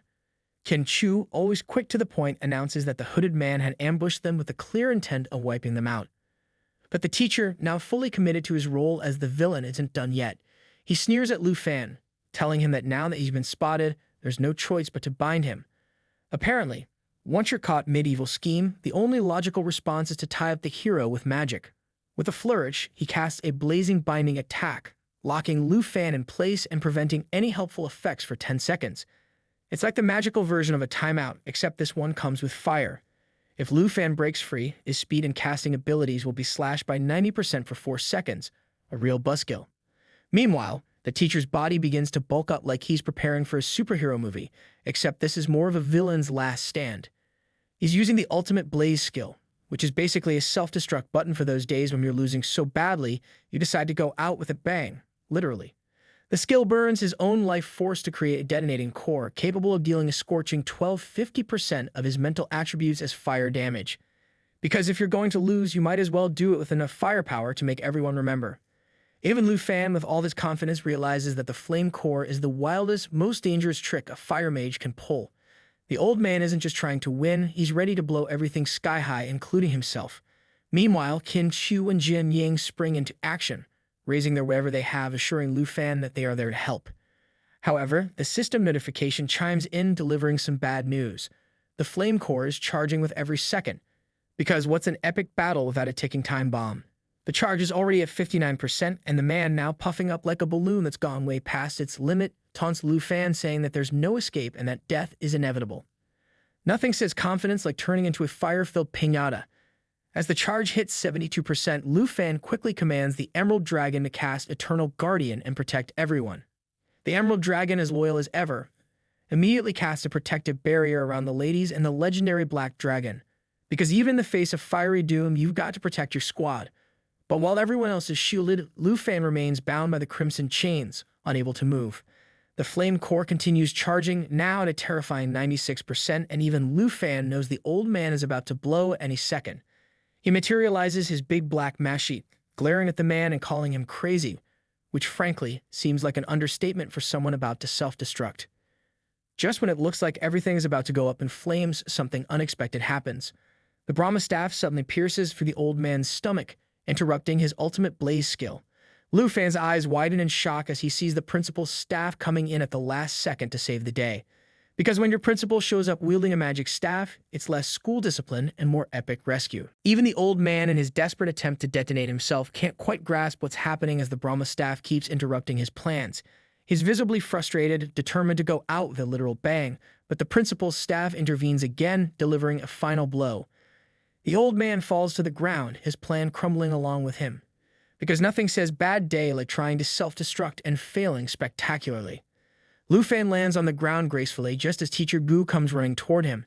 His aunt also rushes over. Tears are streaming down her face. She is clearly terrified that her nephew might have been hurt. It's that typical family moment, dragons and explosions aside, when an aunt's number one concern is making sure you're in one piece. But Lu Fan reassures her, telling her not to worry at all. Kim Chua races over, concern etched on her face, and asks who the hooded mage was. Lu Fan replies that it was the same mage who was present during the envoy assessment. Vice Principal Zhao, now standing over the burnt remains of the old man, looks genuinely shocked.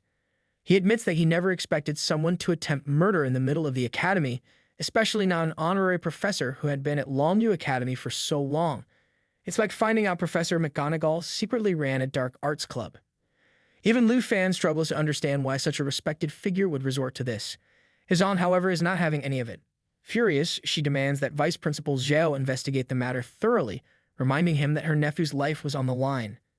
Qin Chu, equally outraged, can't believe the professor was willing to detonate himself and take Lu Fan with him the moment he realized escape was impossible. It's not every day you face a teacher who'd rather blow himself up than hand in his resignation. Vice Principal Zhao, clearly nervous, tries his best to reassure everyone, asking them to stay calm and take a deep breath. He promises he'll investigate the situation thoroughly and get them some answers. The next morning in the principal's office at Longyu Academy, the mysterious principal sits deep in thought, still shaken by the murder attempt. He knows that while this attack failed, it's only a matter of time before another, even more dangerous, attempt is made. It's like when Voldemort didn't quite get Harry the first time but came back with more dramatic flair later. The trashy professor had been part of the academy for many years, and no one around him had even the slightest suspicion of his dark intentions. The principal reflects on how he had barely managed to teleport in time to save everyone, thinking that if he had been just a second too late, the consequences would have been unimaginable. Because there's no reparo spell from acid explosions. Suddenly, the principal is jolted from his thoughts by a strange voice. A man is asking if the principal is even listening to him. It turns out to be the Duke Shenbei, who has come all the way to Longdu Academy. The Duke, clearly unimpressed with the beverages on offer, jokes that the principal's office needs some serious drinks because the tea is simply bland and tasteless. It's like showing up to Hogwarts and complaining about the lack of butterbeer. Noticing the principal's growing irritation, the Duke quickly changes the subject, laughing and assuring him that he's been listening to every word. Nothing like a bit of tea shade to lighten the mood. He then adds that since they haven't seen each other for so long, he figured the principal might want to know why he's here. Because apparently nothing says urgent business like a casual drop-in and a complaint about tea. The principal snaps back to reality, realizing he's been going on about Lu Fan for far too long. He apologizes to the Duke, and then shifts the conversation, asking if the Duke has completed his mission in the far north. The Duke, however, waves off the question, explaining that the mission is still incomplete, because apparently even Dukes have to deal with never-ending tasks. But he quickly adds that with the recent attempt on Lu Fan's life, and with both the principal and vice principal Zhao busy investigating, he's willing to take some of the burden off their shoulders. At first, the principal doesn't quite get what the Duke is implying, so the Duke spells it out for him. He plans to take Lu Fan to the far north, even though Lu Fan seems unfazed by assassination attempts because clearly dodging death is just part of his daily schedule. Trouble seems to follow him around like a particularly clingy shadow. The Duke insists that taking Lu Fan with him will not only ensure his safety before the national trials, but will also keep those around him out of harm's way. Because, let's face it, being near Lu Fan is basically standing in the splash zone of chaos. The principal, so trying to piece it all together, wonders aloud what the Duke stands to gain by taking Lu Fan along. After all, the Duke is an esteemed figure in the north, while Lu Fan is, well, just a student. Okay, a student who seems to collect dragons the way people collect action figures, but still. The idea of the Duke playing babysitter to a not-so-ordinary student feels almost absurd. It's like sending Gandalf on a field trip with Harry Potter. The Duke, without hesitation, grabs a bottle of wine and starts pouring himself a glass, casually informing the principal that he's been watching Lufan for quite some time. According to the Duke, Lufan's growth and progress have been nothing short of astounding, as if the kid has been secretly training like he's prepping for the Olympics of magic. So there's no need for the Duke to worry. He's got everything under control, or at least that's what he says between sips. The principal, nodding in agreement, is almost convinced, but throws in one condition before letting Lufan go. He insists that the Duke must guarantee that Lufan stays out of danger. A tall order considering Lufan seems to attract chaos like a magnet attracts metal. Meanwhile, the Duke is already downing his wine like it's water, grumbling that the drink tastes awful. Clearly, protecting a student isn't nearly as stressful as trying to find decent wine. Meanwhile, at the front gate of Longdew Academy, a man in a fancy car arrives and the bratty princess, looking surprisingly calm, beams with happiness. Her big brother has finally come to visit, and for a moment, she almost looks sweet. Almost. Because no amount of sibling joy can hide the fact that she's still as bratty as ever, as she eagerly asks her brother if he's going to help her get revenge. Her brother, acting like the ultimate jerk, assures her that he's going to teach the person who hurt her a good lesson. You know, the kind of lesson that involves less talking and more fists. It's a heartwarming family reunion, except for the part where both siblings are clearly plotting something a little more dramatic than your usual sibling bonding. Later in Villa Number 2 of the Academy, the informant checks in with Lufan, asking if he received the map. Lufan confirms, assuring him that he's about to transfer the money right away, because nothing says, "I'm a responsible treasure hunter," like settling payments on time. The informant, however, is a bit taken aback, mentioning that Lufan suddenly went offline last night and couldn't be reached at all. He's relieved that Lufan's okay, especially since the map in question is so dangerous that no one else would even dare to buy it, except, of course, for Lufan. Because what's life without a little treasure hunting in deadly locations? Remembering the chaos of the previous night, Lufan quickly tells the informant that he needs to hang up. Just as he's about to end the call, Jian Ying approaches, curiosity in her eyes. She asks if Lufan really plans to head somewhere far. Lufan tells her that he is still a bit concerned about the villa and the safety of the ladies and is seriously considering delaying his departure until the investigation results from the attack come through. Because, let's face it, you can't just leave when there's a literal murder mystery to solve. Jian Ying, clearly still shaken from the night before, confesses to Lufan that she didn't sleep well. Apparently, all the ladies slept upstairs and the tension made it hard to rest. She asks Lufan to let them know when they wake up and to say his goodbyes to everyone. Lufan thanks Jian Ying for taking care of all the laddie for him, but Lufan, feeling grateful, thanks Jian Ying for taking care of all the ladies for him. Suddenly, the doorbell rings loudly, breaking the moment. Thinking it might be Vice Principal Zhao with the investigation results, Lufan heads to the door, ready to ask for an update. But when Lufan opens the door, it's not Vice Principal Zhao standing there. Instead, it's a man he doesn't recognize. Lufan, clearly caught off guard, asks who the stranger is. The man, looking nervous but trying to stay composed, quickly reassures Lufan that he's not someone to be afraid of. Because, of course, nothing screams trustworthy like someone nervously saying, "Don't worry, I'm not here to hurt you." He then explains that he had to subdue all the villa's bodyguards because they attacked him on sight before he could explain himself. It's as if the bodyguard's motto was attack first, ask questions, never. Lufan, now more confused than ever, starts to wonder if this guy is just another assassin sent by some gang to take him out. Because, let's face it, at this point it feels like being on someone's hit list is just part of his morning routine. Not taking any chances, Lufan pulls out his math sheet, his mind racing. Do I attack? Negotiate? He's weighing his options, probably leaning toward the let's go with sharp objects approach, when suddenly Qin Chu comes down the stairs, addressing the stranger as Uncle Tu, and asking why he's come to the villa. Lufan's confusion deepens as Qin Chu's casual tone clashes with the fact that the bodyguards are scattered around the property, looking very worse for wear.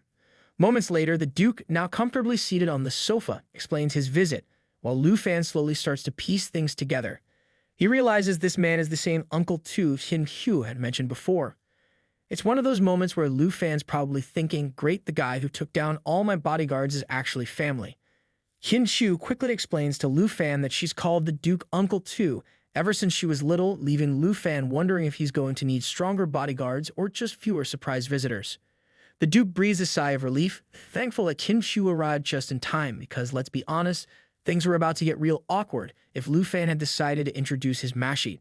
Lu Fan, equally relieved, thanks the Duke for handling the situation with the bratty princess for so long. The Duke, however, waves it off and explains that although Ruin had been dismissed from his position, he was still seeking revenge on Lu Fan.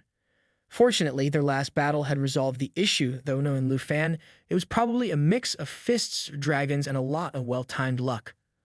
But before the conversation could dive deeper into details, Qin Fu interrupts with a smile, teasing the Duke. She jokes about how she never expected that the once great hero, who had ridden a griffin to confront the beast tide, was now so unrecognized that even the bodyguards of Londu Academy had no idea who he was, because apparently saving the world from a beast invasion doesn't guarantee you VIP access anywhere. Upon hearing that the man before him was the legendary hero who fought in the beast tide, Lu Fan immediately jumps up from his chair. He tells the Duke that while he was studying in the city, the school walls were always filled with stories of heroes who died fighting ferocious beasts. The Duke, as it turns out, was the one who led them to victory, despite the many sacrifices. It's like finding out the person sitting in your living room is basically a fantasy world's version of a war hero, and all you did was almost attack him. The Duke, with a modest smile, downplays the praise, telling Lu Fan that every era has its own outstanding figures, and right now one such figure was Lu Fan himself. Because, sure, leading dragons and surviving constant assassination attempts kind of puts you in the outstanding category. The Duke then informs Lu Fan that he specifically came to find him, not just for a casual chat, but to take him to the extreme north for some serious training. Because, naturally, what's next on the agenda for Lu Fan? More chaos, of course, but this time the training montage. The Duke explains that he has already informed the principal about his plan. Taking Lu Fan to the extreme north wouldn't just help him level up, it would also be the perfect preparation for the national trials. Oh, and let's not forget, it's a solid way to dodge any future assassination attempts. But when the girls hear this, they're understandably shocked. Qin Shu points out that the extreme north is uncharted territory and incredibly dangerous, because, it's not exactly a weekend getaway spot. Jian Ying adds her concerns, reminding everyone that Lu Fan is the representative of the Dragon Kingdom, and they can't afford for him to have any accidents before the national trials. No pressure, right? But the Duke reassures them, explaining that the harsh conditions of the extreme north are exactly what Lu Fan needs to build his strength. Plus, leaving the academy would mean any further attacks would be aimed at him and not those around him. It's like a tactical vacation, one with more danger and fewer beach days. Now Lu Fan finds himself in a dilemma. On one hand, the treasure he's been after is located in the extreme north. On the other hand, he's got 4 beautiful ladies casually hovering around him, and he's unsure if they'll be safe when he leaves. Because leaving your house full of powerful women behind is, apparently, a tough decision when dragons in danger are your usual company. But before he can overthink it, Jian Ying steps in, telling him that you should definitely go. She explains that every lady in the house has already advanced to the 2nd level, and they're more than capable of taking care of themselves, even without him. Qin Shu agrees, assuring Lu Fan that she'll personally protect his aunt, so he has nothing to worry about. Lu Fan smiles, realizing that he can trust them to handle things while he's away.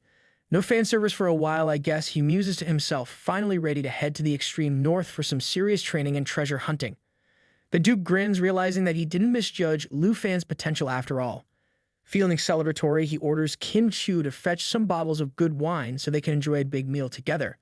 But the lady quickly informs him that the strong liquor he desires isn't allowed inside the academy. Apparently, even heroes have to follow school rules, no sneaking in booze here.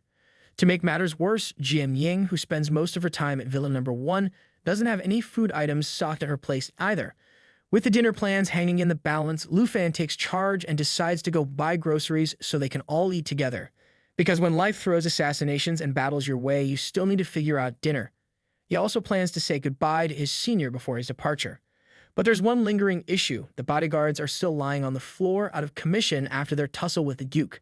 The Duke wonders if Qin Shu can heal them, but Lu Fan offers a better solution, deciding to leave his emerald dragon behind to help with the healing, because who needs a first aid kit when you've got a dragon on hand? Later, Lu Fan's in the academy's scoring room, still trying to wrap his head around the fact that he just met the legendary hero who resisted the beast tide. It's one thing to read about your heroes and another to have them crash on your couch. Suddenly, his senior lady appears, waving her hands at him and asking why he's at the academy so late. She explains that she's been busy the past few days, but is more than ready to offer some close combat practice if Lu Fan's interested. But before she can say much more, Lu Fan interrupts, telling her he's not here to train, he's here to say goodbye. The senior lady pretends not to know about his trip to the extreme north, but Lu Fan explains it all, mentioning that he'll be gone for an entire month, It's one of those see you in a month, don't let the dragons burn anything down kind of goodbyes. Upon hearing about Lu Fan's upcoming journey to the extreme north, the senior lady playfully grabs his cheeks, teasing him that heading there will give him far better experience than sparring with a pretty lady like herself. Because apparently dragons and icy wilderness are the real deal, not fancy duels with flirtatious seniors. But her teasing has a hint of concern, as she warns him that it's still a dangerous place, so she urges Lu Fan to take care. Even though our boy blushes, his cheeks practically glowing like he's been hit by a love spell, he thanks her for everything. As Lu Fan says his goodbyes and prepares to leave, the lady suddenly grabs him from behind, making him flustered and turning his face an even deeper shade of red. She playfully remarks that since he's in such a hurry, she doesn't have much to give him. At this point, it's looking suspiciously like something out of a romantic drama, and Lu Fan's probably wishing he had an escape route. But before he can get too embarrassed, she surprises him by pulling out a band, placing it in his hand, and telling him it's for his safety. With a grin, she quickly steps away, encouraging Lu Fan to do his best in the extreme north and at the national trials. Even when Lu Fan tries to stop her, she just smiles, telling him to bring back a piece of unmolten ice as a souvenir. Then, in true dramatic fashion, she disappears into thin air, leaving Lu Fan standing there, holding the band and a few strands of her hair. It's not every day you get goodbye wrapped in mystery and magic, and maybe a tiny bit of flirting. Later, Lu Fan is on his way to the villa after grabbing groceries for the big meal, but he soon notices something off. Someone's following him. Without hesitation, he calls out, telling the hidden figure to show themselves. To his surprise, it's none other than the bratty princess's older brother, who seems shocked that Lu Fan managed to spot him, because clearly stealth isn't the family's strong suit. Not knowing who he is, Lu Fan asks the man for his name. The stranger, putting on his cape dramatically, like he's about to announce himself as some dark wizard, tells Lu Fan that while he might not know him, he knows Lu Fan quite well. He introduces himself as Jin Chenghen, the bratty princess's older brother, and informs Lu Fan that he's come to personally thank him for all the care his little sister has received.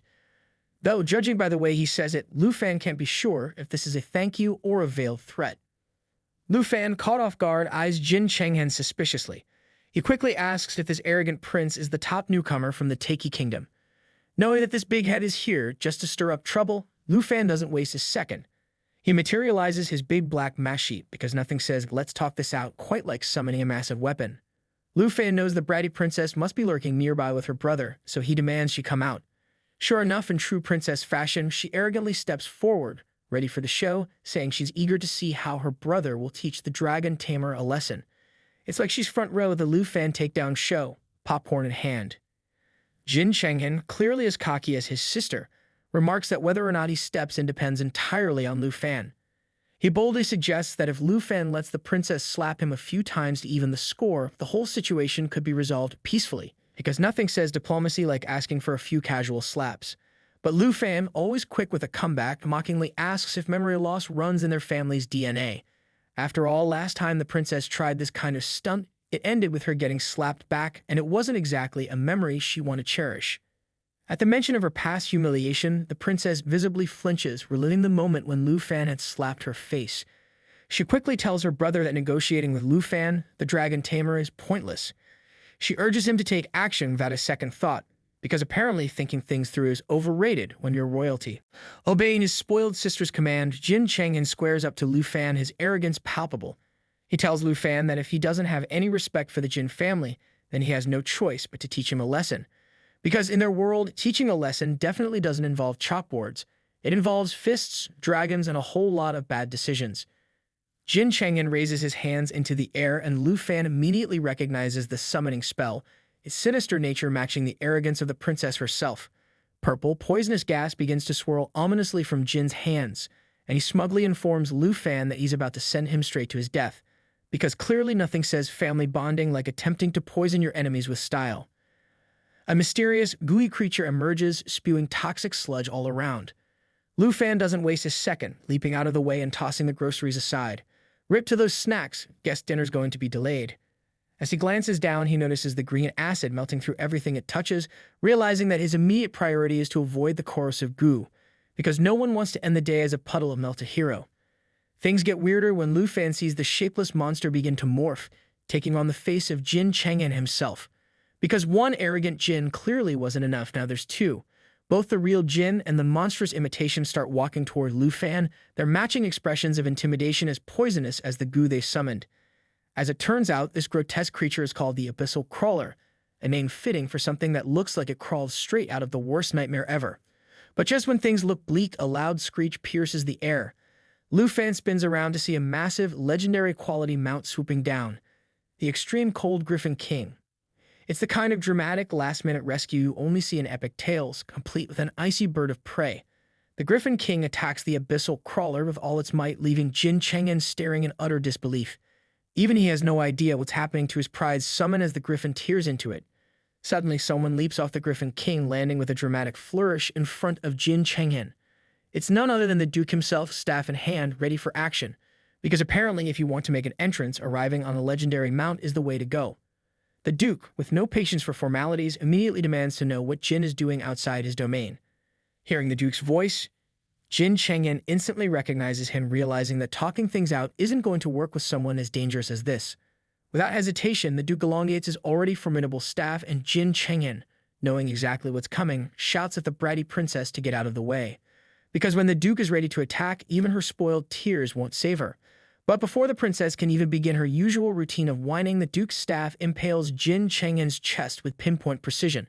Apparently, even censored, it's a brutal day to be a villain.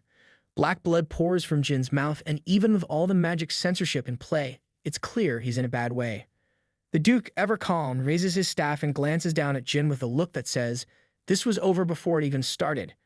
He informs Jin that not even his Abyssal Crawler can escape the clutches of the Griffin King. Because let's be honest, when you've got an ice-breathing, legendary griffin on your side, negotiations are off the table. Meanwhile, the princess, true to form, begins crying in the corner like the spoiled brat she is, watching things spiral out of control. It's basically her go-to move whenever life doesn't go her way.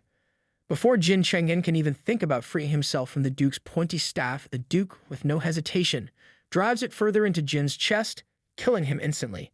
Because when the Duke says he's going to teach someone a lesson, he's not talking about a gentle lecture. Everyone is completely shocked by how quickly and effortlessly the Duke has killed Jin Cheng'en, because normally people take a moment to think before skewering someone. But the Duke isn't fazed at all, calmly revealing that Jin Cheng'en is actually an abyssal summoner with a third-tier skill called Abyssal Symbiosis. As long as his abyssal beast is alive, he can be reborn through it.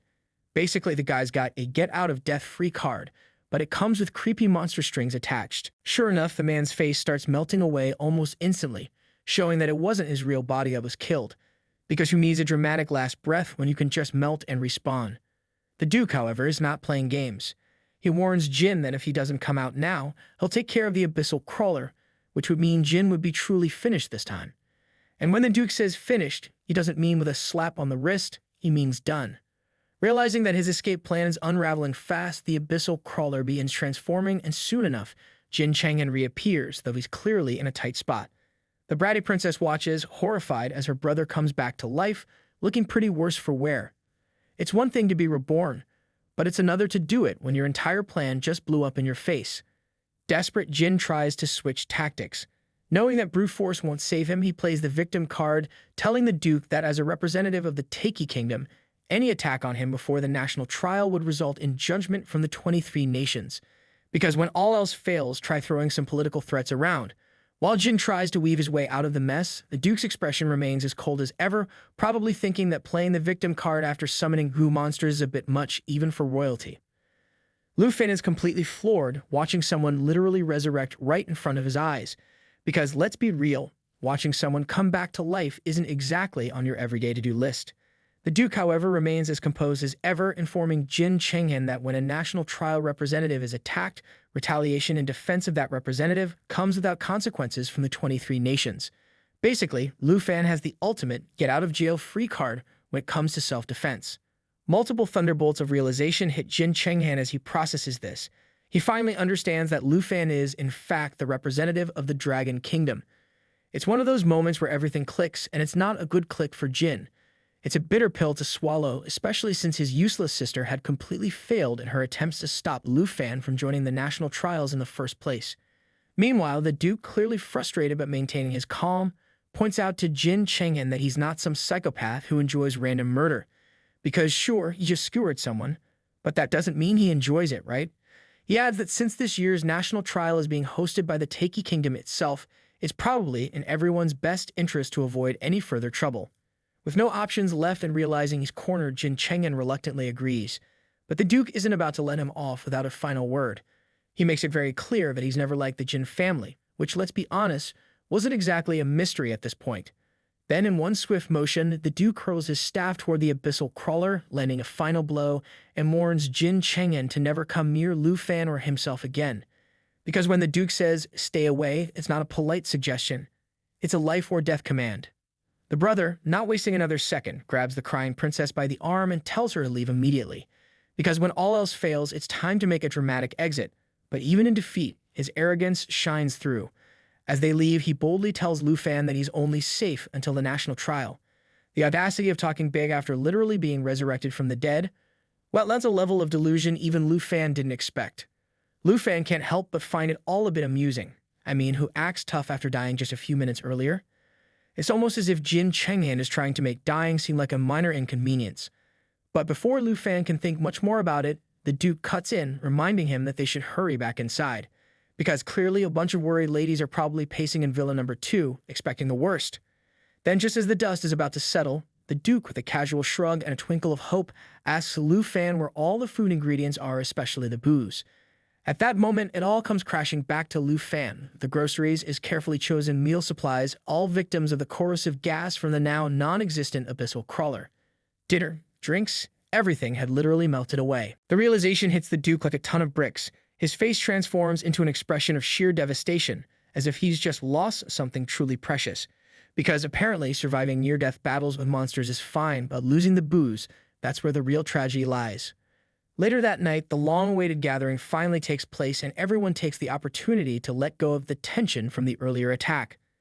Jian Ying sits quietly, sipping her drink, while the Duke and Tao Xiaoman are far more lively, clearly enjoying the moment. Lu Fan's aunt, however, can't hold back her tears, repeatedly telling Lu Fan to take care of himself and not to worry about the ladies. Because nothing says bon voyage like a tearful aunt trying to send you off with emotional armor. Meanwhile, Kin Q sits silently, quietly sobbing, unable to find the words to say goodbye. The atmosphere around her speaks volumes, though. She's just as worried as everyone else. Lu Fan reassures them all, smiling as he promises to be back in just a month. But for now, he knows he has to leave. He's been the target of all the attacks, and he can't let them continue to face danger because of him. It's one of those moments where the hero, no matter how strong, realizes that protecting everyone sometimes means stepping away.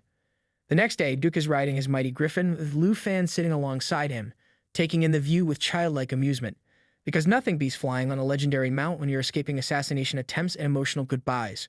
With only a month left until the national trial and the secrets of the extreme north waiting to be uncovered, Lu Fan's journey is far from over, and something tells him that what's ahead will make all the recent chaos look like a warm-up.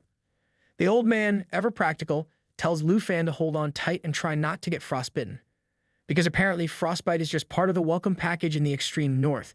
But Lu Fan isn't too worried about the cold. His attention is locked on the vast, unexplored territories below, places above level 60 that feel like a whole new world. It's like staring at the map in a video game and realizing you've only unlocked the tutorial zone.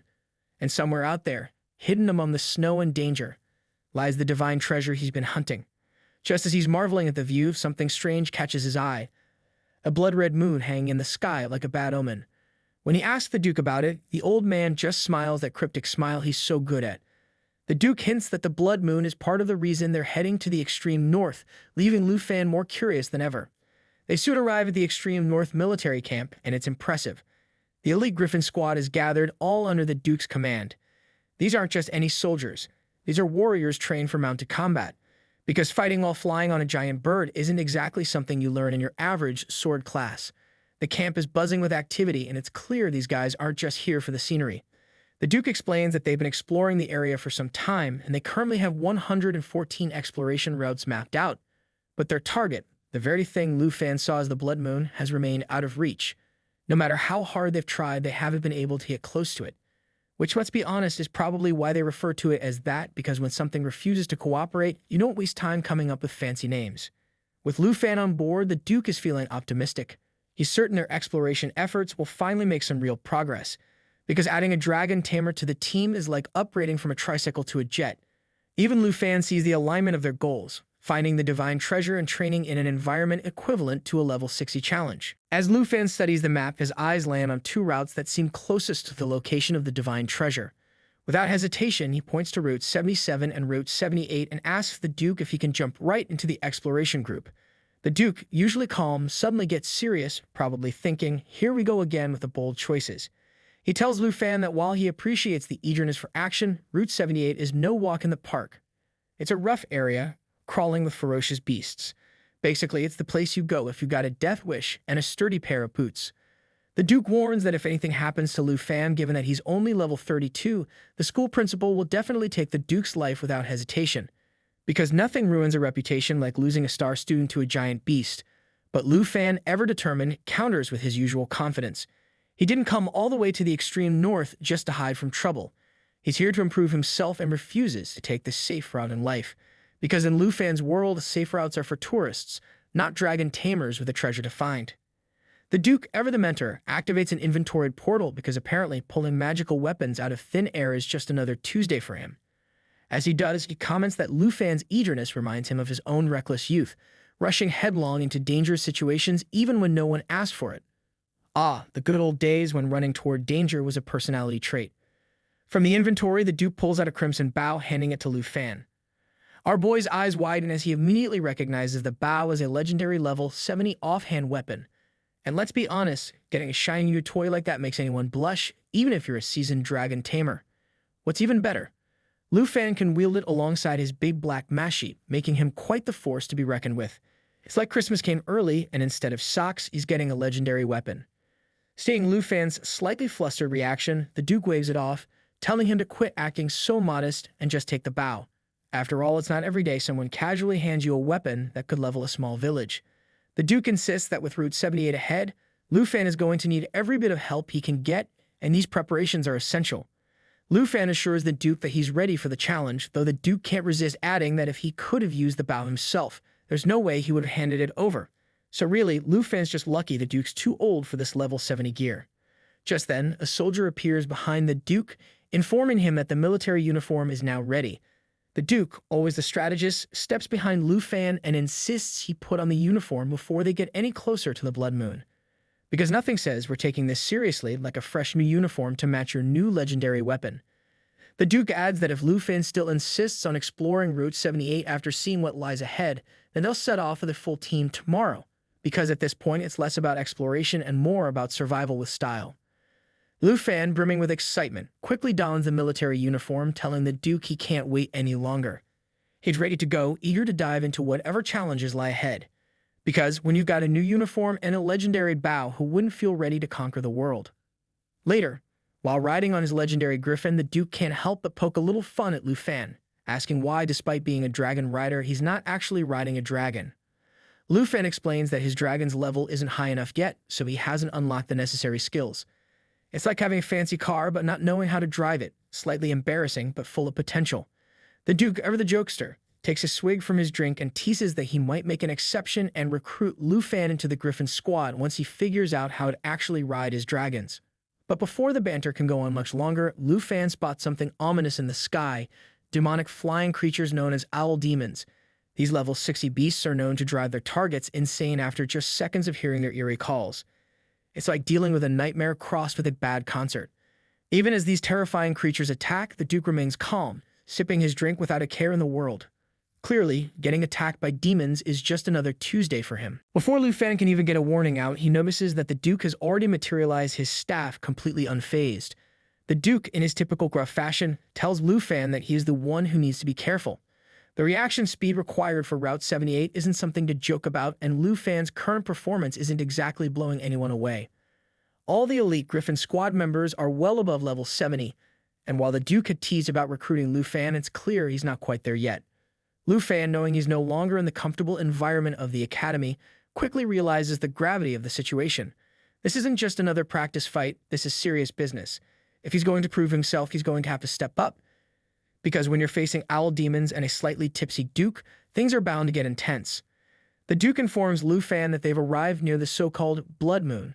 But as they get closer, Lu Fan is stunned to see that what he thought was a move is actually a giant eye. because nothing says welcome to the extreme north like a colossal eyeball staring at you from the mountains. This eye is opened out of nowhere, embedded deep within the harsh landscape of the extreme north mountains. The Duke explains that somewhere within this very mountain lies an enormous beast, though even his team has no clue what it is.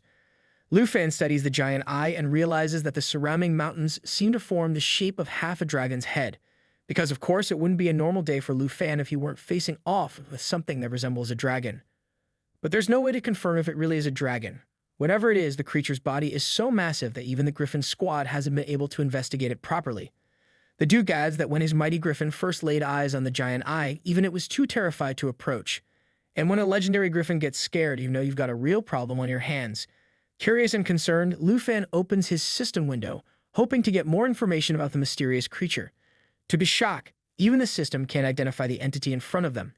It's the kind of moment where you realize that even the world's best cheat codes won't help. The Duke, with a serious tone, points out that in their world, there are still vast, uncharted territories where humans have barely set foot. Many more unknown areas remain, waiting for someone brave enough or crazy enough like himself to lead the Griffin squad and explore the depths of these hidden mysteries. And if that someone happens to enjoy a stiff drink while doing it, well, that's just a bonus. The Duke recalls the first time he encountered the giant eye. It had been during what was supposed to be a simple extraction mission, rescuing their teammates from a horde of owl demons.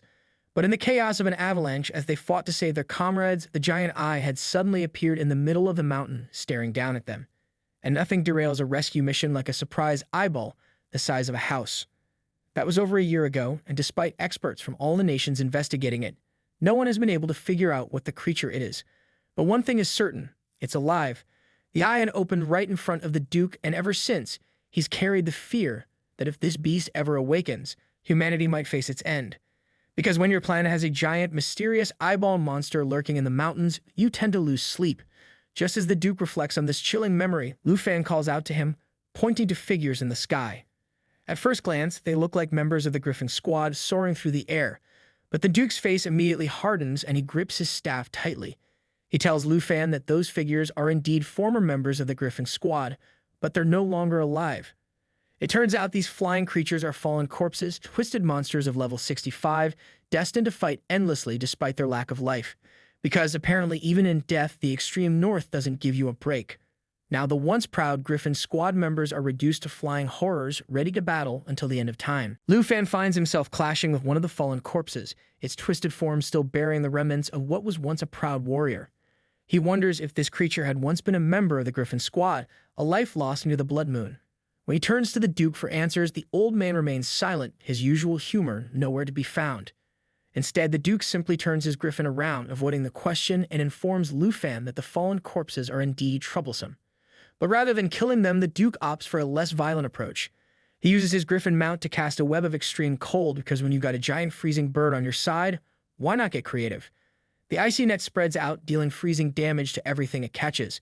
Somehow, Lufan manages to avoid the icy clutches of the fallen skeletons, though he can't shake the chill of what they once were.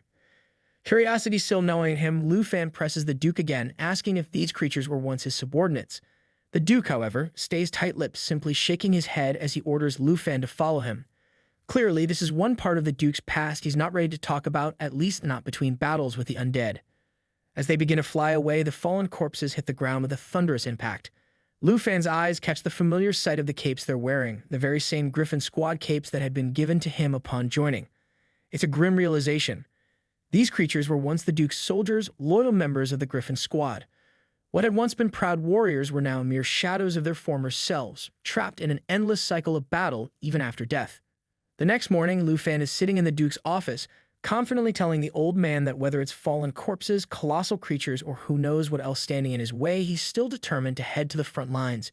Because when you're on a quest involving dragons and mystery eyes, backing down isn't an option. It's just bad storytelling. The Duke, impressed by the fire in Lufan's eyes, calls for the other members of the 78th Griffin squad to join them. Soon enough, the team arrives, and the first to report in is an old man who looks uncannily like the Duke, almost like the universe ordered a second Duke but accidentally hit clone instead of twin. This man is Luffy, a level 16 Divine Punishment Knight and the captain of the first squad. He's seen enough action to make the Duke look like a spring chicken, which says a lot. Next up is Lu Changkong, a blonde-haired, level 10 Holy Shield Knight. He steps forward and asks the Duke what the mission for the day is, probably hoping it's something less crazy than fighting giant eyeballs and reanimated squad members. Then comes Shen Kai, a girl with glasses and a sharp look of focus, who happens to be a level 10 soaring eagle knight. Because when you're a knight who can fly, wearing glasses just adds to the superhero vibe. The Duke then turns to Lu Changkong and tells him there's a new addition to the team, and who else could it be but Lu Fan, the #1 from Dragon Capital Academy. Because if you're going to recruit a new team member, might as well go for the top of the class. Upon hearing the name of the academy, Lu Changkong lights up. Turns out he's a proud graduate of Dragon Capital Academy as well, from the prestigious King class. It's like finding out you and the new guy went to the same school, except instead of trading stories about cafeteria food, you're gearing up to fight mythical beasts. Lu Fan, surprised and a little starstruck, shakes hands with his senior, Lu Changkong, humbly asking him to look out for him. Because when you meet someone from your alma mater, it's only polite to ask for a little extra care, especially when you're about to face life-threatening missions. Lu Changkong, with a grin, reassures everyone that there's no need to worry. He'll make sure Lu Fan is well taken care of. It's the kind of confident smile that says, "Don't worry, I've got your back, and probably your lunch too." But just as things start to settle, Captain Luffy approaches the Duke, clearly not as charmed by the camaraderie. He has some questions about Lu Fan's presence. Meanwhile, Lu Fan, still curious, asks Lu Changkong about the badge Captain Lu Fei is wearing. Changkong explains that it's a military badge, a hard-earned symbol that qualifies him to be a captain. Apparently, not just anyone can wear it, you have to earn it, like leveling up in a really intense video game. He adds that those rank higher than Captain Lu Fei wear silver or gold badges, and within the Griffin squad, only 8 people hold gold badges. Where the Duke isn't around, those 8 are in charge. Because nothing says elite squad like flashing gold badges and wielding legendary weapons. Captain Fei, still skeptical, questions the Duke's decision to send a college student on a mission in the extreme northern region. Because sending a student for a deadly internship in uncharted territory doesn't exactly scream normal onboarding process. Captain Fei makes it clear that the 78th Squad doesn't have time to babysit, and their mission is far too dangerous for someone green. But the Duke, not one to be questioned about his decisions, looks serious. He reminds Captain Luffy that he never jokes when it comes to his work. If Lu Fan faces danger or even death on the battlefield, well, that's Lu Fan's problem. It turns out that the Duke and Captain Lu Fei are brothers, and the Duke wastes no time asserting his authority. He orders that Lu Fan is now officially a member of the 78th Squad, so they are to treat him like any other team member. No special treatment, no babysitting, just a straight-up trial by fire, because that's how family rolls in the Griffin Squad. Even Captain Lu Fei, though a bit hesitant, agrees. He tells Shen Kai to take Lu Fan to the squad meeting room for the mission briefing. Shen, however, is not exactly thrilled. Her face says it all. Escorting the new guy is about as exciting to her as folding laundry. Still, she does as ordered, and the scene shifts to the 78th Squad's meeting room. Captain Luffy starts the briefing by informing the team that, according to reports from their forward stations, a massive blizzard is on its way and will hit the area in 4 days. Because, of course, it wouldn't be a real mission without a deadly snowstorm to add a little extra drama. This means their mission has to be completed within those 4 days. The captain explains that it will take them 2 days to travel to and from the forward station, leaving them with only 2 days to explore Route 78. Because nothing says tight deadline like a ticking snow clock. Lu Changkong, ever the practical one, voices concern about whether they'll have enough time to explore properly. Captain Lu Fei asserts that with the addition of a new team member, their goal this time is to clear 100 miles, and that will be considered a successful mission. But Shen immediately counters, because when you've got a student on board, you've got to adjust your expectations, or at least that's her logic. She argues that 100 miles might be a bit too much considering they now have a student in tow, and they'll have to take it easy on him while exploring. Because clearly she doesn't realize that Lu Fan's idea of taking it easy involves dragons and near-death experiences. Even as Lu Changkong tries to keep the peace and stop Shen from making things worse, she continues acting like she couldn't care less about Lu Fan's situation. Clearly, her welcoming committee skills need some work. Meanwhile, Lu Fan is quietly focused on the map, mentally plotting his path. He realizes that if he can successfully push through the unexplored areas, there's a real chance he'll find the divine-level treasure map, because nothing says team mission like secretly planning a side quest. Suddenly, Captain Lu Fei interrupts the tension by ordering everyone to prepare their griffins and get ready to depart in 15 minutes. No time for bickering, adventure calls. But Shen, never one to miss an opportunity to complain, grumbles about how they're being treated like robots, heading out into the wild without even waiting for the blizzard to pass. Because why wait for safety when you can march headfirst into danger. The captain naturally ignores her complaints and turns to Lu Fan, instructing him to leave his mount in the squad's stables so they can take care of it. But Lu Fan, ever the realist, informs him that his mount isn't leveled up enough to be a proper ride yet. Both Shen and Lu Changkong look at him in shock. It's like showing up to a car race without a car. Shen, unsurprisingly, takes this as another opportunity to express her frustration, declaring that she's not about to carry him just because he doesn't have a ride. Because if there's one thing she's not signing up for, it's giving piggyback rides. Lu Changkong, ever the practical one, asks how Lu Fan is planning to fly without a mount. But Lu Fan just smiles, the kind of smile that says, "You're about to see something cool." He reassures them, telling the team not to worry about carrying him because, of course, when you're a dragon tamer, you don't really need a griffin to make an entrance. Later, the entire squad is once again shocked to their core as they watch Lu Fan soaring through the air using his flying wings without any mount at all. It's the kind of look, no hands, moment that leaves everyone's jaws hanging open. Shen, ever curious but still trying to maintain her cool, asks if Lu Fan's family is part of the Dragon Capital elite since he has such rare, impressive equipment. Because when you've got wings like that, it's hard not to assume you come from money or magic, or both. But before Lu Fan can answer, he spots something odd and asks Shen why her giant eagle mount has baby eagles escorting it. Because apparently even eagle parents need a babysitting squad. Shen, clearly not in the mood for idle chit-chat, quickly brushes him off, telling him there's no time for questions. They're about to enter the cloud cluster, and things are about to get serious. The sky quickly grows dense, and thunderclouds begin unleashing bolts of lightning in every direction, aiming right at the griffins. Captain Luffy orders the group to stay alert, warning them that visibility inside the cloud cluster will be dangerously low. It's the kind of weather report that says, "Good luck, you're going to need it." Lu Changkong, ever the cautious one, advises Lu Fan to stay close and not get separated. And of course, in true adventure fashion, the moment someone says, "Don't get lost," is exactly when someone gets lost. Within 5 seconds of the warning, because that's just how comic timing works, Lu Fan finds himself separated from the group, surrounded by swirling clouds and unable to see anyone. It's like being told not to press a button, and pressing it immediately. Two glaring eyes pierce through the mist behind Lu Fan, staring at him with an intensity that feels like it could burn a hole right through him. As he turns around, he comes face to face with a giant lion-like creature, its crimson red eyes glowing menacingly, and a devilish grin spread across its face. It's the kind of smile that says, "You're tonight's dinner special." The creature, now revealed to be the sky predator lion, a corrupted corpse of level 75, looks more than ready to devour a boy. Lu Fan tries to attack, but his efforts barely scratch the beast. It's like trying to stop a charging bull with a toothpick. He quickly realizes that these corrupted corpses, spread all around the Blood Moon, aren't just affecting humans, they're warping every creature in their path. The sky predator lion wastes no time and unleashes its phantom strike, a terrifying ability that lets it strike instantly from the mist. Worse, if it hits a target, it creates a phantom that mimics its abilities for 10 seconds. Because, one deadly lion isn't enough. Let's throw in a ghost version just to up the chaos. Lu Fan, knowing he can't recklessly summon his dragon in such a volatile situation, is suddenly saved by a voice. It's Lu Changkong, who shouts for the junior to get out of the way.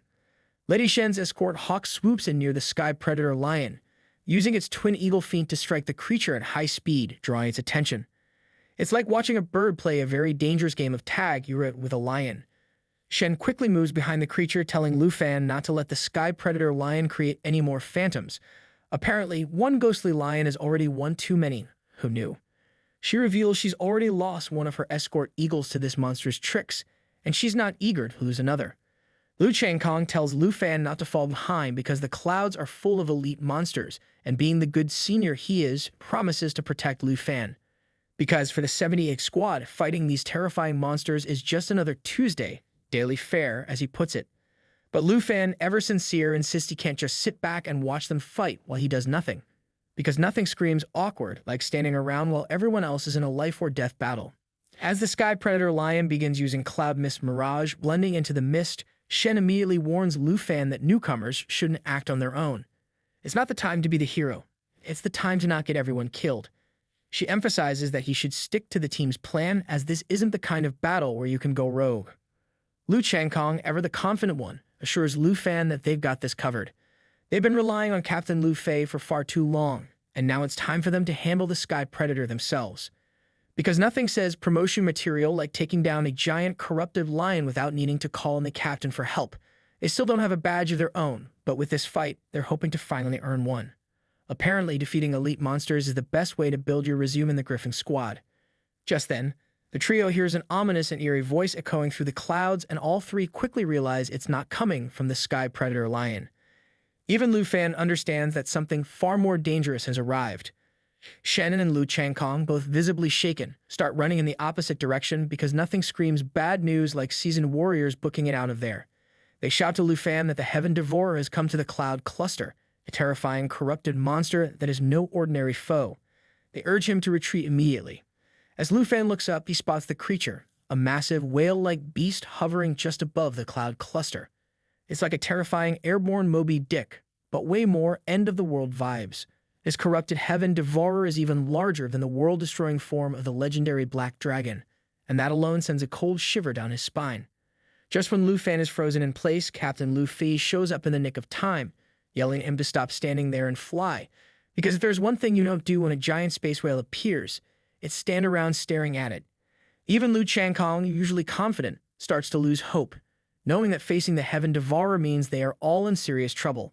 But Shen immediately snaps at him to shut up and fly, reminding them that the Cloud Cluster is already teeming with corrupted corpses and anything near the Blood Moon is tainted. Lu Fan realizes that although the Heaven Devourer doesn't seem to have any life energy, its presence alone is warping everything around it.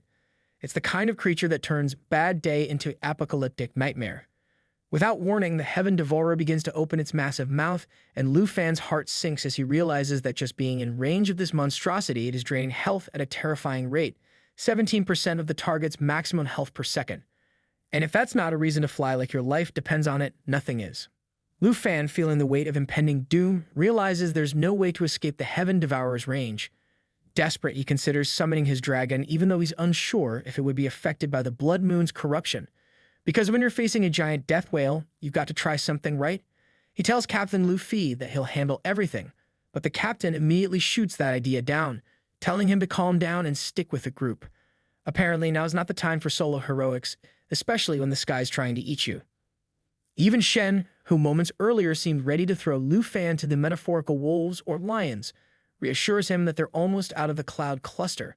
She urges everyone to keep moving without causing a commotion, because nothing says, let's be quiet like a giant space whale ready to devour everything. As soon as they break free from the dense clouds, Shen breathes a sigh of relief, announcing that the crisis has been averted. Lu Fan, still on edge, can't quite wrap his head around why the Heaven Devourer suddenly stopped chasing them. After all, it's not every day that a giant monster just gives up like it's bored of playing tag. Captain Lu Fei explains that once the Heaven Devourer leaves the Cloud Cluster, it can't sustain itself in the open sky and will simply fall to the ground. It's like finding out the boss monster has a fatal weakness.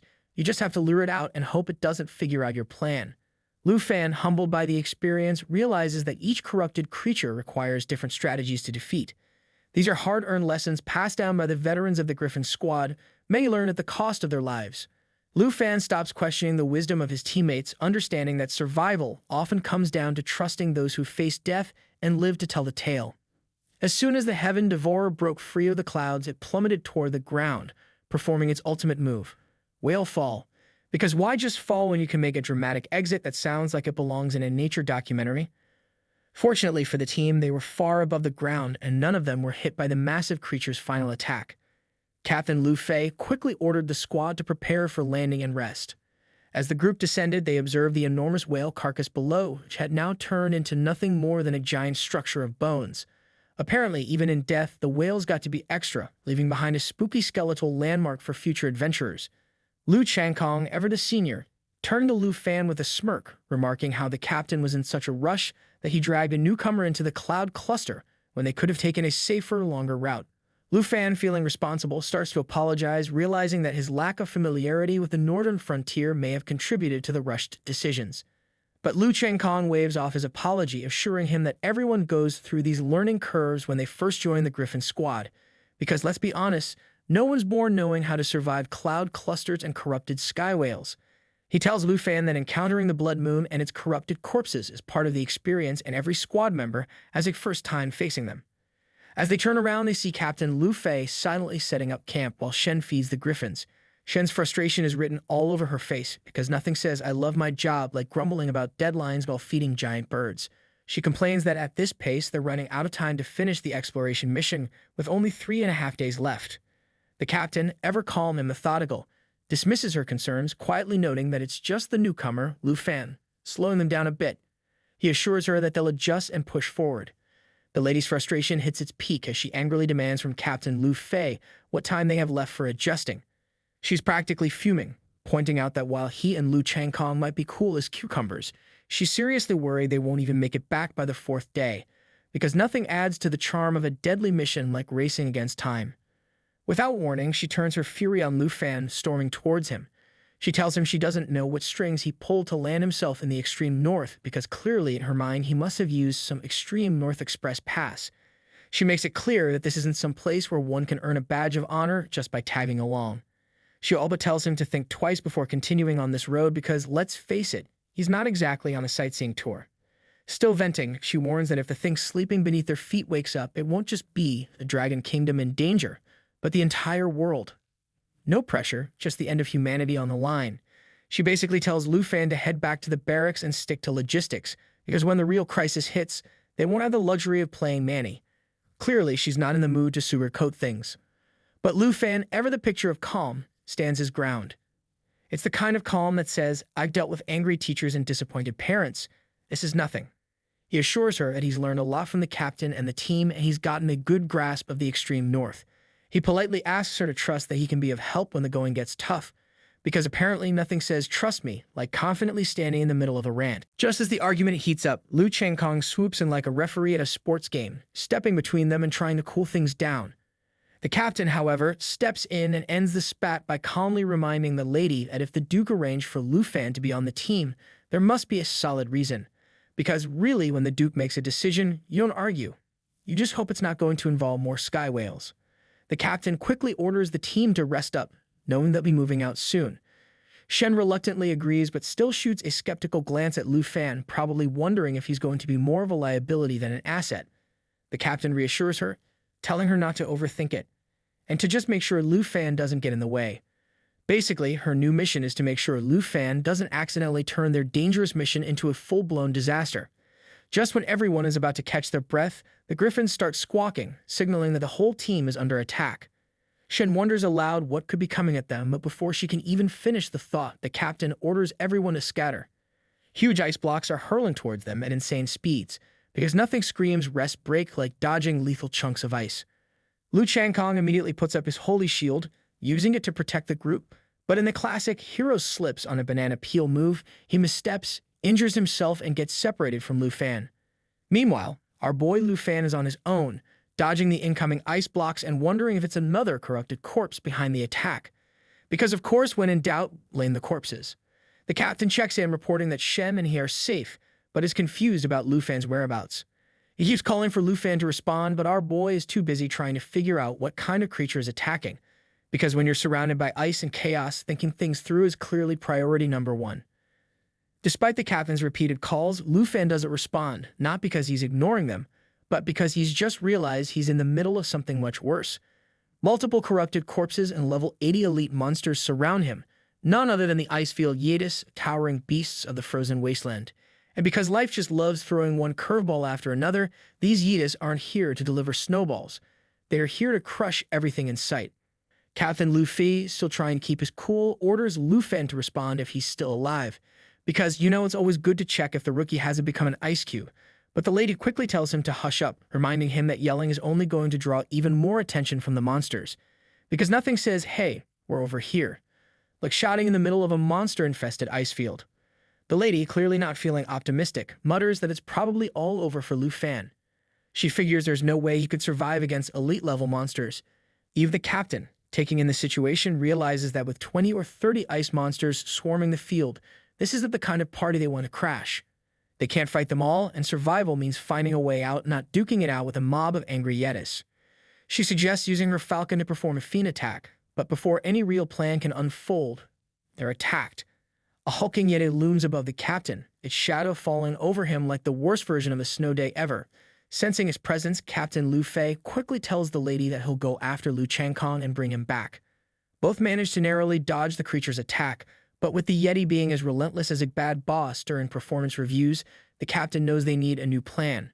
He orders the lady to go find Lu Changkong by herself while he holds off the giant yeti. She hesitates for a moment but ultimately agrees, knowing this is no time for debate. Because when a giant, bloodthirsty monster is breathing down your neck, you don't argue, you run like your life depends on it. She dashes off into the icy wilderness, leaving Captain Lu Fei to face the monster alone. And if this isn't the worst solo showdown he's ever been in, it's definitely in the top 3. Just as Shen leaps through the icy obstacles, she catches a glimpse of Captain Lu Fei in trouble. The Yidik has shattered his longsword and his legs are trembling under the force of the beast's relentless blows. She notices another Yeti searching for her, so she quickly realizes she needs to expose herself just enough for her teammate to spot her, but not enough to attract the Yeti's full attention. It's a delicate balance, kind of like trying to send a text in a meeting without your boss noticing. She spots the griffin still circling above and produces a low-pitched whistle that's recognized by the griffin. Unfortunately, the Yetis hear it too and begin searching for her.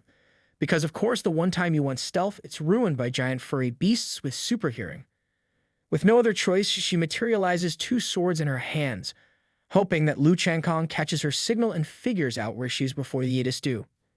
Meanwhile, the scene shifts to Lu Fan, who has already found Lu Changkong. Seeing that the senior is injured, Lu Fan tells him not to speak and just rest up, while our boy steps up to face the 3 Yetis approaching them. Because nothing says perfect timing like having a rookie take on 3 hulking monsters. Lu Fan materializes his trusty big black mashie, ready for the showdown, while Lu Changkong, lying there worried, wonders if Lu Fan even knows how to handle monsters of this caliber. To Lu Changkong, it's like watching someone try to fix a car without ever having seen a wrench. He's convinced there's no way Lu Fan can beat these level 80 elite ice monsters, but Lu Fan, as usual, seems unfazed, probably because he hasn't read the memo that these Yetis are practically walking disasters. The Yetis, furious and determined, begin charging up their ice throw skill, hurtling toward Lu Fan with terrifying speed. One of them attempts to land a crushing punch on our boy, but Lu Fan, quick as ever, slices off the Yeti's hand in one swift, clean strike. Because if there's one thing Lu Fan's learned, it's that sometimes a good disarm is the best defense, literally. His Dragon Fang strike, now powered up with sky breathing and infused with dragon energy, slashes the Yeti twice in quick succession, leaving the creature reeling in pain. As Lu Fan turns, he sees the Yeti being engulfed in the fierce flames of his dragons. Not one to let an opportunity slip by, Lu Fan charges toward the creature to finish the job with the final blow. Meanwhile, Lu Changkong, watching all this unfold, is having a wait what just happened moment. He's completely baffled by what he's seeing as Lu Fan makes quick work of the massive creature. The Yeti collapses into the thin ice, its severed hand lying next to it, leaving Lu Changkong in awe. At this point, he's probably wondering if he's been seriously underestimating the new guy. Finally, Lu Fan casually reveals to Lu Changkong that he's none other than the famous dragon Tamer of the southern province. Because why not drop that bomb after dismembering a giant ice monster? But just as they start to feel like they've got the upper hand, one of the remaining Yetis smashes multiple giant ice blocks and hurls them at Lu Fan with blinding speed. Apparently, these Yetis don't believe in giving a guy a breather. Not one to back down, Lu Fan quickly envelops his big black mashie in a blue aura, activating the Starry Sky skill. This time, his Dragon Fang strike carries the power of the Star Dragon, rather than the legendary Black Dragon. Because when life gives you Yetis, you upgrade your dragons and hit back harder. Lu Changkong watches in utter disbelief as Lu Fan, a mere level 32 Dragon Master, takes on and actually defeats level 80 elite monsters. It's the kind of sight that makes you wonder if Lu Fan's been holding secret training sessions with a cheat code on the side. He tries to make sense of it, stating that Lu Fan mentioned earlier that his mount wasn't strong enough for him to ride, but here he is wreaking havoc. Meanwhile, both Shen and Captain Lu Fei finally managed to defeat the Yeti they were battling and rush over to rescue Lu Changkong. As they arrived, Shen is visibly shocked at the state of Lu Changkong's injuries, but Captain Lu Fei's reaction is even more dramatic when he spots Lu Fan still alive and kicking. Because let's face it, seeing a rookie survive a monster mash like this is like watching a house cat wrestle a lion and win. Before they can process the situation, Lu Changkong fills them in, explaining that it was Lu Fan who had found him and saved his life. He's even relieved to see both the captain and Shen in one piece. But before anyone can bask in the reunion moment, an enraged Ice Yeti roars and charges straight for Lu Fan, clearly not done with its rampage. Captain Lu Fei, seeing the danger, shouts at Lu Fan to dodge immediately. But let's be honest, it's one of those classic, it's too late moments that makes you wonder if Captain Lu's about to pull out a plot twist. And sure enough, knowing there's no time to lose, the captain hurls his sword toward the Yeti, piercing it right through the chest. This isn't just any ordinary sword, it's the legendary sword Victory, a blade that automatically tracks its target until it strikes, dealing a lethal blow. It's like the ultimate heat-seeking missile, except in sword form and a nightmare for any monster dumb enough to stand in its path. The sword deals 100% physical damage and a staggering 76% holy damage per second, ensuring that the Ice Yeti's days, or rather seconds, are numbered. As the immediate crisis fades, Captain Luffy sternly warns Lufan not to act recklessly, urging him to let him devise a plan. Meanwhile, Shen informs the group that they need to evacuate. They're simply outnumbered by too many Yetis, and their griffins aren't responding. Her giant eagle could still carry 2 people, but it's clear they're in a tight spot. Just then, Lufan, with a confident smile, starts talking about how dealing with the situation isn't as complicated as it seems. He nonchalantly suggests that the best way to resolve this problem is to defeat all the snow monsters, like it's the most obvious solution in the world. Shen, of course, snaps at him immediately, telling him to stop talking nonsense and to just retreat to the nearest outpost. Because, in her world, running from Yetis is much more sensible than playing hero with a grin. But Lufan, still as serious as ever, insists that he's not kidding. He even adds that he could heal everyone if there weren't so many monsters, because multitasking in a Yeti apocalypse is apparently his thing. As the ice monsters close in, Shen still can't believe that Lufan actually thinks he can handle the situation. She's probably thinking he's auditioning for some crazy monster-slaying reality show. But Lufan, determined as ever, starts materializing something from his inventory. Without missing a beat, he echoes her own words, saying there's no time for chit-chat now. It's time to deal with the monsters. Because if anyone's going to dish out irony with a side of swordplay, it's Lufan. Lufan quickly tells Shen to handle the wounded and evacuate while he deals with the rampaging Yetis. He then materializes the Crimson Bow gifted to him by the Duke, a weapon so legendary it could practically have its own fan club. The Duke's brother, eyes wide with recognition, points out that it's none other than the Dark Serpent Bow, a weapon famous for forcing back entire armies and now in the hands of a guy who casually thinks a Yeti army is a warm-up. Even Shen, who moments ago was rolling her eyes at Lufan's bravado, suddenly realizes that maybe, just maybe, Lufan isn't full of hot air. Because when you see someone wielding a bow that once made invading guards rethink their life choices, you start to question your skepticism. Shen begins to wonder if Lufan might actually be able to pull this off. Meanwhile, our boy, cool as ever, turns his back to his comrades while the Yetis continue their charge. He tells Captain Luffy and Shen they need to withdraw from the ice field because it's crawling with snow monsters. And clearly, dealing with an army of Yetis is tough enough without teammates cramping his monster-slaying style. Lufan makes it clear he can handle the monsters, but only if his allies get out of the way. Because if there's one thing Lufan doesn't do, it's let a Yeti horde ruin his dramatic solo moment. Shen quickly calls for the Griffin to rescue Lu Changkong. Captain Luffy gives Lufan one last nod, telling him to be cautious. It's the kind of be careful. That sounds more like good luck, kid, because let's be real, they're all expecting either heroics or disaster. Promising not to cause any trouble on their way out, the trio takes off, leaving Lufan alone with a literal army of Yetis. Because what better time to test out a legendary weapon than when you're surrounded by monsters with nothing but cold wind and your own courage to keep you company? As they fly towards the outpost, Shen can't shake the feeling that maybe leaving Lufan alone was a mistake.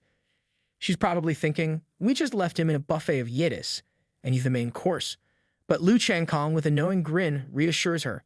He's seen how Lufan fights, and he's confident there's no way our boy is going down. Because when you see someone casually fight Yetis like he's in an action movie, you start to believe in miracles. Back on the battlefield, Lufan is feeling pretty good about himself as he charges up the Duke's bow, a powerful red aura swirling around it. It's the kind of energy that practically screams something epic is about to happen. He takes aim, the fiery skill fully charged, and you can tell he's enjoying this a little too much. Meanwhile, Changkong explains to Shen that leaving Lufan behind wasn't a risk at all. In fact, they were lucky to witness firsthand the prowess of the dragon Tamer of the southern province, the guy who's more of a legend than an actual person at this point, like he's walking straight out of a myth book. Meanwhile, as Lufan steadies his aim, he knows one thing: when you've got a legendary bow in hand surrounded by enemies, there's really only one thing to do: let the fireworks begin. The Yetis, relentless in their assault, continue hurling their ice throw attack, a move that deals massive damage and, if hit consecutively, could freeze Lufan for a solid 30 seconds. And let's be real, getting frozen in place while a bunch of Yetis are charging at you is not exactly how Lufan planned to spend his day. But our boy, ever prepared, fires up his big black bow, aiming squarely at the incoming ice blocks. As he unleashes multiple shots of red arrows, the spell smashes through the icy barrage, shattering each block. Yet despite his impressive display of power, the Yeetus are proving to be as stubborn as a kid, refusing to eat their veggies.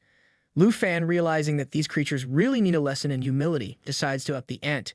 Because if there's one thing Lu Fan hates, it's monsters that don't know when to quit. He raises his bow above his head and unleashes a brand new move, the Shadow Serpent Arrow. 12 magic arrows spiral through the air, each dealing 20% damage. It's basically like sending out a dozen little reminders that messing with Lu Fan is a very bad idea.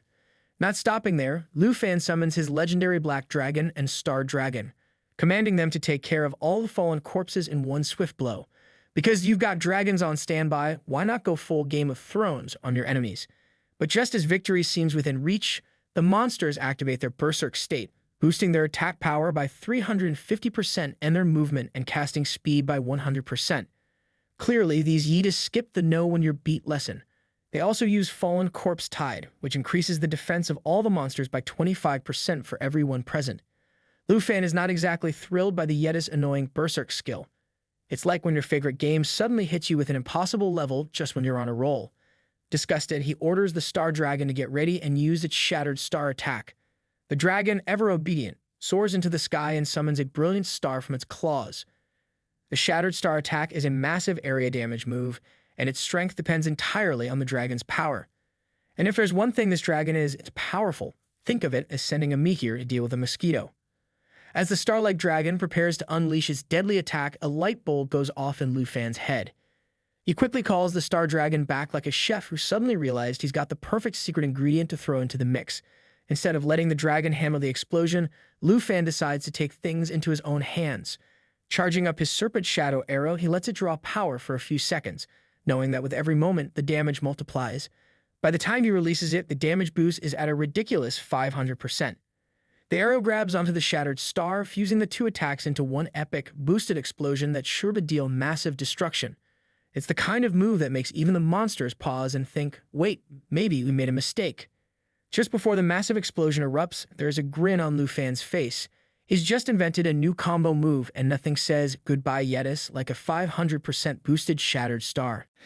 A deafening boom echoes across the icy terrain, shaking the very ground beneath them. Even the griffins, normally sturdy in flight, are thrown off balance by the shockwave, causing all of Lu Fan's teammates to crash land onto the ice. It's the kind of explosion that makes you question your life choices, like why you didn't pack a parachute for griffin riding. As the scene shifts, the griffins are seen pulling each team member out of the ice with the help of their uniforms. The last one to be rescued is the captain, who was buried deep due to the sheer impact of the blast. As soon as he's pulled free, he gazes at the massive crater left behind by Lu Fan's devastating attack. It's the kind of crater that says, I'm not here to play, I'm here to rewrite geography. The captain finally grasps the full extent of a dragon tamer's true potential when combined with the raw power of the dragons. It's like watching someone use cheat codes in real life. Meanwhile, Lu Fan, ever the modest hero, praises both his legendary Black Dragon Lady and the Star Dragon, like a proud parent after a successful school play, but with more fire and destruction. He tells the tiny Star Dragon to rest, while commanding the Black Dragon Lady to check for any remaining fallen corpses. But before she can even take off, a griffin suddenly lands on the ice, and Lu Fan looks up to see the captain and his teammates all clearly in awe. It's the kind of entrance that says, we were worried about you, but also, please teach us how to make giant craters. The captain, still trying to process the massive crater left behind, asks if the explosion was caused by Lu Fan's attack. But before he can even finish his question, his eyes lock onto a beautiful lady standing quietly behind Lu Fan. Confused, he asks who she is. Lu Fan turns around, smiling slightly, and tells Xiao Ye to reveal her true form. Xiao Ye obeys, and in an instant, she transforms into her devastating, legendary Black Dragon form. It's the kind of transformation that says, surprise, I'm not just a pretty face, I'm a massive, fire-breathing powerhouse. As the majestic dragon takes to the sky, her presence is overwhelming, leaving everyone, including the captain, in stunned silence. Lu Fan casually orders her to clear the entire area of fallen corpses, and with a single command, she unleashes Cataclysm because, why clean up with a broom when you have a dragon that can obliterate everything? The griffins start screeching wildly at the sight of the dragon in action, while the rest of the squad watches in disbelief. Shen Kai, who had been so skeptical before, is now the most shocked, realizing that Lu Fan is no ordinary kid. Turns out he's not just a guy with cool toys. He's the dragon tamer everyone's been whispering about. Lu Fan, a bit surprised by how familiar everyone seems to be with his name, asks what's going on. The captain, shaking off his awe, explains that it's not just familiarity. Apparently, Lu Fan is practically a celebrity around here thanks to the Duke's constant praise. Not only does Lu Fan have a legendary pet dragon, but he's also the top candidate in the Duke's eyes. It's like finding out you're the star student in the principal's secret fan club.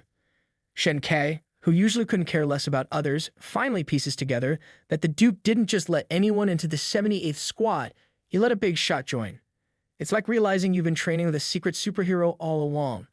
Lu Chankong, always the jokester, teases Lu Fan, congratulating him for hiding his true strength the whole time. But Lu Fan, still a bit puzzled, feels like he's been holding the team back since he's unfamiliar with the area.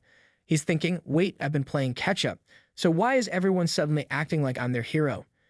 Just as he's trying to process this, the captain steps closer, telling him that he's trained plenty of impatient youngsters over the years, but none were as calm and responsible as Lu Fan. Basically, Lu Fan's getting the Best in Class award, and he didn't even know he was competing. The captain thanks him on behalf of the entire squad for saving them at such a critical moment, and even Shen Kai, who had been pretty skeptical before, agrees that she had underestimated Lu Fan.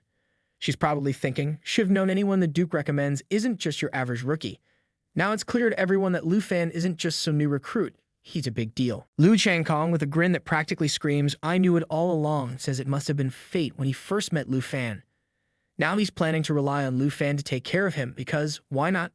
Lu Fan just smiles at the team's sincerity, thanking everyone for their support. But before the moment can get too mushy, something even more impressive happens. The Black Dragon starts transforming into a more mystical form, causing everyone to stare wide-eyed like kids seeing a magic trick for the first time. It turns out she's been upgraded to level 30, and surprise, surprise, her contract with Lu Fan has ascended to Black Dragon 2. And with that, she's unlocked a shiny new skill named Perception. The Black Dragon 2 stage now comes with heightened awareness, allowing it to detect enemies even when they're hiding like cowards in stealth or disguise. When activated, this skill doesn't just spot those sneaky foes. It reveals all stealthy or disguised enemies in the area, basically turning Lu Fan's dragon into a walking anti-ninja radar.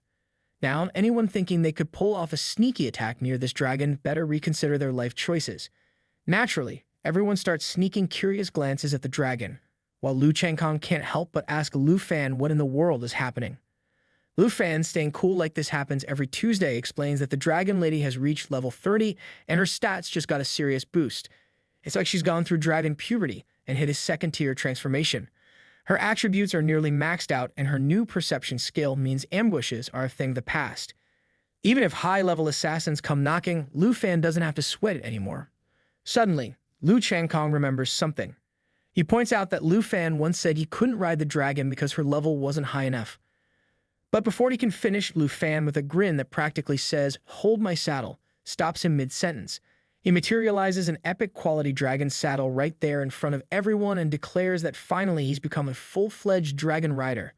This isn't just any ordinary saddle either. It has the ability to soar, meaning Lu Fan's about to level up his whole dragon game. Upon use, this pet can be ridden as a mount. In mounted mode, both the rider and the pet's attributes get a significant boost, and regular attacks become infused with dragon energy, turning them into ranged damage dealers with extra punch. Basically, Lu Fan and his dragon are about to become a flying, fire-breathing wrecking crew. The team watches in awe as Lu Fan prepares to take his rightful place as a true rider, like a knight who's just found the coolest ride in town. The legendary Black Dragon becomes engulfed in fierce flames, going through her second transformation, and down on the ground, everyone is staring up in awe. It's like watching a giant fireball taking shape in the sky, and even Lu Fan can't help but be impressed by the sheer intensity of the moment. His dragon, now looking more lethal than ever, has the presence of a creature that demands respect, majestic and terrifying all at once. Lu Fan realizes that his legendary Black Dragon has upgraded to a whole new level, reaching her second stage of transformation. Now she's not just powerful, she's a full-fledged adult dragon, with all the deadly grace and might that comes with it. Even the captain, who has seen his fair share of insane things, can't hide his surprise. It's like the dragon has gone from being super cool to how do we even handle this territory. The World Destroyer form of the Black Dragon has evolved, and Lu Fan stands there, feeling pretty proud of his flaming, super-powered Dragon Lady. The World Destroyer form of the Black Dragon has evolved, and Lu Fan stands there, feeling pretty proud of his flaming, super-powered Dragon Lady. Even the normally stoic captain can't help but be impressed. The captain, realizing that to ride such a legendary dragon, Lu Fan would need a special enough saddle, feels compelled to offer one himself. He's ready to hand it over, But Lu Fan, being the cheeky guy he is, stops him mid-offer and casually informs the group that he already has the perfect saddle for his ride. But the captain, not ready to back down, insists that their military saddle gives a 10% attribute boost, which is super rare. Even Shen starts pitching in, telling Lu Fan that 10% of a dragon's stats would make him feel like he's wielding pure power. But Lu Fan, ever the cool-headed rider, calmly explains that he can already superimpose 100% of the black dragon's attributes, and his attacks are infused with dragon energy. So as much as the captain's saddle sounds nice, Lu Fan's dragon control saddle is the one specially equipped for legendary dragons like his. Both the captain and Shen Kai are left stunned, realizing that Lu Fan is out here using 100% of his dragon's power like it's no big deal, while they're just hoping for a 10% boost. The lady, curious and clearly a bit envious, asks Lu Fan what kind of magical item this saddle could possibly be. Even Lu Changkong realizes that doubting Lu Fan at this point is pointless, because let's face it, our boy's got everything covered. Suddenly, the legendary black dragon lands gracefully on the ground, immediately licking her master's face with pure joy, showing just how pleased she is after leveling up. It's like watching a puppy, except this puppy is a massive, fire-breathing, world-destroying dragon. The captain, feeling a bit ashamed for recommending something as basic as a griffin's saddle, now understands that Lu Fan's gear is on a completely different level. Even Shen Kai, who earlier thought Lu Fan was holding the team back, starts falling for him, realizing that this morning's assumptions were, well, wildly inaccurate. She starts daydreaming about having such high-level equipment herself, but the captain cuts in, reminding her, "Are you riding a dragon or a griffin?" You can almost hear the eye roll in his voice. Meanwhile, Lu Fan is busy thanking his black dragon for helping him through the toughest times of his career. He promises her that from now on, whenever they face danger, they'll tackle it together. As the captain and Shen bicker like an old married couple, Lu Changkong steps in, telling them to shut up and just witness the birth of the world's first true dragon rider. It's a moment so epic, even the bickering stops, which is basically a miracle in itself. As soon as the legendary black dragon is equipped with the dragon's saddle and Lu Fan leaps onto her back, he feels an overwhelming surge of power, like he could destroy the world with just a casual wave of his hand. The dragon saddle isn't just a seat. It's a direct link to the power of the dragon clan, boosting all of Lu Fan's attributes to ridiculous levels. On top of that, now his normal attacks are accompanied by dragon energy, allowing him to deal long-range damage like a pro gamer who's unlocked cheat mode. The captain stands there, mouth slightly agape, watching the world's first real dragon knight in action. Even Lu Changkong, who had already suspected Lu Fan was stronger than him after that rescue, is now completely floored. Watching the massive gap in their abilities with his own eyes, he can't help but feel like a side character in his own story. As a knight, Lu Changkong has spent 10 years building up his strength, joining the Griffin Regiment and taking pride in his achievements. But now, seeing Lu Fan's rise to Dragon Knight status, his once proud accomplishments feel about as solid as wet paper. It's the kind of moment that makes him rethink all his life choices, as if all his hard-earned success has been shattered into pieces, and Lu Fan's just casually holding the glue bottle, not even noticing. As Lu Fan settles into the saddle of a legendary black dragon, takes off with her massive, fierce wings, cutting through the air with a majestic grace that leaves everyone watching in awe. But this isn't a joyride. Something serious is going on. The dragon isn't flying just for the thrill of it. She senses imminent danger. Realizing this, Lu Fan commands her to activate perception, and suddenly her eyes begin to glow as she starts detecting enemies hidden in camouflage. In no time, the dragon reveals the stealthy presence of enemies lurking nearby. Meanwhile, the Griffin squad is trailing behind, wondering what kind of terrifying creatures might be creeping around in the shadows. The captain, wide-eyed, shouts in surprise as he recognizes the creatures. They're snow moths, an extremely dangerous species that's so lethal, the captain immediately orders everyone to keep their distance. These moths don't play around. They hide in the snow and wind, completely invisible until it's too late. Once they lash onto a target, they start sucking blood at an alarming rate, draining 10% of the victim's health per second. It's like nature's version of a vampire mosquito on steroids. The captain yells out to Lu Fan, warning him to steer clear of these terrifying little monsters. But, of course, Lu Fan, ever the fearless one, along with his dragon, are already locked and loaded, ready to take on these lethal pests with all the speed and precision they've got. Because why just run from danger when you can barrel straight toward it with a dragon and a smile? Lu Fan is buzzing with excitement, finally getting the fight he's been craving for so long. He orders the legendary black dragon to synchronize with him, using the same attacks so their dragon clan attributes perfectly align. It's like they're in a deadly dance, moving in sync to obliterate everything in their path. Lu Fan uses his triple blade strike, slicing through the snow moths like they're nothing more than paper targets at a carnival booth. Lu Changkong, watching all this unfold, can't help but look like his brain's about to short-circuit. The snow moths have been a nightmare for the Griffin Regiment, yet here's Lu Fan, treating them like they're nothing but bothersome flies at a picnic. The lady, meanwhile, starts getting a little too relaxed, thinking that with Lu Fan around, there's no need to worry about these pesky moths. Of course, this is exactly when reality smacks her in the face. The captain, who's definitely seen more than enough surprises for one day, snaps her out of it, telling her to quit daydreaming and actually pay attention. But it's too late. Her carelessness invites an ambush from the snow moths. Before she can even scream, Lu Fan, with that signature calm smirk of his, unleashes the legendary black dragon's fiery breath, burning the moths to a crisp midair. They don't even stand a chance, incinerated from meters away like they've just entered the world's worst bug zapper. As the legendary black dragon continues using perception and blasting fireballs left and right, Lu Fan warns the team to stay alert. Thanks to the dragon's keen sight, the snow moths can no longer hide in stealth, and now it's a full-on extermination. Lu Fan is practically having the time of his life, while the others are just trying to keep up. It's like watching a pro gamer stomp noobs in a video game, except the stakes are life and death. Sometime later, Lu Fan and his legendary black dragon land gracefully on the ground, announcing to the Griffin squad that the last of the pesky snow moths has been dealt with.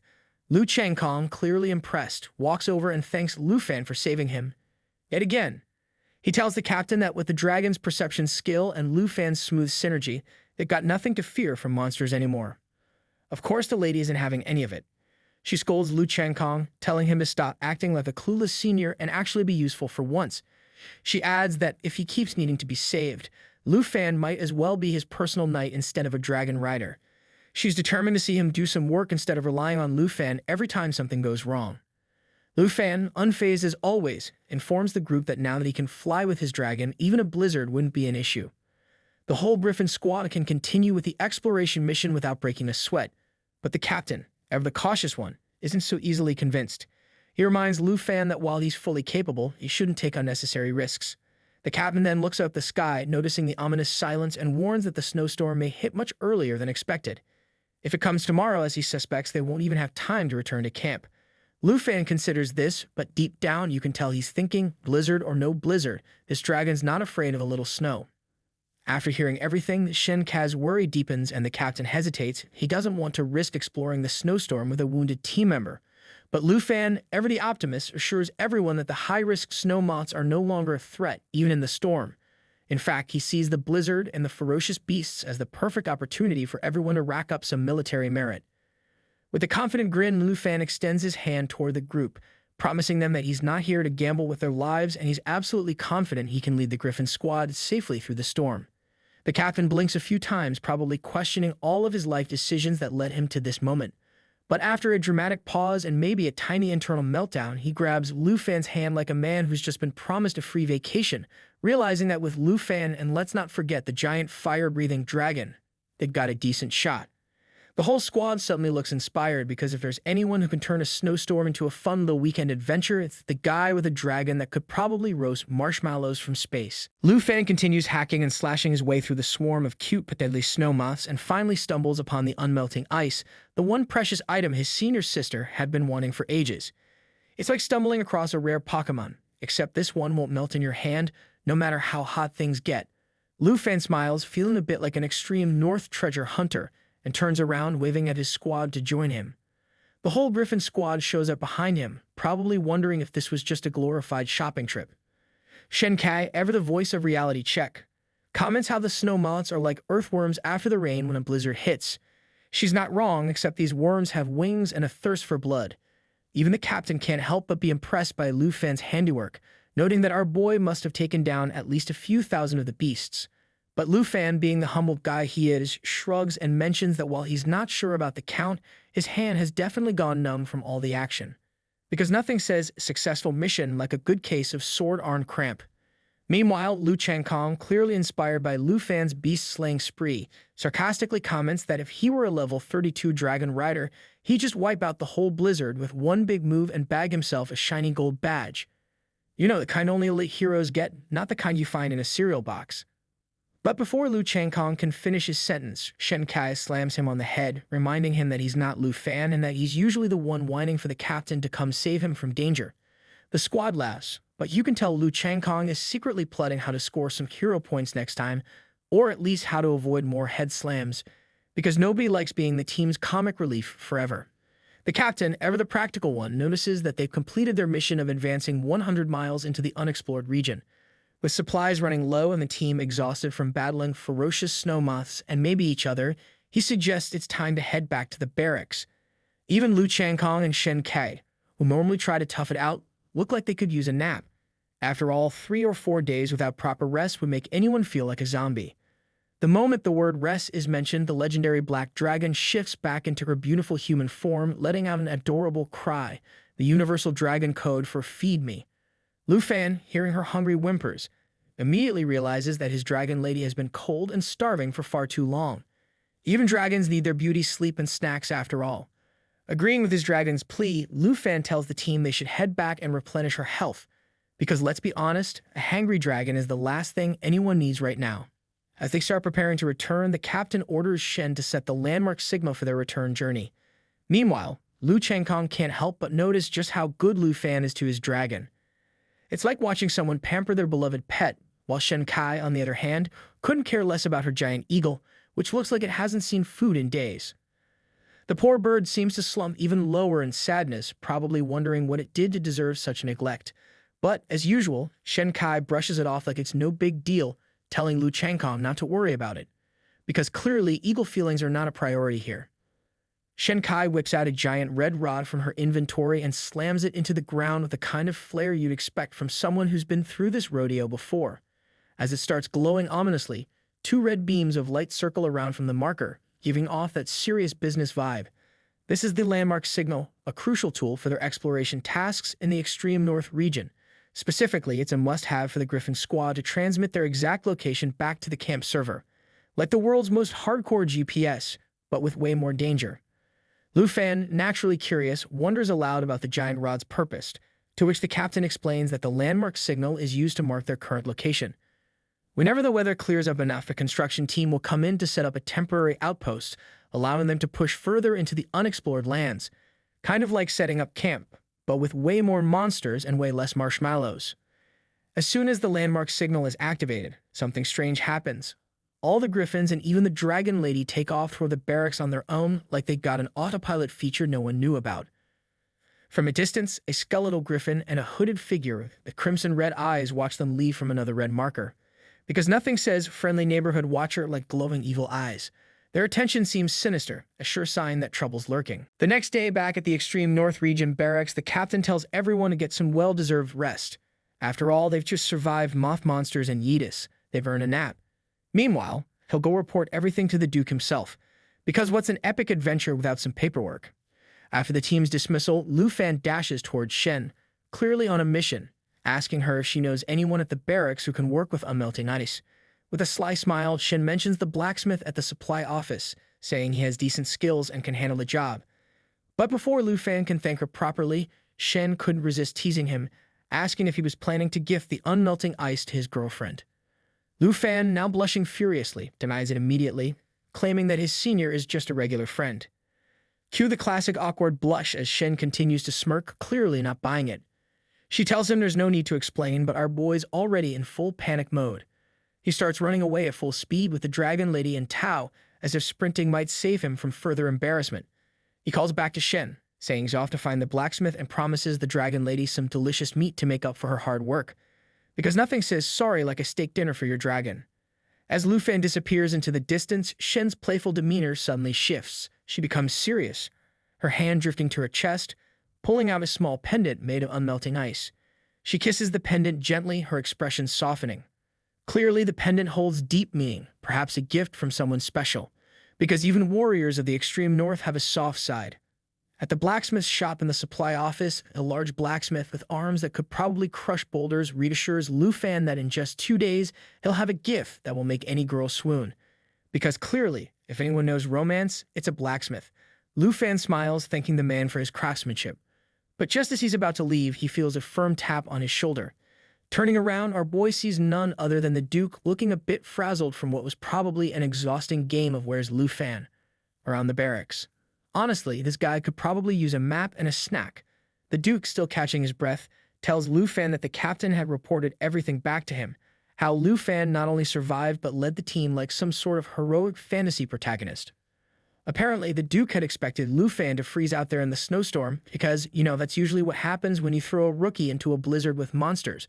But nope, Lu Fan just went full Dragon Master on everyone. The Duke admits he may have slightly underestimated our boy, probably expecting him to be a popsicle by now. But instead, Lu Fan saved the day. And because of his outstanding performance, which might as well translate to "you didn't die, congrats." The captain gave him a bronze badge, the same one that Captain Lu Fei wears. Now this isn't just any bronze badge. Oh no, this is the kind of badge that says, "Hey, I'm in charge now." Lu Fan, still processing the fact that he now holds a captain's badge, realizes that he's officially a captain himself. Because, let's be real, this is the fastest career climb in the history of dragon tamers. One day you're hacking at muths, the next you're the boss. Move over corporate world, Lu Fan showing how it's done. The Duke, with a grave look, starts explaining to Lu Fan that all the griffins from the squad had been found by other teams. But there's a catch. They had been turned into zombies, so the team had to do what teams do in exploration missions, kill their once feathery, now very undead companions.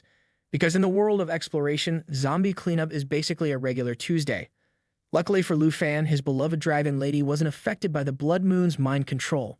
The captain, still impressed by how Lu Fan and his dragon coordinated like they were starring in some epic battle symphony, says he wants to witness it firsthand. Lu Fan, however, is deep in thought, realizing that the closer they get to the Blood Moon, the more creatures turn into undead monstrosities, like a really bad Halloween party. The only creatures that remain unaffected are Shen Kei's giant eagle, and of course his legendary black dragon lady, because apparently even mind control can't mess with her. The Duke, however, isn't done. He continues, pointing out that when he saw Lu Fan's dragon eating like a starved medieval king, he knew she was something special. Probably thinking, you've got a powerful dragon when her appetite rivals a buffet champion. Even Lu Fan realizes that his legendary black dragon has never been this hungry before. Maybe she's been hanging around humans too long and picked up a little gluttony on the side. The Duke, who had been chuckling about starved medieval kings just moments ago, suddenly turns serious. It's the kind of serious that makes you feel like you're about to be let in on a secret that could either blow your mind or send you running for the hills. He tells Lu Fan that there are some things he needs to show him. No jokes this time. He hands over some confidential documents, and as Lu Fan reads through them, his eyes widen like he just found out dragons have a frequent flyer program. The documents reveal pictures of a giant creature, and we're talking seriously giant, with what might be hands or maybe wings. It's not clear, but one thing's for sure. This thing's huge. The Duke explains that the national trial representative of the Star-Spangled Nation, a guy named Charles Morgan, was responsible for exploring the secret mountain ruins on the border of their country. And after some friendly chats with the Morgan family, they managed to get hold of these chilling photos. Lu Fan stares at the pictures, realizing that this massive humanoid skeleton looks an awful lot like the giant creature from the Blood Moon. It's like déjà vu, except with more bone and terror. The Duke, now in full-on ominous mode, confirms that this skeleton was so massive, it made the excavation workers in the photo look like ants. The Duke doesn't waste a second, asking Lu Fan to follow him like they're about to uncover the next big conspiracy theory. He reveals that there's more, a video. His intelligence personnel somehow infiltrated the Morgan family and filmed at the sacred mountain ruins. It's the kind of video that could blow the lid off something huge, like the time you accidentally discover that your grandma's secret cookie recipe is just store-bought dough. The video shows a humanoid structure looming in the distance. An old man who looks like a butler and a woman arrive, staring up at the massive humanoid skeleton structure with jaws practically hitting the ground. At a distance, they spot a large temple, and both of them are in disbelief that Charles somehow managed to get inside of it. The old butler explains to the woman that there was even a fourth evolved professional in the expedition team sent to investigate the temple. But plot twist, a whole team has lost contact and is nowhere to be found. Because, of course, it wouldn't be a proper mystery without people vanishing. The woman, now feeling the weight of every horror movie she's ever watched, notices a creepy golden light from the temple, which is somehow turning nearby creatures into mutated, more powerful beasts. It's like nature hit the upgrade button, and not in a good way. Suddenly, the butler hears footsteps and both of them freeze. The woman turns around and immediately recognizes the approaching figure. It's the fourth evolved professional from the expedition team. But instead of relief, she's thinking, wait, why is he the only one who came back? The old butler in the video suddenly realizes that the returning man from the expedition is definitely not okay. His wings are covered in blood stains like someone forgot to clean up after a bad party. Without any delay, the winged man goes into full attack mode, launching himself at the woman and the butler. The butler, clearly not getting paid enough for this, screams at the woman to run for her life, shouting that the man has become a holy mountain thrall. The Duke says that the video ends here. He adds, in a tone that suggests he's narrating a calm afternoon stroll rather than a near-death experience, that fortunately, his informants managed to escape, which is why they even have this footage in the first place. Lu Fan is trying to wrap his head around what exactly a holy mountain thrall is. He turns to the Duke, and the old man explains with the calmness of someone discussing the weather that a holy mountain thrall is a creature mutated by the eerie powers of the giant skeleton and the temple, much like the holy mountain puppet, only worse.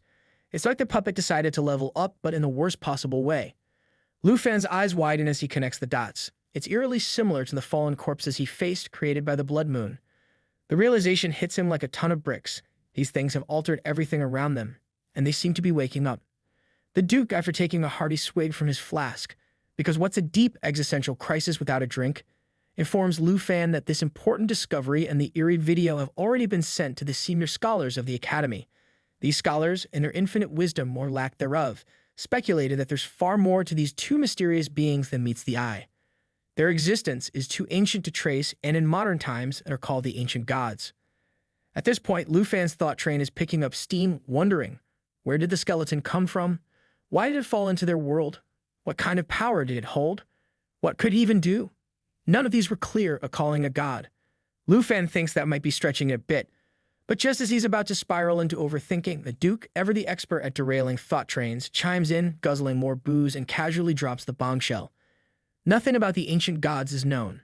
He says it with the ease of someone brushing off a mild inconvenience, but it's clear this unknown is a real headache for him.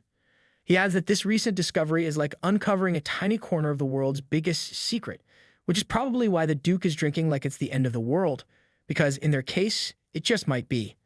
The Duke continues, explaining that the monsters corrupted by the Holy Mountain are divided into puppets and thralls, while those transformed by the Blood Moon follow a similar pattern. Before he can wrap up his lecture, Lu Fan cuts him off. They aren't just fallen corpses, right? There must be puppet fallen corpses and thrall fallen corpses too. The Duke gives him a look that says, finally catching on, huh? He nods, warning both Lu Fan and the captain need to stay on their toes, because while they've mostly been dealing with the zombie puppets, the walking dead with all the brain power of a soggy biscuit, there's a much bigger, badder fish lurking in the shadows, the corpse thrall.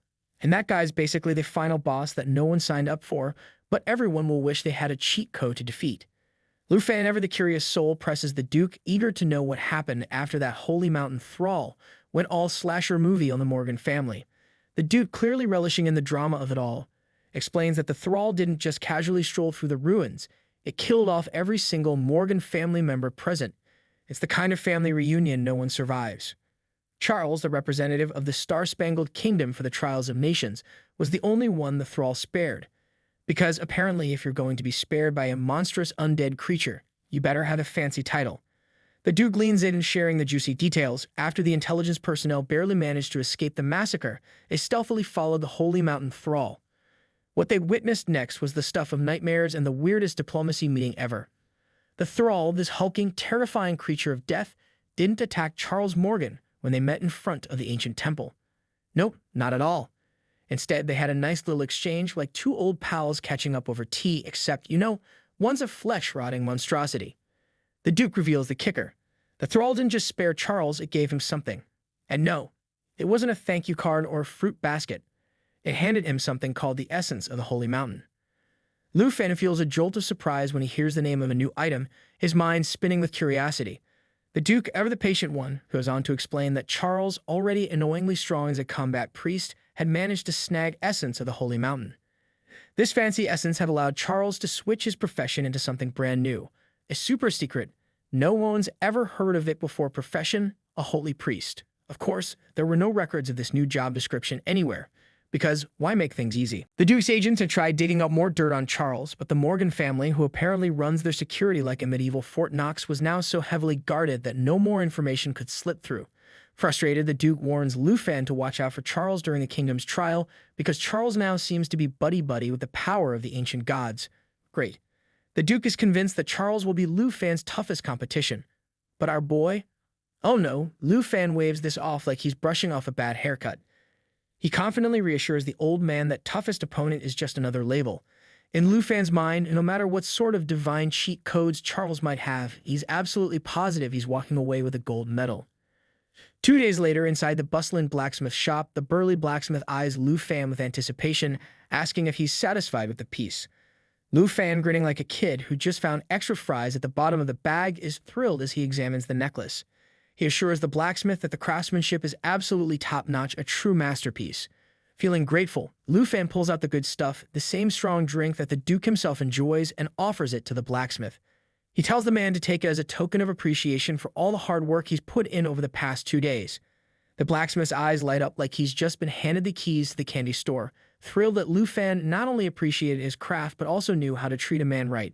Just as the blacksmith is about to bask in the glory of the moment, Lu Changkong and Shen Kai, the ever-adventurous and slightly reckless duo, suddenly pop up behind Lu Fan. They casually mention that they've got a new exploration mission, and it's time to gear up. Looks like there's no rest for the wicked or for Lu Fan, for that matter. Lu Fan bids farewell to the blacksmith, who, with a hearty grin, tells him to drop by any time he needs more work done. It's like the guy's already picturing Lu Fan as his new favorite customer. As Lu Fan joins the rest of the group, Lu Changkong's jaw practically hits the ground when he spots the copper badge on Lu Fan's uniform. He can't believe it. He's been grinding away day and night for a whole year, and here's Lu Fan, barely around for a few days, already promoted to superior. Even a usually cool-headed lady, Shen Kai, can't wrap her head around it. It's like the universe just fast-tracked him for VIP status, she thinks, as she struggles to believe Lu Fan's sudden rise through the ranks. Fast forward to the early hours of the next morning, Captain Lu Fei gathers everyone near the outpost. He cheerfully announces they packed enough supplies to last for 15 days, meaning they're planning to explore deeper than ever. Everything seems to be going smoothly, that is until Lu Fan, while casually flying overhead like it's just another Tuesday, notices something strange. Wait a minute, where's the signal? The marker they left last time is nowhere to be found. Now things are starting to get weird. Lu Fan knows one thing for sure. This trip just took a turn for the mysterious. But then Shen Kai, with her sharp eyes, spots the red rod just a few blocks away. She figures it might have been blown off course by the recent snowstorm, but something feels off. The rod, now damaged after just 2 days, shouldn't have fallen apart this easily. It wasn't made of cheap materials after all. Even the knockoff stuff from the bargain bin wouldn't fall apart this fast. Lu Fan, sensing the eerie stillness around them, starts to get suspicious. The only sounds are the howling wind and the crunch of snow underfoot. It's way too quiet, like one of those moments in a horror movie where you just know the monster's about to jump out. He can't shake the feeling that a horde of creatures is lying in wait, ready to pounce the moment they get too close to the rod. Just as Lu Changkong calls for the group to kick off the mission, Lu Fan, heart racing, yells at the Lu Changkong and the rest to fall back. He's not about to let them walk into a trap like a group of oblivious tourists on their first adventure. Something smells fishy, and it's not the snow. But it's too late. Lu Changkong is already within range of the lurking monsters. As he turns to glance at Lu Fan, it's as if the world slows down. Cue the dramatic zoom in because a swarm of monsters is practically holding a welcome party for this idiot, just waiting for him to take that one fateful step. Lu Changkong quickly scans the area, his eyes widening as he realizes they're completely surrounded by the creatures. Things just went from bad to we're really in trouble now real fast. They stand there completely baffled, trying to figure out what an outrageous number of monsters is doing in the middle of a snowstorm. After all, our boy Lu Fan cleared out all the monsters last time like a hero on a monster-slaying mission.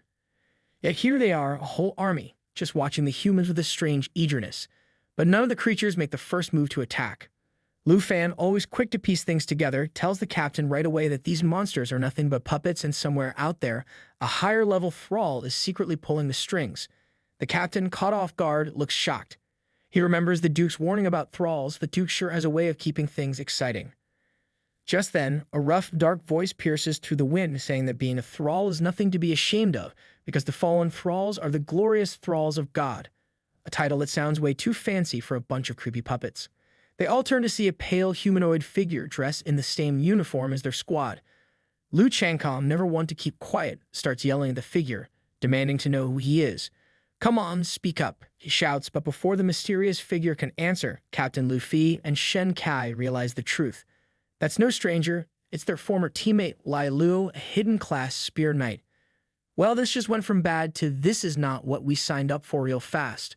The group stands frozen in shock. It's the kind of reveal that feels almost theatrical, like something out of a long-lost tale. Shenkai, usually so composed, is overwhelmed by emotion.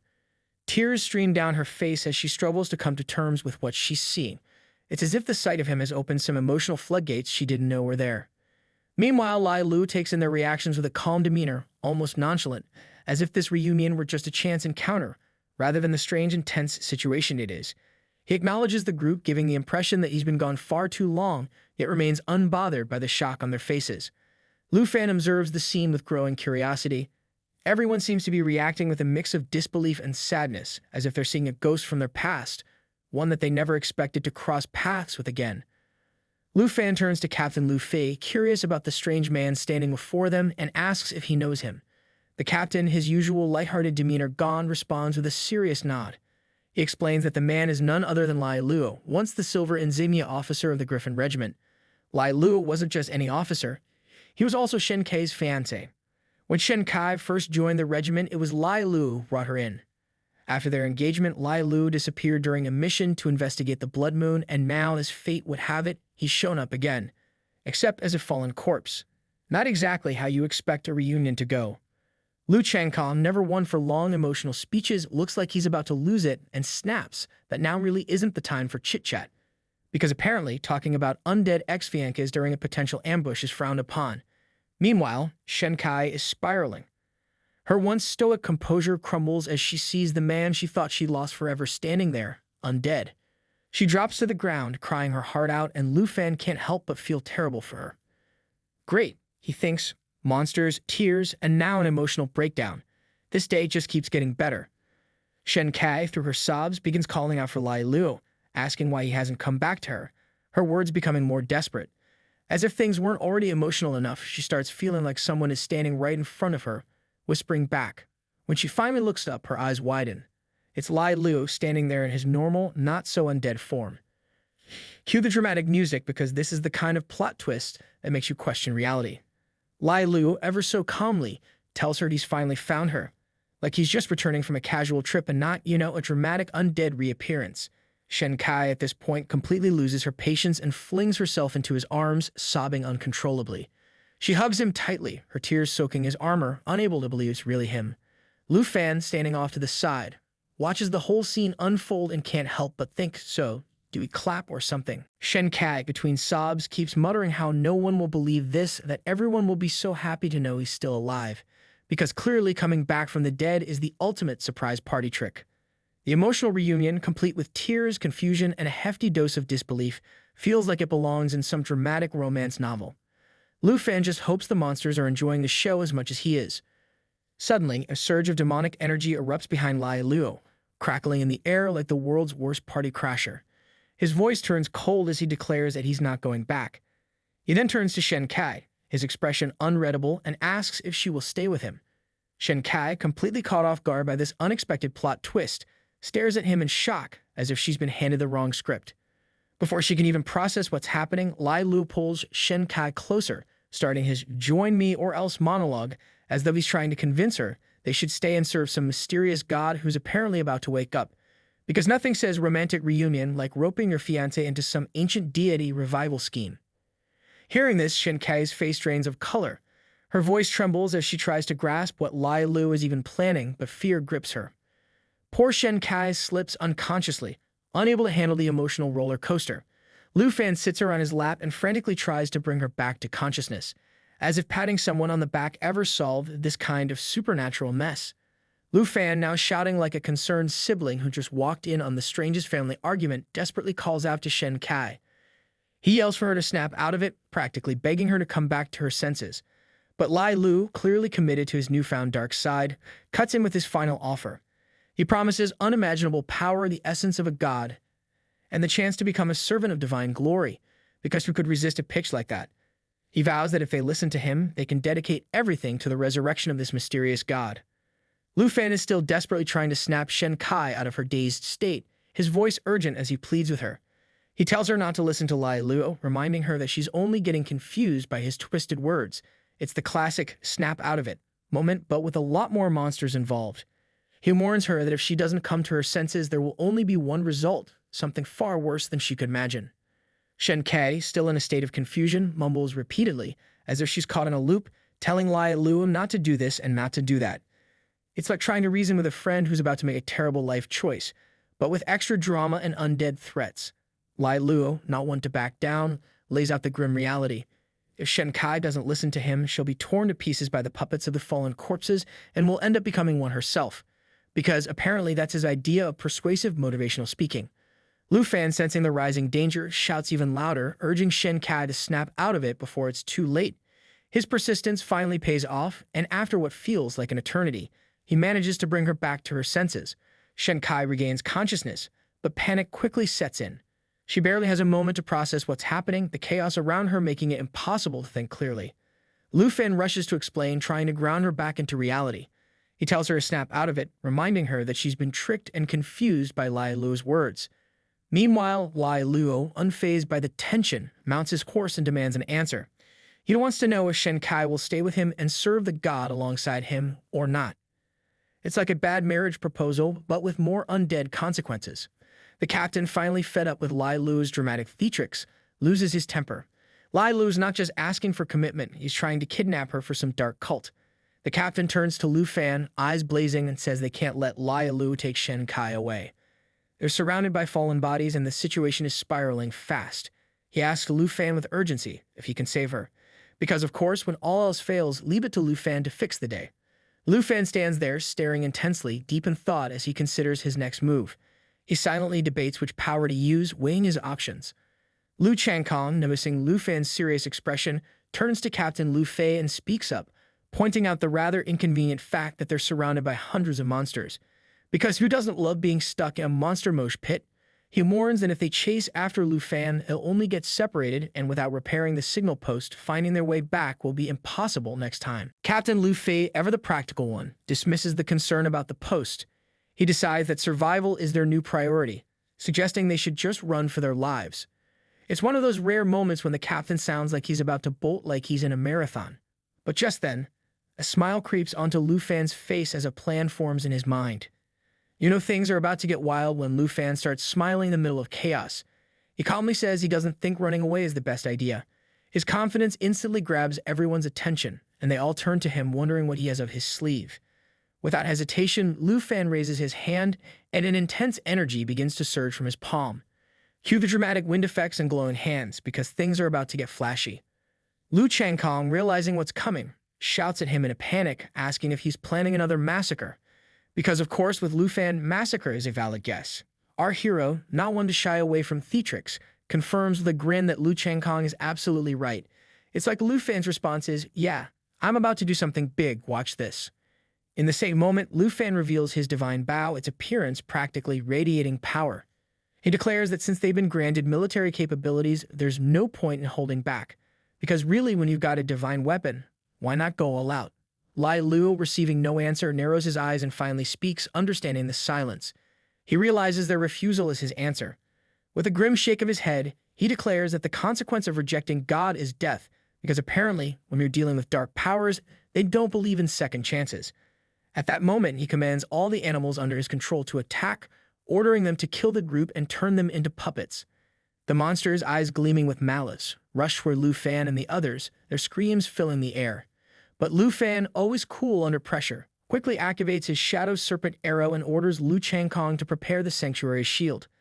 Without hesitation, Lu Changkong acknowledges the command, activating the protective barrier. It's a moment of pure teamwork, like an action movie, but with magic shields and a lot more drama.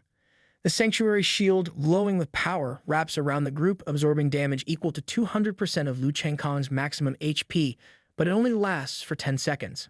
Lu Fan smiles confidently, extending his hand toward Lu Changkong. You don't have to do anything more, he assures him, because apparently when you're Lu Fan, saving the day is a solo mission.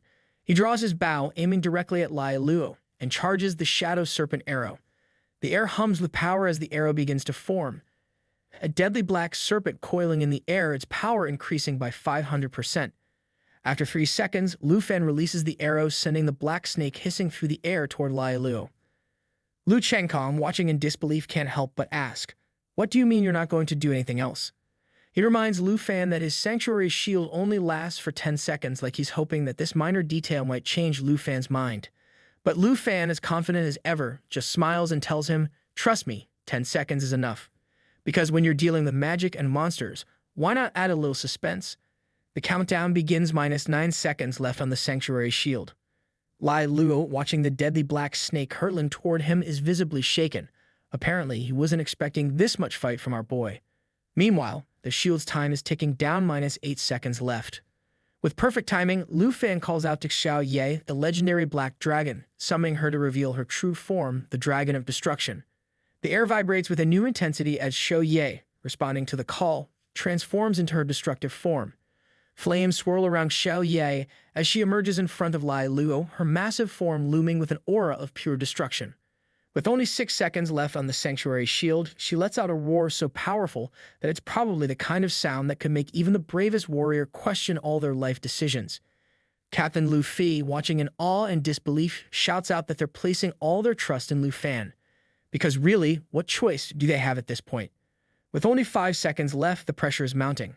Lu Fan instructs Xiao Ye to attack in sync with him. Lu Chenkong and Shen Kai quickly move Captain Lu Fei to safety on the other side. The shield's countdown continues -4 seconds left. Meanwhile, Lu Fan unleashes his signature move, Cut the Sky, a devastating technique that infuses his strikes with dragon energy. With one fluid motion, he delivers 2 consecutive strikes, each powered by the full force of the dragon. At the same time, Xiao Ye, ever loyal, synchronizes her movements, her massive claws glowing with dragon energy as she follows through with 2 devastating strikes of her own. Xiao Ye then activates Cataclysm, the signature attack of the Dragon of Destruction. As she moves across the battlefield, the ground detonates beneath her, erupting in fiery explosions. Everything in her path is engulfed in flames, the catastrophic force causing massive damage and leaving a burn effect that reduces the area to a smoldering ruin. It's the kind of destruction that could make even a volcano feel inadequate. Watching this spectacular display of power, Lu Chenkong can't contain his amazement. He blurts out in disbelief, wondering what kind of skill Lu Fan has just used. Is this some kind of forbidden dragon magic? Because let's face it, it sure looks like the kind of move that comes with a "don't try this at home" warning. Captain Lu Fei, not one to miss a beat, smirks as he watches the battlefield light up in flames. He responds coolly, explaining that what they're witnessing is simply a fight between a dragon rider and his dragon. For Lu Fan, killing a 1,000-year-old ferocious beast is no more difficult than cutting grass. Because when you've got a dragon on your side, even the most terrifying monsters are just part of your daily chore list. Lai Lu's condition worsens quickly, and even his corpse can no longer bear the weight of the battle's toll, collapsing beneath him. As he falls to the ground, Lu Fan, recognizing the conflict in his heart, after all, this was once Shen Kai's beloved fiancé, now turned demon, moves quickly to catch him. Lai Lu hits the ground hard, but before he can slip further into darkness, Shen Kai runs to him, lifting him into her arms with desperation, her eyes filled with both love and grief. Meanwhile, Xiao Ye, still in her fearsome form, transforms back. Lu Fan, ever the protector, asks Shen Kai if she's okay, though his focus remains on Lai Lu, who appears as if his very soul is slipping away. His once strong, fierce presence now looks fragile and fading, a shadow of who he once was. Lu Chenkong, standing nearby, suggests that they should tie Lai Lu up with chains to ensure he can't escape. Because nothing says "I care" like suggesting to chain up your ex-fiancé, right? But Lu Fan, always understanding of Shen Kai's emotions, quickly dismisses the idea. He knows the bond between Shen Kai and Lai Lu runs deeper than just survival, and tying him up like a prisoner wouldn't sit well with her. He tells Lu Chenkong there's no need for it. Besides, with Lu Fan around, there's no chance of escape anyway. Shen Kai, still holding Lai Lu, starts to cry uncontrollably. She whispers to him, her voice trembling, recognizing him as the man she once loved. "Lai Lu, it's really you, isn't it?" She sobs, recounting how gentle and good he once was, and how everything changed because of this terrible curse. Suddenly, a strange purple aura begins to form around Lai Lu, its ominous glow growing stronger by the second. The group is stunned, watching in disbelief as more of this dark energy seeps out of his body. Lu Fan's instincts kick in, and he realizes what's happening. This is the energy of the fallen corpse. Just as the energy pours out, Lai Lu momentarily regains consciousness. He weakly tells them to leave this place, repeating his plea urgently. Shen Kai, holding on to hope, pleads with him to stay strong, assuring him that he will be fine. Tears stream from both their eyes, their moment of reunion bitter and fleeting.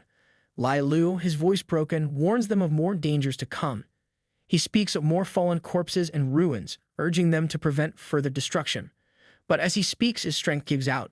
His hand, once clutching Shen Kai's tightly, slips from her grasp, and his body falls lifeless to the ground. The confirmation of his death hits hard, sending shockwaves of grief through Shen Kai. She screams, her heart breaking as she cradles his body, sobbing uncontrollably. It's the kind of heartbreak that shatters even the strongest warrior. Shen Kai clings to Lai Lu, crying that even though it was brief for those few seconds, she had her Lai Lu back. But like all tragic love stories, it's the cruelest endings that cut the deepest. The captain thanks Lu Fan and the formidable Black Dragon for saving them, acknowledging that their survival in this dangerous situation with Lai Lu is all due to Lu Fan's bravery and Xiao Ye's might. Just as they prepare to report back to the camp, they suddenly notice the dark energy of the fallen corpse dispersing into multiple directions. Lu Fan's eyes narrow as he watches the energy drifting toward the ominous blood moon. He realizes the gravity of the situation. This energy is crucial for understanding and potentially controlling the corpse's slaves. Letting dark supernatural energy roam free is not on Lu Fan's watch. Without a moment's hesitation, Lu Fan leaps toward the escaping energy, wielding his massive black mashi. With a swift and powerful slash, he captures the energy, obtaining the fallen corpse essence. As he holds the pulsing crystal in his hand, an uneasy feeling grips him. The crystal's effect is unknown, and he wonders if it is similar to the sacred mountain essence that Charles once obtained. Because when magical artifacts come with mysterious side effects, it is never a good sign. Lu Fan speculates that if the two essences are indeed the same, the fallen corpse essence might grant someone a hidden profession, but at a terrible cost. It could possess them, turning them into slaves to the dark will of the fallen corpse. A promotion that comes with eternal servitude is definitely not ideal. The captain, sensing the danger, expresses his concern, questioning whether it is safe for Lu Fan to carry such a perilous artifact. Despite his own unease, Lu Fan knows they cannot afford to be reckless. He considers the possibility that Charles may also be loyal to the ancient god. He resolves that they must act quickly. Turning to the captain, he insists they deliver the essence to the Duke for further investigation. Because dealing with ancient curses is serious business, and leaving it to chance is not an option. The captain turns to Lu Fan, suggesting that they wait for a moment before heading back to camp. Everyone watches as Shen Kai solemnly buries the body of her fiancé, Lai Lu. Seeing her grief, Lu Fan and the captain decide to help her with a difficult task. Together, they assist in the burial, each shovelful of dirt feeling like a small step in laying her sorrow to rest. When the grave is complete, Shen Kai stands over it, clutching her fiancé's necklace and weeping. She kisses the pendant, her tears falling onto the cold metal, and wonders aloud if everything she witnessed was merely an illusion. Lu Fan, always calm and reassuring, steps forward and gently tells her that it was all real. He assures her that Lai Lu truly did come back, even if only for a moment. Shen Kai, the strong and resilient woman she has always been, finally regains her composure. She wipes her tears, places her glasses back on, and announces to the captain that she is ready to move forward. Because even the toughest warriors have their moments, but they never stay down for long. The group treats her with quiet respect, acknowledging her grief but knowing she needs normalcy now more than ever. With that, the captain orders Team 78 to prepare for the journey back to camp. The scene shifts as time passes, and we find ourselves in the next afternoon. The group has returned, and inside a dimly lit room, the Duke examines the fallen corpse essence. He listens intently as Lu Fan fills him in on the details of the expedition. Lu Fan shares his hypothesis that becoming a servant of an ancient god comes with specific conditions. He explains that former Griffin squad members and various beasts only become corpse puppets, lacking any free will. The monsters, unable to become slaves, likely indicate a lack of intelligence, and the dead, similarly, cannot serve as slaves for the ancient god. However, Lu Fan points out that the servants, those who retain their thinking ability, are a different matter. He explains that someone like Lai Lu, who is fully controlled by the essence but still able to think, shows that becoming a servant instead of a mindless puppet involves a deliberate selection by the ancient god. The Duke listens intently, nodding as he pieces together what Lu Fan has explained. He realizes that simply possessing the fallen corpse essence isn't enough to become a corpse slave. One must also receive approval from the dark power itself. Lu Fan elaborates, pointing out that only sentient beings, those capable of independent thought, have the potential to become servants, because apparently, when it comes to cursing people, the ancient gods prefer quality over quantity. Even the Duke, usually composed, starts recalling rumors from the past few years. He remembers hearing whispers that over a dozen countries have reported strange cults forming within their borders. These cultists claim to be blessed by the gods and aggressively expand their influence, gathering masses of believers. They boast of great power and declare that their almighty deity will awaken soon. because nothing says we're totally normal like cults with a penchant for dramatic proclamations. If what Lai Lu said is true, the Duke realizes the grim reality. These cultists are either servants of the ancient gods or their devoted followers. But Lu Fan is even more worried. He points out that if over a dozen countries are involved, then there might be more than a dozen ancient gods preparing to awaken. And that, in case it isn't clear, is about as comforting as finding out your town is hosting a monster convention. Just then, as if struck by a lightning bolt of realization, Lu Fan's eyes widen. He urgently asks the Duke whether the camp is the only populated area in these far northern territories. The old man, catching on to Lu Fan's train of thought, agrees, because when even the Duke starts looking nervous, you know the news isn't good. Lu Fan, deep in thought, asks about the missing members of the Griffin Squad who have not yet been found dead. His words carry a heavy implication, and as he speaks, the same dreadful realization strikes the Duke, because sometimes bad ideas like to hit everyone at the same time, just to spread the misery. The Duke understands that Lu Fan is suggesting a terrifying possibility. All the missing Griffin Squad members may have already become fallen corpse slaves. If even a few of them managed to escape this region, the consequences would be dire. They would have no choice but to issue a bounty to track down and eliminate these threats. Not exactly the kind of reunion the Duke had in mind for his old brothers in arms. It's a painful truth, but even Lu Fan knows there is no other way. He acknowledges that those who have been possessed by the dark essence would likely understand why they must be stopped, even if it means being killed by former comrades. Turning his attention to the cursed essence in the Duke's possession, Lu Fan suggests they use it to test his hypothesis. The Duke, however, looks baffled. He cannot fathom how they could use such a dangerous item safely. Lu Fan explains his bold idea, to use the essence on a dragon. Because when in doubt, why not bring a dragon into the equation for maximum drama? Hearing this, the Duke's face turns red with fury. He angrily tells Lu Fan that the mere suggestion is absurd. There is no way they would experiment on any living being, not even a dragon. And really, the Duke's tone suggests that he is about 2 seconds away from launching into a lecture about ethical research practices. Despite the legendary Black Dragon being unaffected by the Blood Moon, the Duke fears that using the essence could still go catastrophically wrong. The potential consequences are too dire, and he cannot afford to take such a risk. But Lu Fan, ever calm and clever, reassures him. He explains that the Duke has misunderstood. The dragon he is referring to is Naksho Yai, his loyal pet. The Duke's jaw drops, his mind racing as he tries to comprehend what Lu Fan is suggesting. Because when Lu Fan starts getting mysterious, it's usually time to brace for something wild. Lu Fan and the Duke then make their way to the training ground. The Duke, still trying to wrap his head around Lu Fan's earlier proposal, brings up the time when he observed Lu Fan and Ruin sparring. From what he witnessed, it did not seem like Lu Fan had a total of 5 dragons. But before the Duke can go further, Lu Fan quickly interrupts, explaining that things are not quite as they seem. Among those 5 dragons, 2 are not actually his direct pets, but rather summons of the Emerald Dragon Lady Xia Fei. Because when dragons start summoning other dragons, things get complicated faster than a soap opera plot.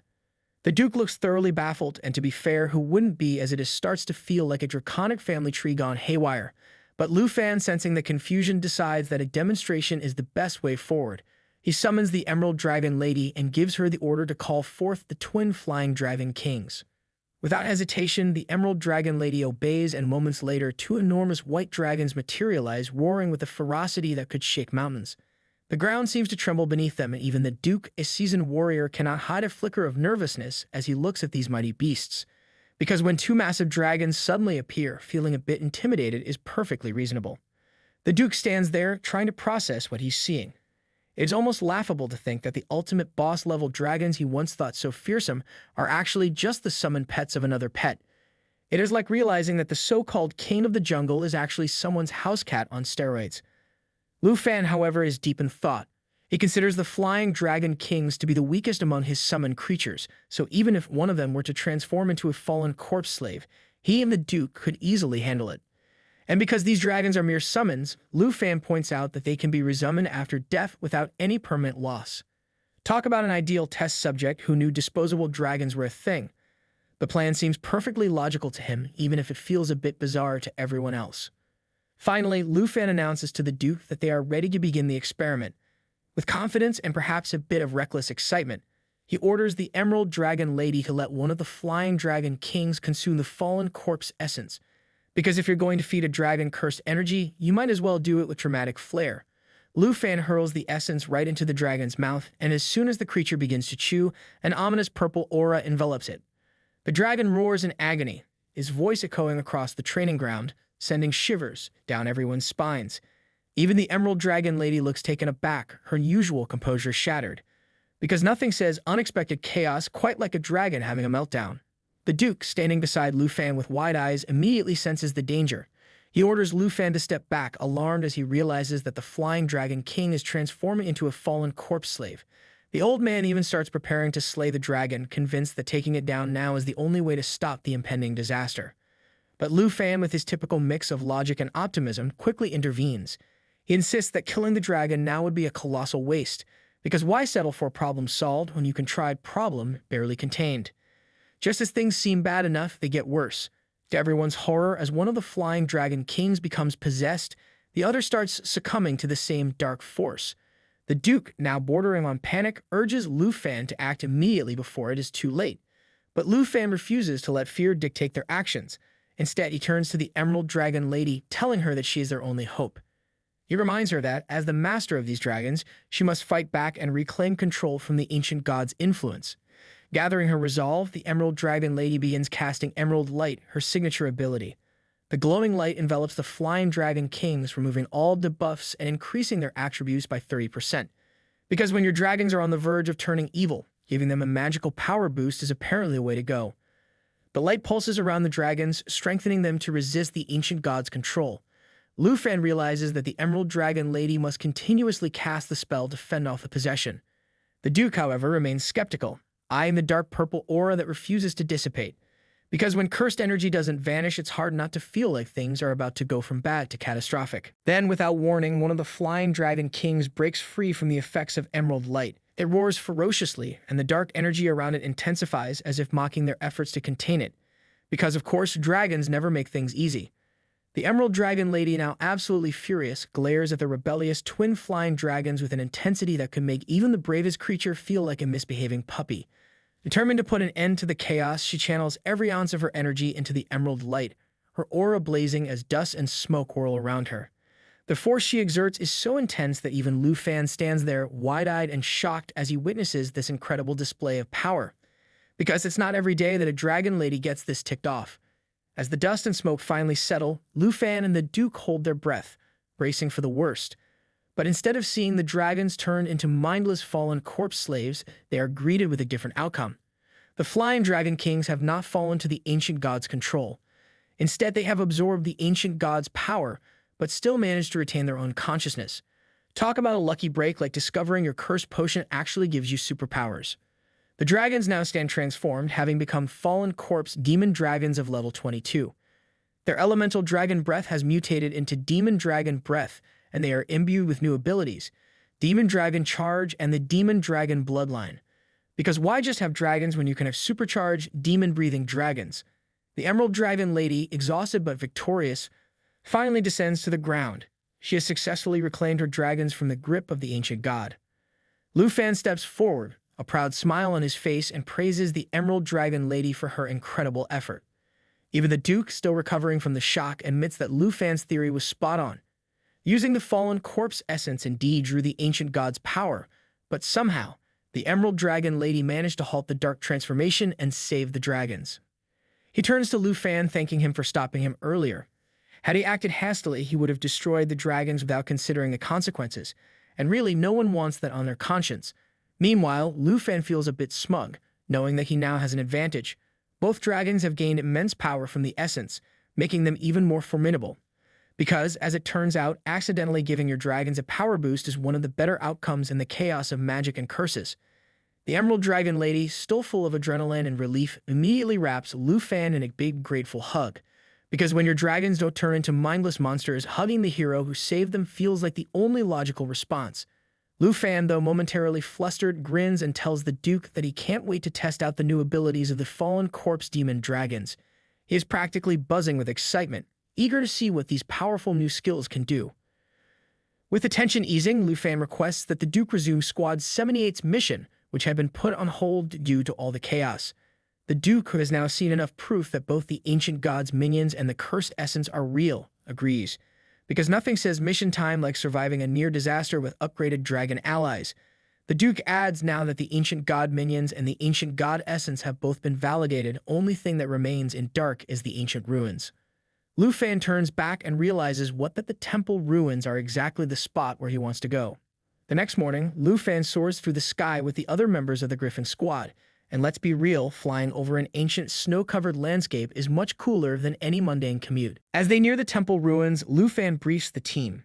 He explains that the ruins Lai Lu mentioned and the Golden Light Temple discovered by the Star-Spangled Nation are actually the same thing, and to truly understand the ancient gods' awakening, they need to find this hidden place. However, just as he finishes, a notification pops up, informing him that he's approaching the marked location on his divine-level treasure map. Excitement ripples through him as he knows he's going to get his jackpot today. Just then, Shen mentions that they are about to leave the harsh blizzard zone. She can't hide her curiosity, wondering what secrets lie ahead. As they fly out of the snowstorm, they are greeted by an entirely new landscape, one so breathtaking that even Changkong can't believe they're still in the far north. A massive lake sprawls before them, so vast it looks like an ocean. The sky above is clear and brilliant, a welcome change from the icy storms they've grown used to. The captain, impressed but ever practical, orders the squad to find a place to land and set up camp. As they descend, he notices something unusual beneath the ice. Enormous chains stretching across the frozen expanse, their ends vanishing into the depths. He speculates that following these chains might lead them to the temple ruins mentioned in their mission.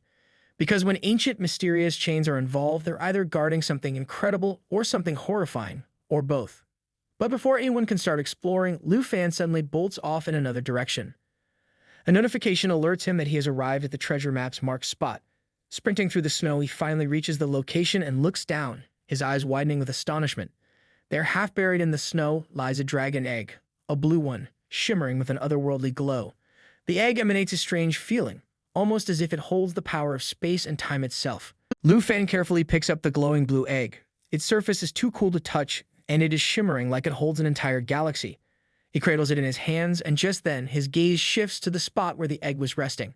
Something else catches his eye. Half buried in the snow is what looks like a small box. His curiosity kicks in as he wonders what it could be. Without wasting time, he brushes off the snow and lifts it. It turns out to be a small, mysterious box. He opens it with a mix of anticipation and excitement. Inside lies a skill book titled Dragon Language Resonance. It is glowing faintly. The quality is clearly epic. Lu Fan feels a surge of excitement. His heart skips a beat as he reads the description. The quality is clearly epic, but the book requires level 35 to use, which is a little annoying. It's like getting the perfect outfit, but realizing it's a few sizes too big. But that doesn't stop him. He dives into the details anyway. The book will teach him Draken Language Resonance, a passive skill. The cool part is when a Draken rider and their Draken companion use the same Draken language magic, they get a 100% boost in power. That's like doubling your damage, which, let's be honest, is pretty much the dream when you're dealing with magical creatures. Lu Fan can already picture it.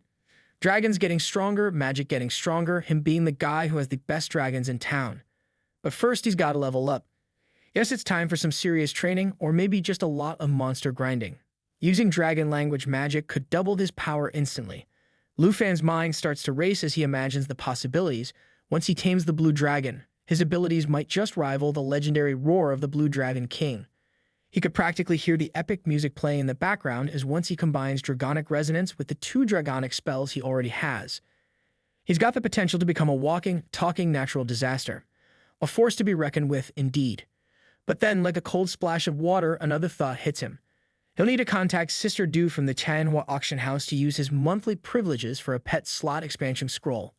After all, a dragon egg needs a proper spot on his team, not just some random corner in his inventory. While Lu Fan is lost in his daydreams, Shen Kai and Lu Changkong, who had noticed him lagging behind, come looking for him. Shen Kai points at him and asks what he's up to. Meanwhile, Changkong, every opportunist, can't resist a chance to tease. He jokes that Lu Fan must be enjoying the view, alone. Lu Fan, startled but quick on his feet, hides the skill book and the egg in one smooth motion. He's like a magician pulling off a trick. He flashes a sheepish smile and casually waves them off, acting like everything is completely normal. He shrugs as if nothing's out of the ordinary and gestures toward the landscape, casually mentioning how he always thought this area was the edge of the far north. He wonders aloud if there's a whole new region across the glacial lake, just to throw them off his scent. Shen Kai and Changkong glance at the lake, and Lu Fan breathes a small sigh of relief. Phew, he's not quite ready to share his jackpot with anyone just yet. The mysteries of the blue dragon and the treasures he's found are his to figure out for now anyway. He's got a dragon to tame and a few plans to make before he lets anyone in on his little secret. Hearing this, Captain Liu explains that although they've ventured beyond the snowstorm, the far north is vast, and there's a chance the land extends even further inland. He points out that the Blood Moon mountain range stretches for over 1,000 miles, and what they've seen so far is just the tip of the ancient god's tail. Lu Changkong, clearly surprised, tries to wrap his head around it. The idea that not just the head, but the entire body of an ancient god could stretch for miles seems almost unbelievable. Everyone stands up and gazes at the landscape, the vastness making it hard to imagine something so enormous. Captain Liu, with his usual calm demeanor, reminds them that while no one has yet discovered the full form of the ancient gods, the massive chain they've encountered is undeniably connected to the Blood Moon. Lu Fan listens intently to the conversation, his mind racing the possibilities. He wonders aloud whether controlling the Blood Moon could be the work of the ancient gods themselves, or if the Blood Moon might actually be under their control. Shenkai is struck by the idea. She wonders if the ancient god could be the giant mountain they've been talking about, with its master somehow connected to the end of the chain. Lu Changkong walks up to Lu Fan and casually throws his hand over his shoulder, a little too enthusiastically. He jokingly suggests that it's still too early to be thinking about all this mysterious stuff. There's plenty of time for that later. Right now, they should focus on moving forward along the chain to see what's ahead. Who knows, there might be ruins and temples waiting for them on the other side of the lake. Captain Liu, however, is not so easily swayed by optimism. As the captain, he's got to play the voice of reason. He reminds everyone that they have no clue how dangerous this unknown lake might be. He even gives Lu Changkong a gentle nudge, playfully calling back to the last time Lu Changkong got a little too carried away and ended up injured. Lu Changkong's face falls slightly at the reminder. He looks down, clearly remembering the last mishap. He mutters to himself that he'll be more careful this time, though it's clear he still feels a bit guilty about what happened.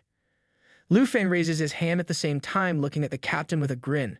He tells him not to worry, he'll go check things out first and return soon with a signal to proceed. The captain, after a thoughtful pause, replies that he wouldn't have let anyone go ahead first, but now that he's seen Lu Fan's true form, he won't stop him from leaving. It's like getting approval from the boss after you've shown you've got what it takes. With a nod, Lu Fan calls out to Xiao Ye and orders her to activate her destroyer form. In a flash, Xiao Ye appears in her full fiery glory, surrounded by swirling lava.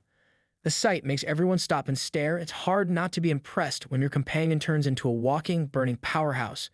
The captain looks at the group and says they'll stay behind to rest and wait. If anything goes wrong, they'll head back immediately. He also casually mentions that he asked Shen Kai to bring a teleportation scroll just in case, a little safety net after the last encounter with Changkong. That situation had not been pretty. Shen Kai looks at Lu Fan with a raised brow, a little concerned, and warns him to be careful. She gives him a nudge, but it's more of a please don't do anything reckless kind of nudge. Lu Fan, ever confident, manifests his dragon wings. He reassures them with a casual okay, there won't be any problems now. He's got this, or at least that's what he believes. He then orders Xiao Ye to fly with him, and without wasting any time, they take off into the sky. After 2 hours of continuous flight, Lu Fan finally comes to a stop. Something about this place feels strange. He looks down, squinting at the vast expanse below him, and mutters to himself that this place is really huge, and he hasn't even seen the end of the chain after all this time. The sheer size of it is almost overwhelming, but Lu Fan isn't one to be easily daunted. Just as he's about to gather his thoughts, the system pings him with a warning. His eyes widen as the message flashes on his screen. You have entered the Fallen Corpse Ruins realm. He's caught off guard by this revelation. Fallen Corpse Ruins? He repeats to himself. He wonders aloud if this place really corresponds to everything like this. What level could this Fallen Corpse Ruins realm be? His curiosity piques, but now he knows he's in for something much bigger than he expected.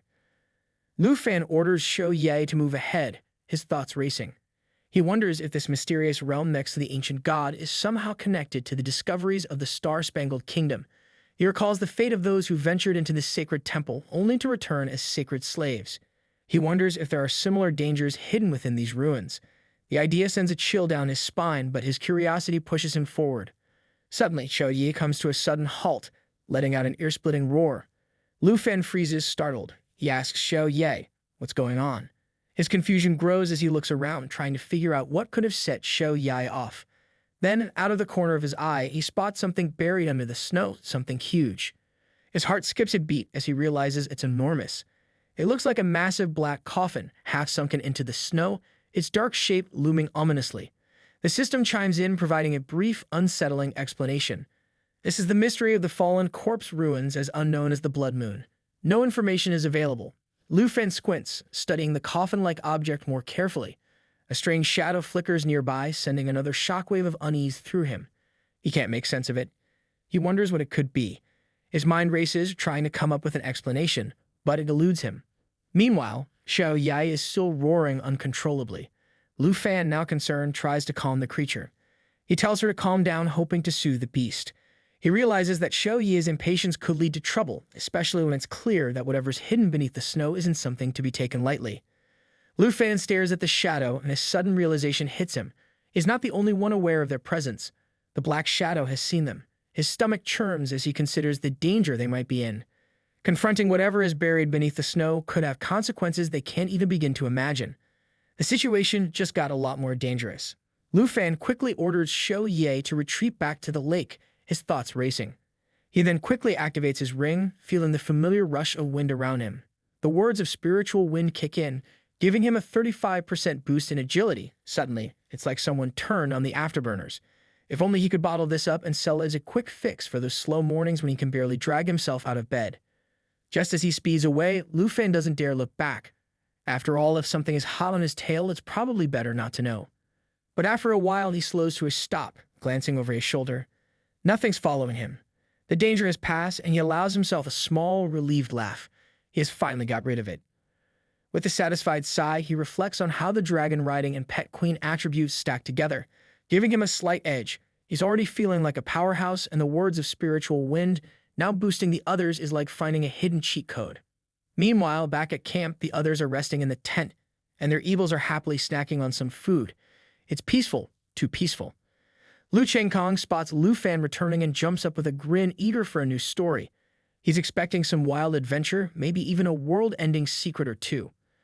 But Lu Fan is not in the mood. His looks are dead serious. He looks around his friends, their faces full of curiosity. He knows what he has to say next is going to change the atmosphere. He lets out a heavy breath, explaining that he's encountered the ruins of a fallen corpse up ahead.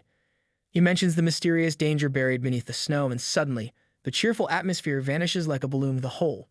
It's clear that this is no small matter. The group falls quiet at processing what Lu Fan has just said. There's a tense moment of silence before Captain Lu says, with a serious look on his face, that they need to teleport back to camp immediately. It's not a suggestion, it's an order. The urgency in his tone makes it clear that something is terribly wrong, and they all feel it. Lu Changkong, ever the skeptic, raises an eyebrow. He's used to the usual wild adventures, but the fact that even Lu Fan, who usually charges headfirst into danger like a kid in a candy store, is retreating, well, that says a lot. He turns to the others, his face full of disbelief. If Lu Fan is running scared, something really big is going on. Everyone looks at each other, unsure of what to make of the situation. It's clear now that whatever lies ahead is far worse than they anticipated. After a while, everyone gathers in the office. Lu Fan and Captain Liu explain the whole situation to the Duke. The Duke, looking grave, analyzes the situation. The black coffin, the shadows under the snow, the chains, and the fallen corpse ruins. He doesn't like the sound of any of it. He warns that this place could be incredibly dangerous, and if the other experts continue exploring it, the outcome will be the same as the Morgan family. The consequences would be disastrous, with huge losses and no survivors. Lu Fan, listening intently, turns serious. He recalls the eerie scene. The place looked sealed off, surrounded by chains, and there was an unknown creature lurking in the lake. Xiao Yai, too, had felt uneasy, almost uncontrollable. It all didn't sit right with him. The Duke, his focus shifting to the map, says that the area is far too dangerous, an entity feared even by the dragon race. The frozen lake housing the fallen corpse's ruins must be designated as a forbidden zone. Without hesitation, he orders Captain Liu to cancel all other special routes passing through that area and to send someone with ice to the scholars of Dragon City immediately. Captain Liu nods, acknowledging the command. The Duke then turns to the team, informing them that their mission has changed. Team 78's isolation mission is canceled. From now on, their new task is to assist the scholars of Dragon City in researching the fallen corpse ruins. Everyone salutes the Duke, acknowledging his words with a unified, "All right, sir." The Duke then turns to Lu Fan, his expression serious but appreciative. He commends Lu Fan for leading his team to such a remarkable discovery in less than a month. As a token of recognition, he hands Lu Fan a badge, the Griffin Corps Silver Military Merit Medal. It's a high-quality ornament, gleaming with significance. Lu Fan, ever humble, tries to refuse. He thanks the Duke but insists that such an honor is meant for those who have truly earned it, pointing out that he's only been here for a month and already has a bronze badge. The Duke smiles and reassures him. The badge represents the duty and mission of the Griffin Corps. Plus, if Lu Fen joins the Corps after graduation, he could be fast-tracked to a leadership position. This silver badge would be far from useless. After a moment of thought, Lu Fen accepts the badge, clearly honored. Everyone around him looks pleased, some with a hint of admiration. The captain adds that there are only 19 silver badge holders in the entire camp, and if Lu Fen enrolls, he'll likely be in charge, which means the rest of them will have to take orders from him. Lu Changkong in the back pretends to look upset, muttering something about how quickly Lu Fen got promoted. But his grin betrays him. He's not jealous, not at all. Lu Fen, now proudly holding the badge, nods respectfully, saying he understands and he'll accept it with gratitude. Lu Changkong can't help but poke fun at Lu Fen. He jokes about how Lu Fen has shot up the ranks so quickly while he's been stuck in the same position for years. He adds that with all the promotions, Lu Fen should at least let him touch the badge for good luck. Captain Lu overhears this and shakes his head with a chuckle, muttering that his team's antics are always entertaining. The Duke watches them for a moment, trying to suppress a smile before his expression shifts into something more serious. He signals for Lu Fen to stay behind as the others head out. Once the room empties, the Duke pulls out a few books. He tells Lu Fen that ever since his arrival in the far north, the progress of the special missions has been outstanding. He's clearly impressed with Lu Fen's contributions. While he wishes he could keep him around longer, the Duke knows it's time for Lu Fen to return to his school soon. He's got bigger things ahead of him. The Duke hands Lu Fen a book and tells him that he'll need to leave for Dragon City Academy in a week. Lu Fen takes the book in his hands, but his mind drifts. The national trials are just around the corner, less than 2 weeks away. It's time to get ready. The Duke notices Lu Fen's thoughtful expression and raises an eyebrow. He asks, almost teasing, if Lu Fen has forgotten about the national trials or if he's gotten too comfortable at Griffin. Lu Fen smiles, a little reluctant. He admits that he's grown fond of the place, but he hasn't forgotten why he came. With his mountain summoning skills and the fallen corpse dragon, he's confident he's ready for the trials. The Duke laughs, clearly pleased. He tells Lu Fen that the book contains valuable, publicly available material, specially gathered by his principal for him. He can go over it when he returns, though there's no rush. Lu Fen nods, grateful for the thoughtful gesture. Meanwhile, in the dense forest, a fierce demon appears, the unsettling presence sending a chill through the air. It's none other than Jin Chenghen, the princess's brother.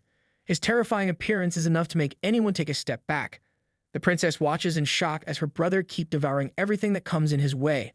The princess tries to convince him that it is enough. She asks him if his abyss crawler hasn't grown enough, as they have been grinding here for a long time now. Her brother simply replies that a bit more life needs to be trained, and then the demon will reach the next stage.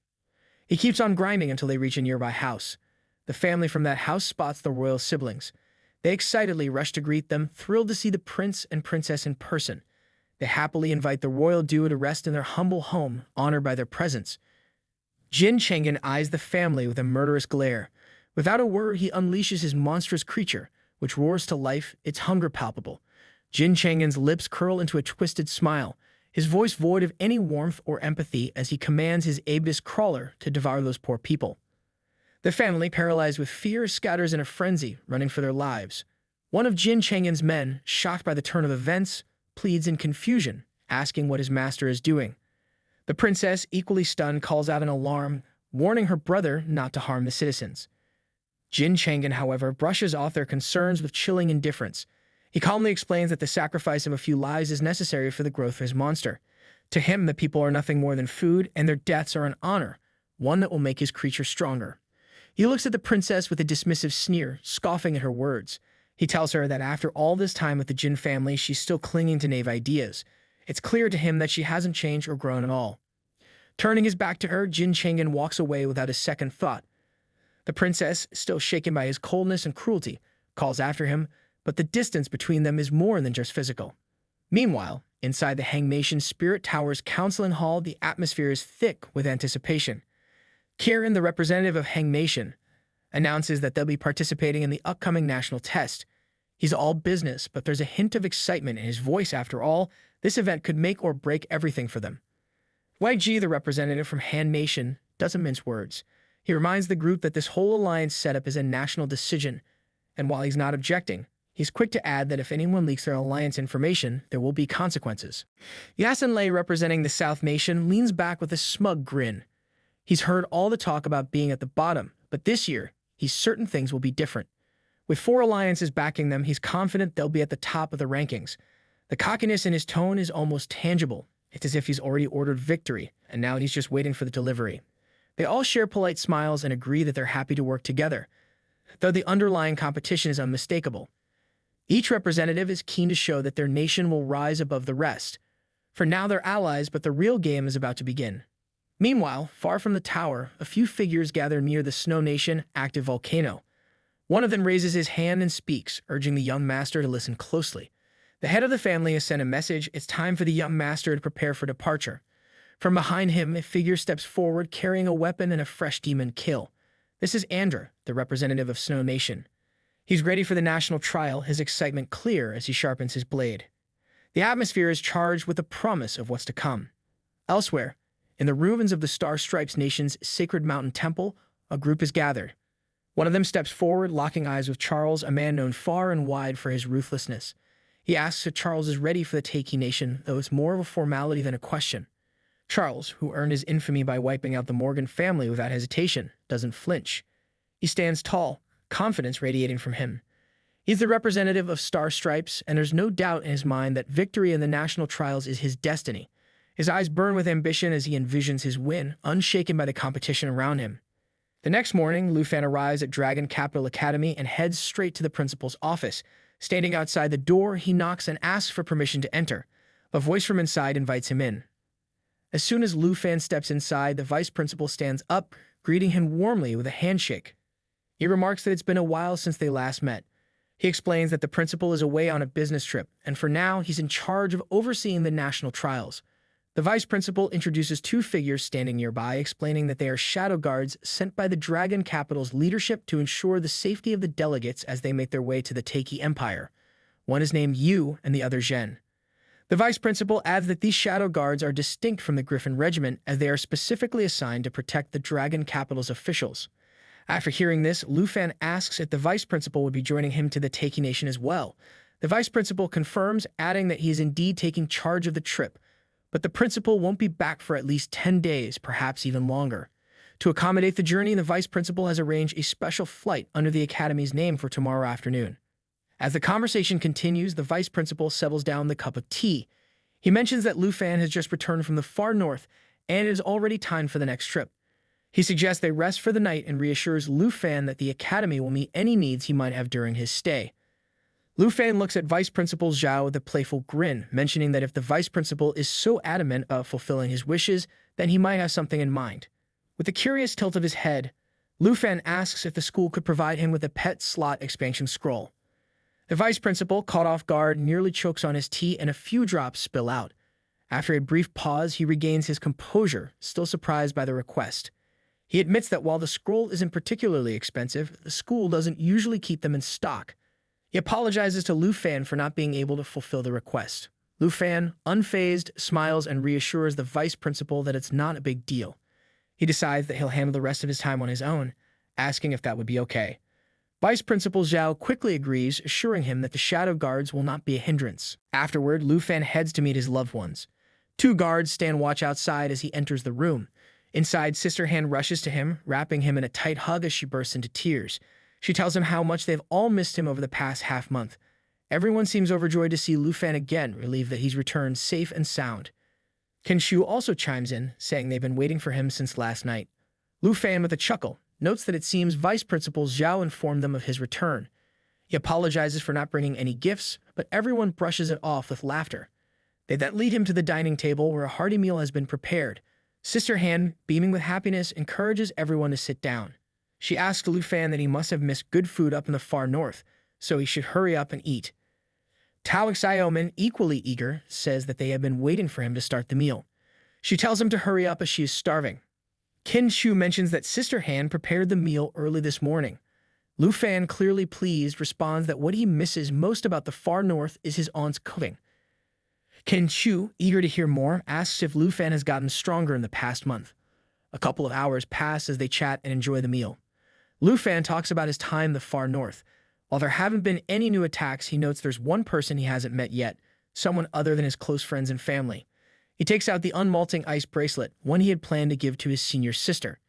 At that moment, Taoxiomen notices the bracelet and comments that it looks expensive. Lu Fan, flustered, quickly hides it and insists that it's nothing. He quickly stands up to leave, causing everyone to glance at him in surprise. Taoxiomen teases him, asking who the gift is for, while Qin Shu grins and adds that they all know it's meant for the senior sister. Auntie Han reminds Lu Fan that they're going out tomorrow night, so he should come back early and get some rest. Lu Fan tells her that he's just stepping out for a bit and will be back soon. Lu Fan makes his way to the spot where he used to meet his senior sister. He sits down, the gift in his hands, lost in thought.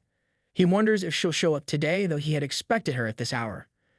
As he waits, his mind drifts to the time she had taken him to meet Sister Du. He remembers how Sister Du had given him her number and mentioned that if he needed anything, especially something like a pet slot expansion scroll, he could reach out to Manhwa auction house. Taking out his phone, Lu Fan calls the VIP lounge of the auction house. Sister Du answers with a cheerful tone, asking if it's finally time for him to call. Lu Fan, feeling a bit shy, asks if she can contact his senior sister for him. Sister Du teases, wondering why he's so eager to talk to her after not seeing her for a month. Lu Fan blushes, trying to explain that he has something to give her but can't find her at school. He asks if Sister Du could help track her down. Sister Du, still smiling, tells him it won't be easy. She mentions that his senior sister had some work to do at home and doesn't know when she'll be back. Sadly, she also can't contact her right now. But she adds that senior sister left something for him before she left, and she told her to give it to him when he gets back to the Dragon Capital Academy. An hour later, Lu Fan arrives at Manhwa auction house and meets Sister Du. She greets him with a smile but notes how things have changed. She mentions that she always travels with bodyguards now, and yet today it's him who's with bodyguards. Lu Fan reassures her that his bodyguards are very professional and never cause trouble for anyone. With a small nod, Sister Du leads him into another room, where they sit down together. Lu Fan compliments that it seems like the auction house's business has been doing well. He adds that he always expected great things from her. Sister Du smiles and thanks him for the compliment. She explains that the reason for the success is the dragon egg featured in the illustrated book. Thanks to that, guests from across the country and even from abroad have been visiting Manhwa just to see the dragon egg in person. Lu Fan, listening intently, realizes that the star-quality dragon egg has helped bring Manhwa auction house to the top. He's holding the blue dragon egg himself now, and it makes him wonder what kind of exchange privileges he can secure for such a precious item. Sister Du, noticing his thoughts, grins and then presents him with a box, saying that these are the things his senior sister left for him. She tells him to go ahead and take them. Lu Fan looks at the box in surprise and opens it. Inside, he finds a weapon of very high quality. The system displays that the weapon is called the Flowing Mars Meteor Sword. It's a level 30 item with a strength of 256 and agility of 204. Its main power is the Influence Fire spell, which boosts fire skills by 50%. Additionally, 50% of the damage dealt when using fire skills is stored in the sword. When used, a separate attack will release all the stored fire damage. Lu Fan, excited, takes the sword in his hand. He can't help but smile and says, "This sword is so light, and with the ability to restore fire damage, it feels like it was made just for him." He admires the Flowing Mars Meteor Sword in his hands. Sister Du, watching him, nods with approval. She asks him, isn't it as perfect, explaining that this amazing blacksmith was found by his senior sister. She spent a whole month getting this treasure crafted. Sister Du tells him that his senior sister really knows him well. Even though she's not here, she still made sure he has the right weapon. Lu Fan is overjoyed. Just as he holds the sword, he thinks to himself, not only does this sword look amazing, but it's also extremely valuable. It's clear that whenever we fought, senior sister paid close attention to my battles. She's so thoughtful. He looks at Sister Du with gratitude. Sister Du smiles and adds that's not all. There's something else for him. Lu Fan's eyes flicker toward the other items and immediately picks up a book. The system shows it's called the Lava Burst Book. It's a rare skill book with an attribute requirement of Dragon Master and a level requirement of 25. Once used, it will teach the skill Lava Burst. This skill shoots flames in the direction of the target, creating a bridge of lava beneath them. As the target moves through the lava bridge, they slowly turn into magma, suffering massive damage in the process. Upon seeing this, Lu Fan feels a wave of happiness. He realizes that once he reaches level 35, he'll be able to trigger the dragon language resonance with Xiao Ye, and the Flowing Mars Meteor Sword will deal even more damage. He reflects on how helpful his senior sister has been. With these gifts, his performance in the upcoming national exam will definitely improve. A slight pang of regret strikes him as he thinks it's a shame she's not here. He should have thanked her properly. Lu Fan then notices a third gift and eagerly opens it. It's a letter. Sister Du watches him with a smile, teasing that it's a love letter for him. Lu Fan opens the letter and begins reading the words written inside. He discovers that senior sister wrote about how they hadn't seen each other for a while. She explains that the sudden events had forced her to leave, and she missed seeing him win the national trial championship. She tells him that by the time he reads the letter, the gift she prepared for him will have already arrived. She hopes he likes it. The letter goes on to mention how she had promised a gift last time, but he had presented the dragon egg and returned the money for the scroll. This time, she had someone make a new gift specifically for him. She leaves it up to him how he will return the favor. She continues by mentioning that there is still a lot to deal with on her end, but when she returns, the first thing she plans to do is visit him for dinner.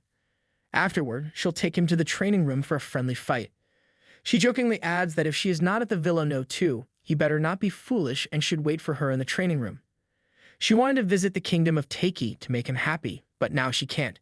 However, she encourages him to perform well in his upcoming tasks. Lu Fan feels a rush of happiness as he reads the letter.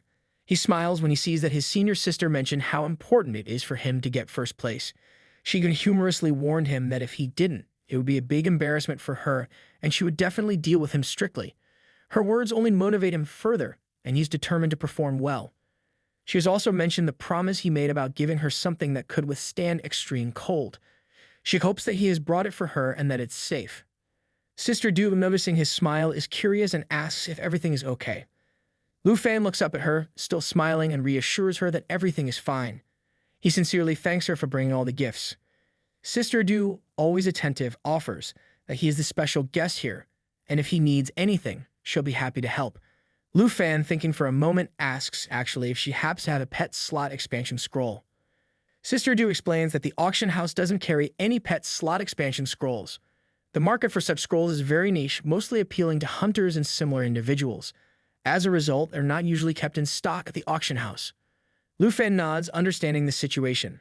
He then thinks to himself that since neither the school nor the auction house has such a scroll, he'll need to postpone hatching the blue egg for the time being.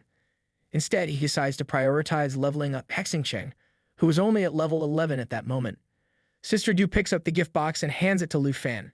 She reassures him that if any pet slot expansion scrolls or dragon spell books come into the auction house, she will set them aside for him and notify him immediately. Lu Fan thanks her and prepares to leave. He realizes that it's getting late and decides it's time to head back. His bodyguards follow him as he walks. As Lu Fan walks along the path, he reflects on the situation. Although Sister Du is looking out for him, he knows that since he's leaving tomorrow, it's unlikely he'll get the scrolls in time. He also realizes that working in the far north will only help him gain military experience but won't aid in leveling up. He concludes that he'll have to focus on leveling up during the early stages of the national trials to train Hexingcheng. Just as Lu Fan makes his way home, he spots Jian Ying standing along the path, waiting for him. She gives him a smile and says she's been waiting to see him. He notices that she seems unusually calm, almost like she's been practicing patience as a hobby. She mentions how she didn't get the chance to talk to him at lunch and reminds him that he's leaving for a competition tomorrow. Then, with a playful glint in her eye, she asks if he's up for a practice match. Lu Fan, always up for a challenge and secretly excited to try out his new weapon, agrees without hesitation. They both head to the Dragon Capital Academy's arena, where the match will take place. Lu Fan pulls out his new sword and begins to chant, feeling the weight of the moment and the sword settle into his hands. Jian Ying does the same, revealing her own weapons. She teases him a bit, reminding him that learning new skills on the spot isn't really an option. It's like trying to learn how to cook a 5-course meal right before a dinner party, probably not the best idea. Still, she's curious to see how strong he's become since his time in the far north. A confident aura surrounds Lu Fan, and he prepares himself for what's about to come. Jian Ying wastes no time, charging at him with a flurry of sword strikes. The battle begins with a swift exchange, but Lu Fan is quick on his feet. His sword feels lighter than he anticipated, almost like it's made of air, but when he activates it, flames erupt from the blade. It's not quite the fiery explosion of a dragon, but it's definitely enough to leave a good impression. The flames spread, and Lu Fan couldn't help but think that the sword feels like it was made just for him. It's light, it's fast, and it packs a punch. He easily dodges Jian Ying's attacks and effortlessly destroys the swords flying toward him. His movements are smooth, almost like he's dancing, and dancing involved a lot of fire and sharp metal objects. Lu Fan feels an effortless connection with the sword as if it already understands his movements. He's surprised by how natural it feels, almost like the sword knows what he's going to do next before he does. Just then, Jian Ying activates Wicked Surge, a powerful skill that changes the sword's attack properties. Lu Fan, watching closely, immediately recognizes the move. Jian Ying explains that the attack has switched to a forward attribute, permanently increasing the attack power of the fiery sheath. The bonus is now much stronger, making her swords even more formidable. As they continue to spar, Lu Fan reflects on how perfectly the sword suits him. It feels like an extension of his own body, like second nature. The more he uses it, the more in sync they become. He realizes that the permanent dragon scale sword might finally have to be retired. This new weapon seems to be a much better fit. With a grin, he calls out to Jian Ying, warning her to be careful as he gets ready for the next move. Jian Ying raises her hand, and a bright light flashes from it as she summons Army Breaker, a powerful attack that creates a devastating surge of force. She's clearly enjoying the battle, impressed by how easily Lu Fan is adapting to his new weapon. Despite his apparent lack of familiarity with the sword, he's managing to counter her 5 swords without breaking a sweat. Lu Fan, feeling the flow of the fight, smiles and compliments Jian Ying on how much stronger she's become. She admits that while her technique has improved, she can't quite keep up with his combat skills anymore. It's a humbling moment for both of them. Lu Fan decides to finish the match with a powerful move, Mountain Shaker. The attack sends shockwaves through the arena, dealing massive damage and knocking Jian Ying off balance. Jian Ying recovers and turns to Lu Fan with admiration in her eyes. She smiles and comments on how Lu Fan is always on the move, constantly getting stronger. She tells him that she always feels safe knowing Lu Fan is around. She adds that she is confident that he'll win first place in the upcoming national trials. Lu Fan, hearing the praise, nods with a sense of determination. The trials are getting closer, and he's more than ready to show the world what he's capable of. The next morning, as Lu Fan prepares to leave, everyone gathers to say their goodbyes. Sister Han is especially nervous, urging him to be careful and to eat on time while he's away. Xiaoman reassures him with a heartfelt promise that they'll always be with him, and Qin Shu also wishes him a safe and successful journey. Lu Fan waves goodbye to each of them, feeling the warmth of their support. Meanwhile, Vice Principal Zhao arrives to escort Lu Fan to the airport. Soon, they board the plane. Vice Principal Zhao reminds him that the national trials are only 3 days away. The pressure of everyone's expectations weighs heavily on Lu Fan, but he remains determined. He knows this is his chance to rise among the new elite of the Dragon Nation. He sits quietly, thinking to himself about how he'll seize this opportunity and make it his own. Arriving at the Taiki Kingdom, Vice Principal Zhao informs Lu Fan that the Overseer of the Dragon Nation is already waiting for them. Lu Fan is taken aback by the mention of the Overseer and asks who this person is. The Vice Principal explains that, in addition to the representatives from all over, the national trials also appoint an Overseer to ensure that the competition rules are strictly followed. As they make their way through the airport, Lu Fan notices the bodyguards walking ahead, and Vice Principal Zhao reminds him to be respectful when meeting the Overseer. The officials of Dragon Capital are responsible for selecting the Overseer, and the Vice Principal emphasizes the importance of politeness. When they arrive at the meeting place, Lu Fan is surprised to see the reverence with which the guards bow and sit down in front of the Overseer. It's a moment of realization for him. The Vice Principal, sensing his confusion, advises him to mind his conduct and approach the situation with humility. Just as Lu Fan begins to process this, the Overseer approaches, telling everyone to stand up and dismissing the formalities. With a calm but authoritative voice, the Overseer asks if Lu Fan is the representative for the Dragon Nation in the upcoming trials. Vice Principal Zhao is visibly surprised when he sees the Overseer waiting to greet them. He quickly approaches Mr. Han and expresses his gratitude, acknowledging the great honor of being personally received. The Overseer, Mr. Han, smiles warmly and reassures him that it's only natural to receive the representatives of the state with such respect. Vice Principal Zhao, with a gesture toward Lu Fan, introduces him. He explains that Lu Fan is from the Dragon Capital Academy, currently a second-tier professional, and his profession is Dragon Tamer. Hearing this, Lu Fan is taken aback as he realizes who the Overseer is. He immediately recalls meeting Mr. Han before, which catches Vice Principal Zhao by surprise. Mr. Han smiles knowingly and confirms that they'd met, adding that Lu Fan now has a large dragon at his side. He praises Lu Fan, calling him young with a future that knows no bounds. He even goes so far as to compare him to the heroes of ancient times, suggesting that Lu Fan will surely become a hero of the Dragon Empire when he returns from the national trials. Lu Fan bows his head respectfully, humbled by Mr. Han's words. He thanks him sincerely and promises to do his best. With that, the Overseer gives him some advice, telling him that he has a good relationship with Tu Jing. If Lu Fan ever faces any trouble, he should first seek out Tu Jing, and if he can't help, then he can come to Mr. Han. After giving this advice, Mr. Han turns to leave. His bodyguard opens the car door for him, and before entering, he reminds them to hurry up. There's still work to be done before the evening's banquet. Lu Fan turns to Vice Principal and asks him if Mr. Han is really one of the great three elders. Vice Principal Zhao explains that Mr. Han is really one of the three elders of the Dragon Empire and holds immense influence. Surprised by this revelation, Lu Fan reflects on the weight of Mr. Han's position. The three elders are among the most powerful decision-makers in the Dragon Empire, with you and the dukes beneath them. But despite his role, Mr. Han doesn't radiate the typical aura of a combat master, which leaves Lu Fan wondering if he's missing something crucial. As the car speeds along the road, Lu Fan still can't shake the surprise that someone so influential could appear so ordinary. He turns to Vice Principal Zhao, asking if Mr. Han might be concealing his true strength, but the Vice Principal reassures him with a smile. Mr. Han, in fact, is just in his early 40s, and his strength lies not in his fighting abilities, but in his wisdom and influence. It's a humbling lesson for Lu Fan, who's used to equating strength with combat prowess. Vice Principal Zhao further explains that while combat power is highly respected in their world, it's not the only form of strength. One of the three elders of the Dragon Empire does indeed have a combat profession, but not the others, and it is rumored that they are already at the 5th tier. The other is in an enhancement profession with little combat power, but is regarded as a pillar of the Dragon Nation. Lu Fan absorbs this information quietly, realizing that there's more to power than meets the eye. Mr. Han's influence must stem from something far deeper than physical strength, something that doesn't show on the surface, but can change the course of nations. Vice Principal Zhao further adds that Mr. Han always travels with his special bodyguards, the 4 legendary swords. It is rumored that these 4 elite swordsmen were subdued by Old Han and willingly follow him. This in itself speaks volumes about Mr. Han's influence and the respect he commands, despite his lack of visible combat prowess. Lu Fan can't help but feel a sense of mystery surrounding the man.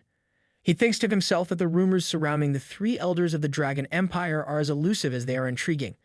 These elders never reveal their true strength, and no one outside their circle knows just how powerful they truly are. The people who claim to know the most about them are often the least credible.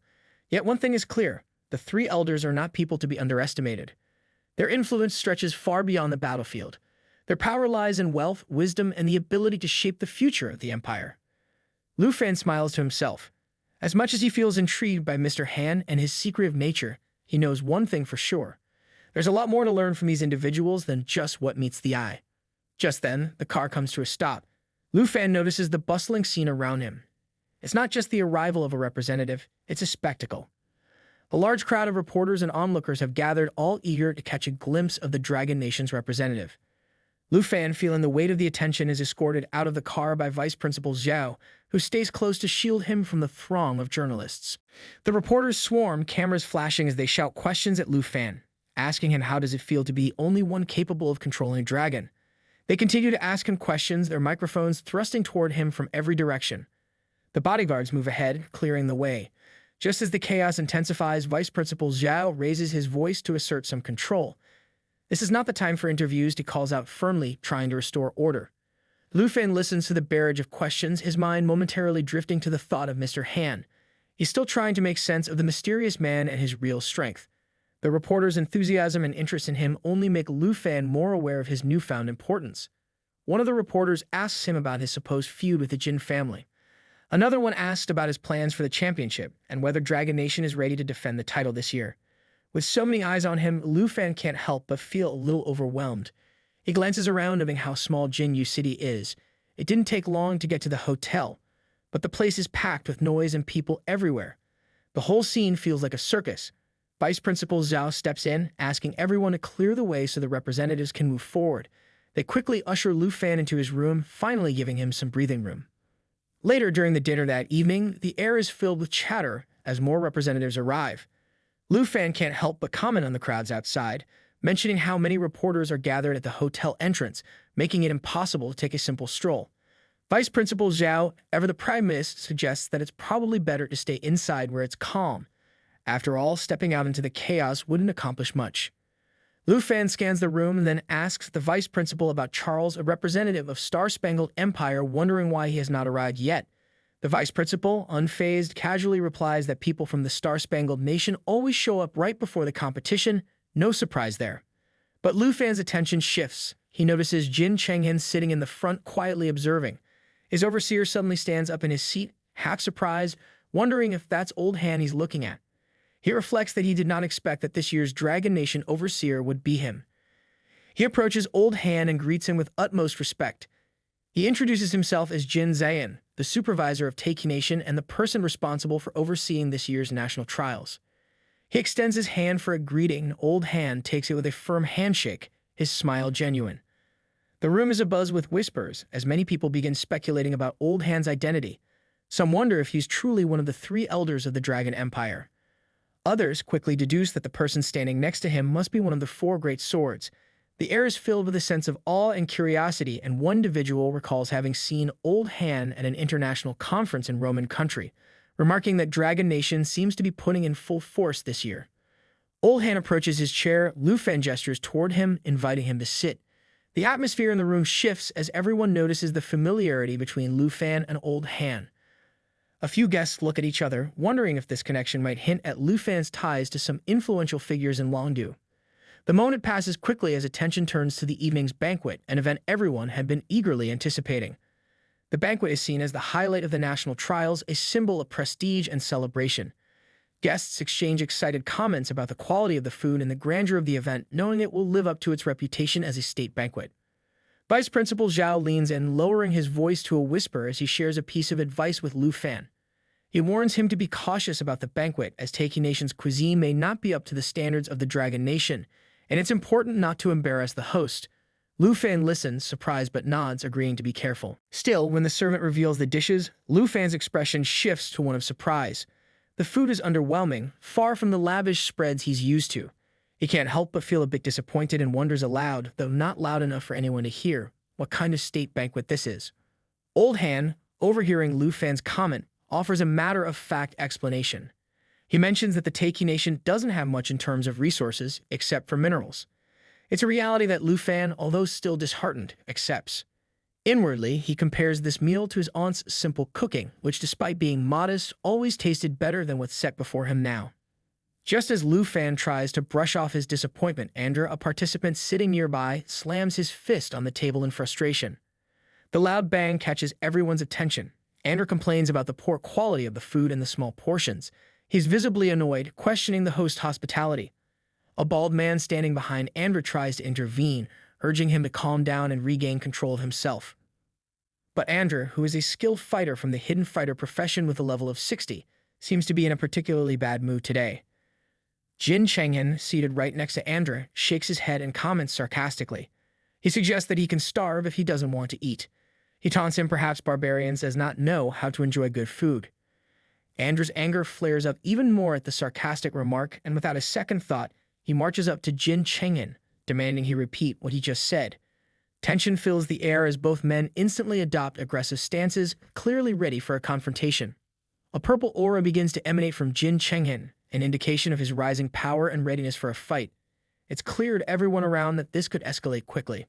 Without wasting any time, Jin Zayan, recognizing the potential chaos, rushes forward and tries to defuse the situation. He tells Chenghen to calm down, reminding him that the national trials haven't even begun yet, and now is not the time for such a confrontation. Meanwhile, the bald man who had previously tried to calm Andrew also steps in, his voice sharp as he demands that Andrew settle down. Tensions are high, but Andrew isn't backing down. He points a finger at Chenghen, making it clear that he's not done with the confrontation just yet. He warns Chenghen to be careful, suggesting that he hopes they don't meet again during the national trials. Chenghen looks him dead in the eye, unshaken, and calmly responds, warning Andrew not to shout at him. He too hopes that their paths don't cross again in the trials, but if they do, he's ready for it. Andrew, still frustrated and unable to stomach the poor food, decides he's had enough. With a gruff declaration, he announces that he's leaving and can't tolerate the meal any longer. He tells everyone to either take his portion or toss it. He certainly won't be eating it. As he turns to leave, something unexpected happens. He suddenly catches a whiff of something delicious, and his senses sharpen as the irresistible aroma fills the air. Confused, he pauses and looks around, wondering where the heavenly scent is coming from. The smell leads him straight to Lu Fan, who is sitting nearby, and Andrew's curiosity gets the best of him. He moves closer to investigate, his eyes narrowing in disbelief. Meanwhile, at Lu Fan's table, seeing the delicious food Lu Fan served them, Old Han remarks that the smell does indeed seem pleasant, a far cry from the food they were served by Taiki Kingdom. Vice Principal Zhao looks at Lu Fan and asks in a surprised tone why there's such a delightful aroma. Lu Fan, smiling casually, explains that his aunt had packed the food for him. She was worried he might have a hard time adjusting to the cuisine of Taking Nation, so she made sure to send something better along. Andrew, now standing beside Lu Fan, takes a deep breath, so clearly tempted by the smell. He tries to speak, but words fail him for a moment. With a smile, Lu Fan looks at him and offers the food, playfully teasing, suggesting that Andrew join him and enjoy something much more satisfying than the so-called royal food they had been served. After listening to Lu Fan, Andrew nods in agreement, clearly impressed by the idea of trying Dragon Nation cuisine. Lu Fan, with a friendly grin, invites Andrew to dig in and enjoy the meal. Andrew, already intrigued, grabs a momo and takes a deep sniff, his eyes lighting up as the delicious aroma hits him. His excitement grows, and he can't help but express how incredible the smell is. It's as if the momo holds the secret to happiness. Lu Fan laughs softly, assuring Andrew that there's no need to be so formal about it. He gestures for Andrew to sit down with them, encouraging him to eat to his heart's content. Andrew, now full of anticipation, thanks Lu Fan and takes his seat, eager to experience the flavors of the food his aunt has so skillfully prepared. Andrew happily accepts, sitting next to Lu Fan, still grateful and now fully immersed in the meal. Turning to Vice Principals Zhao and Elder Han, Lu Fan suggests that they should also try the food, hoping they would enjoy it as well. Elder Han, with a chuckle, can't resist the tempting smell and begins to eat, eager to see what all the excitement is about. After tasting the food, Andrew looks at Lu Fan with admiration, clearly impressed by the flavors. Meanwhile, Chenghen, who has been watching the whole scene from a distance, grows visibly irritated. His discomfort is evident as he watches the others enjoy his rival's meal instead of what Taiki Kingdom presented. Nearby people are captivated by the rich aroma wafting from the food and can't help but comment on how good it smells. Vice Principal Zhao, enjoying the meal, praises Lu Fan's aunt for her remarkable cooking skills, noting that she truly deserves the title of an excellent chef. Shenghen can barely hold back his anger as he watches everyone around him happily devouring the food. His frustration grows with each passing moment, and it's clear to everyone sitting near him that he's about to lose control. Jin Zayan, noticing Chenghen's escalating irritation, quickly realizes that if he doesn't step in, things could escalate into something worse. Without hesitation, he extends his hand to Chenghen, gently but firmly urging him to calm down. He knows that now is not the time for a confrontation. Jin Zayan stands up, drawing the attention of everyone in the room. He clears his throat, preparing to shift the focus away from the food. As he speaks, the room falls silent, with everyone turning to him, eager to hear what he has to say. A sudden beep of a sound system grabs everyone's attention, signaling that something important is about to happen. The atmosphere shifts, and all eyes are now on him. With a confident gesture, Jin Zayan presents the map and rules for this year's national trial on the screen, using a remote to display the detailed layout. He begins to explain the map, pointing out the key regions. Lu Fan studies the map intently, noting that it consists of 9 different regions, each home to unique, fierce beasts. His mind races with excitement as he realizes that the larger the map, the longer the competition. This is the perfect opportunity for him to build up his strength. Jin Zayan continues, explaining how this year's map is even bigger than the ones from previous years. He emphasizes that Taiki Nation has selected 9 regions from around the world, creating the largest and most challenging map in history. Each of these regions is home to fierce beasts ranging from levels 50 to 80, and the points awarded for defeating these beasts will vary depending on their rarity. The stronger and rarer the beast, the more points it will yield. Jin Zayan continues, announcing a new twist for the competition, the introduction of mission points. He explains that each region will have specific missions, and completing them will reward participants with points. As he speaks, everyone focuses on him, intrigued by this new concept. Lu Fan, who is listening carefully, becomes even more serious. Jin Zayan elaborates, clarifying that the content of these missions will be completely random, adding an element of surprise and unpredictability. He also emphasizes that each person can only take on one mission at a time and must complete it before accepting another. Lu Fan, deep in thought, processes this information carefully. He begins to speculate on what the others might be thinking. He guesses that, at first glance, it might seem like just another way to rack up points. But he soon realizes that these rules are setting the stage for something much darker, a foundation for mutual slaughter. In his mind, Lu Fan sees a grim picture. As each country's representatives compete for points, the temptation to eliminate others and steal their points will grow stronger. This could quickly turn into a battle, not just for victory, but for survival. Lu Fan's expression hardens as he grasps the true nature of the competition. Elder Han, who's been watching quietly, also considers the implications of the rules. Just then, one of the participants cuts Jin Zayan and asks him to clarify something. He tells him that they understand the rules, but what does the skull symbol on the map mean? Jin Zhangyan, with a knowing smile, answers the question. He acknowledges that this is a great question and begins answering. It represents a new rule tied to the Dark Tower. The map shows a large, foreboding tower, and everyone is struck by its intimidating presence. Jin Zhangyan explains that every region in the competition has a Dark Tower.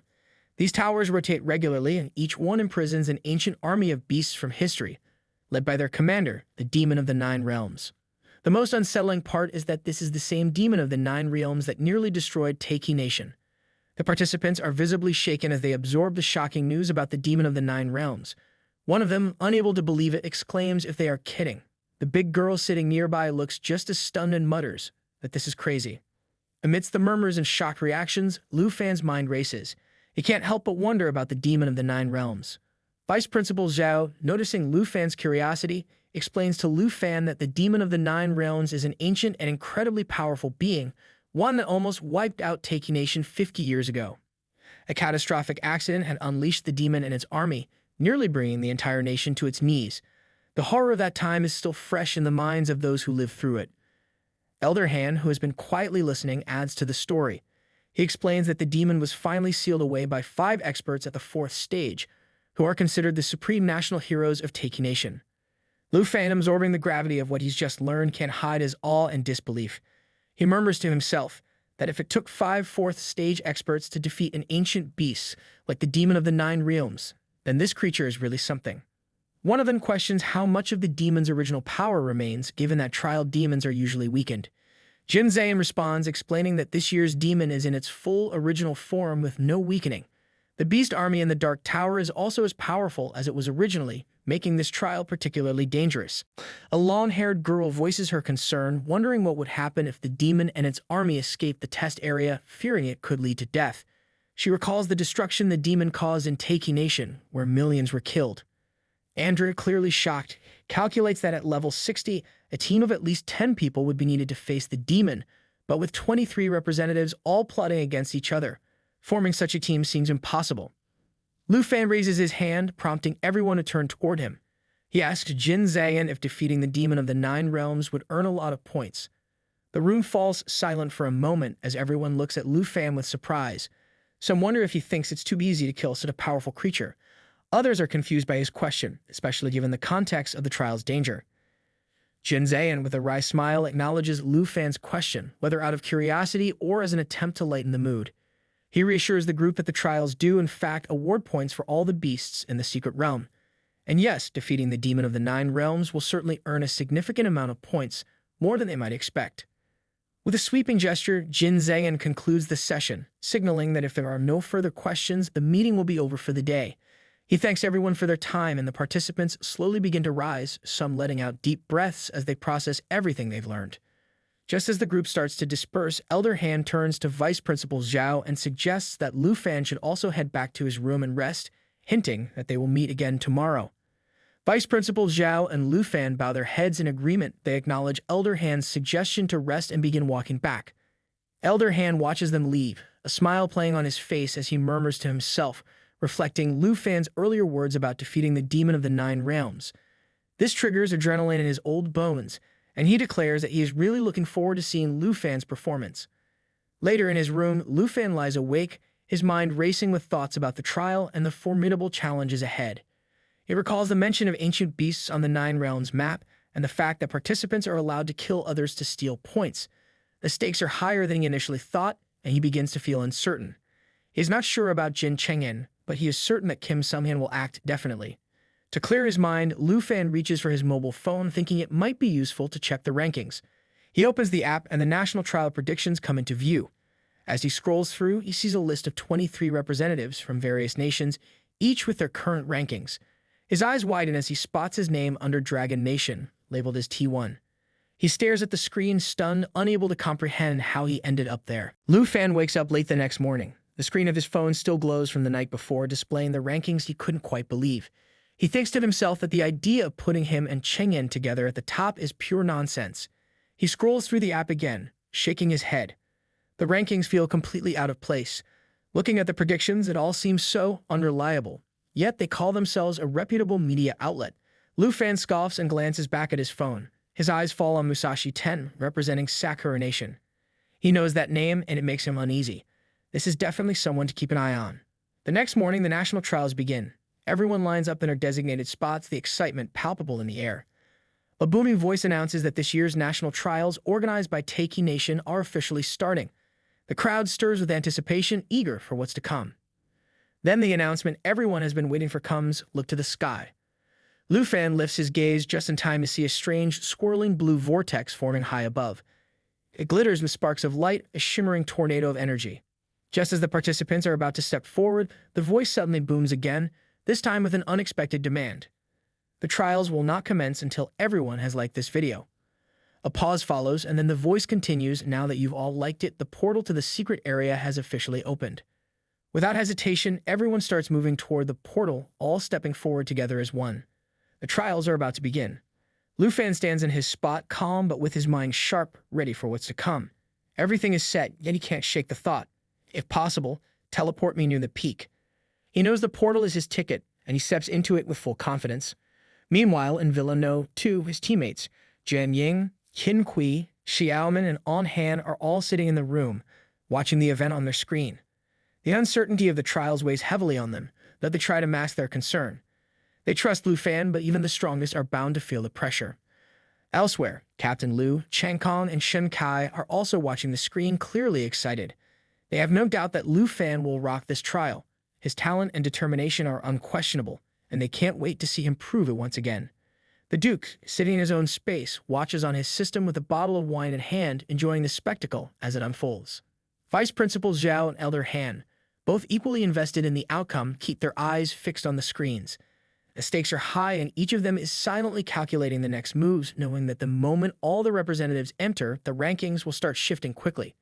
As soon as the last participant enters the secret area, the scoring begins immediately.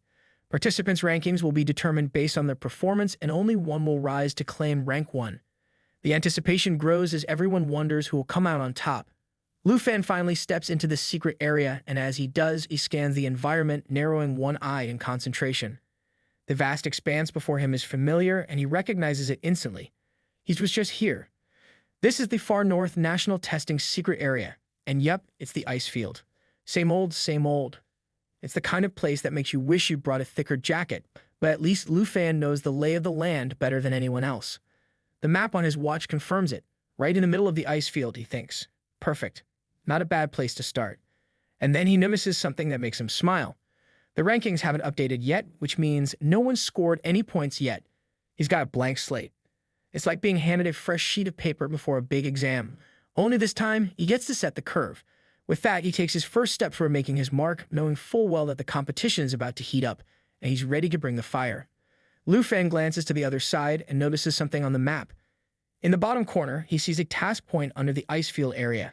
That's his first target, the gears in his mind already turning. He takes a moment to check his watch, where the real-time rankings and survivor count are displayed. It's a reminder that the game has started in full force, and any participant with a high score is bound to become the target of others. Lufan, however, isn't worried about that. He's perfectly fine being a target, as long as they know what they're getting into. With a flick of his wrist, Lufan springs into action. His aura flares up, a powerful energy swirling around him. He calls for his 2 dragons, Star Dragon and Xiao Ye, who respond with enthusiasm. Star Dragon makes a grand entrance, appearing in a flash, while Xiao Ye roars and shakes the ground, announcing its arrival like it's ready to tear through the entire ice field. Lufan's eyes sparkle with confidence. This is the kind of team-up he's been waiting for. He moves toward them, ready to form a solid strategy. He asks the Star Dragon if it is ready to team up and evolve together with Xiao Ye, but just as he approaches, Star Dragon wastes no time, leaping straight onto his shoulder like it's the most natural thing in the world. It settles comfortably, its scales glistening in the light. Lufan can't help but laugh. He wonders if the little Star Dragon will ever listen to him. But it's time to move. He turns to Xiao Ye, ready to get things rolling. With a smooth motion, he climbs onto its back, the dragon's powerful form bracing beneath him. But just then, a voice booms. Before you soar, don't forget to subscribe. This adventure is just beginning, and you won't want to miss what's next. This is going to be fun, Lufan thinks, feeling the adrenaline building. Xiao Ye lets out a mighty roar, spreading its wings wide, ready to take off. With a rush of wind and a powerful beat of its wings, the dragon takes flight, soaring into the sky.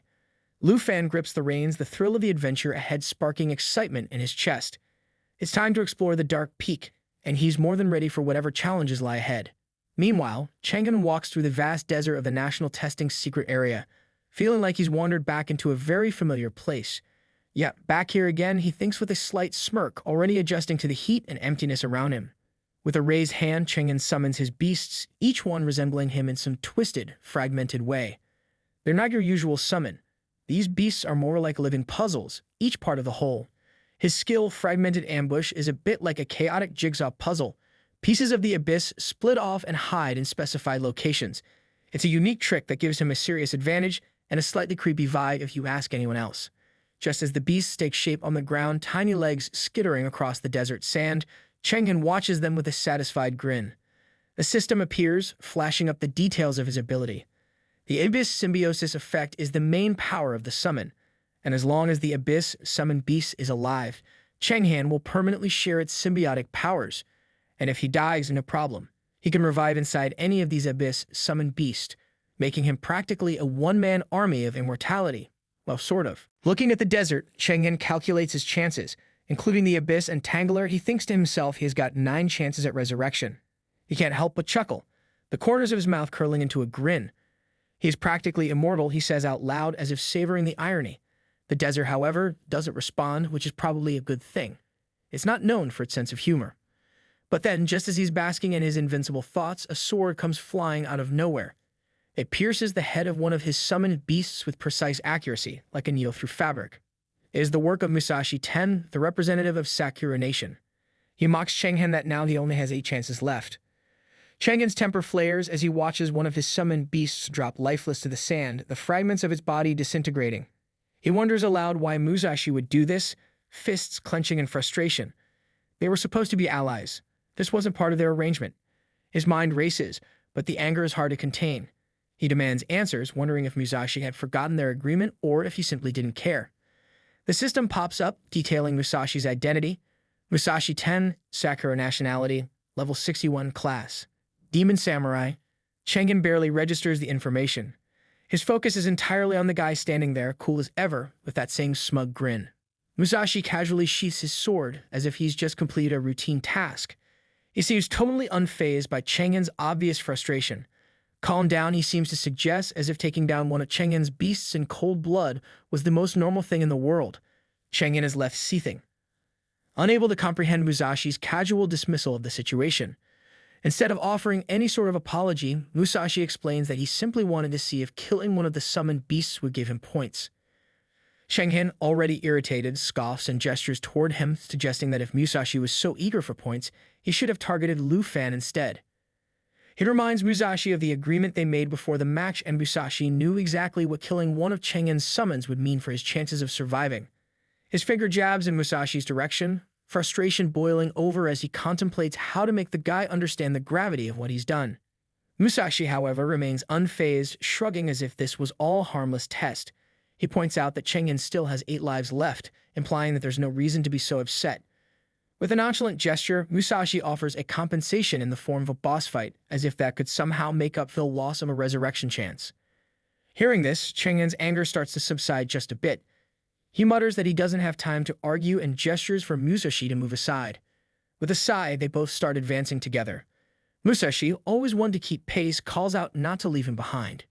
He mentions that Jin Zayan managed to teleport him right under the Overseer's nose and that he's been secretly sent to Chang'an's side. So Chang'an better make sure to protect his ally. Chang'an snaps, telling Musashi to keep quiet so the Overseer doesn't overhear. He then lays out the plan. The alliance was formed according to the committee, and as for Lu Fan, Chang'an will handle him. Musashi, on the other hand, should deal with the Black Dragon. Chang'an adds, in a more serious tone, that he's also got some crucial information, something Jin Zayan left out when he introduced the Dark Spire. He explains that the Dark Spire moves randomly across the map, and if it detects a participant, it will start attacking them. Musashi, surprised, asks why Chang'an hadn't mentioned this sooner. No wonder he's prepared so many resurrections. Chang'an only makes an evil face in response. Musashi's irritation grows as he mutters that if he faces the Demon Peak with Demon of the 9 Realms, Chang'an gets resurrected. But what about him? What happens if he falls? Chang'an looks over at him, raises his hand, and a purple aura swirls around it. He assures Musashi that since they're allies, he'll naturally protect him. Without another word, Chengen unleashes his power in Musashi's direction. Musashi, surprised, doesn't flinch. Instead, he asks, a little confused, what exactly that was.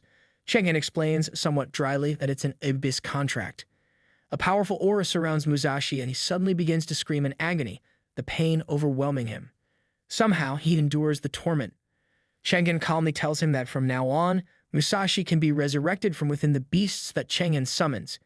He adds that the two of them are now bound by the abyss contract, meaning that if Chengen dies, Musashi must die as well. Musashi struggles but eventually recovers, though Chengen remains unfazed and continues walking away, ignoring him. Musashi, now regaining his composure, calls out to Chengen, his voice tinged with frustration. He tells Chengen that while they are talking about forming an alliance, it feels as though Chengen is still holding back, being cautious with him. He reassures Chengen that he has no intentions of betraying him. Chengen, without turning back, dismisses his words, stating that working with the Taiki country is the right choice for him. He tells Musashi that once the country's trial is over, he will end the abyss contract. Determined not to be left behind, Musashi hurries after Chengen, suggesting they find Lu Fan together. Chengen calmly explains that the mission must begin after they accumulate enough points, and they should wait for the demon of the 9 realms to almost kill the other delegates. Only then will they proceed with their plan. Chengen's strategy is to let the demon of the 9 realms do the heavy lifting. Once it has eliminated the delegates, Chengen will have far less work to do. They continue walking. Musashi Ten notices a mission point on the field and asks Chengen what if they accept a task, pointing to the mission point. Chengen turns around, his tone cold as he explains that it is a trap mission. Jin Zayan has marked a location on every map, and once a mission is accepted, no other tasks can be undertaken. Musashi Ten glares at Chengen, demanding an explanation of what makes it a trap mission. Chengen meets his gaze with a murderous intensity and simply states that Musashi will understand soon enough. Such a task is impossible for anyone to complete. Nearly 5 hours pass, and the overseers begin discussing the event among themselves while watching the screen. Jin Zayan mocks the situation, pointing out that the big 3 of the nation trial are gone. One of the other overseers asks him to explain what he is trying to say. He explains that the big 3 are Dragon Nation, Star Nation, and Snow Nation. They always rank top 3 in every nation's trial. Here, the screen shows Lu Fan's ranking. He is currently ranked 23rd, at the bottom of the rankings. The other guy asks what is going on with the Dragon Nation this year. The media rank their representative as Tier 1, but it's clearly just hype from the Dragon Pet. Must be overrated. Jin Zayan scoffs. Lu Fan has got only 257 points. Even killing a few ferocious beasts would earn more than that. Behind them, Elder Han, sipping a cup of green tea, chuckles quietly to himself. He knows the overseers are seriously underestimating Lu Fan. Meanwhile, Lu Fan has been wandering through the secret area for quite some time, his frustration growing. He checks his watch and sees he still has only 257 points. Growing more anxious, he mutters to himself, wondering where the peak of darkness is. After searching for so long, he still hasn't seen even a trace of it. As he speaks, a lion-like monster suddenly appears in front of him. The system displays its name, Treasure Flying Lion, a level 60 creature. Defeating it will yield more points. Before Lu Fan can react, the monster launches an attack. Xiao Ye, quick on her feet, moves backward just in time to avoid the blow and narrowly escapes the strike. Lu Fan observes the creature and thinks to himself that this treasure-flying lion is far weaker than the zombies from the fallen clouds, and it only offers dozens of points. There's no reason to waste time with it. Realizing the key to earning more points, Lu Fan decides that he must accept the mission and defeat a boss. He grabs the reins of Xiao Ye and orders her to follow his lead. Soon he notices a mission point in a cave nearby. He commands Xiao Ye that they have reached the mission point, gesturing to head downwards. Near the cave, another participant is engaged in a battle with a massive snow bear. With a single powerful blow, he knocks the beast to the ground, finishing it off quickly. He then decides to enter the cave to start the mission. He comments to himself that things are difficult for a second-tier professional. However, he is relieved that he has secured entrance to the mission point. Suddenly, the participant hears footsteps approaching. He turns around and is taken aback to see the legendary black dragon, Xiao Ye, standing before him. Without hesitation, he prepares to act. Lu Fan swiftly dismounts from Xiao Ye and takes in the situation. The man, wide-eyed, initially marvels at the size of the dragon before his gaze shifts to Lu Fan. He immediately recognizes him and wonders aloud, asking if he is Lu Fan from the Dragon Kingdom. Lu Fan doesn't respond. Instead, he opens his watch to check the system, where he finds the man's profile. Yasun Rei, a level 45 water wave swordsman from the South Nation. His score is 5,153 and his rank is 19. Lu Fan smiles faintly but doesn't engage with the man further, turning off the system and walking past him without a word. Yasunrei, irritated by Lu Fan's dismissive behavior, watches him walk away. He thinks to himself about Lu Fan's arrogance, noting how Lu Fan didn't even acknowledge his presence. Yasunrei then checks his watch once more, his thoughts racing. He remembers the incident when Tu Jing from the Dragon Empire humiliated the king of the Southern Empire, almost causing their nation to collapse. If Yasunrei can kill Lu Fan, he will rise. And with Lu Fan ranked at the bottom with his level only at 32, it seems like the perfect opportunity to eliminate him and gain some publicity. Without hesitation, Yasunrei draws his sword, his intent sharp and clear. He charges at Lu Fan, quickly using his neighboring water cage technique. Water shoots out from his sword, forming a tight, imprisoning cage around Lu Fan, leaving him trapped and unable to escape. Confident in his advantage, Yasunrei thinks to himself that defeating Lu Fan will be an easy task. He taunts Lu Fan, calling him knave for thinking he could gain an upper hand. But Lu Fan remains unfazed, not reacting to the provocation. Yasunrei, growing irritated, mutters that Lu Fan is incredibly knave. Just as he is about to follow through with his plan, Xiao Ye suddenly strikes, her claws slashing at him with tremendous force. The attack sends him crashing to the ground, and he feels a sharp pain as a bone in his arm breaks. Furious, Yasunrei grits his teeth, realizing the true power of the dragon. He winces in pain, thinking to himself that this is the real strength of the Dragon Kingdom. He grimaces, feeling the fracture in his bone as he struggles to stand. Lu Fan calmly escapes from his water cage like it's nothing, leaving Yasunrei bewildered. He approaches him and speaks with a hint of amusement in his voice, telling Yasunrei that if he's thinking of a fisherman's profit, he's mistaken. With a nonchalant tone, Lu Fan adds that he decided to spare Yasunrei. The points from killing him wouldn't be enough for him to bother, so he chose to let him go. Yasunrei is stunned by Lu Fan's words. His grip on reality falters, and he feels the ground slip from under him as disbelief sets in. His control skills have no effect, and he can't comprehend how someone at only level 32 could be so powerful. His mind races, trying to make sense of the situation. He curses Lu Fan while thinking to himself that even if he doesn't win any rankings in this nation's trial, as long as he kills the representative of the Dragon Empire, he will still be hailed as a hero in the Southern Empire. But before he can act on his thoughts, Xiao Ye suddenly roars loudly, shaking the air around them. Yasunrei is taken aback, his shock growing as he stumbles backward. The dragon moves toward him with frightening speed, and as it gets closer, flames begin to flicker from its mouth. The sheer terror of the moment overwhelms Yasunrei, and in that instant, he fears for his life, thinking he might die right there. Lu Fan, standing calmly, smiles at him. His voice is cool and measured as he advises Yasunrei not to rush things. This mission is his, and there should be no objections. Then, without wasting more time, Lu Fan opens his system and accepts the mission. A notification pops up, mission accepted. The current task is to defeat the epic boss, the Demon of Nine Realms, level 85. Lu Fan stares silently at the screen in front of him, his expression calm yet intense, his focus unwavering. Xiao Ye, the imposing black dragon, looms above him. Flames billowing from her chest, the fiery heart burning ominously. Below, Yasunrei collapses to the ground, trembling, barely able to hold onto his weapon.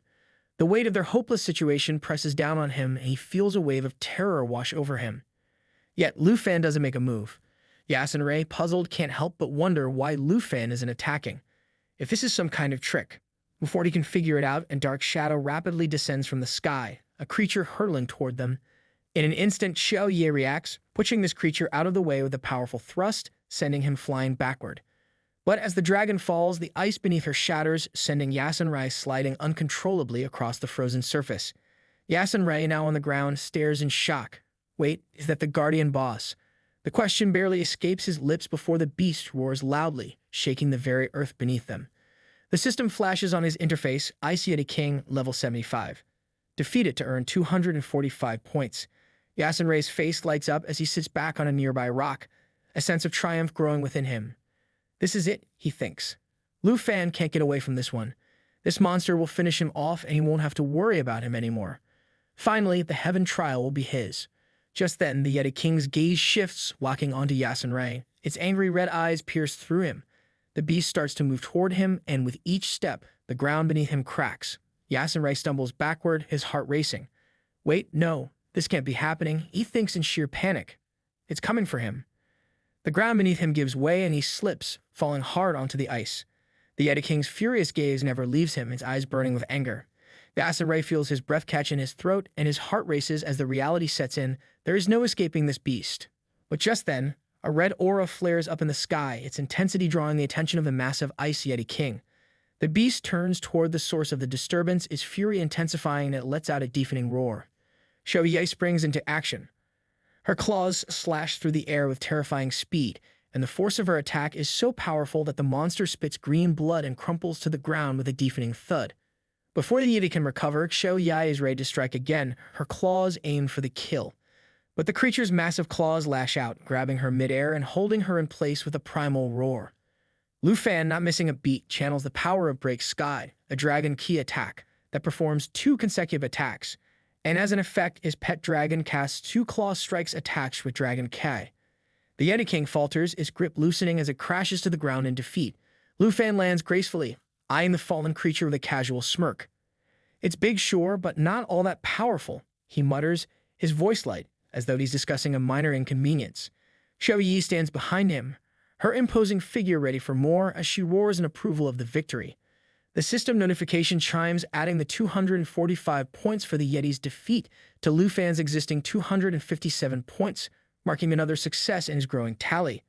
The ground shakes as a rock formation cracks, creating a gap near Yasunrei. The boy, still shaken, watches in horror, realizing that Lu Fan has just shattered the boss in a single blow. Yasunrei is paralyzed by the realization. Lu Fan, despite being at level 32, is a force to be reckoned with. He wonders what would have happened if that attack had him, terror settling deep in his chest. Panicked, Yasunrei watches as Lu Fan walks toward him. He feels fear take over, knowing the fight is far from over. But when Lu Fan reaches him, the man just stops and looks at him silently. Yasunrei closes his eyes, convinced he is about to be struck down. However, instead of attacking, Lu Fan walks away, leaving Yasunrei alive. It takes a few moments for the boy to process what has happened. He opens his eyes, realizing he has been spared. Lu Fan, not even glancing back, mutters under his breath with a slight smirk. He cannot waste his time on people who don't even subscribe. They're just not worth it. Yasunrei is stunned as he watches Lu Fan walk away, realizing the man has spared his life. He can hardly believe it. Lu Fan didn't kill him. He really let him go. Just as Yasunrei begins to process what's happening, a bright light suddenly appears next to him. He stares at it in disbelief, understanding that a new mission has been unlocked. The mission, Epic Demon of 9 Realms, seems almost too incredible to be true. He's shocked. How can such a mission even exist? The boy recalls his earlier thoughts. When Lu Fan approached him, he would have realized that killing him wouldn't give much in terms of points. That must be why Lu Fan didn't finish him off. But now Yasunrei begins to worry, wondering if Lu Fan really going to take on the Demon of 9 Realms mission. The thought terrifies him. Meanwhile, far away, everyone, including Vice Principal Zhao, watches the scene unfold on a large screen. Vice Principal Zhao is visibly upset, his voice filled with disbelief. How can a mission like this exist in the secret area? He mutters, clearly frustrated by the situation. His worry deepens as he watches Lu Fan taking the mission. He turns to Jian Zayan, anger rising in his voice. He raises his concerns about the mission's impossible nature, worried about the risk of the mission card getting stuck and questioning how Lu Fan could possibly earn points from it. His tone is heavy with frustration, but Jian Zayan seems entirely unfazed by the situation. With a teasing smile, Jian Zayan remains calm, telling Zhao to calm down. His sarcastic tone does nothing to ease Zhao's rising anger. The vice principal, now on edge, grabs Jian Zayan by the neck, his face turning crimson as he snaps. He insists that there's a problem with the mission design and vows to personally appeal for its cancellation. Jian Zayan's expression doesn't change. After a brief moment, he smiles knowingly, looking at Zhao with amusement. He calmly points out that Zhao has no right to file an appeal, given his position. With a quick motion, Jian Zayan grabs Zhao's hand and shakes it with a smirk, implying that any further trouble would result in Zhao being escorted out. On the other hand, Elder Han calmly observes the scene, his gaze shifting to Vice Principal Zhao. With a composed tone, he tells Zhao not to be angry, surprising the Vice Principal with his lack of reaction. Zhao expected Elder Han to be just as upset, but instead, the Overseer pours himself coffee with an almost casual air. As Elder Han takes a sip, he explains that the issue at hand can't be resolved through an appeal. Zhao listens, his attention now fully on him. Elder Han adds that Lu Fan's acceptance of the mission was no accident. Zhao's brow furrows in confusion, and he asks for clarification, not fully understanding what Elder Han means. Elder Han leans in slightly, lowering his voice as he reveals something more troubling. He explains that the Taiki nation has deliberately manipulated the situation. They cleared the path for their own representatives while intentionally hindering the efforts of others. According to Elder Han, this favoritism is nothing new and is part of a deeper, ongoing corruption. Zhao suggests that if Elder Han is aware of all this corruption, he should be standing up for Lu Fan. Elder Han, with a knowing expression, calmly addresses Vice Principal Zhao's disbelief. He explains that sometimes, in the face of overwhelming power, even the most astute can be deceived. He dismisses the idea of appealing, saying that discussing such matters is pointless when they're up against such forces. Instead, he urges Zhao to focus on the fact that this mission is exactly what Lu Fan wanted. Elder Han has faith in him and believes Zhao should trust him too. Zhao, stunned by Elder Han's words, can hardly believe what he's hearing. His eyes widen and he mutters to himself, questioning Elder Han's unusual support for Lu Fan. Just as he's about to respond, his attention shifts to the screen. His surprise is palpable as he watches Lu Fan's actions. He exclaims in shock, noticing that Lu Fan has entered the secret area determined to take on the demon of the 9 realms. Meanwhile, back in the icy terrain, Lu Fan, fully immersed in his mission, moves with purpose through the secret area, a confident smile on his face. He is ready, the weight of the task ahead not weighing him down in the slightest. The system notifies him of the Tower of Darkness ahead, but Lu Fan remains unfazed, knowing that he's on the right path. With determination in his eyes, he declares his readiness to face whatever comes next. He charges forward, eliminating demons along the way. Xiao Ye roars by his side, a fierce reminder of his strength.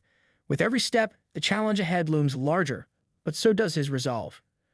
Countless demonic beasts suddenly appear, and the system alerts Lu Fan that the demon army is awakening. The deafening roar fills the air as the demons charge toward him. These creatures, known as killer bats, are level 60, and each one killed will earn Lu Fan 84 points. Lu Fan, unfazed by the sight, grins. He recognizes the area, calling it the precious mountain of ruined Changfeng. But to him, it's nothing more than a goldmine of experience points, just waiting to be collected. Lu Fan then tells his Star Dragon that now it's time for it to be ready as well. Little Star Dragon, sensing the incoming threat, growls low, ready for action. Lu Fan orders Xiao Ye to transform into her destroyer form. Xiao Ye responds immediately, her form shifting into a more powerful, menacing state. Her strength, agility, and stamina surge as she readies herself for the battle. Her stats rise to 10,247 in strength, 9,431 in agility, and 10,474 in stamina, making her a formidable force. Chevalier, now in her destroyer form, roars loudly, her power crackling in the air as she begins to tear through the swarm of killer bats. Lu Fan watches with approval and he isn't fully satisfied. He warns Xiao Ye to watch out for the ground as well, noting that another set of monsters is coming from below. These creatures, known as Burrow, are a new threat. They are worth 127 points per kill. Lu Fan is already on the move, his eyes scanning the battlefield. He grins as he prepares for the onslaught. It's time to destroy everything in his path. Xiao Ye, ever loyal and quick to act, transforms again, this time using dragon control. Her energy pulses through the air as she unleashes both her dragon energy and regular attacks, striking down multiple monsters in an instant. But the battle doesn't stop there. Xiao Ye presses forward, shifting into her lava inferno attack. Lava flows from her form, spewing forward and engulfing everything in its path. The flames spread like a wildfire, burning through the monsters with relentless force. But even with all this destruction, Xiao Ye is not invincible. She begins to show signs of exhaustion, needing to heal herself as the battle rages on. Lu Fan's gaze suddenly shifts upward, noticing a new wave of monsters descending from the sky. His instincts kick in, and he quickly deduces that these beasts could be even more dangerous than the ones on the ground. A slight frown crosses his face as he contemplates his options. Killing them one by one might take too long, he thinks. He needs a different strategy. Without wasting any time, Lu Fan taps into the power of Dragon's inspiration. He raises his hand and a radiant light envelops him, glowing brightly as the power of Dragon's inspiration takes effect. This ability increases the attributes and attack power of both himself and his pets by 30%. Xiao Ye, sensing the surge of energy, roars loudly, her body surrounded by a molten aura. Her strength skyrockets to 6,661 and her agility leaps to 12,260, marking her as a true powerhouse. Lu Fan, not missing a beat, draws his divine bow. His eyes narrow with determination as he prepares for the next move. Time to bring disaster, he thinks, signaling to Xiao Ye to follow his lead. The Star Dragon, already on edge, is also itching to spring into action. Lu Fan, ever the strategist, takes his chance. He tells Xiao Ye to prepare to unleash Cataclysm, and with swift precision, he himself releases a snake arrow from his divine bow. With Xiao Ye's mental power over 26,000, he thinks, this should do the trick. The arrow cuts through the air, its trajectory perfect as it aligns with Xiao Ye's devastating attack. The snake arrow, infused with the energy of the underworld snake bow, stores power for a full 3 seconds before releasing. A shadow serpent that forms from the arrow is a manifestation of concentrated energy, and its release is catastrophic. The damage is amplified by 500%, making the strike all the more deadly. Xiao Ye, now fully charged with amplified power, braces herself for her next devastating attack, Level 2, Cataclysm. It is her ultimate move. With Cataclysm, the destroyer dragon detonates the area it flies over. She lets out a thunderous roar that reverberates through the ground, shaking the very earth beneath her. The energy coursing through her begins to surge, radiating destruction as it fills the air with intense pressure. The sky itself seems to tremble as Xiao Ye unleashes her full force. Explosions erupt around her as she soars high, her fiery form leaving a trail of chaos and flames, setting everything ablaze. Flying toward the stone-tied chain, Xiao Ye channels her energy and lets out Cataclysm, unleashing a catastrophic blast that reduces everything in its path to ashes. The surrounding monsters are incinerated in the blink of an eye, their screams drowned by the explosion. Without missing a beat, she extends a surge of lava flames toward the approaching beasts, incinerating them instantly before they even get close. The ground around them becomes a sea of fire as the remaining monsters are turned to ash. At the same time, Lu Fan releases the snake arrow from his divine bow, targeting the area marked by the destroyer dragon. It explodes on impact, creating massive firestorms and causing heavy damage across the battlefield. The energy unleashed by Xiao Ye, now amplified by her mental power, further magnifies the attack, raising the damage to a staggering 500%. Within moments, the air is filled with the scent of burning flesh as every last monster is wiped out. The sound of a final explosion shakes the surroundings, signaling the end of the onslaught. The system immediately notifies Lu Fan of his achievement. Dragon Nation's Lu Fan has earned 22,758 points, and his rank is now 1. Lu Fan surveys the battlefield, his gaze sweeping over the fallen demons. With a slight smile, he notes that the army of demons has finally been subdued. There isn't a single one left in sight. The system alerts him to a new development. Star driving Xing Chen's level has increased to 12, and Lu Fan's own level has reached 33. His progress is undeniable. Meanwhile, back at the monitoring station, everyone watches the screen in disbelief. The 3 great families are back at top 3. The murmurs of astonishment fill the room as they see a sudden rise in Lu Fan's rise. One voice breaks through the crowd, remarking that they didn't expect Lu Fan to actually dare take on the dark forces and return to collect points. Lu Fan's name now appears at the top, his points surpassing everyone else. Charles and Ander, who were also given the same mission, find their scores stagnating, no longer rising. Vice Principal Zhao, watching this unfold, can't help but feel a sense of satisfaction. Maybe Elder Han was right, he thinks to himself. Perhaps he should have trusted Lu Fan. Defeating the 9 Realms demons wasn't a trap for a person like Lu Fan, it was his warm-up. Elder Han, observing the scene with a quiet amusement, turns to Vice Principal Zhao. He chuckles lightly, remarking on how amusing it is to see Lu Fan's battered black dragon. And yet, he notes, Lu Fan still has many dragons he hasn't even summoned yet. Vice Principal Zhao, taken aback by this statement, seems to hesitate. He offers to have some hot tea brought to Elder Han. Elder Han, however, waves the suggestion off. He states that there's no need for tea just yet. The matter at hand is far more pressing. Lu Fan's performance has been nothing short of extraordinary. His strength far exceeds their expectations. Elder Han suggests they cannot afford to miss Lu Fan taking on the demon of the 9 Realm. They can have tea later. Jin Zayan watches Elder Han with a satisfied grin. His thoughts are full of smug confidence. He believes that everything is going according to plan. The demon of the 9 Realms hasn't appeared yet, and it does, he'll simply wait for Lu Fan to finish collecting the corpses of his dragons. Meanwhile, Lu Fan remains focused on the battlefield, still unaware that the work isn't over. The situation shifts quickly, though. Suddenly, the stone chain breaks, and the air crackles as the pyramid-like thing begins to fall rapidly. Lu Fan's expression shifts to one of seriousness as he realizes that the challenge isn't over yet. The ground shakes, and a massive door opens, releasing a flood of fierce beasts. These creatures are even more vicious than he anticipated. He quickly realizes that he should have waited for all of them to appear at once, so he could eliminate them in one swift move. He curses under his breath, but doesn't waste time lamenting. With a swift motion, he draws his sword, ready to face the incoming horde.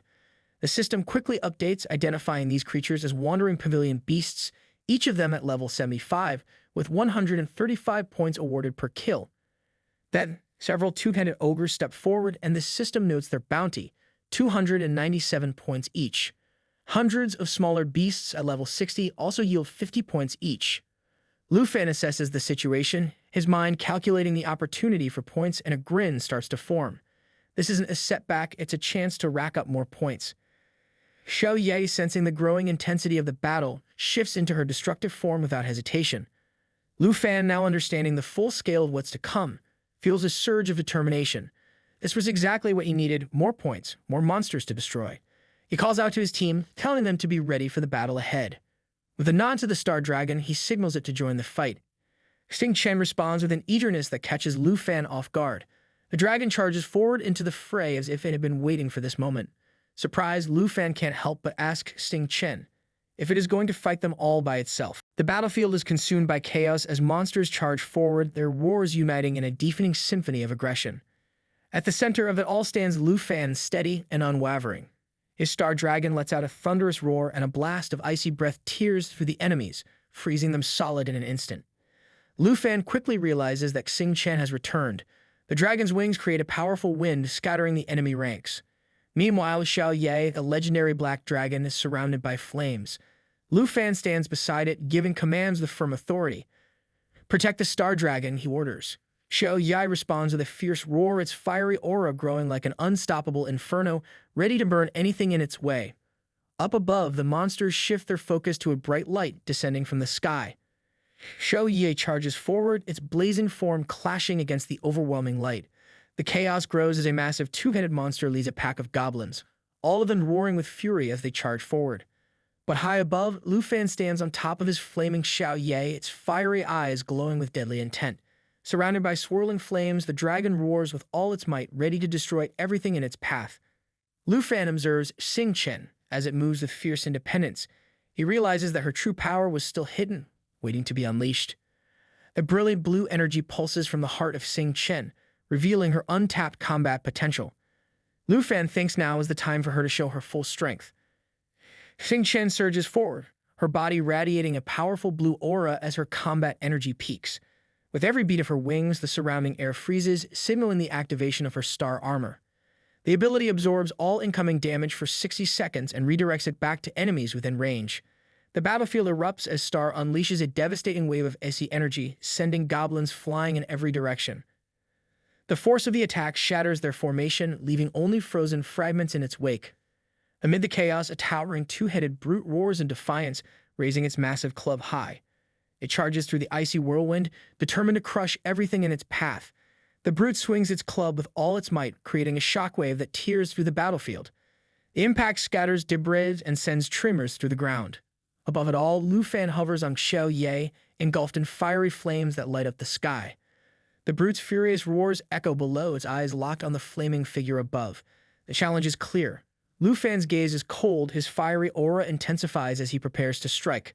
However, just then, he notices something and he signals Xiao Ye to stop, saying it seems they don't need to worry about Xing Chen anymore. The display on the screen confirms that damage has been absorbed, and a calm, confident smirk spreads across Lu Fan's face. Xing Chen is more than ready for the battles ahead. The two-headed brute roars, swinging its weapon with all its might, but Star Dragon reacts instinctively, not waiting for any command. She unleashes a flurry of icy blades, freezing the ground and cutting through the air with deadly precision. Xing Chen activates her full power, her radiant wings glowing brighter than ever as she soars through the battlefield.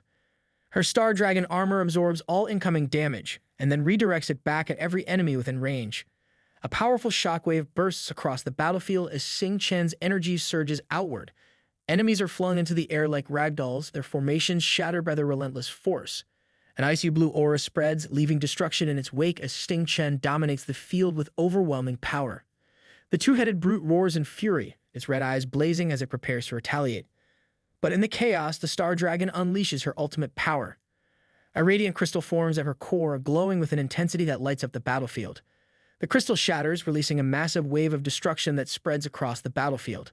The sheer magnitude of the attack is unmatched, its power determined by the strength of the foe. Witnessing his little Star Dragon going all out, Lu Fan commands Xiao Ye to fly farther away. He doesn't want his Xing Chen to hold back.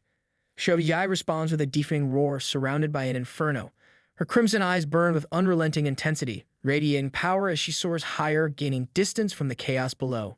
Meanwhile, Star Dragon unleashes her frost-laden fury, targeting enemies with perfect precision. Her icy aura forms a glowing sphere of destruction, freezing her foes midair before shattering them with explosive force. A massive tidal wave of icy energy sweeps across the battlefield as Xing Chen fully releases her power. The two-headed brute roars in defiance, but the freezing surge overwhelms it, trapping the beast in a cage of relentless frost. Above, Lu Fan and Xiao Ye cut through the chaos. The blazing flames of Xiao Ye create a sharp contrast against the frozen wasteland below. The battlefield trembles as Xing Chen's icy power intensifies, forming a swirling vortex that captures the enemy forces. Winged creatures screech as the freezing winds engulf them, their flight disrupted by the relentless storm. At the heart of the chaos, Xing Chen descends like a blizzard incarnate. Her radiant wings slice through the frozen air, sending waves of energy that freeze everything in their path. Her unmatched strength dominates the battlefield, leaving no chance for the enemies to recover. Lu Fan watches Xing Chen with a mix of pride and admiration.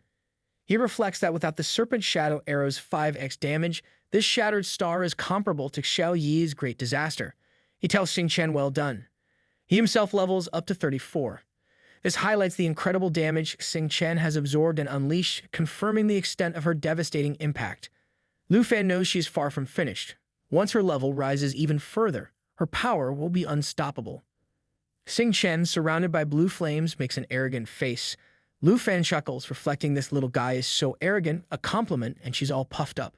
Just then, Xiao Ye, feeling a bit jealous, roared fiercely, her fiery aura radiating immense power. Lu Fan realizes this and reassures Xiao Ye that she is also very strong and she will soon have her chance to shine against the next boss. Just then, a blinding explosion of violet energy erupts across the battlefield, shaking the ground and scattering debris in every direction. As the dust settles, Xing Chen and Xiao Ye turn their eyes towards the origin of eruption, their contrasting flames and frost swirling together. Xiao Ye's grin widens, its aura intensifying as a pool of blood marks the ground beneath it. Star Dragon tenses, sensing a dangerous shift in the battle's momentum. A massive frog-like beast looms over the battlefield, its green-scaled body radiating an ominous aura. Its glowing horn pulses with energy, marking it as a formidable level 80 opponent with an intimidating score of 429 points. The creature's piercing red eyes scan the field, its sheer size exuding dominance. Lu Fan smirks confidently, flames dancing around him. He recognizes the moment. This is exactly what they've been waiting for. His fiery gaze locks onto the beast as he prepares to face the colossal challenge head-on. Lu Fan gives the command, telling Xiao Ye and Xing Chen to get ready. He instructs them to take it down with one wave. Xing Chen and Xiao Ye roar in unison. Meanwhile, the giant black mountain-horned beast's glowing red eyes flicker, its focus shifting as the attack approaches. Its horn pulses ominously, signaling a potential counterattack. Above, Lu Fan commands with precision, urging Xiao Ye to prepare for the lava explosion. Xing Chen uses Star Surge. Flames and frost swirl together as Xiao Ye and Star Dragon power up their combined attack. The ultimate strike is near. Lu Fan also unleashes a relentless assault, slashing the colossal beast with fiery claws. This attack combines the Dragon Ki and performs a continuous series of slashes with Dragon Pet synchronizing to cast 2 claw strikes. Each strike lands with devastating precision, leaving trails of green energy as the frog beast's defenses crumble beneath the onslaught. Xing Chen joins the attack, delivering a perfectly timed shadow burst. Her movements are sharp and deadly. The colossal beast roars in fury, its red eyes glowing brighter as it braces against the onslaught. Rocks and debris fly in every direction as it tries to retaliate. The beast's horn begins to glow ominously, green energy spiraling around it like a coiled serpent. The pulsating power intensifies with each passing second, crackling with energy as the battlefield trembles under its might. With a sudden burst, the horn fires a concentrated blast of green energy, tearing through the air with devastating speed. The sheer force of the attack splits the ground as it carves a path of destruction. Lu Fan leaps into the air, his sword gleaming with power. He urges Xing Chen to show the beast her true strength.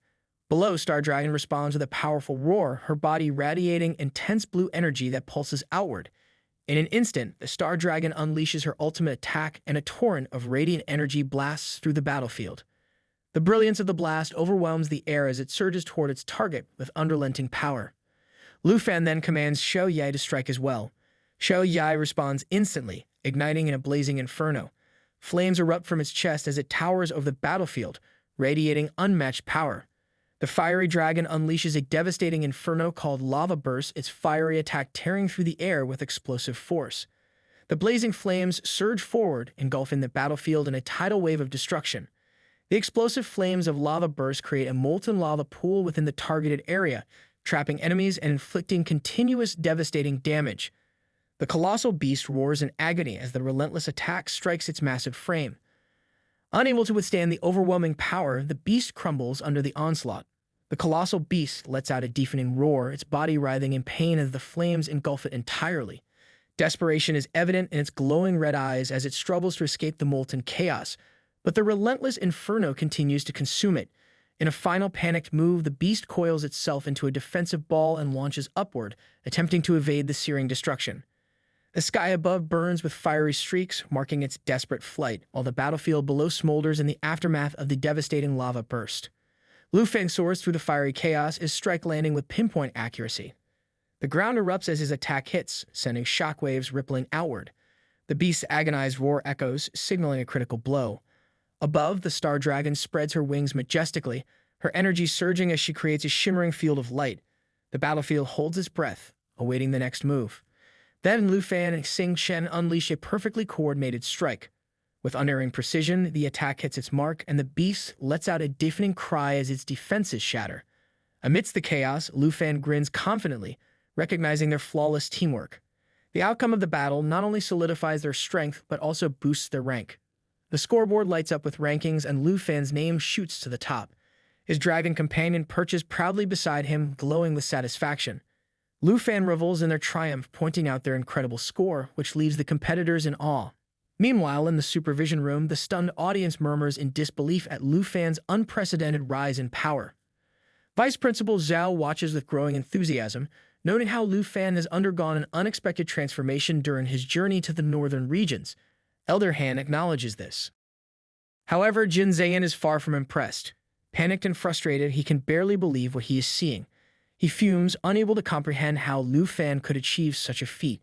His disbelief grows as he watches the scoreboard. The entire Warcraft army, untouched and unweakened, was wiped out. His frustration reaches a boiling point as he sees Lu Fan has even surpassed Cheng Han by a significant margin in points. Jin Zayan issues strict orders to his subordinates. He demands they verify the data from the Black Tower immediately, insisting that this Dragon Nation representative must have exploited some loophole. He instructs them to report any abnormalities to him immediately. Jin Zayan grins with sinister satisfaction, convinced that only Taiki Nation's supreme national hero could defeat the demon of the Nine Realms. He reflects that it is impossible for anyone else accomplishing such a feat. With a twisted sense of confidence, he believes that once he catches Lu Fan, he will ensure his qualification is revoked without hesitation. Half an hour later, at the entrance to the supervision room of Jinyu City Arena, the security guard reports to Jin Zayan that the inspection has been completed. The trial system is functioning properly, with no weaknesses detected in the Dark Spire section. However, Jin Zayan, visibly furious, grabs one of the guards by his collar, demanding an explanation for the oversight. The subordinate stammers an apology, assuring Jin Zayan that they will conduct the inspection again immediately to avoid further mistakes. Despite the apology, Jin Zayan lashes out at his subordinates, calling them incompetent. He orders them to continue the inspection until they find a flaw. Panicked and flustered, the guard scrambles to comply, quickly retreating to avoid further wrath. Jin Zayan clenches his jaw, seething with anger as he realizes that the mechanism, which was supposed to intimidate other representatives, has instead become a tool that Lu Fan is using to gain an advantage. Consumed by frustration, Jin Zayan decides he cannot allow Lu Fan to continue gaining points. He resolves to manipulate the stats of the Demon of the Nine Realms, intending to force Lu Fan into giving up. Turning his focus to the rankings, he places his hopes on Jin Chenghan, confident in Chenghan's abilities. He reminds himself that both Chenghan and Masashi Ten are over level 30 in their second stage classes, believing the task will not be too difficult for them. With a stern expression, Jin Zayan enters the supervision room. Elder Han turns to him while sitting calmly in the corner, holding a teacup. He looks at Elder Han and then is startled to see the big screen. He cannot believe what he is seeing. Lu Fan has almost conquered everything there. He shouts in panic. Meanwhile, in the arena, flames engulf the battlefield, with soldiers struggling to fight their way through the blazing inferno. At the center of it all stands Lu Fan, radiating a powerful blue aura. His weapon pulses with unyielding energy, casting a determined glow through the chaos. Behind him, Shou-Yi looms, its dark form blending with the fiery depths, while the battlefield trembles as a legion of demonic creatures emerges from the shadows. Their crimson eyes burn with malice, and leading them is a massive armored entity, its blade pulsating with dark energy. Lu Fan analyzes the level 86 boss ahead of him, understanding the immense challenge that lies before him. Realizing the difficulty of the fight, he knows that Xiao Ye cannot face this threat alone. Without hesitation, he calls upon Xiao Fei for assistance. Even if it means splitting the experience points between Xiao Ye and Xiao Fei, he has no choice but to call her. The battlefield roars with chaos as a horde of armored enemies charges toward him, their menacing growls filling the air. Determined to secure victory, Lu Fan summons Xiao Fei, his trusted emerald dragon. With a brilliant flash of green light, Xiao Fei appears in her eternal one form, towering above the enemies. Armed with a glowing blade, Lu Fan stands resolute, ready to lead the charge and turn the tide of battle.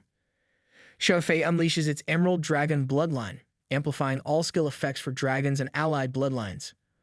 A radiant glow surrounds them as Xiao Fei activates Life Pulse, casting emerald light and emerald world blessing across the battlefield. The powerful aura enhances all allies within range, boosting their abilities by up to 4 times. The tide of battle shifts dramatically in Lu Fan's favor. Xiao Fei roars, releasing Emerald Blessing. It surrounds Lu Fan, Shou Ye, and Xing Chen with 32 stacks of dragon energy, massively amplifying the damage of their next attack. At the same time, Xiao Fei uses Emerald Light that envelops Lu Fan, Shou Ye, and Xing Chen, forming multiple protective layers that remove debuffs and boost their attributes by up to 60%. Each layer can block powerful hits. Shou Ye lets out an earth-shaking roar, her fiery aura spreading across the battlefield, igniting the air around her. Lu Fan calls out to both Shou Ye and Xing Chen, signaling the start of their counterattack. With a powerful, fierce roar, Shou Ye, now level 30, unleashes her signature move, Lava Flame. The attack spews continuous flames, dealing massive damage to enemies while simultaneously healing Shou Ye herself. The battlefield burns brightly as searing flames engulf their foes, forcing agonized cries from those caught in the inferno. Xiao Fei, standing by Lu Fan's side, uses her ultimate move, Eternal Guardian. A radiant protective barrier envelops the group, shielding all allies within its range. The barrier absorbs damage based on Xiao Fei's health and self-healing abilities, and the battlefield glows in emerald light as the protective aura strengthens their position. Lu Fan commands Xing Chen to activate Starlight Scale Armor, a protective shield infused with starlight that continuously absorbs damage for 60 seconds. Once the shield's energy is full, it will unleash a devastating counterattack on any nearby enemies. Xing Chen activates the armor, and a shimmering light surrounds her. Lu Fan's strategy is clear: defend, absorb, and retaliate with devastating force. Xing Chen's Starlight Scale Armor absorbs a massive wave of incoming damage as enemies relentlessly attack. The glowing armor shimmers with each hit, holding strong and ready to unleash its stored energy. Meanwhile, Lu Fan recalls a crucial detail. He is now at level 35 and is able to use the Dragon Language Magic Book.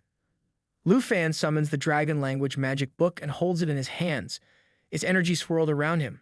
The book is usable at level 35 and can grant a passive skill, Dragon Resonance, designed to amplify the power of both the Dragon Rider and their dragon when casting the same magic. Excitement builds within him as he prepares to unlock this immense potential. With flames swirling around him, Lu Fan activates the Dragon Resonance skill. The book glows brilliantly before disintegrating, transferring its power to him. A surge of energy envelops his body, and he acquires the powerful passive skill, ready to enhance his synergy with his dragon in the battles ahead. With his new power unlocked, Lu Fan feels a surge of determination, knowing that the true strength of his bond with his dragons is now at his fingertips. With the power of the lava explosion passed down from his senior, Lu Fan clenches his fist, flames dancing around him. Fully prepared, he feels the surge of energy as he synchronizes with Xiao Ye, ready to unleash the full potential of Dragon Resonance. The battlefield trembles as a blinding red beam pierces through the air, followed by a devastating impact that sends shockwaves across the area. Enemies stagger in terror as the sheer force of the attack obliterates everything in its path. Standing boldly in front of Xiao Ye, Lu Fan calls out to her, his determination unwavering. With his blazing weapon in hand and Xiao Ye roaring in readiness behind him, the stage is set for a climactic confrontation. He channels the power of Dragon Language magic, his hand crackling with energy as fiery currents swirl around him. The intensity of his magic radiates from his body, signaling an attack that could reshape the battlefield. Xiao Yai roars ferociously, its sinister red eyes glowing through the inferno. Flames erupt around it as it prepares lava explosion. Lu Fan also uses the lava explosion, synchronizing their attacks. The duo unleashes a catastrophic wave of flames engulfing their enemy in a devastating inferno. Xiao Yai releases her own lava explosion, creating a searing pool of magma that traps enemies within its fiery grip. The enemy forces begin to sink into the molten depths, taking massive continuous damage. At the same time, the synergy between Lu Fan and Xiao Yai activates Dragon Resonance, amplifying their combined power by 10%. The flaming beast roars in agony as its form is consumed by the relentless assault of their synchronized dragon language magic. The combination of their powers amplifies the attack's intensity, making it even more devastating. Lu Fan feels the incredible surge of energy as their dual lava explosions merge, doubling their strength and making the attack 4 times more powerful than if used individually. The battlefield trembles beneath the might of their attack. Lu Fan marvels at the connection he shares with Xiao Yai, feeling their pulses perfectly synchronized. The power coursing through him is unlike anything he has experienced before, and he knows that this is only the beginning of the destruction they can unleash together. The beast staggers in agony, its molten form barely holding together as it struggles within the searing lava. Sensing the decisive moment, Lu Fan commands Xiao Yai to activate World Destroyer form and deliver the finishing blow. A confident smile spreads across his face as Xiao Yai roars, her body engulfed in flames, her power surging to unimaginable levels. The transformation pushes her stats to extraordinary heights, with her strength, agility, and spirit reaching their peak. With a burst of speed, Xiao Yi launches a devastating jaw strike, charging toward the target and sinking her fangs into the enemy. The brutal attack inflicts continuous bleeding damage. However, the beast holds on. Lu Fan prepares to deliver the final blow himself. With unwavering determination, he tightens his grip on his blade, ready to end the enemy's struggle once and for all. However, just then, Xing Chen follows through with a high-speed assault, striking with immense force and catching the enemy completely off guard. The impact sends shockwaves across the battlefield. Glancing at the wounded opponent, Xing Chen tells it to die already. She then unleashes the full power of Starlight Scale armor, releasing all the absorbed damage in a massive explosion that decimates the beast as well as the nearby enemies within melee range. The battlefield falls silent as the beast army is completely wiped out, leaving nothing but victory in its wake. With the battle over, Xiao Yi's level rises to 31 and the Emerald Dragon reaches level 23, both their powers significantly enhanced. Sitting atop Xiao Yai, Lu Fan turns to Xing Chen with a teasing grin, asking when she had learned to steal kills. Xing Chen levels up to 15. Lu Fan reflects that with Xing Chen finally reaching level 15, she has unlocked form transformation as well. Xing Chen's form appears much more mature than before. Many of the features she had as a baby dragon seem to have vanished, replaced by a stronger and more refined look. However, what changes her attribute panel might reveal after entering her growth period remains a mystery. With the demon general defeated, the battlefield grows quiet. The dark castle looms in the distance, but no more demons emerge. It seems the danger has passed for now. Taking advantage of the calm, Lu Fan opens the system to carefully examine Xing Chen's new attribute panel. Her level has increased to 15, which is an impressive milestone. He reviews her stats, which are astonishing. Her strength reaches 4,656, agility is at 1,031, mind power is 5,418, and endurance sits at 1,543. These numbers are enough to make anyone's jaw drop, but it's the new forms and skills that catch Lu Fan's attention. Xing Chen's form skills include an updated battle mode. Her baby form is still available, reducing energy consumption by shrinking her body. However, she now has a new Starlight Radiance form, which massively boosts her physical strength attributes by 5 times. Unfortunately, this form has a time limit of only 1 minute, which makes it a high-risk, high-reward ability. Another highlight is her third form, Galaxy Overlord form. In this form, the dragon disassembles itself, becoming invulnerable to all attacks while turning into a nebula. Gains new abilities, Stellar Rain and Black Hole. It's the kind of move that says, "Don't even try me." He realizes that Xing Chen's Starlight form is designed for pure battle efficiency, perfect for taking down opponents quickly and decisively. Her Starlight Radiance form is a weapon of destruction, leaving no room for prolonged struggles. The Galaxy Overlord form, on the other hand, has an even more unique ability. It resembles Xiaofi's Soul Light form, which abandons the physical body and makes the user untouchable. However, as a nebula, the dragon can likely remain undetected near enemies. Lu Fan reflects that to truly understand the extent of Xing Chen's power in this form, experimentation will be necessary, and that means finding some monsters willing, or rather, unlucky enough, to serve as test subjects. Feeling satisfied with Xing Chen's attributes and abilities, Lu Fan raises his gaze to look at his pet dragons. Xing Chen stands tall, radiating confidence with her higher power attribute. Her expression seems even more world-weary than before, as though saying, "I dare you to mess with me." Her intimidating aura makes Lu Fan chuckle nervously, but it also stirs a bit of concern. He silently hopes that as Xing Chen matures, her temperament will soften.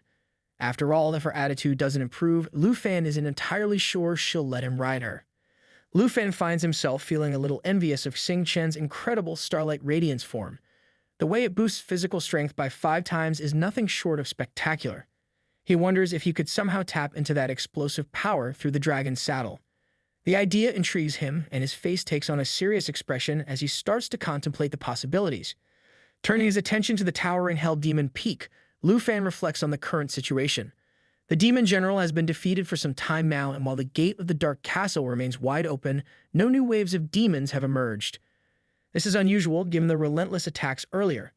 Lu Fan is convinced he has successfully cleared this stage of the castle. However, one thought nags at him: the Earth's shadow demon might still be lurking somewhere inside. Determined to get answers, Lu Fan commands Xiao Ye to use the Kai perception skill. In an instant, a radiant divine light shines through Xiao Ye's eyes. This ability is designed to reveal hidden or stealthy enemies and can actively dispel any nearby invisibility. If anything is trying to stay hidden, it won't escape now. Lu Fan watches closely, expecting something to show itself, but the area remains quiet. He considers the possibility that the Hell Demon is still inside the castle, biding its time. Perhaps it's too scared or just too stubborn to face him directly. With a wry smile, Lu Fan decides he won't wait any longer. If the demon won't come out, he'll go in and find it himself. Climbing onto Xiao Ye's back, Lu Fan leads the way towards the Dark Castle, with the other dragons following close behind. They fly through the great gate, their wings slicing through the air like knives through butter. As soon as they enter, Lu Fan dismounts and takes a few steps forward. The castle's interior is massive, with an oppressive darkness enveloping everything. The lack of light makes it impossible to see clearly, but Lu Fan relies on his black dragon's skill to sense any nearby enemies. The silence around him feels almost too quiet, like the calm before a storm. After walking a short distance, a sudden flash of fire appears in the distance. Lu Fan halts, his gaze fixed on the flickering light. He examines it carefully, feeling a strange shift in the atmosphere. The air grows heavy and the surroundings begin to change. It's as if he has stepped into an entirely different realm, another secret area hidden within the Dark Castle. Lu Fan can't help but think that things are about to get a lot more interesting, and possibly a lot more dangerous. Lu Fan notices that the interior of the castle matches its rough and foreboding exterior. It is vast and empty, with only a ring of torches hanging mysteriously in midair, casting flickering light across the space. He reflects that the demon army he fought earlier must have gathered here before marching out of the Dark Castle. The sheer size of the hall is impressive. It's large enough to hold over 10,000 demons without anyone feeling cramped, though the lack of furniture probably helps with that. Walking forward cautiously, Lu Fan observes the emptiness. With all the demons and bosses eliminated, the castle feels eerily still. His steps echo faintly, adding to the unsettling atmosphere. The only notable feature in this cavernous space is a massive throne positioned at the far end of the hall. As he moves closer, Lu Fan tilts his head up to take in its size. The throne is enormous, much larger than he expected, making even Xiao Ye feel small. Xiao Ye, standing nearby, begins growling lowly, sensing something unusual. Before Lu Fan can react, a strange figure emerges from the shadows near the throne. It looks otherworldly, radiating an ominous aura. Lu Fan recognizes it immediately. It is an earth-shadow demon, a creature shrouded in legend. However, the creature vanishes instantly. A voice suddenly rings out, cold and unsettling, coming from the direction of Earth-Shadow Demon. The demon speaks as if recalling old grudges, mentioning humans who killed it long ago. Lu Fan stares at the throne, but the voice seems to come from everywhere and nowhere at once.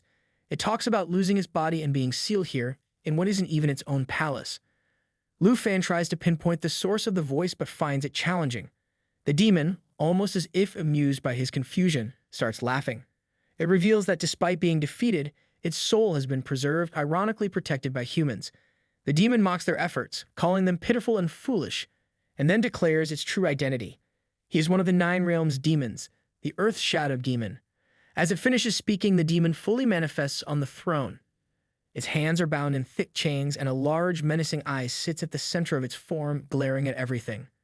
The demon's presence is both imposing and unsettling, a reminder that even bound, it is a force to be reckoned with.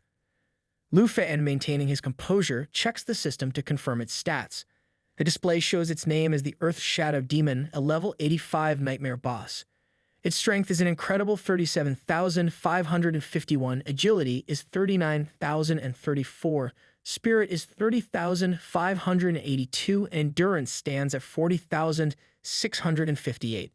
Lu Fan takes a deep breath, realizing that this battle will test him like no other. The Earth Shadow Demon's abilities are as dangerous as its appearance suggests. Its first skill, Shadow Layers, uses Earth Shadow energy to strike targets, penetrating up to 5 layers. Each layer increases the damage dealt to the target by 40%, making the attacks more destructive with every hit.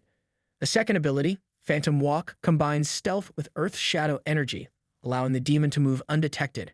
However, the stealth disappears when it attacks or engages in melee combat. The third ability, Red Blade Claw, delivers devastating strikes infused with blood energy. After using this skill, the demon's strength temporarily surges by 200% for 2 seconds, making it an even more terrifying foe during those moments. The demon's arrogance is evident as it taunts Lu Fan and Xiao Ye, questioning if they have come to seal it again and mocking their ambitions of becoming heroes. It raises its hand menacingly, preparing to attack. With an air of superiority, the demon declares that Lu Fan should prepare to meet his end and say his final words. The demon activates his Shadow Layer ability, which hits 4 times and leaves marks on the target. Each mark increases damage by 40%, stacking up to 3 layers. However, the demon's attack turns futile as an invisible shield around Lu Fan absorbs the impact, leaving Lu Fan untouched. Inside his armor of energy, Lu Fan smiles calmly. He counters the demon's earlier arrogance, suggesting it might want to save its own dramatic words for itself. It turns out Xiao Fei had used Emerald Light to protect Lu Fan and others. It is a powerful skill that grants protective shields to its target, removes all negative effects, and boosts all attributes by 60%. The shield absorbs 2 hits per layer, ensuring extra durability against the demon's relentless attacks. Simultaneously, Lu Fan draws his sword, its blade gleaming as though eager for battle. He commands Xiao Fei to summon the twin fallen corpse dragons. The twin dragons appear in a flash of light. Their presence is overwhelming and they roar ferociously, standing between Lu Fan and the Earth Shadow Demon. The sound of their roar shakes the castle walls as if announcing to the demon that its time is up. The system reveals that the summoned twin fallen corpse dragons are at level 23 and come with a formidable set of abilities. Their first power, Dragon's Breath, deals magical damage to enemies. What's even more terrifying is its secondary effect. Targets killed by the breath are resurrected as undead minions, now fighting on behalf of the dragon's master. Their second power, Dragon Charge, covers the dragon with undead energy, allowing it to charge at enemies while dissipating 99% of incoming damage and reflecting any skill effects back to attackers. The third power, Forbidden Dragon Magic, unlocks advanced dragon spells, replacing the Dragon Breath with Forbidden Dragon Curse and Dragon Charge with Doomfall. The dragon's unique bloodline also reduces all incoming damage by 5%, making it a resilient and dangerous ally in battle. The Earth Shadow Demon becomes visibly uneasy upon sensing their powerful presence. Its arrogance is replaced with seriousness as it tries to comprehend the energy radiating from Lu Fan and his dragons. He asks Lu Fan what kind of power this is. However, Lu Fan replies to him that he doesn't need to know. Lu Fan then orders Xiao Ye to use Lava Flame on the Earth Shadow Dragon. Xiao Ye lets out a thunderous roar, her lava-infused attacks building in intensity. This attack spreads lava forward like an unstoppable tide, dealing devastating damage to everything in its path while simultaneously healing Xiao Ye. Xiao Ye unleashes this massive wave of lava directly at the demon, resulting in a tremendous explosion that shakes the castle walls. The attack appears to pierce through the demon. For a moment, it seems like a decisive blow has been landed. However, the relief is short-lived. The Earth Shadow Demon begins laughing, its voice echoing ominously. It mocks Lu Fan and Xiao Ye, calling them foolish and weak. According to the demon, defeating it won't be as easy as they think. The Earth Shadow Demon activates Phantom Walk, a high-level stealth ability that allows him to move undetected within the shadows. Lu Fan realizes, however, that the Earth Shadow Demon's unique hiding ability is beyond even Xiao Ye's detection. While Xiao Ye can sense camouflage and hidden enemies, the demon's Earth Shadow concealment remains a step ahead. This frustrates Lu Fan. Suddenly, the Earth Shadow Demon makes its move. It taunts Xiaofei that she has to go first. Then it lunges at Xiaofei with incredible speed, its claws glowing with dark energy. It launches a shadow-infused attack, landing 4 consecutive hits on Xiaofei. Each hit increases the strength of the shadow layers by 40%, making the attack more destructive with every strike. Xiaofei braces herself firmly against the demon's relentless attack. Her emerald shield activates just as the powerful strikes land, completely absorbing the damage. Despite the ferocity of the assault, Xiaofei remains unharmed. The Earth Shadow Demon, however, starts laughing again, its tone dripping with mockery. It taunts Lu Fan and his dragons, claiming it could keep up this game indefinitely, waiting to see how long they can last. Lu Fan's expression grows serious as he analyzes the situation. He acknowledges that while Xiaofei's emerald light can continue shielding them, relying on a purely defensive strategy won't lead to victory. Determined to take the offensive, he tightens his grip on his sword. The Earth Shadow Demon, sensing opportunity, turns its attention to Lu Fan, declaring that it is now his turn to face its wrath. With a swift motion, Lu Fan charges at the demon, swinging his sword with precision. But the demon, ever confident, enlarges its claws to monstrous proportions, effortlessly blocking the attack. It retaliates immediately, using its Shadow Layer's skill, a series of claw strikes infused with Earth Shadow energy. Each blow lands with devastating force, striking 4 times in succession. However, Lu Fan surprises the demon by smiling confidently. He declares that hiding is no longer an option for the demon. At that moment, the demon becomes distracted as bright nova stars begin falling from every direction, illuminating the dark battlefield. Confusion spreads across the Earth Shadow Demon's face as it demands to know what is happening. It hadn't noticed that Xing Chen had been concealed all along, using the Phantom Walk ability to remain undetected. The mystery unravels as Lu Fan calls out to Xing Chen, instructing him to step forward and get ready to unleash his full power. This moment marks the perfect opportunity to test new skills. Xing Chen emerges from the shadows, his presence growing more imposing with each step. Xing Chen transforming into his galaxy form. The Earth Shadow Demon looks on in disbelief. Its anger boils over as it realizes Xing Chen was part of the battle all along, concealed and waiting for the perfect moment. Its frustration is palpable, but Lu Fan wastes no time. He orders Xing Chen to use Stellar Rain. Xing Chen wastes no time and activates Stellar Rain, summoning a cascade of starlight that falls continuously over the battlefield. The entire area is bathed in a celestial glow, and the attack can persist indefinitely until Lu Fan decides to cancel it. The relentless starlight creates an overwhelming advantage. The demon struggles to comprehend the situation. Lu Fan raises his sword high, its edge gleaming with cosmic energy, and fixes his gaze on the demon. His confidence is unshaken, and with a steady tone, he delivers one final taunt, daring the demon to prepare its last words. The Shadow Earth Demon tries to use the Shadow Walk, but its skill gets interrupted. It again tries, but it's the same result again. Shadow Earth Demon gets frustrated and taunts Lu Fan that even if he lights up the darkness here, it's useless. The Shadow Earth Demon then uses the fiendish Shadow Strike aimed at Xiaofei. This attack gathers the Earthshade's aura for a claw strike. The target hit will take 4 damage segments and be marked. The shadow layers can stack up to 3 times, and each layer increases the damage received by 40%. Lu Fan quickly instructs Xiaofei to transform into her soul light form. Without hesitation, Xiaofei responds and her physical body begins to fade, becoming transparent as she shifts into her ethereal form. At almost the exact moment Xiaofei's physical body disappears, the Earth Shadow Demon lashes out with its claws, aiming to strike her. However, it is just a fraction too late. The demon's claws pass harmlessly through Xiaofei, unable to cause any damage.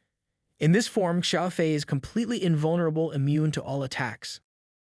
Although Xiaofei remains unharmed, the sight of the Earth Shadow Demon targeting her stirs something fierce in Lu Fan. He feels an almost parental rage bubbling up like a father protecting his daughter. Anyone who dares to harm his dragons will face his full wrath, and he silently promises to make the demon regret its actions. In her soul light form, Xiaofei rises into the air, hovering protectively above Lu Fan and Xiao Ye. She activates her skills, Soul Aegis and Dragon Kai Impact, both of which have reached level 2 thanks to her recent growth. Soul Aegis boosts the normal attributes of both Lu Fan and Xiao Ye by an incredible 300%. On top of that, it generates 4 charges of Dragon Kai defense per second, stacking up to 40 charges, and 4 charges of Dragon Kai attack per second, stacking up to 60 charges. The effect of these enhancements is staggering. Xiao Ye, already a formidable force, becomes even more powerful. For Lu Fan, the boost is even greater, as the enhancements are doubled when applied to him. His power attribute soars past 70,000, an almost absurd level of strength. While the defensive energy shields both Lu Fan and Xiao Ye, the offensive energy has a much more destructive purpose. Its range is wide, and its sole goal is to annihilate enemies. The Earth's Shadow Demon, now visibly desperate, glares at Lu Fan with a mix of rage and disbelief. It cannot understand how a human is capable of commanding such overwhelming dragon power. Its anger spills over and turns its scorn toward the dragons themselves, questioning why creatures as powerful as them would serve someone it views as insignificant. Lu Fan fixes his gaze on the Shadow Earth Demon with a determined expression. He declares that it is time to silence the demon for good. Turning to Xing Chen, he asks for her opinion. Xing Chen responds with a mighty roar, a clear signal that she is ready for battle. The Shadow Earth Demon, brimming with arrogance, dismisses them as overconfident and vows to destroy them together. It unleashes a ferocious attack, but Xiao Ye steps forward, meeting the assault head-on with her claw. The collision sends shockwaves rippling through the battlefield, shaking the air and ground in every direction. Despite the intensity, Xiao Ye holds her ground firmly. Lu Fan, impressed by Xiao Ye's strength, praises her while preparing for his next move. He pulls out his Shadow Snake Bow, an ominous weapon that channels dark energy. The bow begins to charge its special ability, the Snake Shadow Arrow, which requires 3 seconds to reach full power. This ability enhances the arrow's damage by an astonishing 500%. Lu Fan instructs Xiao Ye and Xiao Fei to hold their positions and defend as he readies his attack. As Lu Fan draws his bowstring, the Shadow Earth Demon retaliates with his Bloodblade Claw. This powerful attack deals massive damage and temporarily boosts the demon's strength by 200% for 2 seconds. However, Xiao Ye intercepts the attack with remarkable skill, deflecting the Bloodblade Claw effortlessly. The Shadow Earth Demon, frustrated and furious, curses under its breath at its failure. Meanwhile, the 3 seconds pass, and the Shadow Snake Bow is fully charged. Lu Fan takes aim, signaling his dragons to attack simultaneously. He promises that it's time to light the tower and unleash their combined strength. With precision and determination, he releases the Snake Shadow Arrow. At the same time, Xiao Yi unleashes her Lava Flame attack, a torrent of fiery destruction aimed directly at the demon. Xiao Fei adds her own contribution by using Energy Shockwave, which releases the accumulated damage from the last 10 attacks as a massive counterstrike, dealing devastating area-wide damage. Xing Chen coordinates her move with Lu Fan, summoning a brilliant star to amplify the assault. The Snake Shadow Arrow shatters the star mid-flight, creating an explosive synergy that increases the power of the attack by 50%. The combined force of all their attacks is overwhelming, each one landing perfectly on the Shadow Earth Demon. The demon is consumed by the sheer intensity of the onslaught. Its body writhes in agony as it cries out, unable to comprehend the power being used against it. Through its pain screams, it protests that such strength should not be possible, its arrogance finally crumbling under the weight of defeat. Meanwhile, in the observation room, Vice Principal Zhao and Elder Han watch the events unfold on the display screen. Although they cannot feel the pressure of the battlefield directly, images alone are enough to make them realize something extraordinary is happening. Elder Han, a man with vast experience who had survived over 100 assassination attempts by fourth profession players, finds himself shaken for the first time. The scene before him is unlike anything he has encountered, and it stirs emotions he rarely feels. Vice Principal Zhao, who has always recognized Lu Fan's strength, is stunned. Every time he thinks he has gauged Lu Fan's capabilities, Lu Fan proves him wrong through his actions. What is unfolding now leaves Zhao speechless. The sheer power Lu Fan is displaying is not just impressive, it's absurd. Zhao realizes that Lu Fan, even with his recent second profession change, is strong enough to take on an entire team of fourth profession players. Such a feat is beyond imagination. Elder Han remains silent for a long time, clearly overwhelmed.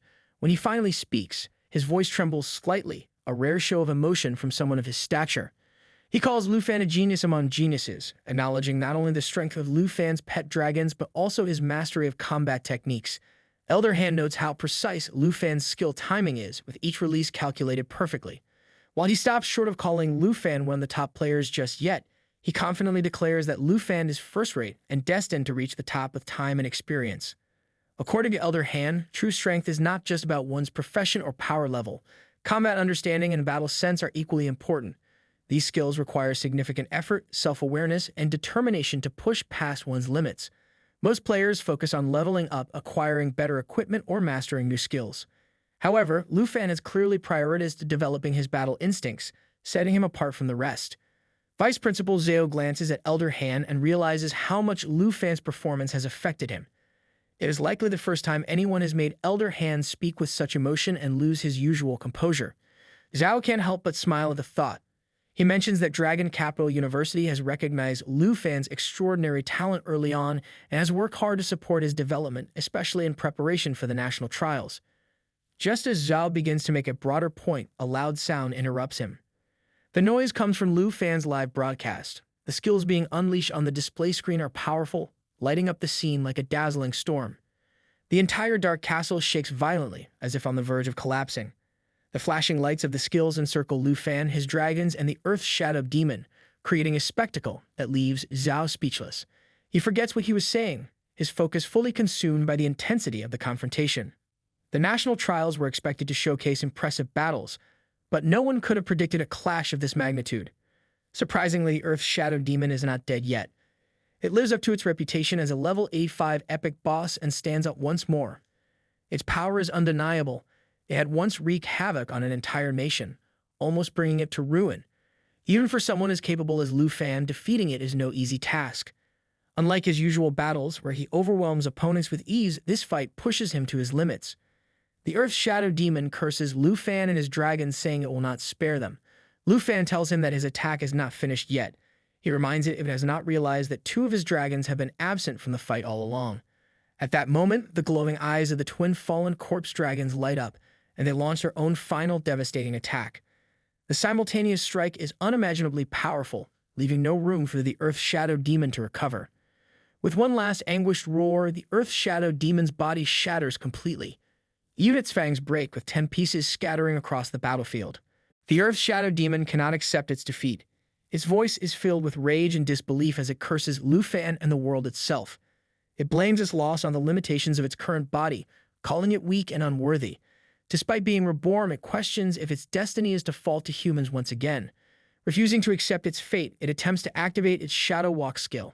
This ability allows the user to merge with Earthshade energy, gaining stealth and unrestricted movement. However, before it can complete the skill, it is interrupted. Lu Fan declares the end of the battle, preparing to finish the demon with his serpent bow. The technique he uses, Festival of the Dark Serpent, unleashes 100 magic arrows, each dealing significant damage. The arrows are set to strike. The Earth's Shadow Demon begins to doubt itself, wondering if it is truly finished. It realizes it cannot harm Lu Fan or his dragons. Just as all seems lost for the demon, a surge of power courses through its body. It roars with renewed strength, its presence becoming even more menacing. Lu Fan, alarmed by this unexpected development, quickly checks his system. He is certain the demon was defeated and cannot comprehend the source of this sudden power. Realization dawns on him. It must be the Earth's Shadow Demon's second form. Lu Fan understands now why the heroes of the Taiki Kingdom had struggled so much to seal it away. The Earth's Shadow Demon revels in its growing power. It taunts Lu Fan, mocking him for believing the fight was over. The demon's stats rise uncontrollably, reaching an overwhelming level. Its strength, spirit, agility, and endurance exceed anything previously recorded, making it a nightmare-level boss far beyond normal limits. Lu Fan watches as the demon's level increases to an unknown range, its stats climbing higher and higher. He realizes something is terribly wrong. Meanwhile, in the monitoring room, Principal Zhao observes the situation with growing alarm. He notices the Earth's Shadow Demon's stats are not just high, they are still rising with no sign of stopping. He declares the battle unwinnable in its current state. Principal Zhao turns to Old Master Han, urging him to act quickly. He suggests requesting a temporary ceasefire and having Lu Fan escape the spire immediately. Old Master Han, however, remains calm. He reminds Principal Zhao of the promise they made to share a pot of fresh tea after Lu Fan defeats the Earth's Shadow Demon. Principal Zhao expresses concern for the safety of Lu Fan, pointing out that the Earth's Shadow Demon's stats are nearing 100,000. Old Master Han calmly reassures him. He mentions Lu Fan's exceptional combat experience and sharp instincts, rare qualities in someone so young. Old Han asserts his trust in Lu Fan and refuses to let him die in this battle. Principal Zhao nods, assuring Old Han that he still trusts Lu Fan. He adds that as long as Old Han ensures Lu Fan's survival, he can be reassured. He reflects on how Dragon Capital Academy has invested its utmost effort into training Lu Fan and apologizes for his earlier outburst, attributing it to his concern. Old Master Han waves off the apology, understanding the principal's worries. Meanwhile, Jinzayan stands unnoticed in the distance, a sly grin on his face. He reflects on his plan, pleased that no one has realized his involvement. He recalls the earlier conversation with his thugs, when he instructed them to stop worrying about loopholes and given a clear order to adjust the Earth Shadow Demon's stats to their absolute maximum. His thugs had obeyed without question, assuring him that the adjustments were already complete. Jin thinks to himself how surprisingly competent they are considering their usual shortcomings. He feels confident that not even the legendary heroes of the Taiki Kingdom could defeat a fully maxed out Nine Realms demon. Jin is certain of his plan's success. His satisfaction grows as he envisions Lu Fan's defeat. Quietly, he waits for the moment when the Earth Shadow Demon will crush Lu Fan. Lu Fan mocks the Earth Shadow Demon, pointing out its overconfidence. He admits that the absurdity of its transition phase is beyond him, but warns it not to celebrate too early. Reflecting on the situation, Lu Fan decides he cannot let the demon's stats continue to rise unchecked. It is time to use his ultimate weapon. He draws his flaming sword, powered by the energy of the Black Dragon. With determination, he activates the natural assimilation dragon summoning flute, calling forth the twin fallen dragons, their levels now matching his own. The battlefield shakes as the twin dragons unleash a deafening roar.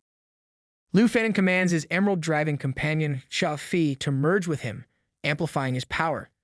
Together, they summon the twin fallen dragons once more. Just as the summoning completes, the Earth Shadow Demon lunges at him, roaring threats of destruction. Lu Fan quickly mounts his black dragon companion, Shou Ye, and commands her to activate world-destroying roar.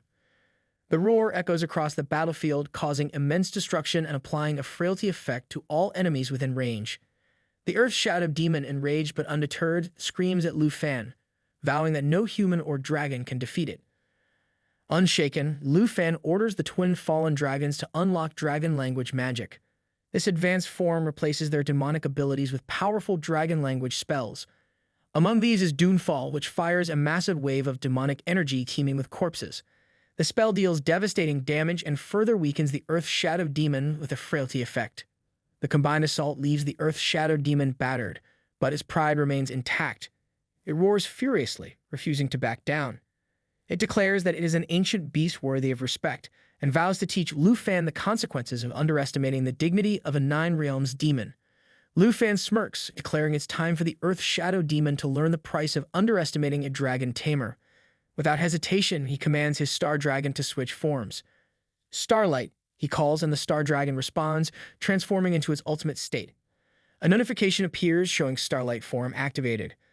The remaining time is 59 seconds. The stats of the Star Dragon skyrocket, its level rises to 15, strength leaps from 4656 to 23,280, and agility, spirit, and endurance surge to extraordinary levels. Lu Fan readies the Starfall Beam, an ultimate skill of the Starlight form. The notification highlights its devastating properties, a concentrated beam of pure energy that inflicts incalculable damage. It ignores all defenses, cannot be blocked, and ensures every attack lands. The skill begins to charge, its brilliance illuminating the battlefield. The Starfall Beam charges to its peak. The Earth Shadow Demon roars, refusing to accept defeat. The beam fires, its energy tearing through the demon's defenses and shattering its body. The Earth Shadow Demon, realizing its fate, growls in disbelief. It mutters that this was not meant to happen. Its newfound power, acquired just moments ago, is being rendered useless. The Earth Shadow Demon cries out, lamenting its loss and vowing vengeance even in its last moments. Its form crumbles into the void, and it lets out one final bitter roar, swearing none of its enemies will leave alive. The Earth Shadow Demon's final attack causes the spire to collapse. Lu Fan quickly notices the danger and commands Shou Ye to help everyone escape. Shou Ye responds with a thunderous roar, carrying survivors out of the crumbling structure. Once outside the spire, Lu Fan takes a moment to steady himself. The tower's enormous size almost trapped him during the escape. Notifications begin appearing, showing the results of his hard-fought victory. Shou Fi, the Emerald Dragon, reaches level 24. The Star Dragon levels up to 16, and Shou Ye, the Black Dragon, increases to level 32. Lu Fan's own level rises to 36. He acknowledges how exhausting the battle was, but reflects that it was entirely worth it to finally defeat the Earth Shadow Demon. With over 500,000 points now accumulated, far surpassing the 50,000 needed for rank 1, Lu Fan allows himself a rare moment of satisfaction. He smiles, knowing that he can finally rest. In the monitoring room, voices fill the air with awe and admiration. Observers comment on Lu Fan's incredible performance, noting that he has surpassed rank 2 by a staggering 440,000 points. His seamless coordination with his dragon companions leaves many impressed by his extraordinary skill. Vice Principal Zhao turns to Old Master Han and brings up the decisive laser attack at the end of the battle. Old Han nods, acknowledging it as a testament to Lu Fan's top-tier battle instincts. He highlights that achieving such advanced instincts at a young age is no ordinary accomplishment. Zhao agrees and emphasizes the extensive effort Dragon Capital Academy has invested in training Lu Fan. He stresses the importance of ensuring that such remarkable talent is not wasted. Old Han reflects that Lu Fan must have worked tirelessly to fully realize the potential of a dragon tamer. Zhao mentions the preparatory period before the nation's trial, saying the one responsible for training Lu Fan was, but before he can finish, the door slams open and Jin Zayan enters abruptly. Zhao turns mid-sentence to face him. Someone in the room asks Zayan if he is all right. Zayan dismisses the concern, brushing off the incident and apologizing for his rudeness. Observers discuss the rankings, noting that although Taichi Nation trails Dragon Nation by 440,000 points, they still hold second place. One person wonders why Jin Zayan appears so upset, despite their respectable standing. Zhao, puzzled by Jin Zayan's behavior, turns to Old Han and asks about the issue. Old Han waves off the concern with a chuckle, suggesting they brew some fresh tea and not dwell on it. In his separate room, Jin Zayan slams his fist against the wall in frustration. He reflects angrily on Lu Fan's victory, unable to accept that the Earth Fiend demon was defeated by him. The same demon, one that even national heroes can only seal, was slain by this Dragon Nation representative. His thoughts boil over with rage, deeming it unforgivable. At that moment, his two subordinates appear. One of them approaches cautiously, explaining that they had been unable to contact him earlier. Jin Zayan, consumed by fury, grabs the subordinate by the shirt and demands answers.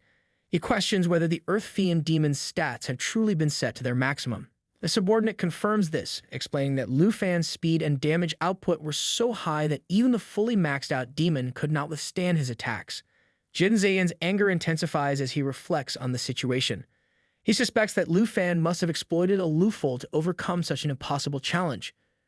Zhao and Old Han walk past the room where Jin Zayan is brooding. Zhao asks Old Han if they are leaving now. Old Han responds calmly, expressing how Lu Fan has made their lives easier. Zhao remarks on the outstanding performance of Lu Fan, pointing out not only his terrifying battle strength, but also the way he handled the Earth Fiend demon. He confidently states that no one in the nation's trial could stand against such power. Old Han chuckles, mentioning how his long night on duty has left his old bones weary. He suggests they take a walk to stretch and relax. Their conversation drifts into the room where Jin Zayan overhears it. He remains silent, but is lost in thought, piecing together his growing suspicions about Lu Fan and the Dragon Nation. At that moment, one of Jin Zayan's subordinates calls his name, breaking his concentration. Jin Zayan, snapping back to focus, instructs the thug with clear orders. He tells him that if there is any issue with the Dragon Nation representative, the Dragon Nation supervisor must know something. He orders his subordinates to stay at the door and report immediately if anyone comes looking for the two Dragon Nation individuals. The thug stammers a quick acknowledgement, repeating his orders. Jin Zayan then reflects privately, his mind fixated on the mystery. He vows to uncover the loophole that allowed the Dragon Nation representative to overcome the Earth Fiend demon, a feat even the Nine Realms demon could not achieve. Old Han remarks confidently that if everything continues as it has, the rank 1 spot in the nation's trial will undoubtedly belong to them. Zhao agrees, expressing his belief that the top position is secure. He admits that Old Han is calm as ever while he was overreacting earlier and apologizes for his behavior.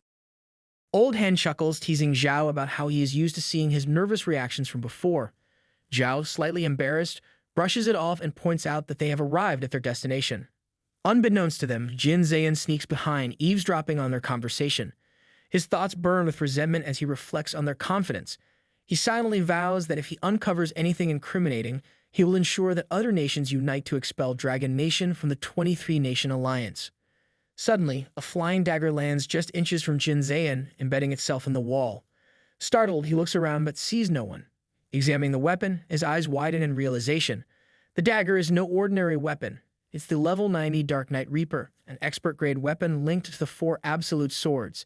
Jin Zayan curses himself for forgetting about the exclusive bodyguard assigned to protect Old Han. Recognizing the dagger as a warning, he understands the danger he is in.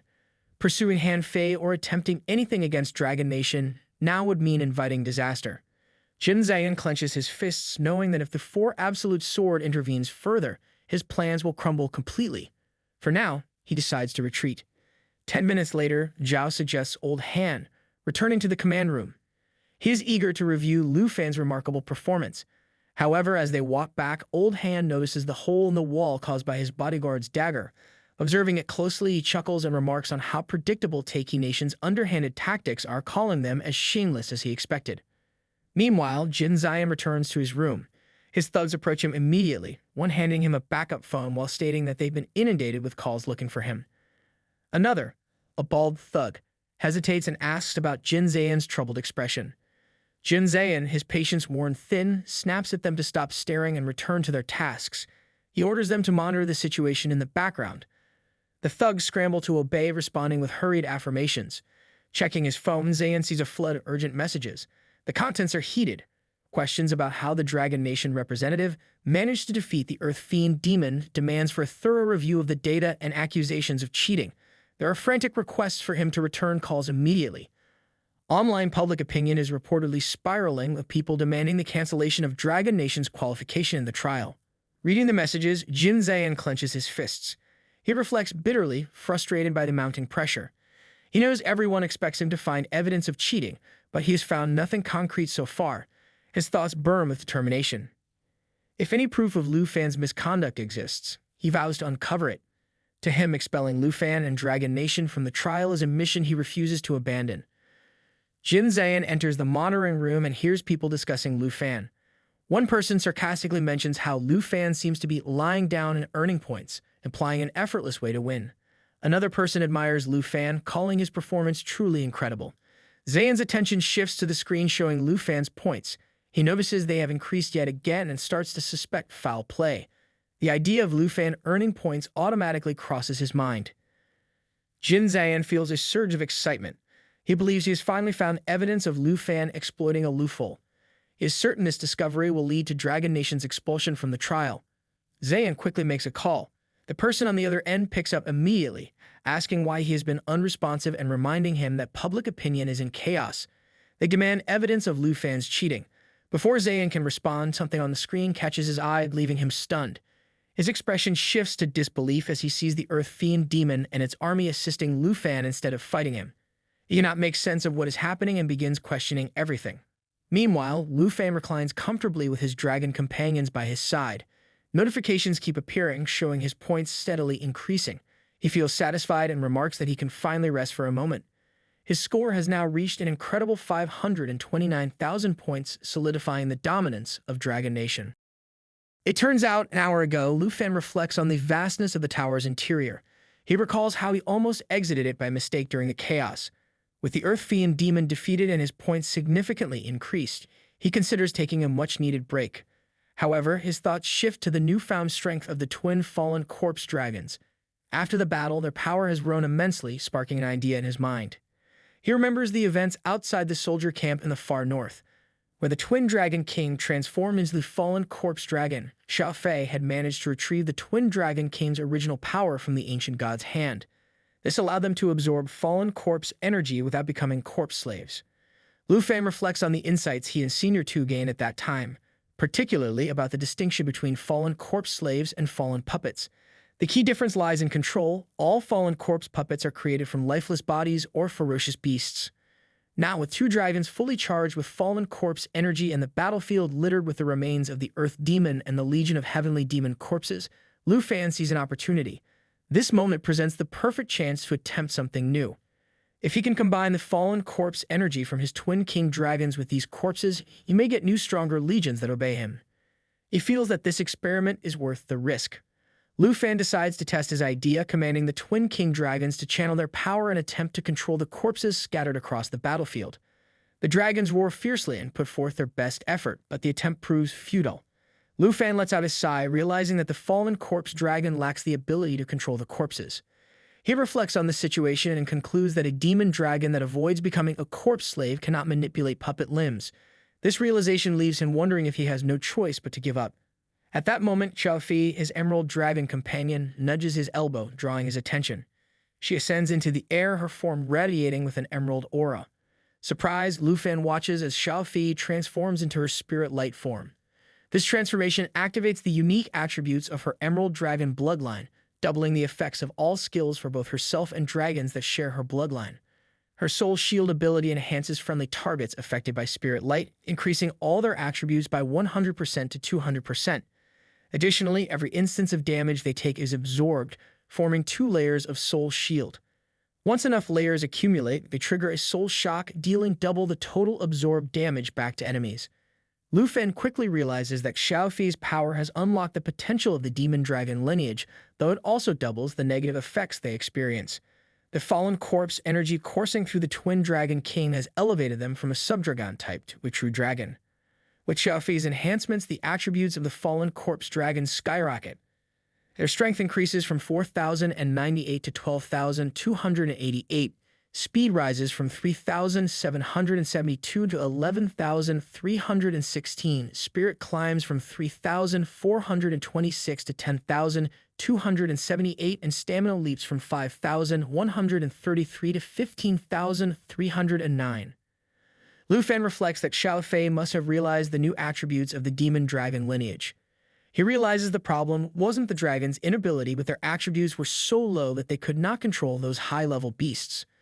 Lu Fan commands Xiaofei to unleash Jade Light, combining it with his own skill, Dragon Encouragement. This powerful move boosts his and his dragon's attributes and attack power by 30%. The Fallen Corpse Dragon's stats rise significantly under these effects. Its strength jumps from 12,288 to 15,974. Speed increases from 12,234 to 14,710. Spirit climbs from 10,278 to 13,361, and endurance grows from 15,390 to 19,901. Jade Light adds another layer of enhancements. It places 2 protective layers on the target, removes all negative effects, and further increases all attributes by 30% to 60%. Each blessing layer absorbs 2 instances of damage, creating a powerful defensive barrier. With these additional buffs, the Fallen Corpse Dragon's stats surge once again. Its strength soars to 25,558, speed rises to 23,536, spirit reaches 21,377, and endurance climbs to 31,841. Lu Fan reflects on the limitations of the Twin King Dragons. While their level cannot surpass that of the Earth Demon, their attributes still have room to grow. However, even with their increased strength, they remain below the Earth Demon's level 35 attributes. Recognizing the need for more power, Lu Fan decides on his next move. He instructs Xiaofei to transform into her eternal form and activate Life Pulse. The transformation triggers a significant change, with Xiaofei unleashing the full potential of her eternal Emerald Dragon bloodline. All skill effects are doubled for her and any dragons sharing her bloodline. Life Pulse spreads Jade Blessing and Jade Light to all friendly targets within range, magnifying their effects 2 or 4 times depending on the number of layers. Xiaofei roars, and Jade Blessing adds layers of dragon energy to the targets. This energy boosts attack damage for the next 3 to 12 attacks. Simultaneously, Jade Light places 2 protective layers on each target, removes all negative effects, and increases all attributes by 30% to 60%. Each blessing layer absorbs 2 instances of damage, creating a formidable defense. The results are immediate. The Fallen Corpse Dragon's stats surge dramatically. Their strength rises to 48,925, speed increases to 37,657, spirit reaches 34,203, and endurance soars to 49,452. Lu Fan realizes that their attributes now exceed those of the Earth Demon. With confidence, Lu Fan instructs the Twin King Dragons to unleash their fallen energy and turn the surrounding demon corpses into their puppets. The dragons roar, and a notification appears, confirming their success. The 9 Realms Demon Army soldiers at level 75 are transformed into fallen corpse puppets. The transformation also activates their powerful skills. The first one is Corpse Wave. The more fallen corpses present, the more their defenses increase by 25%. The second is Life from Death. Each instance of non-lethal damage boosts defense by 25%. The third is Despair. All damage dealt by fallen corpses gains an additional multiplier of up to twice the original amount, depending on current defense. Lu Fan is delighted with his success. He reflects on how this newly transformed army of fallen corpses allows him to completely relax while they gather points on his behalf. A notification surprises him with a new skill, Control the Fallen Corpses. This ability enables him to remotely command all transformed fallen corpses, summon them, and recover them as needed. The system displays the skill details. It confirms that all transformed fallen corpses can be summoned, controlled, and recovered at any time. If any of them are destroyed, their fallen energy returns to the fallen corpse dragon. Lufan realizes the immense potential of this skill, noting that he can deploy the entire Nine Realms demon army outside of dungeons. He reflects on the history of the Nine Realms demon army wreaking havoc in Taking 50 years ago and considers the possibility of repeating such events with this power. Suddenly, the ground shakes violently, interrupting his thoughts. Lufan and his dragon companions look on in awe as the Earth Shadow Demon stirs and comes back to life. Its transformation reveals that it has reached level 75 alongside the rest of the fallen corpses. Its skills remain formidable, making it a powerful addition to Lufan's army. It retains Shadow Effect, channeling Earth Demon energy into its attacks. Targets struck by its male strikes are marked with shadows up to 3 layers. Each shadow amplifies the damage the target receives by 40%. The demon also wields Walking in Shadows, which allows it to merge with Earth Demon energy and become invisible. In this state, it can move undetected, though the invisibility shatters if it attacks or takes damage. Its third skill, Liquid Blood Claws, manipulates swift and deadly claws to tear through enemies, dealing massive damage. Following each use, its strength surges by 200% for 1 second, delivering devastating blows. The demon, once a nightmare-level boss, has been reduced to a servant, ready to unleash its destructive potential on the commands of Lufan. The ancient monster that was close to destroying the Taiki nation has been turned into a fallen corpse puppet. Lufan reflects that now it obeys his commands completely, and this feeling cannot simply be described. An hour later, Jin Zayan is in shock. He cannot believe what has happened. The Earth Demon is now under the control of Lufan. He stares at his phone in disbelief, his hands trembling. On the other side of the phone call, someone repeatedly asks about the evidence of Lufan's cheating. Jin Zayan loses his grip on his phone. He is speechless, unable to understand how everything has gone wrong. He whispers to himself that it's over. The Earth Demon is now under Lufan's control and the public's opinion is about to turn upside down. Meanwhile, Vice Principal Zhao laughs. He looks at the point gap and says that Lufan is clearly still number 1. With such a huge lead, no one will be able to catch up. He admits that he was too quick to doubt Lufan, agreeing with what Old Han said. Old Han chuckles and adds that recognizing reality is crucial in developing a strategy. If other nations cannot handle defeat, then there is nothing left for them to do. He laughs again, confident in the situation. Jin Zayan clenches his fists tightly. He thinks about the public opinion, the dignity of the Jin family, and how the sarcastic voice of Old Han still echoes in his ears. Realizing that he has no other choice, Jin Zayan's face darkens as he decides to give Lufan another mission, a mission that no one can complete. While still enjoying the perks of having subdued the legions of demons, Lufan lies back and reflects on the situation. He remembers how he ordered Xiaofi to summon the Fallen Corpses dragon. Now the demon dragon Fallen Corpses once again controls the Earth Demon and reissues commands to the Nine Realms demon soldiers. Lufan looks at his points. Dragon Nation 529,035 plus 75. Then the points increase again. Dragon Nation 529,110 plus 75, and finally, Dragon Nation 529,185 plus 104. He realizes that he has collected quite a few points. His eyes scan the system for any new updates, noticing that a new mission has appeared in the Frozen Lands. Later, in the Frozen Lands of the nation's trial, Yasing Lei, the silver-haired idiot from before, reflects on his misfortune. He wasn't very lucky to meet Lufan at the last important checkpoint. He thinks this newly appeared mission is finally his. But then he sees Lufan coming back with his dragon. He is shocked to see him again. He had just found the mission point, but now he wonders why he's meeting Lufan once more. Realizing that Lufan is likely here to take on the mission again, it dawns on him that Lufan must have already completed his mission to defeat the Nine Realms demons. Panic sets in as the idiot realizes he has been noticed. He quickly tries to cover up his earlier words, apologizing for his loud remarks. Lufan, however, isn't interested in him. Instead, he takes out his black sword, infused with Dragon Key Black Dragon 2. He swings it with power, not aiming for the idiot, but for a monster lurking behind him. The idiot is stunned, wondering why he's being attacked. Lufan activates Dragon Riding, using it to enhance his normal attacks with dragon energy, allowing him to strike with long-range damage. Lufan's Dragon Nation points rise to 501,047. with an additional 245 points added. The idiot realizes the truth. The ferocious beast had been following him, not Lu Fan. Grateful and relieved, he silently thanks Lu Fan for saving his life. A notification appears, alerting that there is a mission point ahead. Lu Fan tells him that saving his life is not that much and it was just a passing help from him. Yaseng Lei chuckles, realizing how close he came to dying. His points, currently at 237.05, place him at rank 17, a far cry from the leaderboards he dreams of. Lu Fan wonders how this idiot managed to gather so many points in just one day. The idiot reflects he hasn't slept, spending the entire day hunting fierce beasts to rack up 20,000 points. Lu Fan reflects that although he could earn points by defeating Yaseng Lei now, his points are still too few. He decides to wait until Yaseng Lei gathers more points. After the lesson from the previous encounter, Yaseng Lei doesn't dare to challenge him again. Lu Fan places his hand on Yaseng Lei's shoulder and comments that his points are growing too slowly.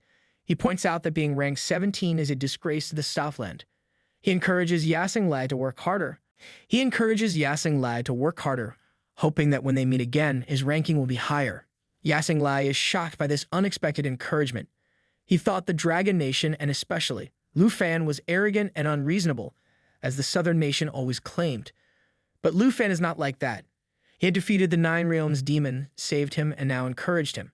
Yaseng Lei realizes how foolish he was to once want to kill Lu Fan.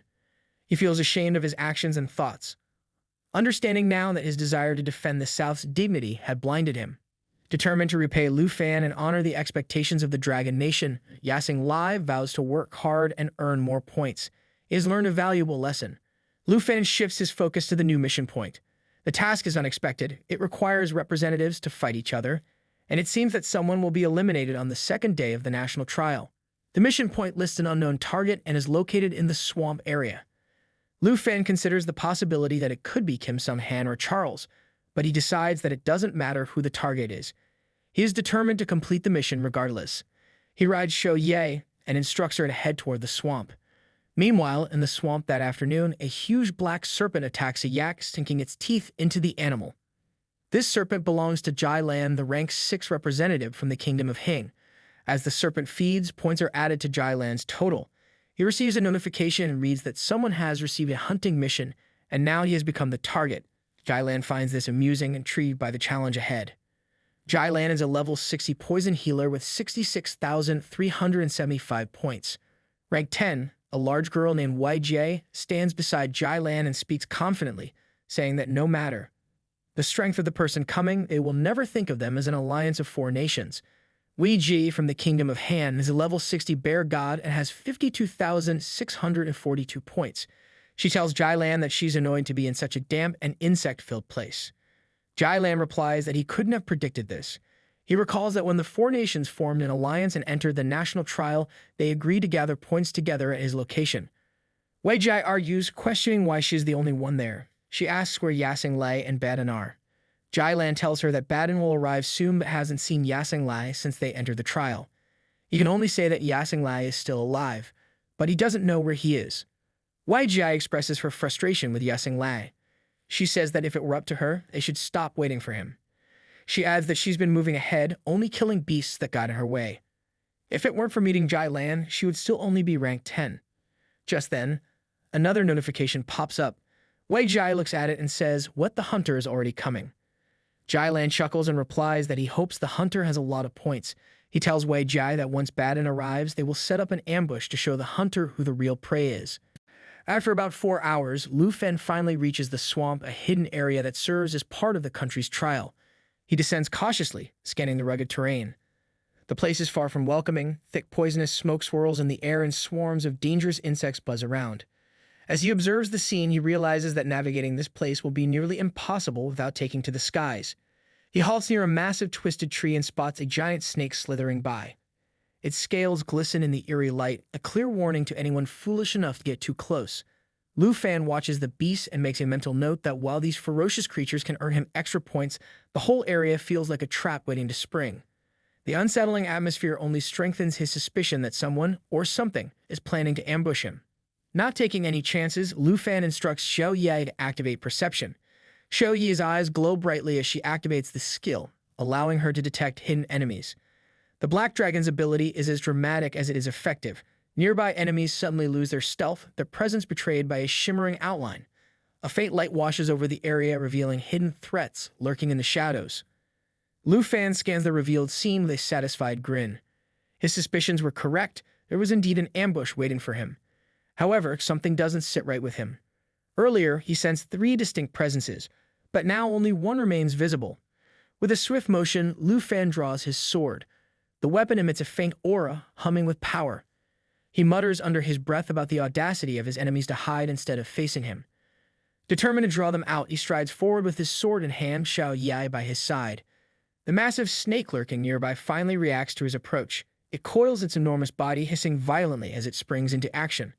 Its movements are fast and sharp, cutting through the poisonous air as if to remind everyone that it is the real boss of the swamp. A notification from the system flashes before Lu Fan, confirming that he has found the mission target. Standing tall in front of him is the enormous snake, its jaws wide open, venom dripping menacingly. Atop the snake sits Jai Lan, who finally reveals himself. Jai Lan, ever the drama king, can't resist a smug comment about how clever Lu Fan must be to see through his snake bubble concealment. His tone drips with mock surprise, but it's clear he didn't expect Lu Fan to find him so quickly. Lu Fan glances at the scene and feels a twinge of disappointment. He replies this swamp offers limited places to hide, making it almost too easy for him to uncover what's happening. What bothers him more is realizing that his target isn't Kim Sun-han or Charles. It's like expecting an epic showdown and getting a mid-tier side quest instead. Meanwhile, Jai Lan, still perched on his overgrown snake, takes a moment to check the status window. He learns Lu Fan's name, his affiliation with the Dragon Country, and a few other details. Jai Lan had been expecting some kind of mastermind opponent, maybe someone on par with the top fighters he'd been preparing for. Instead, it's just a Dragon Country representative. He assumes Lu Fan is way behind in rank, which frankly makes him feel a little smug. Then, out of curiosity or maybe just boredom, he decides to take a closer look at Lu Fan's status details. The moment Jai Lan reads the stats, his confidence takes a hit. Lu Fan's name pops up with a level 36 occupation listed as Dragon Rider, but the real shocker is his points. 550,000. The number doesn't just surprise Jai Lan, it leaves him dumbfounded. This low-ranking representative isn't just a hunter, he's ranked first, with a jaw-dropping score. Jai Lan's mind races. The last time he checked, Lu Fan didn't have anywhere near this many points. Now it suddenly makes sense why the status window flagged him as a good hunter. The system wasn't exaggerating. Lu Fan is a walking treasure trove of points. Shock quickly turns to excitement. Jai Lan realizes that if he manages to kill Lu Fan, every single one of those 550,000 points will transfer to him. The potential reward is so tempting that Jai Lan can't help but smile. Jai Lan feels a surge of happiness, almost smug, as he considers his unexpected luck. He didn't expect to find a hunter like Lu Fan, loaded with points, practically walking into his trap. To him, it feels like the meat has delivered itself right to his mouth. He silently vows to himself that no matter how strong this opponent is, he will claim all of Lu Fan's points. He is determined not to let this golden opportunity slip through his fingers. He taunts Lu Fan that he sees Lu Fan as prey, not a hunter. The arrogance practically oozes off him as he implies that someone with so many points can't just walk away from this fight. Jai Lan seems to forget that confidence alone doesn't win battles, but he's too busy being dramatic to notice. Lu Fan remains calm, unfazed by Jai Lan's bravado. Jai Lan picks up his weapon, a staff dripping with deadly poison, and launches his first attack. The toxic energy surges toward Lu Fan, aiming to end the fight quickly. But Lu Fan is ready. He leaps onto Xiao Yai with precision, dodging the attack with ease. The poison misses its target, dissipating into the air. Lu Fan smiles, not a big grin, but a knowing, confident smirk. Not wasting a moment, Lu Fan orders Xiao Yai to prepare for a counterattack. The black dragon roars, its voice echoing through the swamp. Without hesitation, Xiao Yai unleashes a lava flame, the scorching heat aimed directly at Jai Lan. The tables turn in an instant, and it's clear that Lu Fan isn't just any prey. He's a hunter who knows exactly how to fight back. Jai Lan still believes he has the upper hand. Standing tall on his giant snake, he convinces himself and the serpent that the dragon cannot win. As if to prove his point, he unleashes a poisonous mist, spreading it continuously toward his target. The toxic cloud not only damages the enemy but poisons them as well, showing that Jai Lan is leaning heavily on the quantity over quality strategy of attack. At the same time, Xiao Yai finishes forming her lava flame into a massive fireball. The flaming attack surges forward and collides with the poisonous mist of the giant snake. The resulting explosion shakes the area, creating a blast of energy that lights up the swamp. Xiao Yi roars fiercely, her power on full display as flames spread outward, dealing continuous damage while healing her in the process. Jai Lan, still perched on his oversized snake, doesn't back down.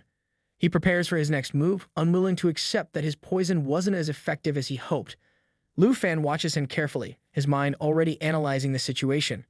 He wonders why the other enemies haven't shown up yet and what made them run off earlier. The absence of the remaining two opponents leaves him suspicious. Before Lu Fan can piece things together, YJ, the dangerous woman from earlier, sneaks up behind him. Swinging chains like spinning stones, she launches an attack. Lu Fan reacts instantly, jumping out of the way to avoid her strike. Xiao Yi immediately intervenes to protect Lu Fan. She lunges forward, swiping her claws at YJ with enough force to knock her to the ground. YJ crashes hard, coughing and bleeding from her mouth. Her expression shifts to disbelief as she struggles to understand how Lu Fan and his dragon could be so powerful. She cannot believe that someone only at level 30 could cause this much damage. Her confidence starts to crumble when she understands the sheer power of Xiao Yi. Her expression shifts dramatically, turning into pure fury as she glares at Lu Fan with a look that could scare a weaker opponent. Her emotions are so intense that even Lu Fan feels a flicker of confusion. He wonders if she is angry, scared, or simply losing her grip on reality. Then, in an instant, she pulls herself together as if none of her frustration or fear had ever shown. Before the tension settles, Guy Lan's giant snake slithers back into view and hisses loudly at Lu Fan. The massive creature demands attention, but Xiao Yi is ready. She stands her ground and prepares to attack. The snake moves quickly, biting into Xiao Yi's hand with its sharp fangs. Despite the pain, she remains steady, refusing to show weakness. With her other hand, Xiao Yi grabs the snake by the neck. She grips it tightly, her strength evident as she lifts the creature off the ground. Without hesitation, she slams the snake into the dirt with enough force to shake the area. Xiao Yi roars powerfully, her dominance on full display. The roar is a warning to her enemies and a reminder that she will not be defeated so easily. Both Guy Lan and Wei Jai stand in shock, staring at the state of the snake. Jai Lan yells in frustration, clearly more concerned about his giant pet than the fight itself. He shouts toward the injured snake, as if scolding it will magically fix the situation. While Jai Lan panics, a third figure steps into view. This new arrival is Baden, a representative from the kingdom of Jingu. He's a level 57 Dark Hunter with a score of 34,831. Baden doesn't seem too impressed by what he sees and immediately comments that he missed his target again. Wei Jai mutters their chances are looking grim. She admits that they might fail and could even be killed. Baden points out that Lu Fan doesn't act like someone at level 36. Despite his lower level, his strength and strategy make him seem far more dangerous. Jai Lan shouts even if Lu Fan is tough, they must beat him anyway, reasoning that his points alone could push them into the top 3 rankings. Lu Fan, still smiling confidently, watches their chaotic attempts to rally themselves. His calm demeanor only adds insult to their injuries.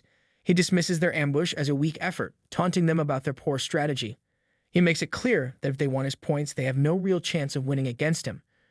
Wei Jie, irritated by this confidence, snaps back with anger. She acknowledges his strength, but insists they will see who wins in the end. Her frustration is obvious, as if she's trying to convince herself just as much as she's trying to intimidate him. Lu Fan, unbothered by their bravado, readies his sword. His calm smile fades into a determined expression as he declares that they should settle this with a melee, and then see who will end up as a corpse in the swarm. Jai Lan wastes no time and commands his giant snake to spray poisonous mist at Lu Fan. The obedient snake immediately follows the order and releases the mist. This toxic attack is designed to damage and poison the target, making it a dangerous weapon in Jai Lan's arsenal. But Lu Fan senses the incoming danger and quickly defends himself, dodging the mist with sharp reflexes. Without hesitating, he orders Xiao Yi to kill the giant snake. Xiao Yi and the Black Dragon activates her bloodline power. This ability dramatically reduces the damage she takes by half, makes her immune to all negative effects, and boosts her recovery ability by an incredible 500%. Empowered by this ability, Xiao Yi lunges at the giant snake. She grabs it with her claws, slams it into the ground, and tears it apart with terrifying precision. The massive creature is ripped in half, its green blood spilling everywhere. Xiao Yi roars loudly, asserting her dominance over the battlefield. Jai Lan's fury boils over as he sees the remains of his snake. He shouts angrily, mourning the loss of his little snake, as if it wasn't a towering beast moments ago. His outrage only highlights his desperation, and it's almost pitiful how much he relied on the creature to carry his plan. Meanwhile, Baden assesses the situation. It's clear that Lu Fan now holds the upper hand, and the group needs a plan to counter him immediately. Baden decides to act and draws his bow, aiming it at Lu Fan. He declares that he will provide cover so the others can advance. Lu Fan, however, is confused by the intentions of Jai Lan. A strange dark green aura surrounds Jai Lan, and Lu Fan can't figure out what he is trying to do. Sensing the unknown threat, Lu Fan takes immediate action. He raises his sword, activating its power, preparing for whatever Jai Lan has planned. Jai Lan warns Lu Fan to prepare himself as he activates his magic circle and summons a swarm of 10,000 snakes. The air fills with furious hissing as the snakes spread out, creating a terrifying spectacle. This is no ordinary spell. It belongs to one of the Magic Series' 5 world magicians. The preparation for this summoning takes a full 60 seconds, but once ready, it unleashes billions of poisonous snakes. These creatures are capable of causing severe damage to their target's spiritual attributes while poisoning them. However, the spell comes with a cost. Jai Lan himself loses 50% of his spiritual energy for using it. The group of 10,000 snakes hisses loudly, charging toward Lu Fan in a chaotic wave. For a brief moment, Lu Fan looks distracted by the overwhelming number of snakes. He quickly regains focus, takes a deep breath, and begins slashing at the snakes with his sword. The task seems endless, with the hissing filling the air and the snakes advancing relentlessly. As he continues to cut through the swarm, Lu Fan realizes that dealing with these snakes will take significant time and effort. He knows this is one of Jai Lan's strongest skills, and that these snakes are not easy to defeat. Despite the challenge, Lu Fan remains determined, slashing and striking down one snake after another. Jai Lan, full of smug confidence, raises his hand and declares that Lu Fan will never escape his 10,000 snakes. He orders his allies to move forward and deal with the black dragon, Shou Yai. However, hesitation creeps into the group. One of them questions how they are supposed to harm a creature as powerful as Shou Yai, especially while navigating the risk of the snake's poison. The one agrees there's no time to waste, but seems hesitant about their chances. Meanwhile, the 10,000 snakes completely surround Lu Fan, making him invisible within the mass of slithering bodies. Jai Lan starts to feel triumphant, but his confidence takes a hit when Shou Yai unleashes a fierce burst of fire. The flames engulf several snakes at once, burning them to ashes.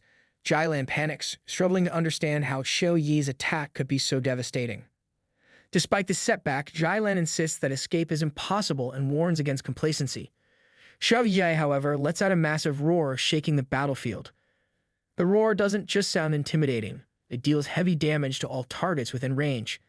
And just as the roar echoes, fire spreads around Shou Yai, intensifying the destruction of the snakes. Amid the chaos, Lu Fan emerges from the fiery scene.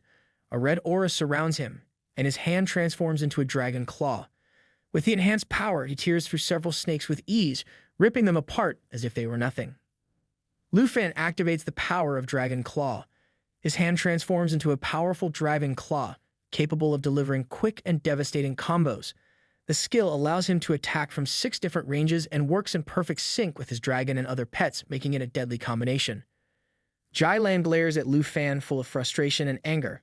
He declares that Lu Fan will face punishment for everything he has done and claims that no one can save him now.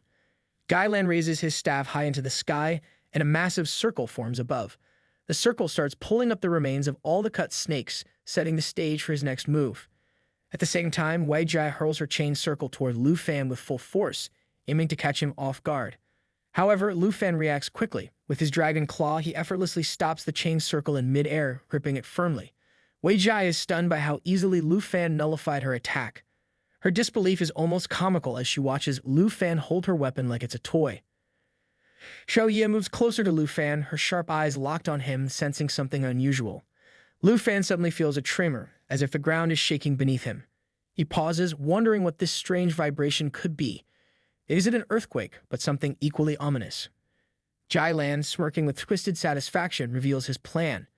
Using his magic circle, he resurrects the 10,000 snakes that Lu Fan had destroyed earlier. The dead bodies of the snakes rise into the air and fuse together. Slowly, they form into a massive, single serpent.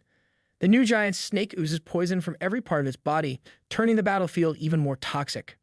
The status window flashes ominous information about the snake. It is revealed to be a creation of spiritual power, crafted through the magic of the 5 Wish magicians. The window explains that this massive serpent, called the Crazy Dragon, cannot be killed as long as its owner is alive. Even if its body is destroyed, it can split into multiple giant pythons and revive by absorbing spiritual energy. Lu Fan freezes for a moment. The monstrous group of 10,000 snakes reveals yet another terrifying ability. The millions of poisonous snakes it summons cannot be injured permanently. Even after death, their bodies transform into lethal entities capable of attacking the entire area. This ability sends waves of poison across the battlefield, impacting every target in its range. The poison doesn't stop at physical damage. Within seconds, it begins to affect mental health, draining it by 900% every second. Lu Fan processes this and pieces together the nature of the giant python. He realizes it is a physical creation tied directly to the professional attributes of Jai Lan.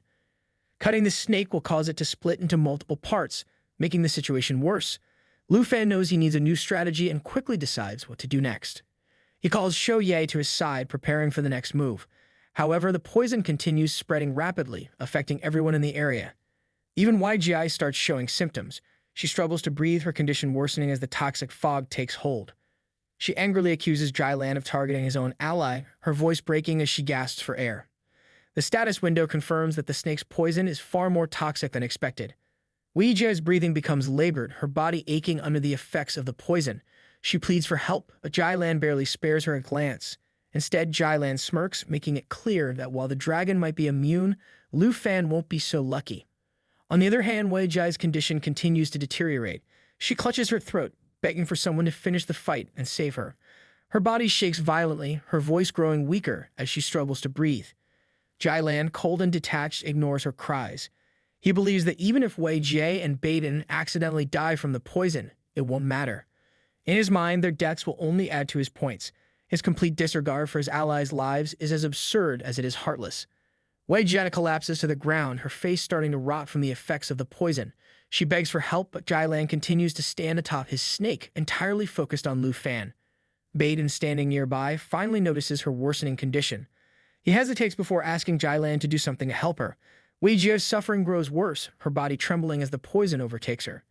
Just then, a white aura suddenly appears above her head, and within moments, her face begins to heal. She sits up slowly, her strength returning as she recovers from the poison. The status window reveals that this recovery is due to the effect of hemolytic shield protection, which not only removes the poison but also grants immunity to it for 6 minutes. It turns out Jai Lan activated this skill and removed the poison's effects to help his allies. For once, he admits his mistake and apologizes, saying he should have given them poison immunity before the battle started. To make amends, he promises to compensate Wei Jia with 10,000 points from Lu Fan's account if they win. The status window provides more details about hemolytic shield protection. It not only neutralizes poison but also ensures the target stays immune for a limited time. Jai Lan decides that the alliance between the four nations isn't worth breaking yet, so he gestures toward his team and assures them they are now fully protected. He then orders them to check whether Lu Fan is dead. Wei Jia, now recovered, stands up with a determined look. She brushes off the incident for now, deciding to focus on Lu Fan first. Bandit, standing beside her, agrees to go with her. They both approach the area where Lu Fan was last seen. Just as they move closer, they spot Lu Fan sitting calmly on Shou Ye's back.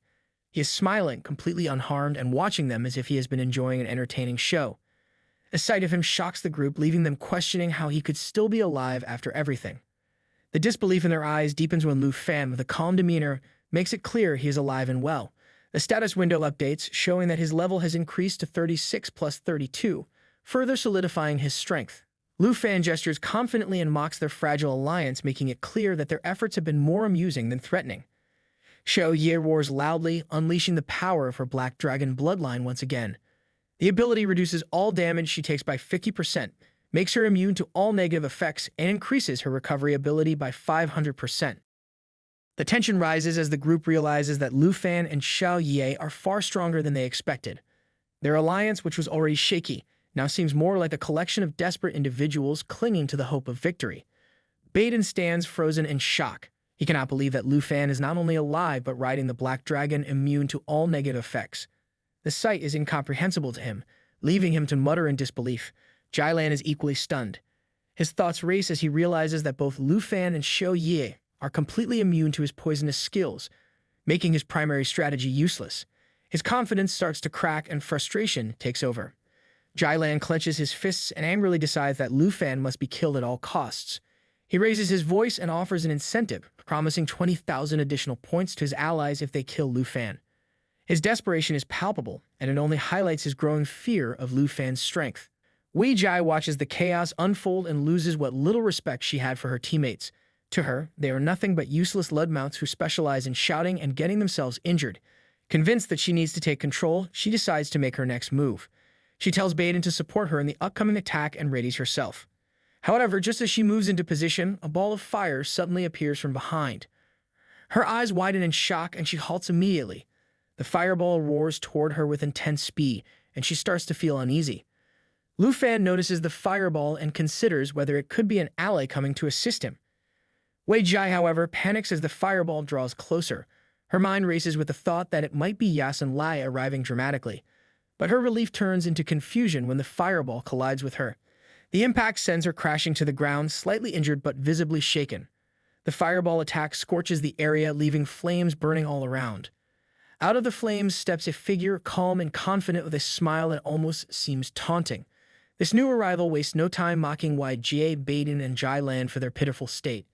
He points out the embarrassing fact that the three of them, fighting together against one person, have still managed to end up in such bad shape.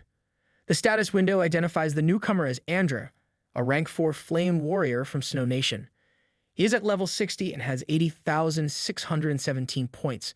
Lu Fan spots Andra and immediately recognizes him. Andra looks at Lu Fan with a smile and compliments Xiao Ye, calling her both scary and impressive. His words catch Xiao Ye's attention, and she immediately turns toward him, assuming he might be an enemy. Her sharp gaze locks onto Andra as she prepares to attack, but Lu Fan steps in. He places his hand on Xiao Ye's head and reassures her, explaining that Andra is not an enemy and has no bad intentions. Xiao Ye calms down after hearing this and backs off, though she continues to eye Andra cautiously. Lu Fan and Andra have met before during a time when Lu Fan was sitting with the overseer and enjoying food cooked by his aunt. Andra had joined him, and the two shared the meal together. Andra confidently shows off his fiery abilities, surrounded by flames that seem to amplify his presence. Lu Fan acknowledges his power and comments on the intensity of his attack, pointing out how hard he hit Wei Jai. Andra casually explains that his third-level magical skill, which ignites the true body of a god, is far beyond the capabilities of what he calls a few minions. Wei Jie, still recovering from the impact, gets up and brushes the dust off her clothes. Her anger is visible in her clenched fists and the fire in her eyes. Andra, however, seems more amused than concerned. When Lu Fan mentions that she's a woman and hasn't yet shown her full strength, Andra freezes for a moment, visibly shocked. Andra's reaction quickly shifts from surprise to determination. He remarks that if Wei Jai is truly strong, then he will deal with her first. His confidence is clear as he turns his focus toward her, ready to face this new challenge. Meanwhile, Lu Fan stays calm, amused by the exchange. Lu Fan reassures Andra that there is no need for him to step in. He confidently states that he is more than capable of handling all three opponents by himself. Hearing all the dismissive comments, Wei Jai becomes furious. She grinds her teeth and her eyes turn a glowing yellow as her rage intensifies. A yellow aura surrounds her, making her presence even more intimidating. She shouts in frustration, accusing everyone of underestimating her. Within moments, she transforms into a giant bear, roaring loudly to make sure no one misses the display of her power. Wei Jai has activated the ability of the spiritual giant bear god totem, allowing her to transform. This transformation boosts her strength and stamina attributes by 20%, although it comes with a cooldown time of 16 hours. Fully transformed, the bear moves aggressively toward Andra, roaring that everyone will pay the price for underestimating her. Andra, unfazed by the charging bear, steps forward with confidence. He brings his weapon into position, and it begins to glow brightly. Just as claws of the bear collide with his weapon, a massive wave of energy explodes around them, with visible flames flickering in the aftermath. Andra loudly declares that Wei Jai is now his prey and that he will not let her escape. Andra then activates the power of the Flame Lord True Body, summoning the strength of the Supreme Fire God. This ability increases all of his attributes by 1% and grants him permanent flight, surrounded by exploding flames. The duration of the True Body depends on his mental attributes, making it both powerful and dangerous. Meanwhile, Lu Fan sits comfortably on Xiao Ye, watching the chaotic battle unfold below him. Amused by Andra's dramatic actions, Lu Fan thinks to himself that while Andra's intentions are good, he's more trouble than help. To Lu Fan, Andra's over-the-top theatrics are no different from a charging bull that doesn't know when to stop. Lu Fan reflects that he didn't even need to summon his other dragons for this fight. Lu Fan then decides to spring back into action. Riding on Xiao Ye, he takes to the skies and surveys the battlefield. From above, he spots Jai Lan riding his snake, giving him a clear view of his next target. Baited, meanwhile, makes an unsuccessful attempt to shoot at Lu Fan but misses again. Frustrated, he shouts at Jai Lan, blaming the mist he created for the poor outcome. Jailan starts to grasp the harsh reality. Defeating Lu Fan is far from easy, and with Ander now aiding him, the challenge has become even more daunting. Frustrated but determined, Jailan admits the situation is grim and decides to proceed with his original plan. He orders his giant snake to spray its poisonous mist. The snake opens its mouth, releasing a thick, multicolored cloud of poison aimed at Lu Fan. The poisonous mist is a skill designed to damage its target and inflict a toxic effect, but the effort seems futile. Lu Fan, sitting calmly on Xiao Ye, points out the obvious. Both he and the dragon are immune to poison. The attack, although dramatic, is completely useless. Lu Fan, however, notices something unusual. He thinks to himself that this isn't the same snake he saw before. One of the original snakes has disappeared, leaving two new ones advancing toward him. The two snakes move to attack from the front and back, clearly part of a coordinated plan. Understanding the strategy, Lu Fan acts swiftly. He uses the power of Void Slash, a skill connected to the dragon's aura that allows Xiao Yi to strike 3 times in quick succession. Xiao Yi leaps into action, slashing at both snakes with incredible speed. In the blink of an eye, the snakes are severed, their massive bodies falling to the ground in pieces. The plan to corner him had failed spectacularly, and the snake's speed was no match for the precision of Xiao Yi. With the threat eliminated, Lu Fan remains focused. Jailan watches as his snakes are sliced apart once again, but instead of despair, he smirks slyly. He mocks the situation, calling it disgusting, but quickly reminds himself and everyone else that his giant snake is far from dead. With a twisted grin, he reveals that the snake has the power of regeneration and multiplication. This demonic creature, crafted from the spiritual power of 5 world-blocking magicians, cannot die as long as its master is alive. And just as he boasts, the severed pieces of the snakes begin to move. Within moments, they regenerate into multiple giant snakes, standing tall and threatening once more. Lu Fan wonders how the snake has regenerated so quickly. Cutting it apart seems useless. Each slice only makes it return stronger, like an unkillable worm. This leaves Lu Fan momentarily at a loss, but he quickly decides on a plan. He draws his sword and commands Xiao Yi to transform into her most powerful form, the destructive dragon. Xiao Yi, without hesitation, begins the transformation. Her status window flashes updated stats. Level 32, Strength 33,828, Agility 15,697, Spirit 8,453, and Stamina 7,382. Now in her destructive dragon form, Xiao Yi uses her lava flame skill. Flames spread rapidly in all directions, burning everything in their path. The attack not only causes massive damage but also heals Xiao Yi in the process, making her an unstoppable force on the battlefield. Flames surround Xiao Yi as she unleashes her lava fire. The giant snake burns terribly, letting out horrifying screams as the fire consumes them. Just then, Jailan glances at Baden, who has been out of the scene for quite some time, and asks if he is ready, his voice filled with urgency. Baden, the bowman, seems to draw his bow, emitting a terrifying aura. His bow has been charged with energy, and he declares that his attack is ready. He calls out to Jailan, demanding support, but when no response comes, his frustration boils over.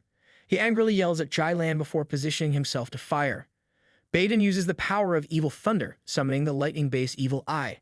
This skill gathers lightning energy in front of his shadow arrow, combining 29% darkness attribute and 9% thunder attribute to deal 4 times the damage on impact. Xiao Yi continues roaring as her lava flames move forward relentlessly, overpowering the battlefield. Lu Fan observes Baden's charging attack and remains unfazed. He recognizes the lightning skill and dismisses it, confident it cannot harm him. With a sharp, threatening gaze, Lu Fan stretches his hand forward, activating the magic of dragon language. Xiao Yi roars, and the skill, Roar of the Azure Dragon King, activates. This Dragon King skill creates a massive impact, dealing heavy damage and adding paralysis effects to subsequent attacks. It boosts Thunder attribute damage by 20% and carries a 20% chance of paralyzing the target with every strike. Baden freezes in shock, struggling to believe that Lu Fan possesses Thunder attribute skills. He reflects on the rarity of this dragon language magic. The phantom manifestation of the Azure Dragon King appears above Lu Fan. Though it is only a projection, its presence feels as powerful and intimidating as a real dragon. The blue dragon opens its mouth and releases a mighty roar. Just as the evil lightning bolt descends, the Azure Dragon King counters with its own lightning. The two bolts collide, but the result is instant. The evil lightning vanishes without a trace. The collision forms an ocean of lightning that completely encircles both Jailan and Baden. Baden pleads with Jailan, urging him to take control of the lightning and hold on. But at the crucial moment, Jailan betrays him. He evades the attack by fleeing on his snake, leaving Baden to face the onslaught alone. Without Jailan's support, Baden is left powerless. The lightning arcs intensify, striking the countless snakes surrounding him and unleashing a surge of energy. The overwhelming power consumes Baden entirely. Within seconds, Baden vanishes, presumably reduced to ashes. Watching Baden fall, Jailan becomes desperate. He realizes that if the fight continues, his own death is inevitable. In a last-ditch effort to escape, he orders his giant snake to stop spewing poisonous gas and dive into the swampy pond below. However, Xiaoye doesn't give him a chance. Her flames incinerate both the python, burning them to cold in seconds. Jailan dives into the swampy pond, hoping the terrain will hide him. Lu Fan, unimpressed, watches from above. He knows that with Xiaoye's perception, Jailan cannot escape. Xiaoye's dragon breath continues, unleashing relentless fire in the direction of Jailan's escape. The intense heat causes the swampy pond's water level to drop rapidly, boiling away under the onslaught of fire. Soon, only mud remains, leaving Jailan and his final python fully exposed. In his confusion and despair, Jailan finds no escape. Xiaoye's lava blaze engulfs him, reducing him and his last python to ashes in an instant. Lu Fan's points increased by 160,000 after the recent battles, and his total points stand at 710,000 right now. He felt satisfied, thinking this hunting mission was truly worth his time. While he was enjoying his success, Andrew's voice called out to him, reminding him there was still one opponent left. Lu Fan turned to see Andrew battling the female bear. The fight was nearing its end as the female bear was no match for Andrew's strength. Andrew's body was covered in flames, and every swing of his warhammer forced the bear to retreat while spitting blood. Andrew stomped his foot and swung his hammer with controlled power, sending the female bear flying through the air. The female bear's trajectory brought her straight toward Lu Fan. Andrew's bold and powerful attacks were impressive, but his technique was not as refined as Lu Fan's. Still, the hammer strike was calculated perfectly to leave the bear almost unconscious but still alive. Andrew's actions made it clear that he wanted Lu Fan to finish the bear. According to the national test rules, points could only be earned by killing representatives. Lu Fan understood Andrew's intentions and thought there was no reason to pass up this opportunity. Without hesitation, he took out his bow, aimed carefully, and hit the female bear with precision. Just as Lu Fan's arrows strikes her, the bear's body bursts apart and her points transfer to him. This kill completely wipes out the other team, and Lu Fan's score shoots past 800,000, almost reaching 900,000. His lead in the competition is now nearly untouchable. Just after the female bear falls, Amber shows no intention of fighting Lu Fan. The flames covering his body fade away, leaving only flame wings to keep him in the air. Ander calmly says he stepped in only to help Lu Fan after seeing him face 3 opponents at once. Lu Fan watches Ander closely and decides he is not a threat. Ander's actions seem sincere, as if he only wanted to assist in a difficult moment. This leaves a positive impression on Lu Fan. However, Xiaoye continues growling, still suspicious of Ander. To calm her down, Lu Fan pats Xiaoye gently and tells her to relax. Xiaoye gradually lowers her guard and the tension begins to fade. Ander smiles widely, though there is a hint of embarrassment in his expression. He compliments Lu Fan's strength and admits he didn't expect to be unnecessary when he decided to step in earlier. Andra says that even without his help, Lu Fan could have easily taken down all 3 opponents by himself. He also points out that he made sure not to steal any points, showing he had no bad intentions. Just as Lu Fan is about to leave, Ander suddenly calls out to him. Lu Fan stops and turns around, curious about what Ander wants. Ander scratches his head and smiles shyly. He mentions the roast chicken Lu Fan gave him earlier, admitting it made him crave more Dragon Country food. Even though he knows Lu Fan had only brought a little for the trial, he is eager to try more. He offers to trade points for it, suggesting 5,000 points for another chicken. Lu Fan thinks about the offer but decides not to take advantage of Ander's excitement. He checks his supplies, which include both food and non-food items, and sees no issue with sharing. He tells Andra there is no need to exchange points and offers him a chicken and some roast beef. Andra is thrilled but feels it is unfair to take such delicious food without giving something in return. While eating, Andra checks the status window to send at least 2,000 points to Lu Fan as a gesture of goodwill, but just as sees Lu Fan's rank, he gets startled. Lu Fan is ranked first with a score of over 700,000 points. Andrew is shocked and asks how Lu Fan has earned so many points. Lu Fan looks at Andrew's status window and asks him if he has received the task to defeat the Demon of the Nine Realms. Andrew looks surprised and asks if Lu Fan destroyed the Dark Tower with all the points he earned. Lu Fan answers that his goal from the beginning was the Dark Tower. He explains that the beast's points are proportional to their strength, so the Dark Tower is the best place to earn a large number of points. Andrew reflects on how powerful Lu Fan must be. He thinks to himself that without his own professional skills, he wouldn't have survived beyond the third wave of monster attacks from the Dark Tower. Yet, Lu Fan not only survived but also used the Dark Tower as a way to level up. Andrew feels relieved that he didn't become Lu Fan's enemy, knowing that neither he nor Charles could ever match Lu Fan in this mission. After finishing their meal, the two begin walking together. Lu Fan casually sips his tea, calm and unbothered. Andrew comments that he originally wanted to ask Lu Fan for tips on increasing his points, but now it feels impossible. He admits that he simply can't follow Lu Fan's way of improving his score. Lu Fan responds that the Dark Tower where the Demon of the Nine Realms is located is indeed very strong. He adds that it took a great amount of effort for him to defeat it. Andrew comments that having a dragon pet makes a huge difference. He admits it is no surprise that the dragon rider is one of the three strongest hidden professions. Xiao Yi glares at him sharply, her fierce expression making Andrew a little nervous. Andrew remarks that Xiao Yi looks too fierce for comfort. Lu Fan shifts the conversation and asks if Andrew has tried the mission before and failed.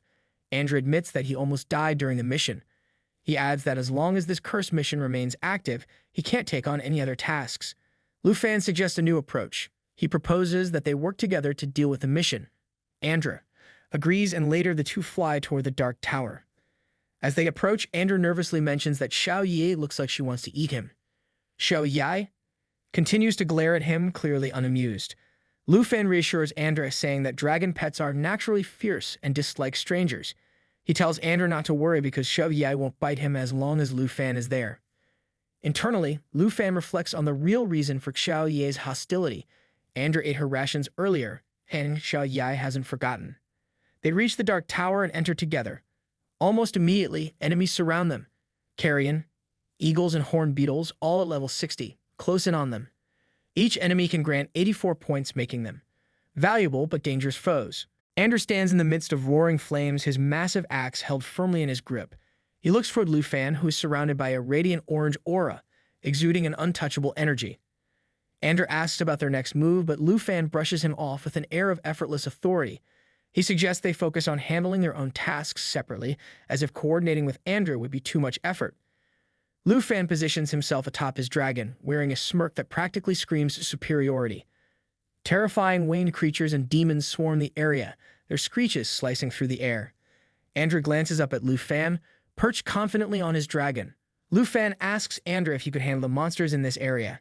Andrew confirms it, saying the first two waves of monsters have low stats and even they are huge in number, he can deal with them. Lu Fan nods, his tone making it clear that he has no doubts about Andrew's capability.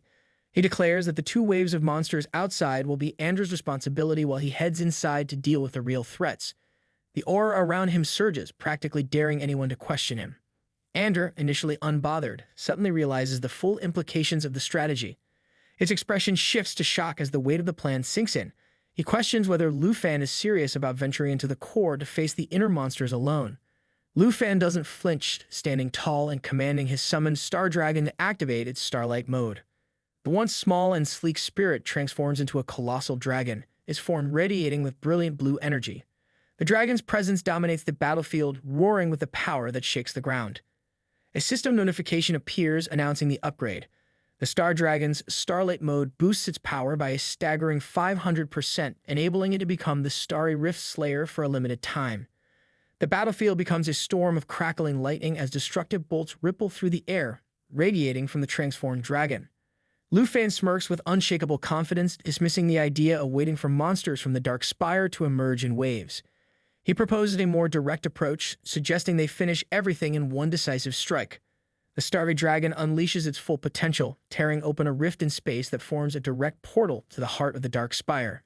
The narration explains the ability, a teleportation portal that stays open for 60 seconds, impervious to any restrictions. Andrew stares at the display with wide-eyed awe. Lu Fan reassures Andrew to focus on maintaining the defense outside, casually taking the lead. Ander barely manages to keep up mentally. He is shocked at the fact that Lu Fan has another dragon, and it is as fearsome as the first one. The realization of just how many powerful abilities Lu Fan has in his arsenal leaves him dumbfounded. The crackling portal intensifies with Lu Fan's surging energy as he steps forward with his starry dragon, entering the dark spire through the glowing rift. Inside, menacing flying beasts with sharp claws and glowing eyes descend in a coordinated ambush. The scene looks overwhelming, but Lu Fan responds with a smirk and a sarcastic comment, clearly unfazed by the grand display. The screen flashes enemy details. Abyssal flutterflies at level 75, each worth 223 points, and ground devourer worms at level 85, boasting an impressive 652 points each. Further into the spire, he spots even deadlier foes, humanoid insect knights identified as Shadow Wraith Knights. Their level 80 status and 423-point reward make them a serious threat, their ominous stares locking onto Lu Fan as he ventures deeper. The atmosphere becomes even more menacing when a colossal centipede earth demon emerges from the shadows. The centipede demon's stats flash across the screen, level 95 with an intimidating 12,143-point reward. Its towering form radiates pure menace, and its voice booms through the spire. The centipede demon taunts Lu Fan, saying it will grant him the right to choose how he will die. The system reveals detailed information about the creature's devastating abilities, highlighting its immense power, resilience, and deadly techniques. The description cements its status as a boss-level threat, the kind of enemy that makes most adventurers think twice. Lu Fan remains completely unfazed, and his smirk only grows wider. With sharp sarcasm, he comments how unfortunate it seems it doesn't welcome him. His hand begins to glow with a vibrant green light, signaling the arrival of yet another powerhouse. Majestic and imposing, the Emerald Dragon Lady Xiao Fei materializes behind him, her divine aura flooding the battlefield with an energy that demands respect. Lu Fan, in his effortlessly cool manner, announces that he has brought a gift for the centipede demon, a deadly one, but tells it that he will show it later. The stats of Xiao Fei flash on the screen. At level 24, her attributes are stunning, especially her soul, which reaches a jaw-dropping 7,059. It's a number that makes ordinary creatures look like toddlers. Lu Fan tells Xiao Fei to activate her ultimate ability, Spirit Shelter. A radiant green shield envelops him and his allies, amplifying their attributes by an insane 100% to 200%. The shield absorbs incoming damage and converts it into layers of protective energy, ready to strike back with brutal force. Mounted atop his black dragon with the Emerald Dragon guarding above him, Lu Fan prepares for the next move. The screen showcases the enhanced stats of the Black Dragon Lady. Xiao Fei's enhancements push the strength of the legendary Black Dragon Lady to absurd levels, with her physical strength now reaching 30,183 and endurance surpassing 100,000. The numbers alone are enough to make even seasoned warriors reconsider their life choices. The battlefield descends into chaos as hordes of flying beasts and monstrous creatures swarm the area. Chevalier, Xiao Fei, and the Starry Dragon fight as a synchronized force of destruction, cutting through enemy ranks with deadly precision. Their power carves through the battlefield, each attack a reminder of just how outclassed the enemy is. The timer for the Starry Dragon's Starlight mode drops to 15 seconds. Lu Fan steps forward with his usual commanding presence. Declaring that it's time to clear the field, he triggers the Starry Dragon's ultimate move, Catastrophe. The screen showcases the devastating attack in all its glory. The dragon unleashes a sweeping area assault, incinerating everything in its path with blinding energy. The aftermath flashes on the interface, summarizing the destruction. Entire regions affected by the Star Dragon's flight suffer catastrophic damage, leaving nothing but scorched ground and remnants of residual energy. It's a devastating display of power, one that leaves no doubt about who commands the battlefield. Lu Fan commands the Starry Dragon to unleash its ultimate skill, Shattered Star. With immense power, it fires a blazing energy projectile directly at the enemy. The impact is nothing short of catastrophic, throwing the surrounding enemies into disarray. The screen showcases the skill's description, explaining that Shattered Star releases a concentrated burst of dragon energy capable of causing widespread devastation, turning even solid obstacles into massive craters. When the explosion settles, the battlefield reveals the sheer extent of destruction. The ground trembles under the force of the impact, and the skill leaves behind an enormous 500-meter-wide impact zone, a scar on the battlefield that screams raw power. Above the chaos, the Emerald Dragon, Xiao Fei, rains down green energy blasts with ruthless precision. Her attacks rip through the waves of monstrous enemies with ease. The screen highlights her unique skill, Energy Reflection, which absorbs incoming damage and transforms it into a massive counterattack. shredding anything daring enough to strike her. The countdown for the Starry Dragon's Starlight mode ticks down to its final seconds. With only 5 seconds remaining, the dragon begins to charge its ultimate ability, Stellar Light. A Starry Dragon radiates a brilliant blue aura, its energy surging to an almost blinding intensity. In a final, overwhelming display, it unleashes a massive beam of concentrated celestial energy. The battlefield is torn apart as the beam obliterates everything in its range, leaving no room for survival. The screen emphasizes the skill's immense power. Stellar Light releases an unstoppable burst of celestial energy, devastating all enemies within its area of effect. The final moments showcase the incredible damage increase, climbing from an already absurd 23,280 to a mind-boggling 34,920. The battlefield is left in ruins, completely decimated, with nothing remaining but silence and scorched ground. With the battle concluded and the timer for the Starry Dragon's Starlight mode finally reaching 0, Lu Fan stands confidently. His dragons flank him, their presence radiating pure power. He smiles, remarking that almost done with the upgrade, but they can do it a little faster. His composure remains unshaken, already thinking about the next challenge. The screen shifts focus to introduce a new enemy, a Holy Corpse Demon Dragon. A fearsome level 24 creature with abilities designed for magical destruction and raising fallen targets as undead minions. Its special moves include a deadly magic breath and a high-speed charge attack, making it a nightmare on the battlefield. Despite this, Lu Fan remains undeterred. He commands his Emerald Dragon, Xiaofi, to summon the fallen demon dragon. The vibrant green energy surrounding her intensifies as she uses the skill Natural Assimilation, summon Dragonbone Flute to summon the twin fallen demon dragons. Meanwhile, the Starry Dragon undergoes its own transformation, entering Galaxy mode. Its majestic form glows with celestial light, signaling a massive boost in power that leaves little doubt about the devastation to come. In Galaxy mode, the Starry Dragon unleashes its signature skill, Starfall, sending a radiant beam of cosmic energy crashing down on the battlefield. The attack pierces through waves of creatures, including the formidable flying beasts, leaving destruction in its wake. Lu Fan watches as his dragons continue to gain strength, their power levels soaring rapidly. Xiaofi levels up to 25, Star Dragon levels up to 18, Xiao Yi levels up to 33, and Lu Fan himself levels up to 36. He notes the impressive speed at which they are earning points and efficiency that only seems to grow with each battle. The screen then reveals another new opponent, the Abyssal Flutterfly, a level 75 creature worth 223 points. The Abyssal Flutterfly prepares its devastating attack, Corrosive Breath, forming a massive sphere of green energy that draws in magical power from the surroundings. When the shield is released, the Abyss Moth sprays sticky green poison quickly toward the target area. Once the poison hits the target, it spreads, covering the target with shimmering green corrosive bubbles. However, the Starry Dragon counters without hesitation, opening a dimensional rift with its cosmic energy. The portal resembles a black hole, absorbing the green energy sphere and nullifying the enemy's powerful attack entirely. The screen highlights the Starry Dragon's skill, Cosmic Abyss, which creates a black hole that continuously pulls in enemies and their attacks, neutralizing their efforts. The remaining creatures are helpless against the swirling chaos, caught in the relentless grip of the Cosmic Abyss. The Starry Dragon radiates an intense aura of cosmic energy, its presence dominating the battlefield. Multiple swirling black holes form around its glowing body, each one pulling in enemies with relentless force. The screen describes that Cosmic Abyss can create several black holes that trap and crush foes under the immense pressure of concentrated energy. It's a skill designed to turn any opposition into nothing more than dust and regret. Lu Fan observes the chaos from above, perched confidently atop the Black Dragon. He chuckles, and beside him the Starry Dragon stands equally victorious, her aura pulsing with quiet but unmistakable power. However, just then, Lu Fan notices that the Centipede Demon has vanished from its spot. He is shocked at this and starts wondering where it has gone. It turns out the Centipede Demon has a special skill called Spatial Break Shadow.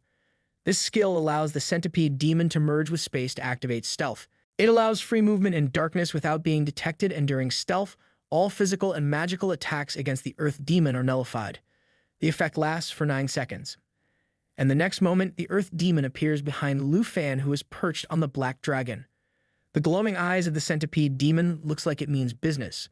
The Centipede Demon uses the skill called Deathbind. A system window materializes, revealing the details of the ability Deathbind. This sinister skill traps the target using limbs and body to form an unbreakable lock. The effects are crippling, causing stiffness, delayed reactions, and moments of total collapse.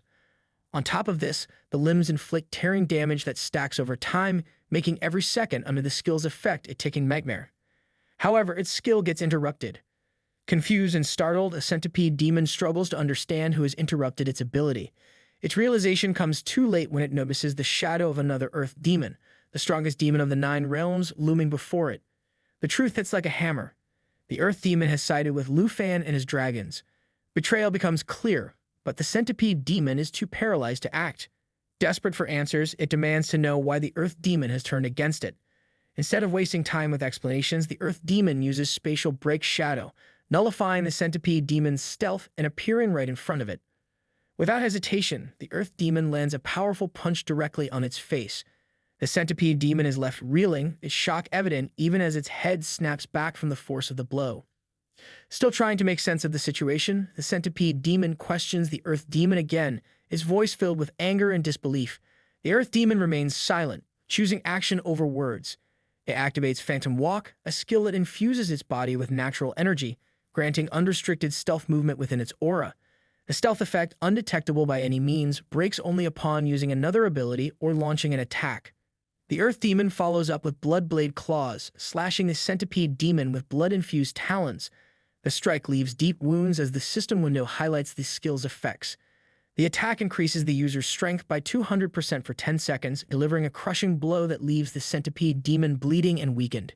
Its towering form wavers, attempting a desperate counterattack against the odds. However, its efforts falter as its strength continues to drain. Before the centipede demon can regain control, the battlefield is engulfed in an intense light. Shou Ye, the Black Dragon Lady, descends from the skies in a display of raw power, unleashing great calamity. A skill triggers explosive destruction across every area she flies through, delivering massive damage while causing additional devastating effects. The Inferno sweeps across the battlefield, scorching everything in its path. Lu Fan steps forward, summoning his power with a calm yet confident demeanor that suggests he has everything under control. He directs his focus on the centipede demon and questions if it is enjoying reuniting with an old friend, and this so-called grand gift was satisfactory. The centipede demon, refusing to back down, taunts the earth demon with scornful remarks.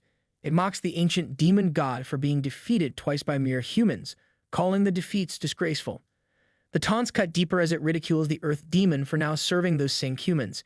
In its arrogance, the centipede demon declares itself superior, dismissing the earth demon, Lu Fan, and the dragons as unworthy of life.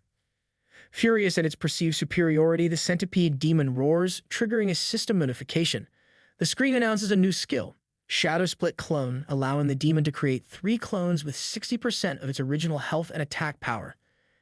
These clones can absorb some damage and last for 5 seconds, adding a dangerous layer to its arsenal. Emboldened by this new ability, the centipede demon reflects on Lu Fan's unsettling aura, concluding that the man must be eliminated immediately. It attempts to use the Deathbind skill again, which locks enemies in place using its limbs while inflicting stiffness, slowed reactions, and cumulative tearing damage. The skill's description highlights its debilitating effects, promising immobilization and inevitable collapse for its targets. But before it can execute the move, the earth demon interrupts again with a swift and decisive attack. The centipede demon yells furiously at the earth demon and activates its skill Shadow Split Clone. 3 identical clones materialize around it, each lasting for 5 seconds. The clones possess 60% of the original body's health and attack power, making them formidable distractions while also absorbing damage. With multiple versions of itself now in play, the centipede demon encircles the earth demon, clearly prepared for a chaotic battle. Not one to back down, the earth demon activates its own clone ability. The battlefield becomes a whirlwind of identical figures as both ancient creatures prepare to clash. The scene grows tense, their power radiating in waves strong enough to unsettle anyone nearby. From a distance, Lu Fan watches the chaos unfold. A sly smirk crosses his face as he raises his hand, a red aura emanating from it. Without missing a beat, he activates Corpse Manipulation, a skill that grants him full control over the puppets transformed by the Corpse Demon Dragon. The ability allows him to summon or recall these puppets at will, restoring corpse energy with every fallen puppet. A portal opens, spilling thousands of corpse demons onto the battlefield. The undead creatures march forward with single-minded purpose, their grotesque forms ready to join the fray. The centipede demon hesitates for a moment, clearly unsettled by the new development. Its thoughts betray its disbelief. It recognizes that Lu Fan has managed to tame the entire earth demon army within the tower. The realization adds weight to the already overwhelming battle. The Earth Demon seizes the moment and strikes with its claws, landing a powerful attack on the Centipede Demon. The blow disrupts its clones and forces it to focus on the immediate threat.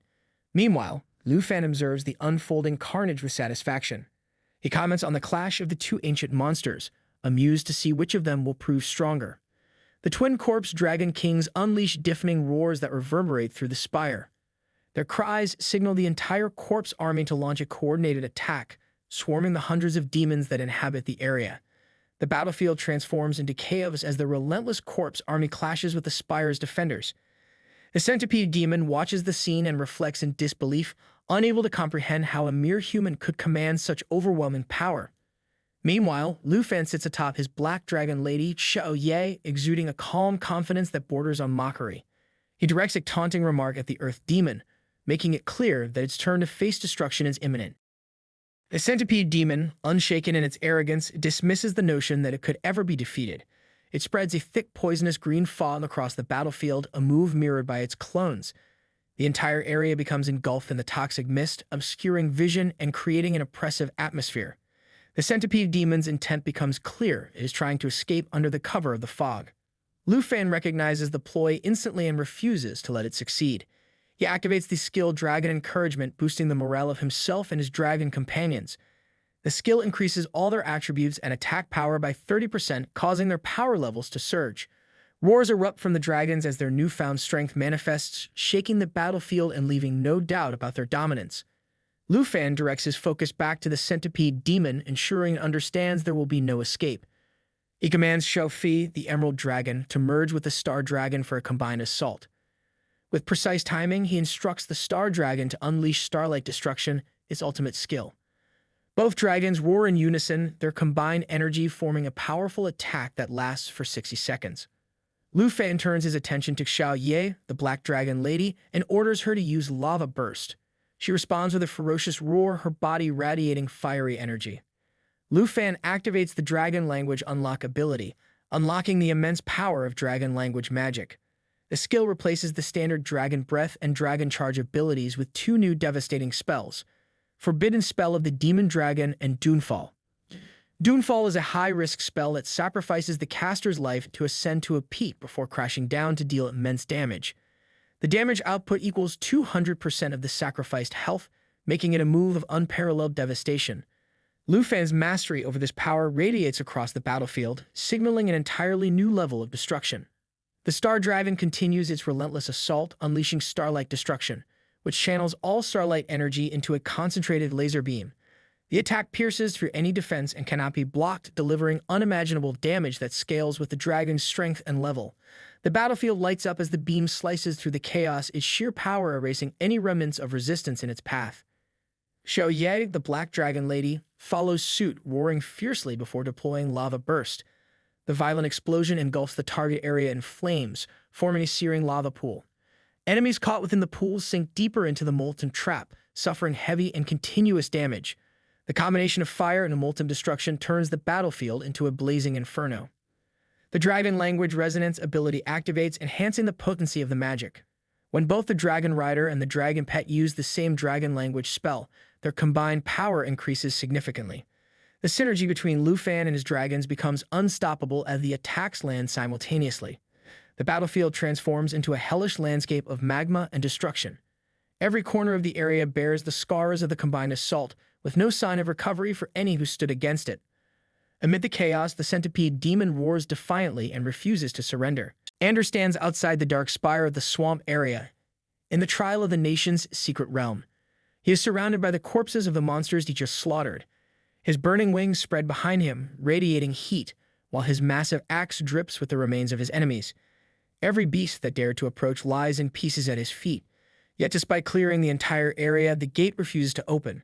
Confusion sets in. He wonders, shouldn't the third wave of beasts be here by now, or if the system break, or is it just messing with him? Before he gets an answer, flames burst from the dark spire, followed by a deafening explosion. The entire structure trembles, cracks running up its length as fire engulfs it from within. The sheer force of the blast knocks Ander off his feet. He groans, pushes himself up, and tries to make sense of the chaos. What in the world just happened? 5 minutes later, the truth steps out of the collapsing spire. Lu Fan emerges looking as relaxed as ever, accompanied by his legendary black dragon lady, Shou Ye. She's still in her destructive form, carrying half of what used to be the demon of 9 realms.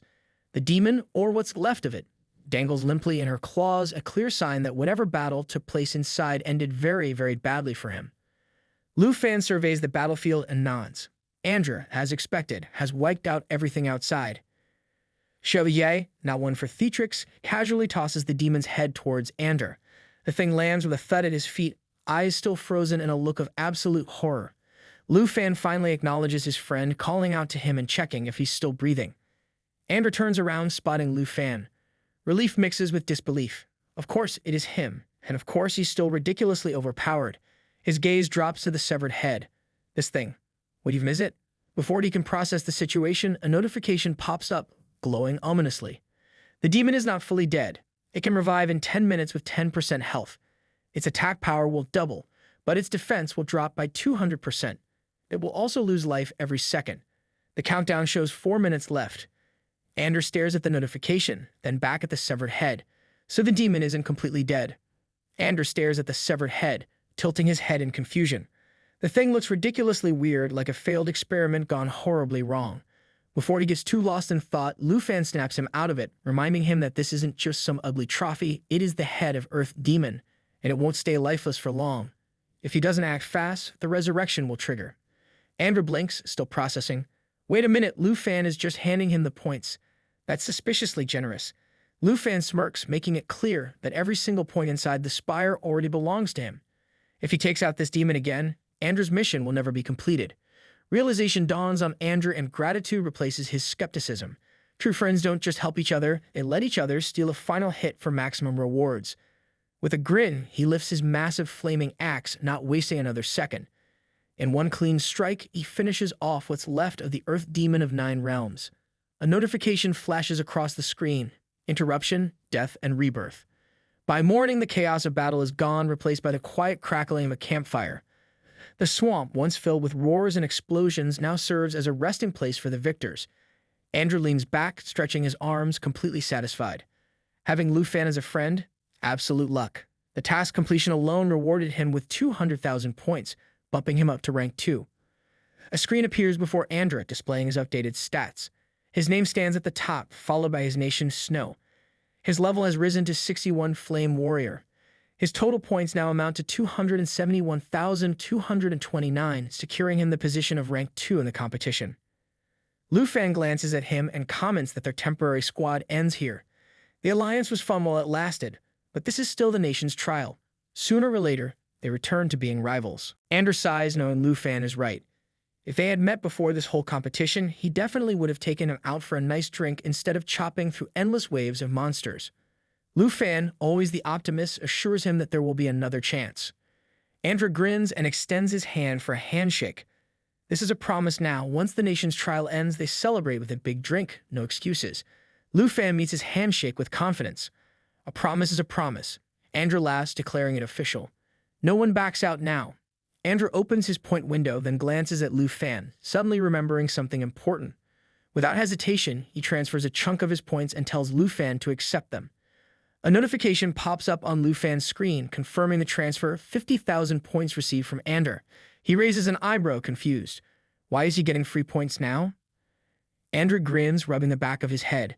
After eating so much of Lu Fan's food, messing with his PV battles, and now getting a free mission boost, he figures he owes at least this much. Sure, 50,000 points probably mean nothing to someone like Lu Fan, but it is the thought that counts. Lu Fan smirks. Seeing Andra all flustered over a simple point transfer is a rare sight. Not wanting to ruin the moment, he accepts them without protest. Andra laughs, then shifts gears to something that's been on his mind. With Lu Fan's ridiculous strength and his army of overpowered dragon pets, why is he even bothering with those weaklings? A few hits would solve everything instantly, right? Lu Fan shakes his head. These so-called weaklings are actually the new elites from different nations. Some of them possess rare hidden professions he hasn't encountered before. This is the perfect opportunity to study their abilities, learn from their techniques, and expand his knowledge. It is not a waste of time because in the end, he will be the one standing at the top. Andra groans, rolling his eyes. There it is again, that classic cool talk. Always so composed, always thinking 10 steps ahead. No way he's falling behind now. Time to pick up some tasks and start stacking points again. With a wave, he takes off, already fired up for his next mission. Lu Fan watches him leave, chuckling to himself. Andra isn't bad at all. Hopefully, the system doesn't throw a PvP mission at him that requires hunting him down. Shrugging off the thought, he turns back to more pressing matters. His fallen puppet army has just gained new recruits. Xiaoyai lets out a powerful roar, marking the start of their next move. Meanwhile, inside the command room of the nation's trial arena, a massive screen displays the updated rankings of the nation's trial participants. Rank 1. Dragon Nation, Lu Fan, 1,300,135 points. Rank 2. Snow Nation, Andra, 271,229 points. Rank 3. Taiki Nation, Jin Chenghen, 160,964 points.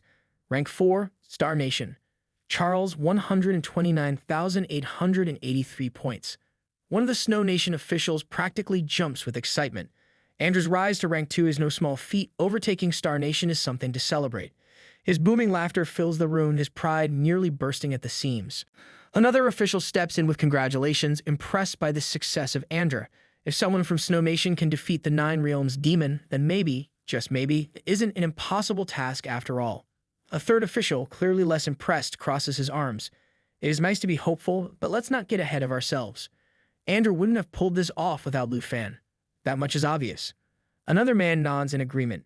If the other representatives get stuck on this mission, no way they're getting through it alone. Not unless they have a Lu Fan of their own. Spoiler alert, they don't. The realization finally sinks in. The official from Snow Nation quickly straightens up and makes his way to Elder Han, representing Dragon Nation. With a deep bow, he expresses Snow Nation's gratitude, acknowledging Lu Fan's indirect help. If not for him, Andrew wouldn't be standing at rank 2 right now.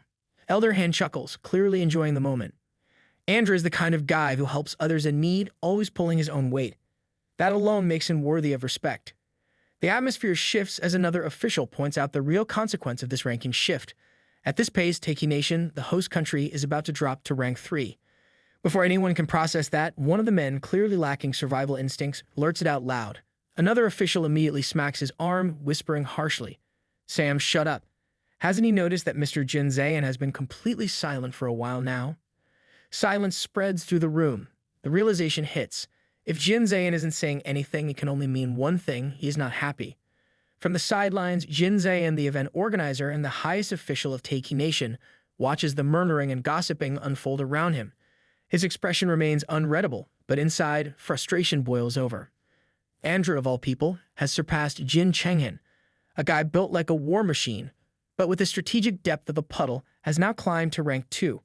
If Star Nation makes another push, Taiki Nation might not even hold onto rank 3. Shouting at subordinates hasn't worked. Manipulating tasks hasn't helped. Even tweaking the Nine Realms demon count has done nothing to slow them down. Every trick, every desperate attempt to control the trial has backfired spectacularly. His phone won't stop buzzing. Higher-ups are flooding him with messages, each one more infuriating than the last. Another report arrives, another Nine Realms demon has been taken down. Then a demand: "What's going on? You swore you had this under control." The next message stings: "Taiki Nation just dropped to 3rd place. Another embarrassment under your watch." And finally, the threat: "This is your final warning. If you can't handle Lu Fan, you know exactly what's coming." His grip tightens around the phone. He knows exactly what they mean. If he doesn't turn this around, his position and possibly his entire career is finished. A thought surfaces. There's only one method left. Before he can dwell on it further, a subordinate rushes up to him, visibly anxious. He insists that Jin Zayan follow him immediately. Annoyance flashes across his face. He has no patience for interruptions. What could possibly be so urgent right now? The subordinate hesitates for a second before blurting it out. The scroll has been completed. Jin Zayan's frustration vanishes in an instant. His expression shifts from irritation to something much darker. Finally, the last method can now be implemented. Without wasting another second, he orders his subordinate to lead the way. This time, things will change. It is day 3 of the nation's trial. Jin Zayan glares at his subordinates, demanding confirmation. The weight of the situation presses down on him, and he refuses to tolerate incompetence at this stage. One of his men steps forward, clutching a black box as if it holds the fate of the entire nation, because in a way it does. He nods, assuring Jin Zayan that the job is done. Thanks to the back door secretly placed during the design of this secret realm, their plan has reached completion. With careful hands, he opens the black box. Inside lies a single scroll, ancient in appearance but recently crafted under extreme pressure. The process was rushed, leaving no time for a thorough inspection. It might have issues, but the Master of Enhancement Professions has verified that it is functional probably. A system notification flashes across the screen, Trial of the Nation. Consumable scroll, it can open a portal to a designated location within the Trial of the Nation's secret realm for 90 seconds. However, there is a note. This scroll is an experimental product created under urgent conditions. The portal may be extremely unstable. Immediate use is recommended.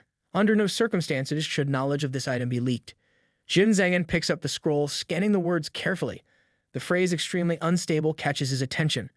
A slight twitch forms at the corner of his eye. Of course, nothing can ever be simple.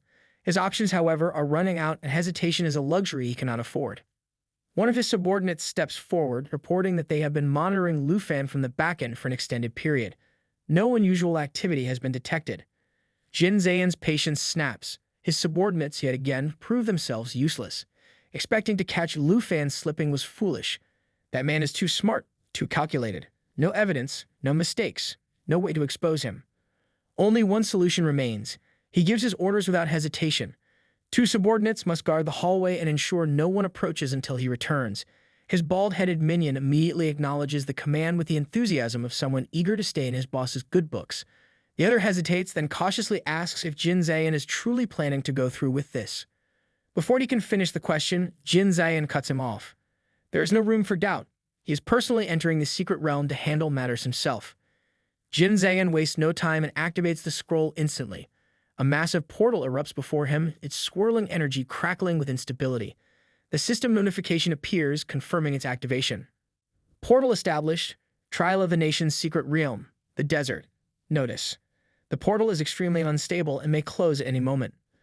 The swirling vortex flickers erratically, proving just how rushed and unpredictable this so-called experimental item truly is. One of his subordinates steps forward, panic written all over his face. This is far too dangerous. The scroll was hastily created, untested, and unpredictable. Anything could happen. The bald subordinate, never missing an opportunity to state the obvious, chimes in with another concern. If other overseers notice Jin Zayan's sudden appearance, or if he gets caught on a live broadcast, the consequences will be disastrous. Nothing screams corruption like an event organizer secretly sneaking into the battlefield. Jin Zayan, already anticipating their concerns, remains unfazed. He has already taken precautions.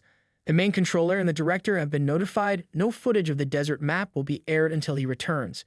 There will be no leaks, no evidence, and no questions. Another system notification appears. Portal duration, 90 seconds. Time is running out. He turns to his subordinates one last time, issuing his final instructions. This location must remain secure at all costs. If anyone discovers what is happening here, Taking Nation's reputation will take a nosedive.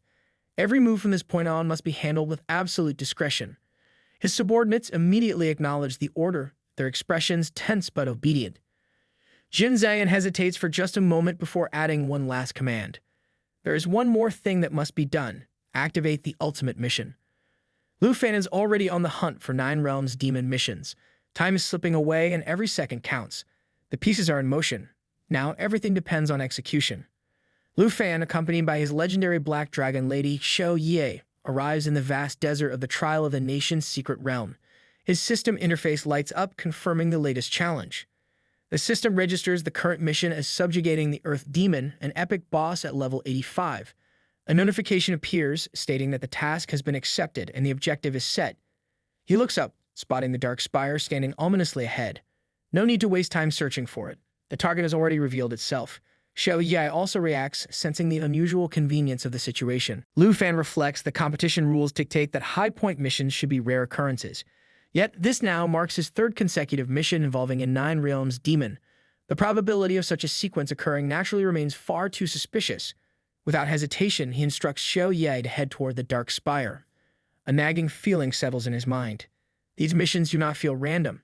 Every objective appears carefully arranged, placed in his path with clear intent. Riding on Shou Ye, he moves forward, but within moments, a massive wave of monsters bursts into sight, blocking the path. The sight barely surprises him. The competition hosted by Taking Nation continues to expose its hidden tricks. Flying monsters release piercing growls, their eyes locked onto their target, preparing to strike. Lu Fan remains unfazed. If Teichi Nation insists on throwing obstacles in his way, then the only logical response is to smash through them. Without hesitation, he calls upon Xiaofi and Xingqian, declaring that their break is officially over. Lu Fan commands Xingqian to activate Star Shuttle. Instantly, the Star Dragon shifts into star-like form, unleashing a roar that shakes the battlefield. His body glows with cosmic energy, radiating power as space itself bends around him. The system registers the transformation, remaining time in stellar form, 59 seconds. A notification confirms the activation of Star Shuttle. This ability tears through space to generate a portal leading directly to the target location. The system notes that the portal remains active for 60 seconds and remains unaffected by any barriers, formations, or curses. A shimmering portal erupts in front of them, distorting the air around it. Without hesitation, Lu Fan and his dragons enter, bypassing the horde of monsters waiting outside the dark spire. The system updates the countdown. Time left for Star Shuttle: 59 seconds. Inside the dark spire, Lu Fan lands effortlessly. Xiao Ye, Xia Fei, and Xingqian lined up behind him like an unstoppable force. The air stinks of decay and the place is crawling with monsters. Their glowing eyes track the intruders, but none of them dare to move yet. At the center of it all, the Demon of Nine Realms lounges on its throne, looking as lazy as a washed-up villain who has been sitting around for centuries with nothing better to do. Its clawed fingers tap against the armrests, its smug expression radiating overconfidence. A deep voice rumbles through the spire, filled with arrogance. The demon wastes no time throwing out the usual threats, acting as if Lu Fan just made the biggest mistake of his life by stepping inside. The system scans the creature and displays its attributes. Lu Fan steps forward, barely paying attention to the inflated stats. Strength over 40,000, agility meant for dodging, endurance high enough to drag out a fight. None of it will save this oversized dirt monster from getting wrecked. His legendary sword appears in his grip, glowing with pure power. Dragon Ki surges through him, merging with his black dragon. The ground trembles under his presence. The monsters shrink back, sensing what's about to happen. Earth Seat, Lishi. A deep, obedient voice answers without hesitation. Understood, Master. The air turns heavy. The Earth Demon, still playing king on its dusty throne, now faces a reality it never prepared for. Lu Fan activates natural assimilation, Dragon's command, summoning two of his most fearsome allies, life-destroying Puppeteer Dragon and Corpse Puppeteer Dragon. Their levels instantly match his, making them just as powerful as he is. In the next moment, the twin Corpse Dragons emerge from the shadows, their presence radiating death itself. Without hesitation, Lu Fan casts Puppet Control, a skill that grants him full command over all undead creatures converted by the fallen Corpse Emperor Dragon. This ability allows him to summon or withdraw them at will. Any undead slain in battle will return to the fallen dragon's energy pool, ensuring endless reinforcements. The two Nine Realms demons he subdued earlier rise once more, their bodies no longer under their own control. The dark energy surrounding them makes it clear these so-called rulers are now nothing more than Lu Fan's puppets. With his army fully assembled, he wastes no time. His voice cuts through the spire, calling on his dragons and demons to finish the battle quickly. Time is precious, and he has no interest in dragging this out longer than necessary. Meanwhile, elsewhere in the secret realm, far from the dark spire, the situation looks very different for Uspan from Miko country. Fear grips his entire body as he stumbles backward, his hands raised in pure desperation. He pleads for his life, begging the opponent before him to spare him. Uspan stands at level 59, tribal warrior with 42,172 points, ranked 14th. His opponent, standing over him with a twisted grin, is none other than Musashi Ten of Sakura country. Musashi watches him, amusement flickering in his cold eyes. The blade of his sword presses lightly against Uspan's neck, just enough to remind him that mercy is not an option here. The system displays Musashi's stats. Level 60, Ghost Warrior with 105,532 points, currently ranked 5th. Uspan desperately offers everything he has. His points, his pride, his match, anything, as long as Musashi lets him go.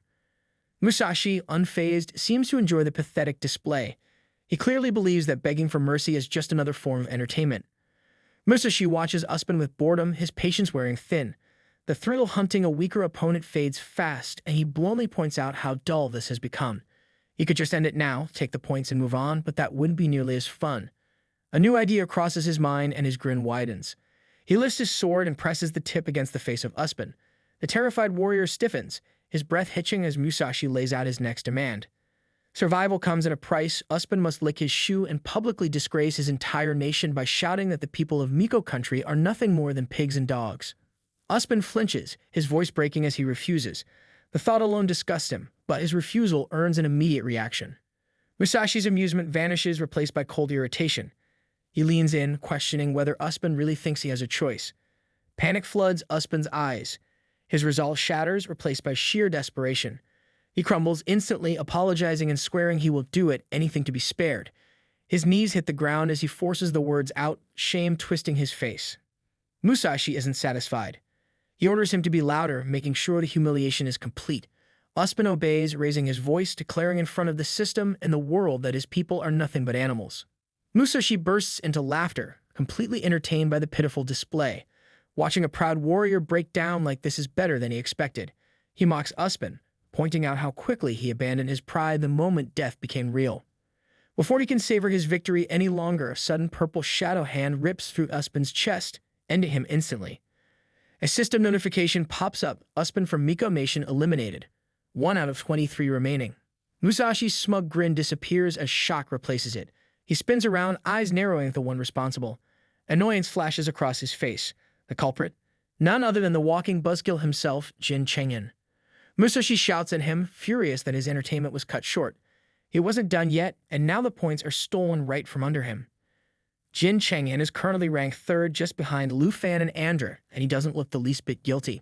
His total points now stand at 160,964, with the additional 42,175 from Uspan. He is the representative of Taiki Nation and holds the title of Abyss Summoner, standing at level 61. Jin Chengyan responds with nothing but cold logic. Uspan was dead either way, and everyone knew Musashi had no intention of letting him go. Musashi scowls, clearly annoyed. Killing Uspan was inevitable, but the method mattered.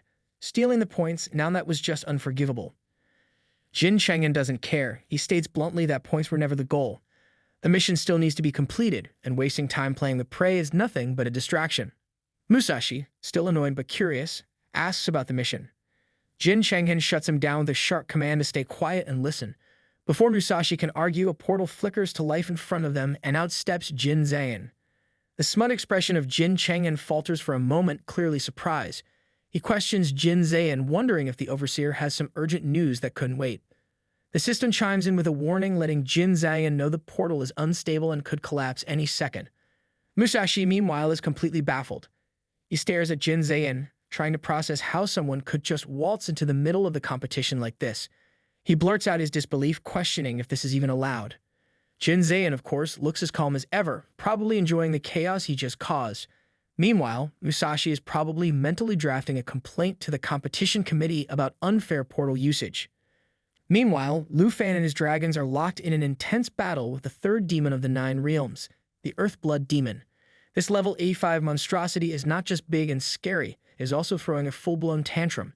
Its aura pulses with raw power, sending shockwaves through the spire that could probably knock over a small mountain.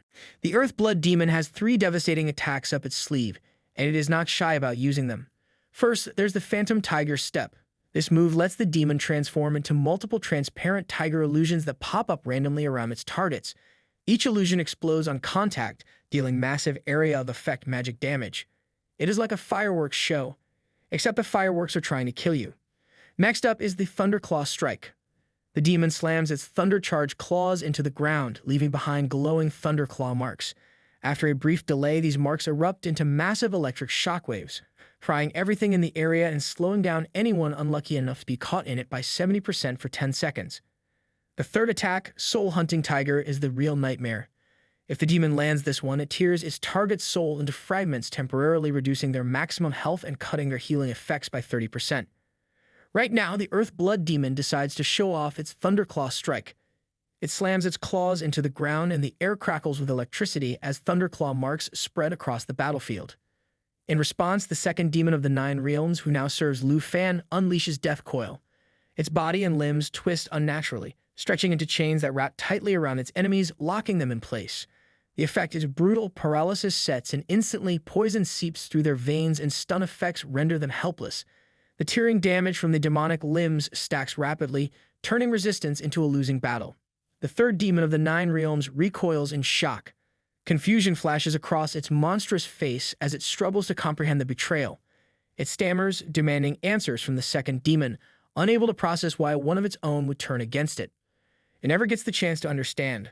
Before it can react, the first demon of the 9 realms materializes, moving with lethal precision. Without hesitation, it unleashes Bloodblade Claw, its massive claws slicing through the air with terrifying speed. Each swing tears into the third demon's flesh, dealing catastrophic damage. A surge of power courses through the first demon, increasing its damage strength by 200% for the next 12 seconds. The third demon of the 9 realms stands no chance. Its body, ravaged and broken, crashes violently to the ground. Heavily injured and gasping for breath, it stares in disbelief at the first demon, barely managing to stutter its final words before death claims it.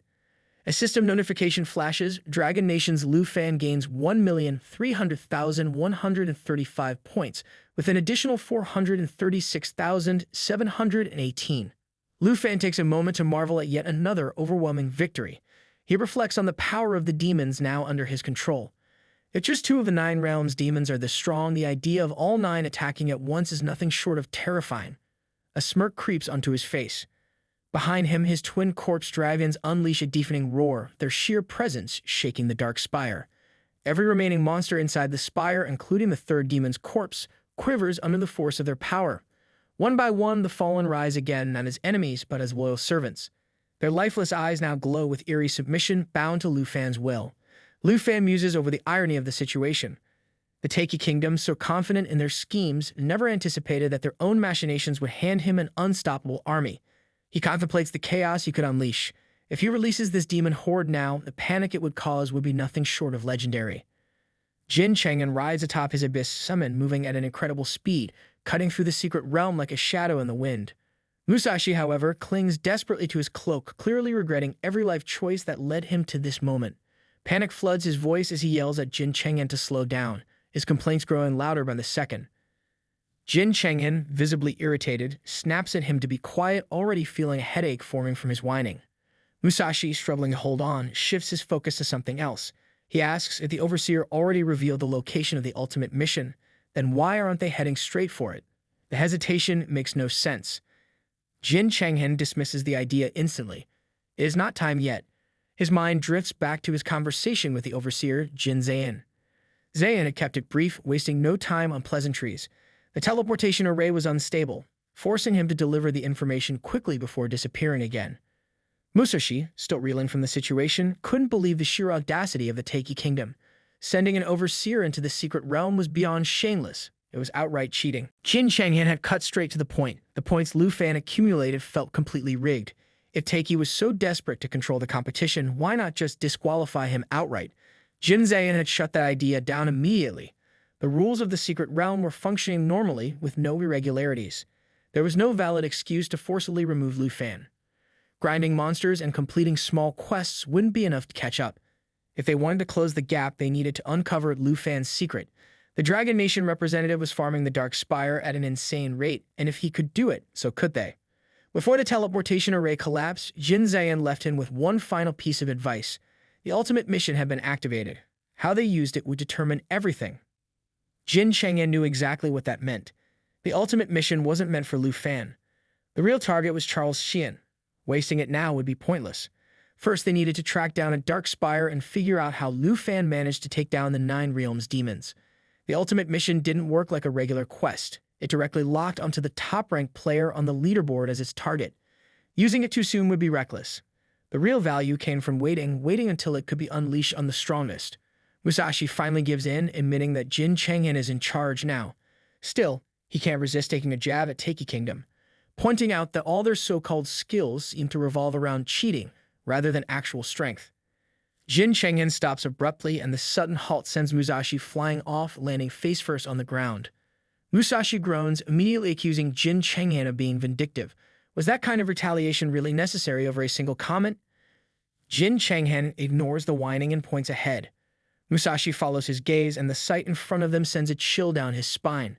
A group of towering heavenly demon soldiers, fallen corpses, each at level 75 with 165 points, stand in formation, gripping a massive iron chain. Musashi instantly recognizes the ominous atmosphere surrounding them. This is the Dark Spire. The air feels heavy, oppressive, like an unseen force pressing down on everything. Jin Chang'an remains unfazed. He reassures Musashi, confident that their strength is more than enough to handle whatever comes next. Something still doesn't sit right, though. The Nine Realms demon army seems small. It doesn't add up. Musashi doesn't dwell on the thought. His focus sharpens as he unsheathes his swords, eager to test himself against these ancient warriors. He smirks, eager to see just how strong this so-called demon army really is, especially since it once brought ruin to Jin Chang'en's precious Taiki kingdom. A deep purple aura erupts around him, and in the blink of an eye, his entire form shifts. His armor materializes, wrapping around him in a menacing design, and his mask clicks into place, radiating pure intimidation. The moment is brief. His swords cut through the air as he unleashes Ghost Scythe Demon Slash, sending high-speed rotating wind blades slicing through the battlefield. The attack carves through multiple heavenly demon soldiers with ruthless precision, cutting them clean in half before they can even react. Jin Chang'en watches, unimpressed. His mind remains fixated on Lu Fan. He wonders if it was due to the dragon pet or a lucky exploit. If it weren't for the loopholes, there's no way Lu Fan could have taken on the Dark Spire alone. Without another word, he moves into action. His abyss summon engulfs the battlefield in darkness, and he begins grabbing the soldiers one by one, effortlessly sealing them within it. He doesn't just want to defeat Lu Fan, he wants to prove that whatever Lu Fan can do, he can do better. Musashi and Jin Chang'en make quick work of the remaining heavenly demon soldiers. Their attacks tear through the battlefield, and soon nothing remains but silence and scattered remains. Musashi checks the system screen, expecting a massive boost in points. His eyes narrow as confusion takes over. Nothing has changed. Every monster has been wiped out, yet his points remain exactly the same. Jin Chang'en quickly catches on. Something isn't right. Clearing this many enemies should have reflected immediately, but the system stays silent. He decides there's only one way to figure this out. They need to go inside and see for themselves. A single thought lingers in his mind. What exactly did Lu Fan discover in here? They step into the dark spire, moving cautiously. The deeper they go, the stranger it feels. Musashi glances around, puzzled by the eerie emptiness. There are no monsters. Not a single one. Jin Chang'en considers the possibility that someone else has already cleared the area. If that's the case, then where are the signs of battle? The spire is too silent, too untouched. A sudden noise echoes through the darkness. Musashi's instincts kick in. He grips his swords tightly and calls out to whoever or whatever is lurking in the shadows. His body tenses, ready for combat. Jin Chang'en doesn't hesitate either. His abyss summon coils around him, prepared for any sudden attack. But neither of them are ready for what happens next. From the darkness, figures emerge, 3 demons of the 9 realms. Not 1, 3. Both warriors freeze. Their minds struggle to process what they are seeing. This shouldn't be possible. The sheer presence of these demons weighs down on them, suffocating, relentless. Straight beads on their foreheads as reality sinks in. They have messed up. Badly. The demons stand before them, their menacing gazes locking onto their next victims. Jin Chang'en and Musashi stare in horror, their eyes widening, their bravado instantly fading. The situation has taken a sharp turn, and for the first time, neither of them feel like the ones in control. Jin Chang'en stares at the monstrous figures in front of him, his voice barely steady as he stammers the obvious. 3 demons of the 9 realms stand before them. His mind races, struggling to make sense of the situation. Musashi clenches his fists, trying to keep his composure. The sheer pressure radiating from these demons is unlike anything he has faced before. The air feels suffocating, pressing down on them like an invisible weight. Jin Chang'en refuses to believe this is real. Something isn't adding up. This shouldn't be happening. Before he can process further, a voice cuts through the tension. Lu Fan steps into view, his presence calm and deliberate. His eyes hold no surprise, only amusement. He hadn't expected them to find this place so soon. Jin Chang'en snaps his head toward him, disbelief flashing in his eyes. Lu Fan, here. Musashi, still recovering from the overwhelming presence of the demons, barely contains his shock. Of all people, Lu Fan has the nerve to show up now. Lu Fan remains unfazed. He doesn't see this as a coincidence. He came here for them. They ambushed his carefully built base, and he isn't one to let things slide. He explains his strategy, revealing the true power behind his growing army. The more fallen corpse puppets he collects, the more skilled he becomes at controlling them.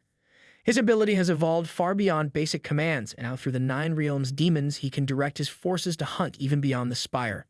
Each demon commands an entire army, essentially tripling his reach, points, and experience gain.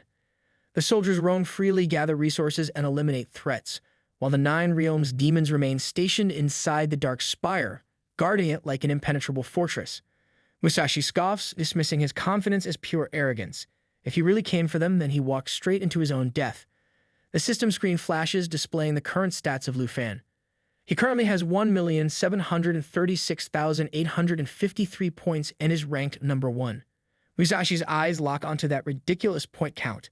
A slow smirk spreads across his face as he turns to Jin Cheng'en. Taking down Lu Fan now means a massive payout. They just need to decide how to split the points once they're done with him. Jin Cheng'en, however, isn't so quick to rush in. He reminds Musashi that Lu Fan holds a personal grudge against him. Killing him outright would be too easy, too merciful. He wants him to suffer first. Still, his mind stays focused on the real problem. Lu Fan might be simple to deal with, but the 9 realms demons are not. One alone would be a nightmare to handle. Facing 3 at once, that's an entirely different level of danger. There's only one explanation. Lu Fan wouldn't have entered the spire alone unless he already had a way to win without fighting the 9 realms demons directly. Whatever trick he's using, they need to figure it out and fast.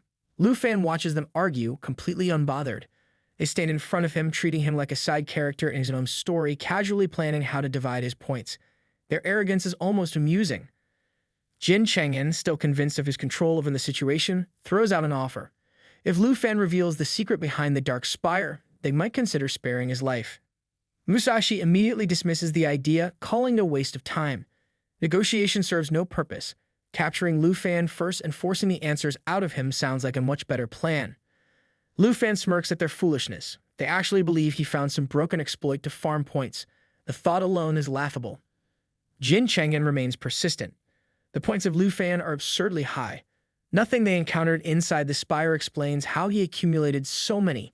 They fought 2 waves of gatekeeper beasts on the way in, and now the place is empty. Something doesn't add up.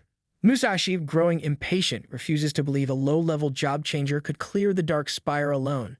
Nobody is that knave. Lu Fan tilts his head slightly, mocking their ignorance. They claim there is nothing inside the spire, yet 3 9 realms demons stand right behind them.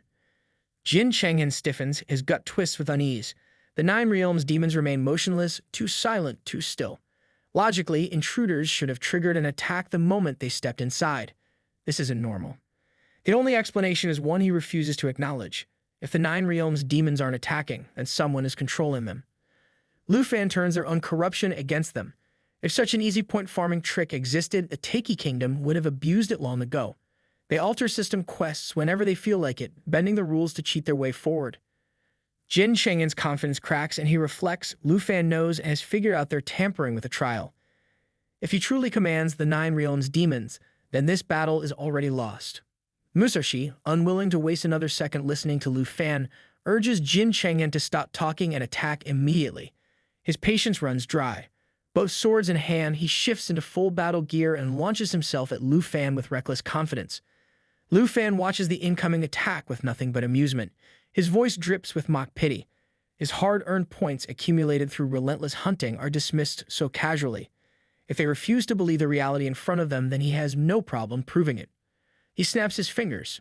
In an instant, all 3 demons of the 9 realms lunge forward, their overwhelming power crashing down on Musashi and Jin Cheng'en. The air trembles with their combined presence. Both warriors freeze. The attack blindsides them completely. Jin Cheng'en's confidence shatters. He yells at Musashi to retreat, his survival instincts kicking in.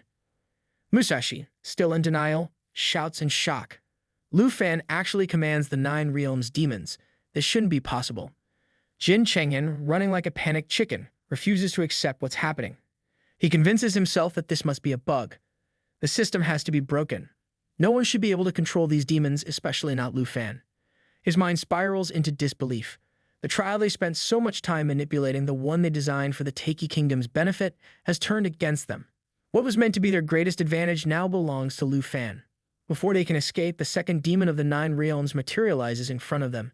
Their momentum halts instantly. Without hesitation, the second demon unleashes Death Coil. Its body and limbs stretch unnaturally, twisting into monstrous chains that lash out, wrapping around both warriors. The effect is immediate. Paralysis sets in, poison seeps into their bodies, and the stun effect locks them in place. The tearing damage from the demonic limbs stacks rapidly, amplifying their agony with every passing second. The impact is devastating. Both are sent flying and crashing to the ground with brutal force. Before Jin Cheng'en can recover, the first demon of the 9 realms steps forward, towering over him like an executioner. His body is already battered from the last attack, and the situation only grows worse. With no other choice, he summons his strongest ally.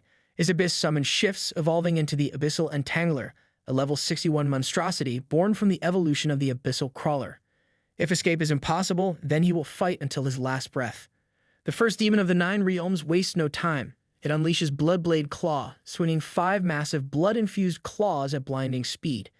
The attack tears straight through the abyssal entangler, shredding it apart like paper. The sheer force of the strike amplifies its power further, increasing its damage strength by 200% for the next 12 seconds. Jin Chengyan watches in horror as his strongest summon is obliterated in an instant. His confidence crumbles. His mind screams at the realization this level of power isn't just overwhelming, it is the kind that can shake entire nations. The Abyssal Entangler, a creature powerful enough to dominate most battlefields, didn't even survive a single hit. Panic sets in. Survival is the only thought left in his head. He needs to escape. Death isn't an option. He has too much to lose. He tries to convince himself that he is still the pride of the Taiki Kingdo. The first demon of the 9 realms doesn't let him finish. A massive palm swings down, crushing his head with a sickening impact. Jin Chengyan is flattened on the spot, his existence erased without fanfare. From a short distance away, Lu Fan remains seated, relaxed, surrounded by his dragon ladies. His expression doesn't change as he watches everything unfold. His voice carries no arrogance, only calm certainty. He never cheated. Every beast he hunted, every puppet he created was through his own effort. The results speak for themselves. Musashi stands frozen, his mind barely processing what just happened. His body is already wounded, his strength fading, but his pride refuses to let him back down. Fear grips him, but he pushes past it. He forces himself to stand tall, yelling that he won't fall. He is the top young master of Sakura Nation, a future powerhouse destined to rise above all others. This cannot be his end. Purple aura flares around him as he roars in defiance.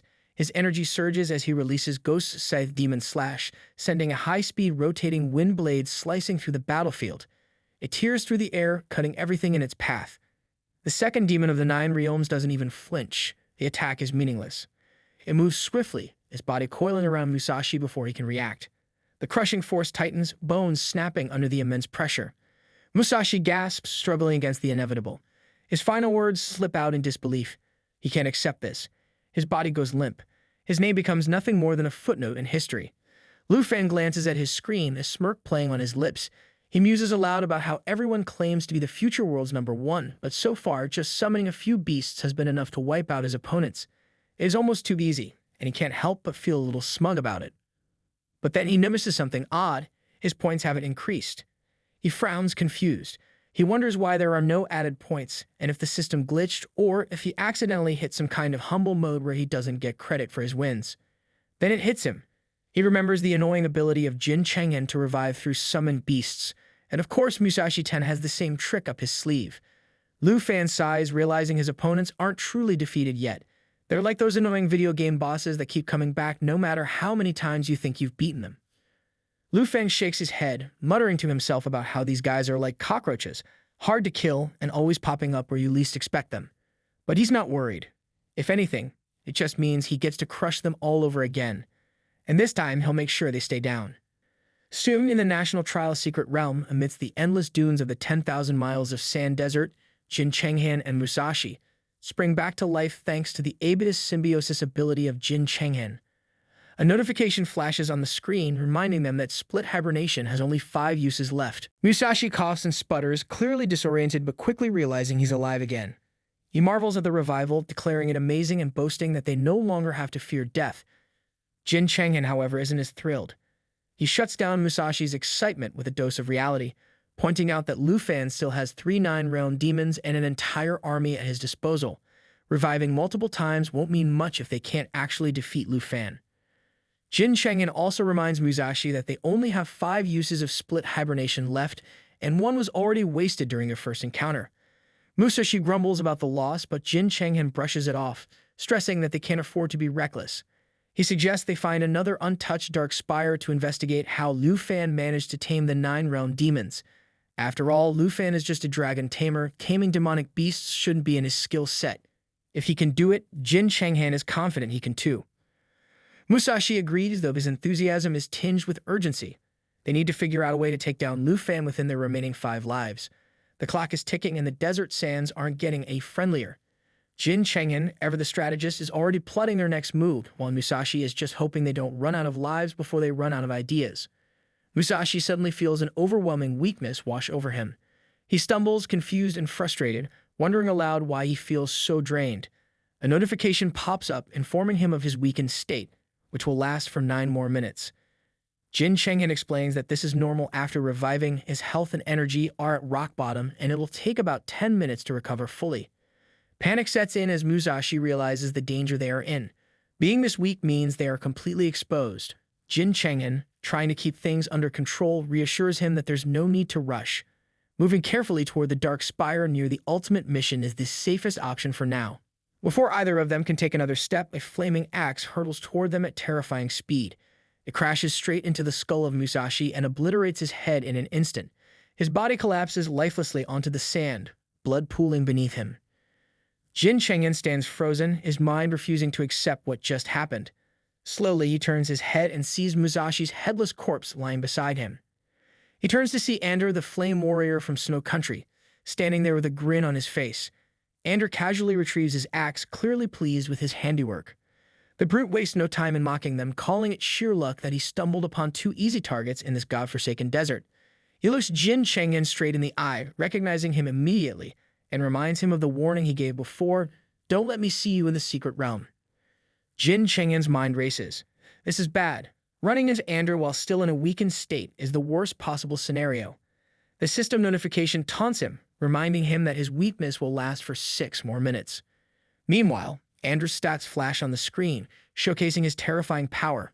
Rank 2, level 61 Flame Warrior with a staggering 239,758 points. Andra, clearly enjoying himself, taunts Jin Chenghen further, asking if he and Musashi were just pigging in the sand and playing whack-a-mole.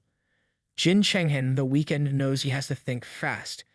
Andra is a brute, but he's also a brute with a flaming axe and a knack for terrible timing.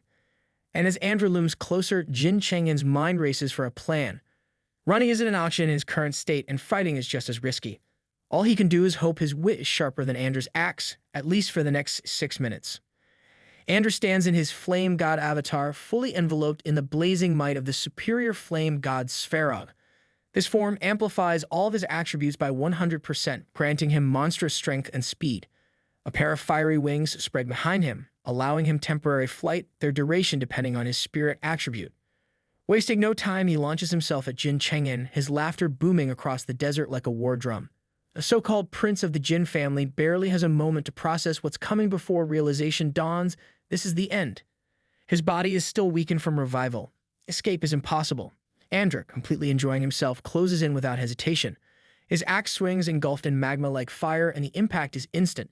The moment the attack lands, Jin Chenghen is nothing more than a pile of ashes and regrets. With his enemies wiped out, Andra stands tall, satisfied with his handiwork. His gaze shifts toward his point screen, expecting a well-earned reward. But something feels off. The participant count hasn't changed. His points remain exactly the same. Something isn't right. 10 days later, it is day 14 of the national trial. Excitement fills the Golden Jade City National Trial Arena as the tournament reaches a critical moment. One of the commentators, barely containing his enthusiasm, announces the latest developments. The 14th day of the national trial, hosted by the ever-scheming Taiki Kingdom, nears its end, and the tension in the air is undeniable. Meanwhile, in Dragon Capital Academy No. 2 Villa, Lu Fan's aunt and friends watch the live broadcast of the event. Their eyes remain glued to the screen, witnessing history unfold in real time. The commentator declares this as the most brutal competition in history, with a record-breaking number of deaths. Out of the 23 participants, nearly half have been wiped out, with 11 dead and 2 surrendering. Only 10 contenders remain, and the top 5 have already secured their ranks, leaving little room for surprises. Meanwhile, at the Dragon Capital Academy, classmates of Lu Fan from the combat class stay glued to their phones. Likewise, Duke Tujing is watching the transmission from his office at the extreme north border camp. The commentator announces that collecting points through missions and monster hunting has lost all significance. The only way to shift the rankings now is through direct combat, hunting down the competition. Musashi 10, the representative from Sakura Country, clings to 5th place with 460,000 points, barely keeping himself relevant. A step ahead, Prince Jin Chenghen of Taiki Kingdom holds 4th place with 510,000 points, keeping a safe but not so impressive lead. Andre of Snow Country occupies 3rd place with 680,000 points, though his current priorities suggest he has already given up. Instead of preparing for battle, Andre is stretching out lazily on the lush green grassland, basking in the breeze as if he has wandered into a vacation spot instead of a deadly competition. With that attitude, it is no wonder he lost his grip on second place after only 4 days. Charles from Starstrip Country has taken that position, surpassing Andre without much effort. Unlike the loud and flashy competitors, Charles moves in silence, rarely showing his hand. That doesn't make him any less dangerous, though. His rise to second place comes at the expense of 5 fallen participants, each one hunted down without mercy. Standing amidst lifeless bodies, Charles rests his hand on a cross, his cold, calculating mind focused on his next target. His search nears its end, and if his trail of destruction is anything to go by, finding this mystery person won't be good news for them. But all of this pales in comparison to the one competitor who has completely shattered the rankings. The commentator finally announces the name that overshadows the rest, Lu Fan. The representative from Dragon Country doesn't just lead, he dominates. With a staggering 7 million points, he sits at the top like a final boss, making everyone else look like they showed up just to fill the numbers. Meanwhile, Lu Fan is deep inside another dark spire and is cutting through waves of monsters without breaking a sweat. His kill count has already reached absurd levels, and he shows no signs of slowing down. The battlefield shifts, leading him to the National Trial's secret realm, Lava Volcano, the dark spire of the Earth Fury Demon. A notification pops up confirming his latest achievement. The epic boss, Earth Fury Demon of the 9 Realms, a level 85 beast, has been slain. This marks the fall of the 9th and final 9 Realm Demon. Another screen flashes announcing Xiao Ye, the Black Dragon, has reached level 38. The creature lets out a triumphant roar, shaking the surroundings with its presence. His own level jumps to 41, further solidifying his already ridiculous power. With a smirk, he acknowledges that his collection is finally complete. Every single one of the 9 realm demons has been tamed, and his undead army stands on the brink of perfection. More notifications follow. The Starry Dragon climbs to level 29, while Xiaofei, the Jade Dragon, advances to level 35. Meanwhile, his points skyrocket past the competition, reaching an overwhelming 7,012,510 with an additional 4,440,955 stacked on top. Lined up before him, the 9 realm demons radiate an overwhelming aura, their combined presence enough to suffocate anyone foolish enough to stand in their way. With unwavering loyalty, they stand at attention, ready to obey his every command. Another notification pops up, informing him of a new development. Xiaofei has unlocked a fresh ability, Dragon Domain. Lu Fan narrows his eyes at the screen, intrigued. His Jade Dragon just picked up something new, and judging by its name, it isn't anything ordinary. The system provides a detailed explanation of the new ability. Dragon Realm grants the power to establish a Dragon Clan domain with a 100-meter diameter. Within this space, all dragons and those sharing their bloodline receive a massive 50% boost to all attributes. Meanwhile, non-dragons and outsiders without a shared bloodline suffer a crippling 50% reduction in all attributes. Worse for them, the domain completely locks movement, teleportation, and summoning, turning it into an inescapable battlefield. Xiaofei shifts uncomfortably, standing beside Lu Fan with the curiosity of a child trying to understand their newfound power. Meanwhile, his mind races as he pieces together the implications of this ability. The Dragon Clan's domain, this effect could be game-changing. A 50% boost to all stats is already absurd, but the real nightmare for his enemies lies in its isolation effect. Jin Chengyan immediately comes to mind. That slippery nuisance relies on summoning the Abyss Entangler, but within the Dragon Realm, he wouldn't even have the option. Even death wouldn't grant him an escape since the ability prevents teleportation. This time, there would be no second chances. Lu Fan sees the perfect opportunity to erase that unkillable cockroach once and for all. He pats her head and acknowledges her contribution. The battle against Jin Chengyan is no longer a matter of if but when. Xiaofei, now slightly flustered but clearly pleased, basks in the praise, knowing that its power just became one of his deadliest weapons. Lu Fan glances at the screen and notices something unusual. Someone has decided to hunt him. A system warning flashes, confirming that he has officially become the hunting target. Instead of feeling concerned, he smirks. If someone is foolish enough to come after him, it only means one thing: more points are about to flood into his account. Meanwhile, in the National Trial's secret realm, Volcano, Charles grips a glowing orb, activating the latest mission. His eyes narrow as he realizes that the rumors are true. The system confirms the task, labeling it as the ultimate hunt for rank 1 LPVP. A smug grin creeps across his face. This must be the method chosen to remove the top-ranked competitor. 2 figures emerge from the shadows behind him. One of them questions whether he can truly take down Lu Fan. Charles barely acknowledges the doubt, brushing it off with confidence. If they didn't believe in his strength, they never would have allied with him in the first place. Jin Chang'an and Musashi step forward, both carrying a mix of awe and concern. Jin Chang'an recalls how much effort it took him and Musashi to bring down the lava giant. 3 powerful skills were needed, yet Charles shattered the beast with a single strike. His original plan had been to use the ultimate hunt task against Charles, but now he realizes how laughably naive that idea was. Despite trusting Charles' abilities, Jin Chang'an remains uneasy. Even with all 3 of them working together, the chances of defeating Lu Fan seem slim. Musashi, still haunted by past encounters, reminds them that Lu Fan has already subdued the 9 realms' demons and commands an entire army. Their previous battle against him wasn't just a loss, it was complete humiliation. Charles, ever the arrogant opportunist, dismisses their concerns with another grin. He doesn't see the accomplishment of Lu Fan as impressive, only as an exploitation of external power. In his mind, subduing the 9 realms' demon is nothing special. He could do the same if he wanted to. Charles claims that none of it comes from his own abilities. Instead, he insists that Lu Fan has been exploiting loopholes to manipulate other powers. Jin Chang'an, still grasping for understanding, questions what Charles means by other powers. Charles smirks, as if he's been waiting for this moment. He reminds them of the lingering mystery: how exactly did Lu Fan manage to control the 9 realms' demons and farm points so efficiently? Without giving an immediate answer, he teases them further, promising to reveal the truth in 3 minutes. Meanwhile, at the National Trial Arena Management Control Center, the subordinates of Jin Zayan engage in nervous chatter. One of them brings up the elephant in the room. Mr. Kim hasn't contacted them since he teleported back. A wave of anxiety washes over them as the realization sinks in. If something went wrong, their jobs might be on the line. The balding subordinate, unwilling to entertain bad omens, warns the others not to jinx it. He clings to the hope that Mr. Kim simply handled things on his own. Until further orders arrive, their priority remains the same: keep an eye on Lu Fan and avoid unnecessary trouble.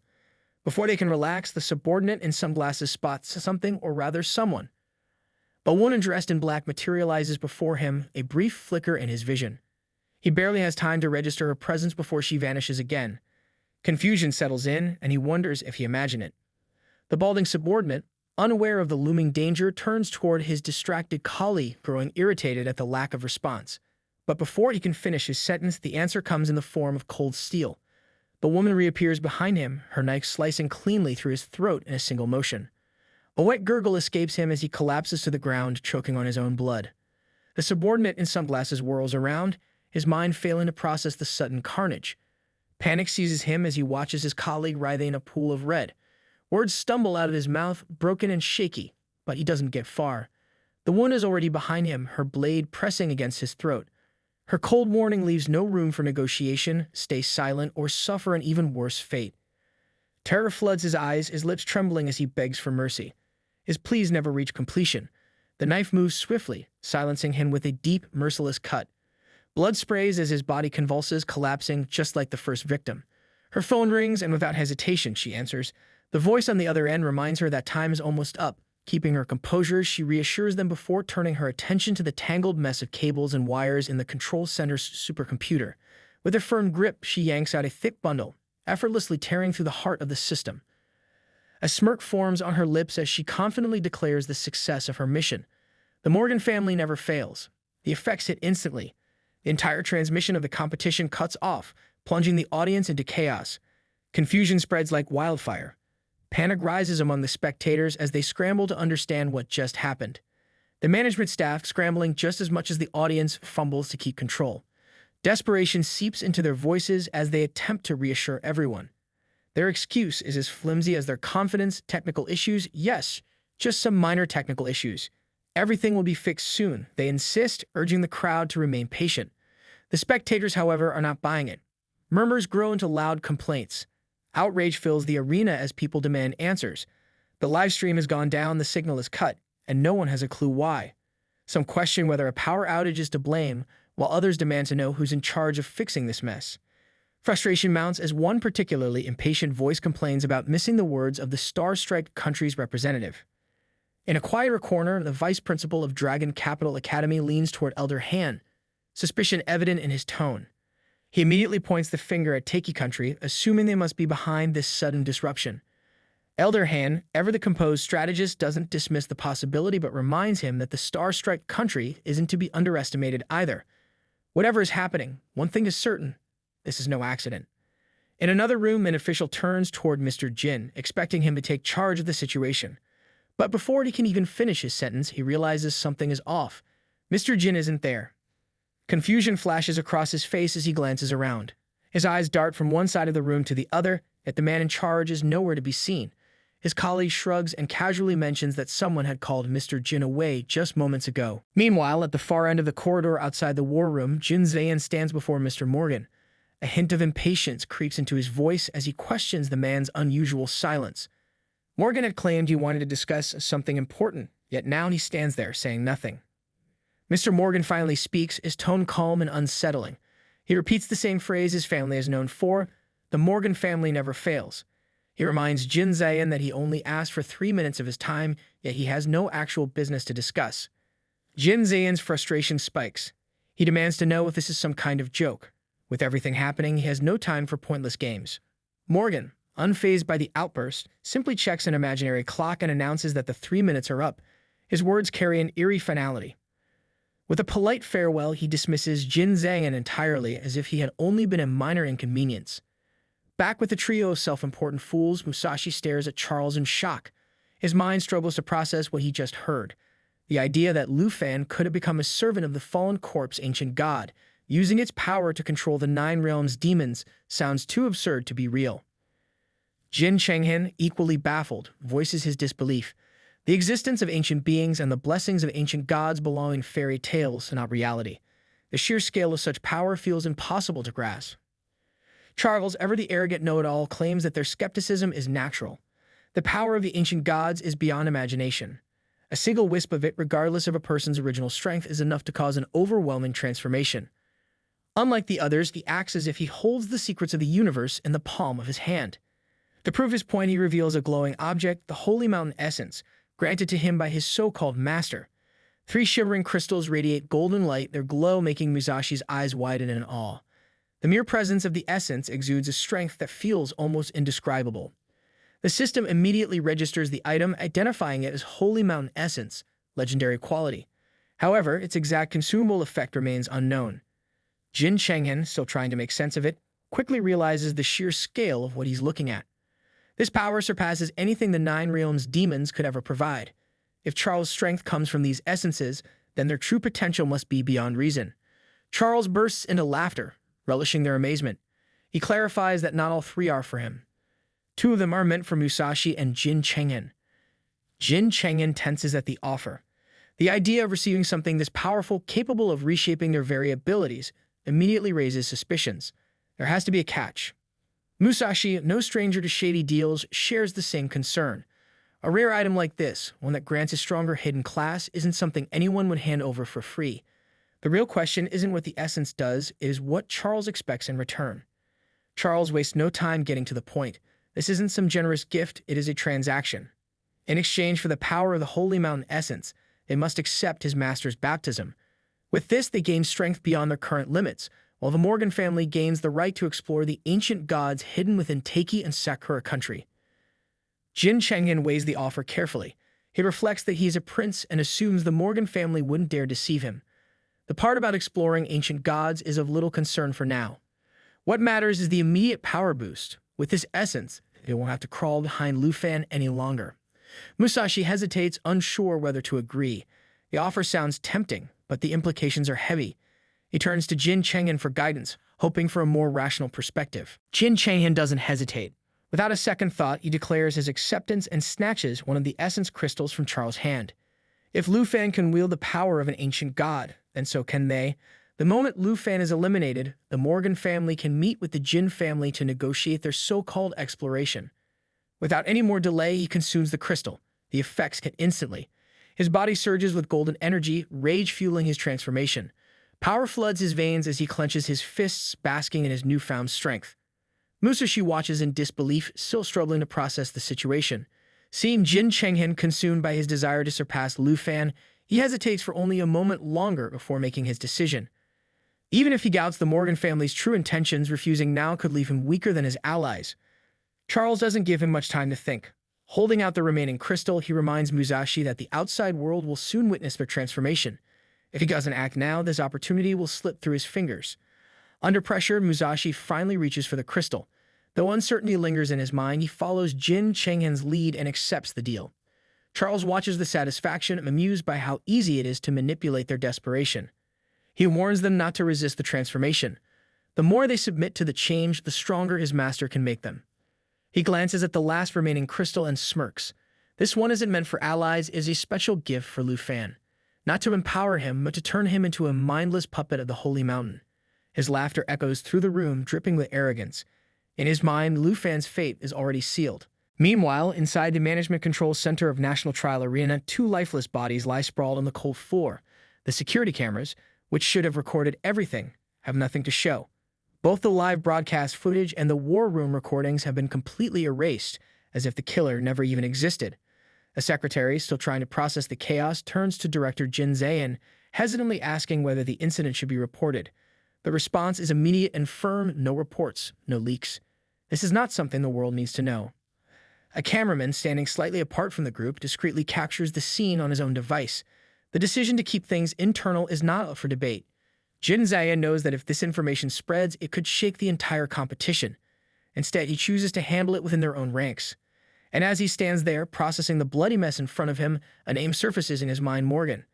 The pieces fit together too well. The method, the erasure of evidence, the precise execution, this has Morgan's signature all over it. Whatever game that man is playing, this is just another step in his plan. Meanwhile, far from the control center, in the heart of the national trial realm, a massive volcano has erupted. Above it, Lu Fan sits atop his companion, Shou Ye, his black dragon lady, soaring effortlessly through the burning sky. The competition has entered a dangerous phase, one he had anticipated from the very beginning. With fewer participants left, mutual hunting is inevitable. However, he is well aware that while he is hunting others, there are also those who have set their sights on him. A quick glance at his status window causes a flicker of surprise. The display shows Nangu Yasenglai. A few swift commands allow him to trace the current location of Nangu Yasenglai. The discovery brings a smirk to his face. Turning to his dragon, he signals for a descent. The target is not far, and it is time for a long overdue meeting. Xiao Yai responds with a powerful roar, her massive form gliding smoothly over the volcanic terrain. Upon landing at the designated spot, Lu Fan steps forward, his gaze sweeping across the surroundings. There is no sign of Nangu Yasenglai. The area is eerily quiet, the only sound being the occasional rumble of the volcano. His eyes narrow as he takes in the empty space before him. Something is off. Hidden behind a large rock, Nangu Yasenglai keeps a careful eye on Lu Fan before finally stepping out of hiding. His voice breaks the silence as he calls out, approaching with a mix of hesitation and relief. Fear had gripped him for so long, but now, standing before Lu Fan again, the tension eases from his shoulders. Unlike the other competitors who kill without a second thought, Lu Fan had spared his life twice. More than that, Lu Fan had given him courage. Lu Fan responds with an amused smirk, pointing out that luck must be on Nangu Yasenglai's side for him to have lasted this long. Opening his status window once more, he checks Nangu Yasenglai's progress and immediately notices something strange. The point count remains frozen at 150,000, unchanged from before. Instead of offering an explanation, Nangu Yasenglai brushes it aside, admitting that survival has been his only goal. Fear has kept him from taking risks, yet fate has brought him back to Lu Fan. Lu Fan studies him, saying this calm, this late in the competition makes little sense. His instincts warn him that something is off. Closing his eyes for a brief moment, he speaks with certainty. At this stage, trust is a dangerous illusion. No one can afford to see another as a friend. The warning comes with action. He takes out his weapon and instructs Xiao Yai to scan the area. Xiao Yai rumbles low, her growl deep and menacing. Her senses, far sharper than any humans, have detected something lurking nearby, something hidden. Lu Fan immediately shifts his focus, scanning the area. The air feels heavier, the presence of mana swirling unnaturally around Nangu Yasenglai. His eyes lock onto a towering figure that emerges from behind, its enormous form casting a shadow over the battlefield. A summoned beast. The ground shakes beneath its weight as it raises a massive paw high into the air. The creature, far too large to be anything ordinary, lets out a deafening roar before lunging straight for Nangu Yasenglai. Nangu Yasenglai turns pale. His body trembles and his breathing becomes rapid. Fear grips him completely. His mouth opens, but no words come out at first. Then panic takes over and he screams for help, his voice cracking with desperation. His feet refuse to move as if the fear has frozen him in place. The sharp eyes of Lu Fan take in the scene instantly. The creature is not just any wild monster. Its aura, its movements, everything about it screams one name: Jin Changhan. This is the summoned beast, and not just any ordinary one. This is a holy mountain golem, a monster infused with ancient power, a creature built for destruction. Lu Fan wastes no time. A powerful barrier forms around him in an instant, shielding him from any surprise attacks. His fingers tighten around his weapon, and the next moment he summons his glowing bow, the Serpent Arrow. An attack with Serpent Arrow guarantees full damage on its target. A single hit would be enough to rip through this monster. He launches the arrow. The arrow speeds toward the beast, cutting through the hot air like lightning. But the monster is faster. Its giant mouth opens wide, and before anyone can react, it lunges forward. Nangu Yasangle lets out one last scream before the beast swallows him whole. His cries vanish as if they never existed. The system notification pops up. It is official. Nangu Yasangle is gone.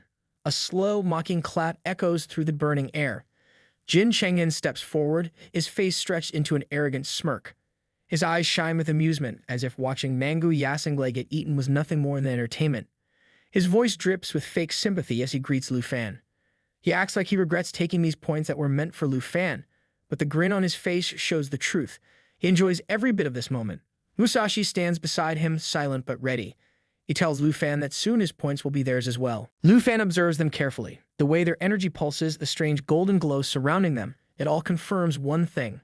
Their strength has increased, but instead of looking impressed, he simply scoffs. These two are nothing more than Holy Mountain slaves now. No matter how much power they gained, the price they paid for it is clear. A status window appears displaying their current levels. The numbers don't lie. The boost in their abilities is obvious. Lu Fan connects the dots in an instant. These two have teamed up with Charles, which means Charles is the mastermind behind this ridiculous hunt. Right on cue, Charles steps into view, his ever-present smirk stretching across his face. His eyes gleam with arrogance, fully expecting Lu Fan to acknowledge the power they now hold. The system suddenly flashes a new alert. A hunter encounter is about to begin. Another notification follows, revealing Charles' status. The result is laughable. He too is a Holy Mountain slave. Charles tilts his head, still smiling, but his expression carries a certain smugness. He isn't here just to fight.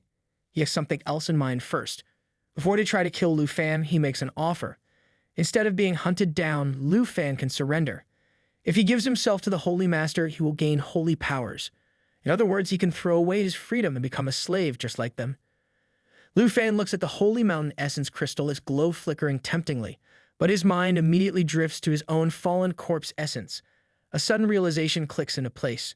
Charles must have used this very same method to trick Jin Changhan and Musashi. Jin Changhan and Musashi step forward, trying to persuade him. They claim there is no need for a fight. They insist he should join them instead. A sharp laugh escapes from Lu Fan. The very idea is so ridiculous that he can't help but mock them. They'd really believe he would lower himself to their level. Charles' smirk vanishes in an instant. His expression darkens, his pride taking a hit. His voice rises, filled with anger. He can't believe Lu Fan dares to look down on them after everything. Lu Fan's smirk doesn't fade. His eyes glint with amusement as he delivers another blow to their egos. Even with all their so-called holy power, they have only reached the level of his dragon's summoned creatures. Charles' fists tighten. The deal is over. No more talking. He turns to Jin Changhan and Musashi, his voice filled with hatred. It is time for revenge. Lu Fan humiliated them before. Now they have the chance to return the favor. Jin Changhan's lips curl into a grin. His eyes burn with rage, his mind filled with past grudges. His body tenses for battle. This is the moment he has been waiting for. Without hesitation, he lunges forward. His hands, now shaped like claws, slice through the air with deadly force. Lu Fan watches with sharp focus. His movements remain calm, effortless. His body shifts at the perfect moment, avoiding the attack with ease. His serpent arrow materializes, ready to strike. His gaze remains cold as he studies them. These two willingly threw away their dignity for power. They became slaves by choice. And now they expect him to do the same. Pathetic. Musashi leaps from a high cliff, landing smoothly on the battlefield. His movements are confident, and he adjusts his mask, tilting his head slightly as if disappointed. He had given Lu Fan a chance to walk away, but now he sees no need for mercy. A system notification appears, revealing the details of his Oni mask and the unique powers it grants him. Charles, standing a few steps away, raises his hand, which glows with holy essence. The swirling energy around his fingers pulses with power. His eyes hold amusement as if he already knows how this battle will end. He has no intention of letting Lu Fan die so easily. Instead, he wants to turn him into a mindless holy mountain golem, stripping him of his will and forcing him to serve the very power he despises. Lu Fan remains unimpressed. His mana flares up, filling the battlefield with a strong presence. The idea that these so-called warriors think they can stand against him is ridiculous. His mind flashes back to the Northern War, where he faced an ancient god and emerged victorious. Compared to that, these three are nothing but insects buzzing around thinking they are lions. Musashi studies him carefully, his sharp gaze searching for weakness. He notices something different. Lu Fan is calmer, more composed. A smirk forms on Musashi's lips. In his arrogance, he assumes Lu Fan has finally realized his fate. He thinks fear has taken hold of him, making him obedient. Lu Fan tells Xiao Ye to transform into the destructive dragon form. Xiao Ye reacts to his will, its black scales shimmering before its body begins to change. A system notification appears. Xiao Ye has now transformed into the destructive dragon. Flames as bright as molten lava engulf his body, distorting the air with intense heat. Her aura burns so fiercely that even its own wounds begin to heal instantly. Lu Fan is not in the mood to let these three get out of this realm alive. Xiao Ye uses the lava flame, an attack that continuously spits flames forward, dealing damage while healing Xiao Ye. Musashi dodges with amusement. He mocks that this power boost will not make a difference. Lu Fan doesn't waste time. His sword slices through the air with incredible force, aimed directly at the summoned crawler of Jin Chengyan, but the attack is blocked. Jin Chengyan sneers from the sidelines. He is fully convinced that no matter how much Lu Fan struggles, the outcome is already decided. Landing atop his dragon, Lu Fan releases a surge of green mana as he calls his Emerald Dragon Lady Xiao Fei. A plan forms in his mind, one that will turn this entire fight to his advantage. If his fallen corpse twin dragons absorb the holy essence of Charles, and all three of them, Charles, Musashi, and Jin Chengyan, will belong to him. Lu Fan instructs Xiao Ye to use lava eruption. Xiao Ye roars, and a massive wave of fire rushes forward, swallowing everything in its path. The system instantly notifies that the dragon's lava eruption can drag enemies into magma while continuously burning them. Another notification appears, revealing the dragon language resonance ability. This special ability doubles the power of both Lu Fan and Xiao Ye, making them even more unstoppable. Jin Chengyan's eyes widen in shock as the battlefield turns into a sea of flames. His body tenses as panic takes over, and he instinctively tries to flee. Musashi, struggling against the heat, crosses his swords in front of him, trying to endure the unbearable firestorm. His body trembles, and a cry of pain escapes him as the scorching flames lick at his skin. Lu Fan watches their struggle with amusement. He knows they are too weak to challenge him. Their so-called strongest summons are nothing more than pathetic creatures in front of his dragon. Jin Chengyan hesitates, confused by Lu Fan's confidence. He has already summoned his most powerful beast, the Holy Abyss Excavator, yet Lu Fan still looks down on him. Fatigue quickly sets in for Jin Chengyan and Musashi, their breaths growing heavy after just one attack. Lu Fan, still calm and relaxed, observes their exhaustion.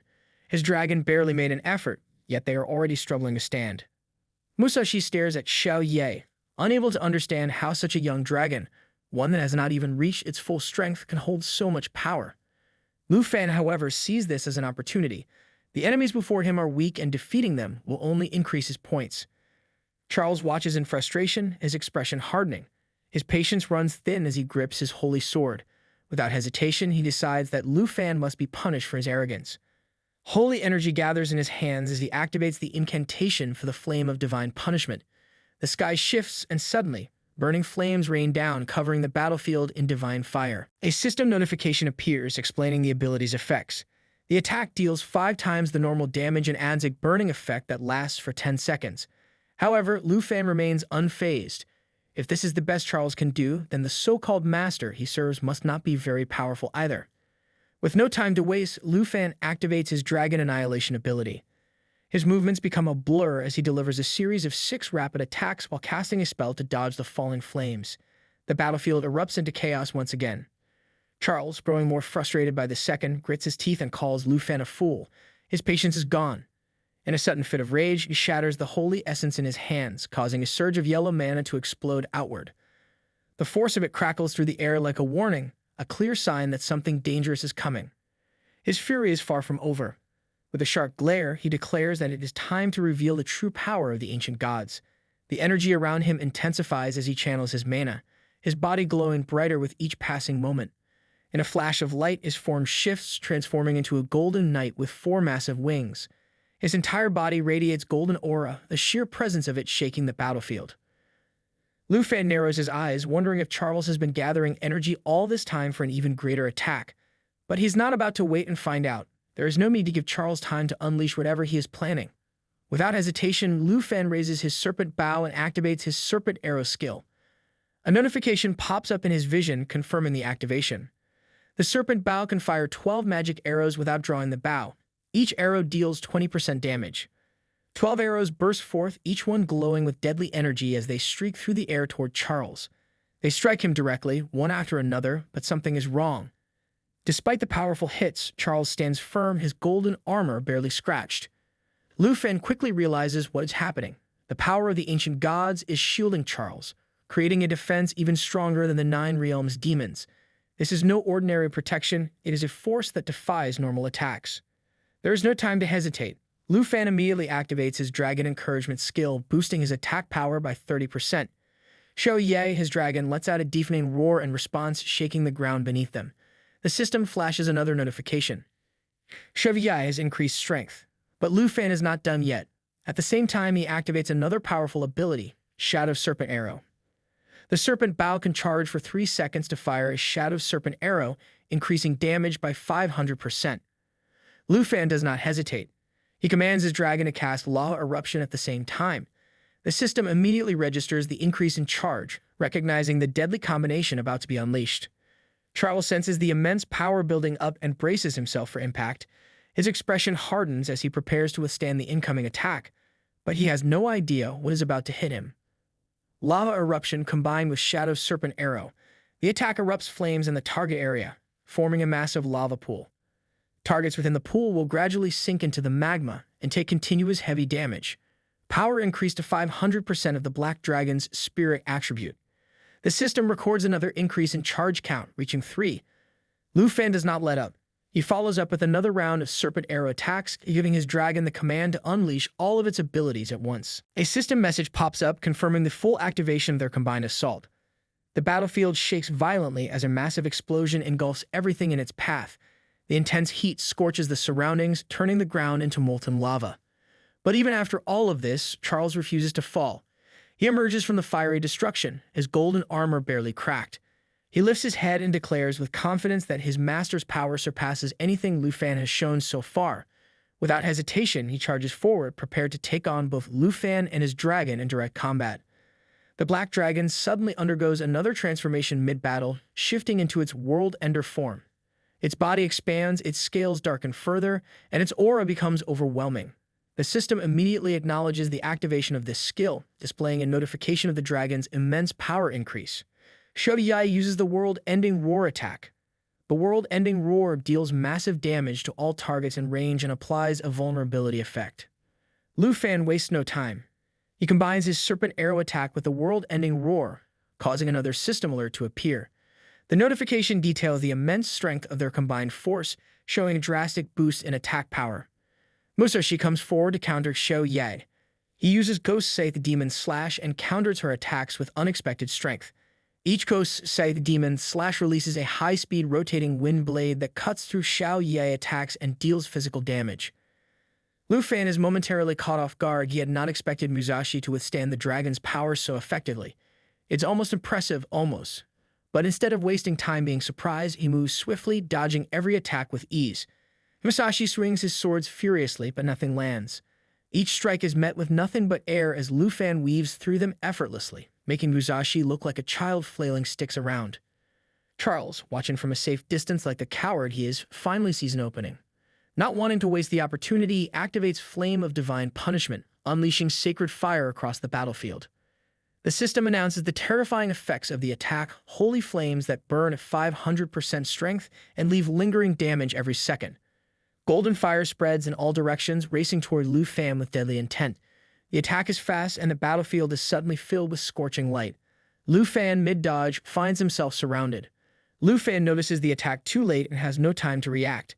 He attempts to counter it with a cross slash from his sword, but his effort fails. The divine flames overwhelm his defense, forcing him back. Jin Chang'an watches with satisfaction, sneering as he claims that without his dragon, Lu Fan is nothing. Musashi nods in agreement, confirming that their plan has worked. Charles, confident in their strategy, calmly explains that by separating Lu Fan from his dragon, they have successfully weakened him. The battle is as good as over.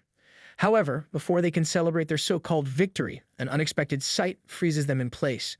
Lu Fan appears high in the air, soaring above the battlefield with wings spread wide. His expression remains calm, as if he had never been in danger to begin with. He questions whether they truly believe they have trapped him. His words send a ripple of doubt through his enemies. Charles demands an explanation, his grip tightening around his sword, while Jin Chang'an and Musashi insist that Lu Fan's arrogance will not save him. But before they can act, another shocking development takes place. Without warning, the Nine Realms demons materialize around Lu Fan, surrounding him like a protective force. The battlefield is instantly filled with dark, monstrous figures. Musashi stares in disbelief, his voice rising as he demands to know when Lu Fan managed to summon these creatures. Charles and Jin Chang'an are just as stunned, unable to comprehend how the situation has shifted so suddenly. Lu Fan smirks, his eyes gleaming with amusement. He reveals that he had been aware of their plan from the very beginning. However, instead of reacting, he had played along, allowing them to believe they had the upper hand. While they were so focused on executing their strategy, he had quietly set his own into motion. Charles, growing more irritated, points his holy sword at Lu Fan, dismissing the summoned creatures as nothing more than fallen corpse puppets. He remains convinced that they will not be enough to defeat them. Lu Fan simply twists his fingers with a grin, casually agreeing that they may indeed be outnumbered. Then, without hesitation, he raises his hand and summons all of his demons at once. The battlefield trembles as even more creatures appear, their menacing forms towering over the stunned enemies. He taunts them with a confident smile, suggesting that perhaps the enemy forces are still too small to secure victory. The Nine Realms demons waste no time. They immediately lunge forward, their claws and fangs gleaming in the firelight. The battlefield erupts into chaos as they charge at Charles, Musashi, and Jin Chang'an, attempting to seize them before they can react. The enemy had walked into a trap, and now the real battle begins. And that was it for today. I hope that you liked today's video, and if you did, hit that like button, as today's like goal is 1,500 likes. Comment down below for the next part. Also, consider subscribing with the notification bell on to get notified as soon as a new video drops onto the channel. I would like to thank the new members for joining the channel and supporting me financially. Your support really matters and it helps me create better content. You can also join the channel to support me financially and watch videos before public release. I'll meet you in the next video. Until then, thanks for watching.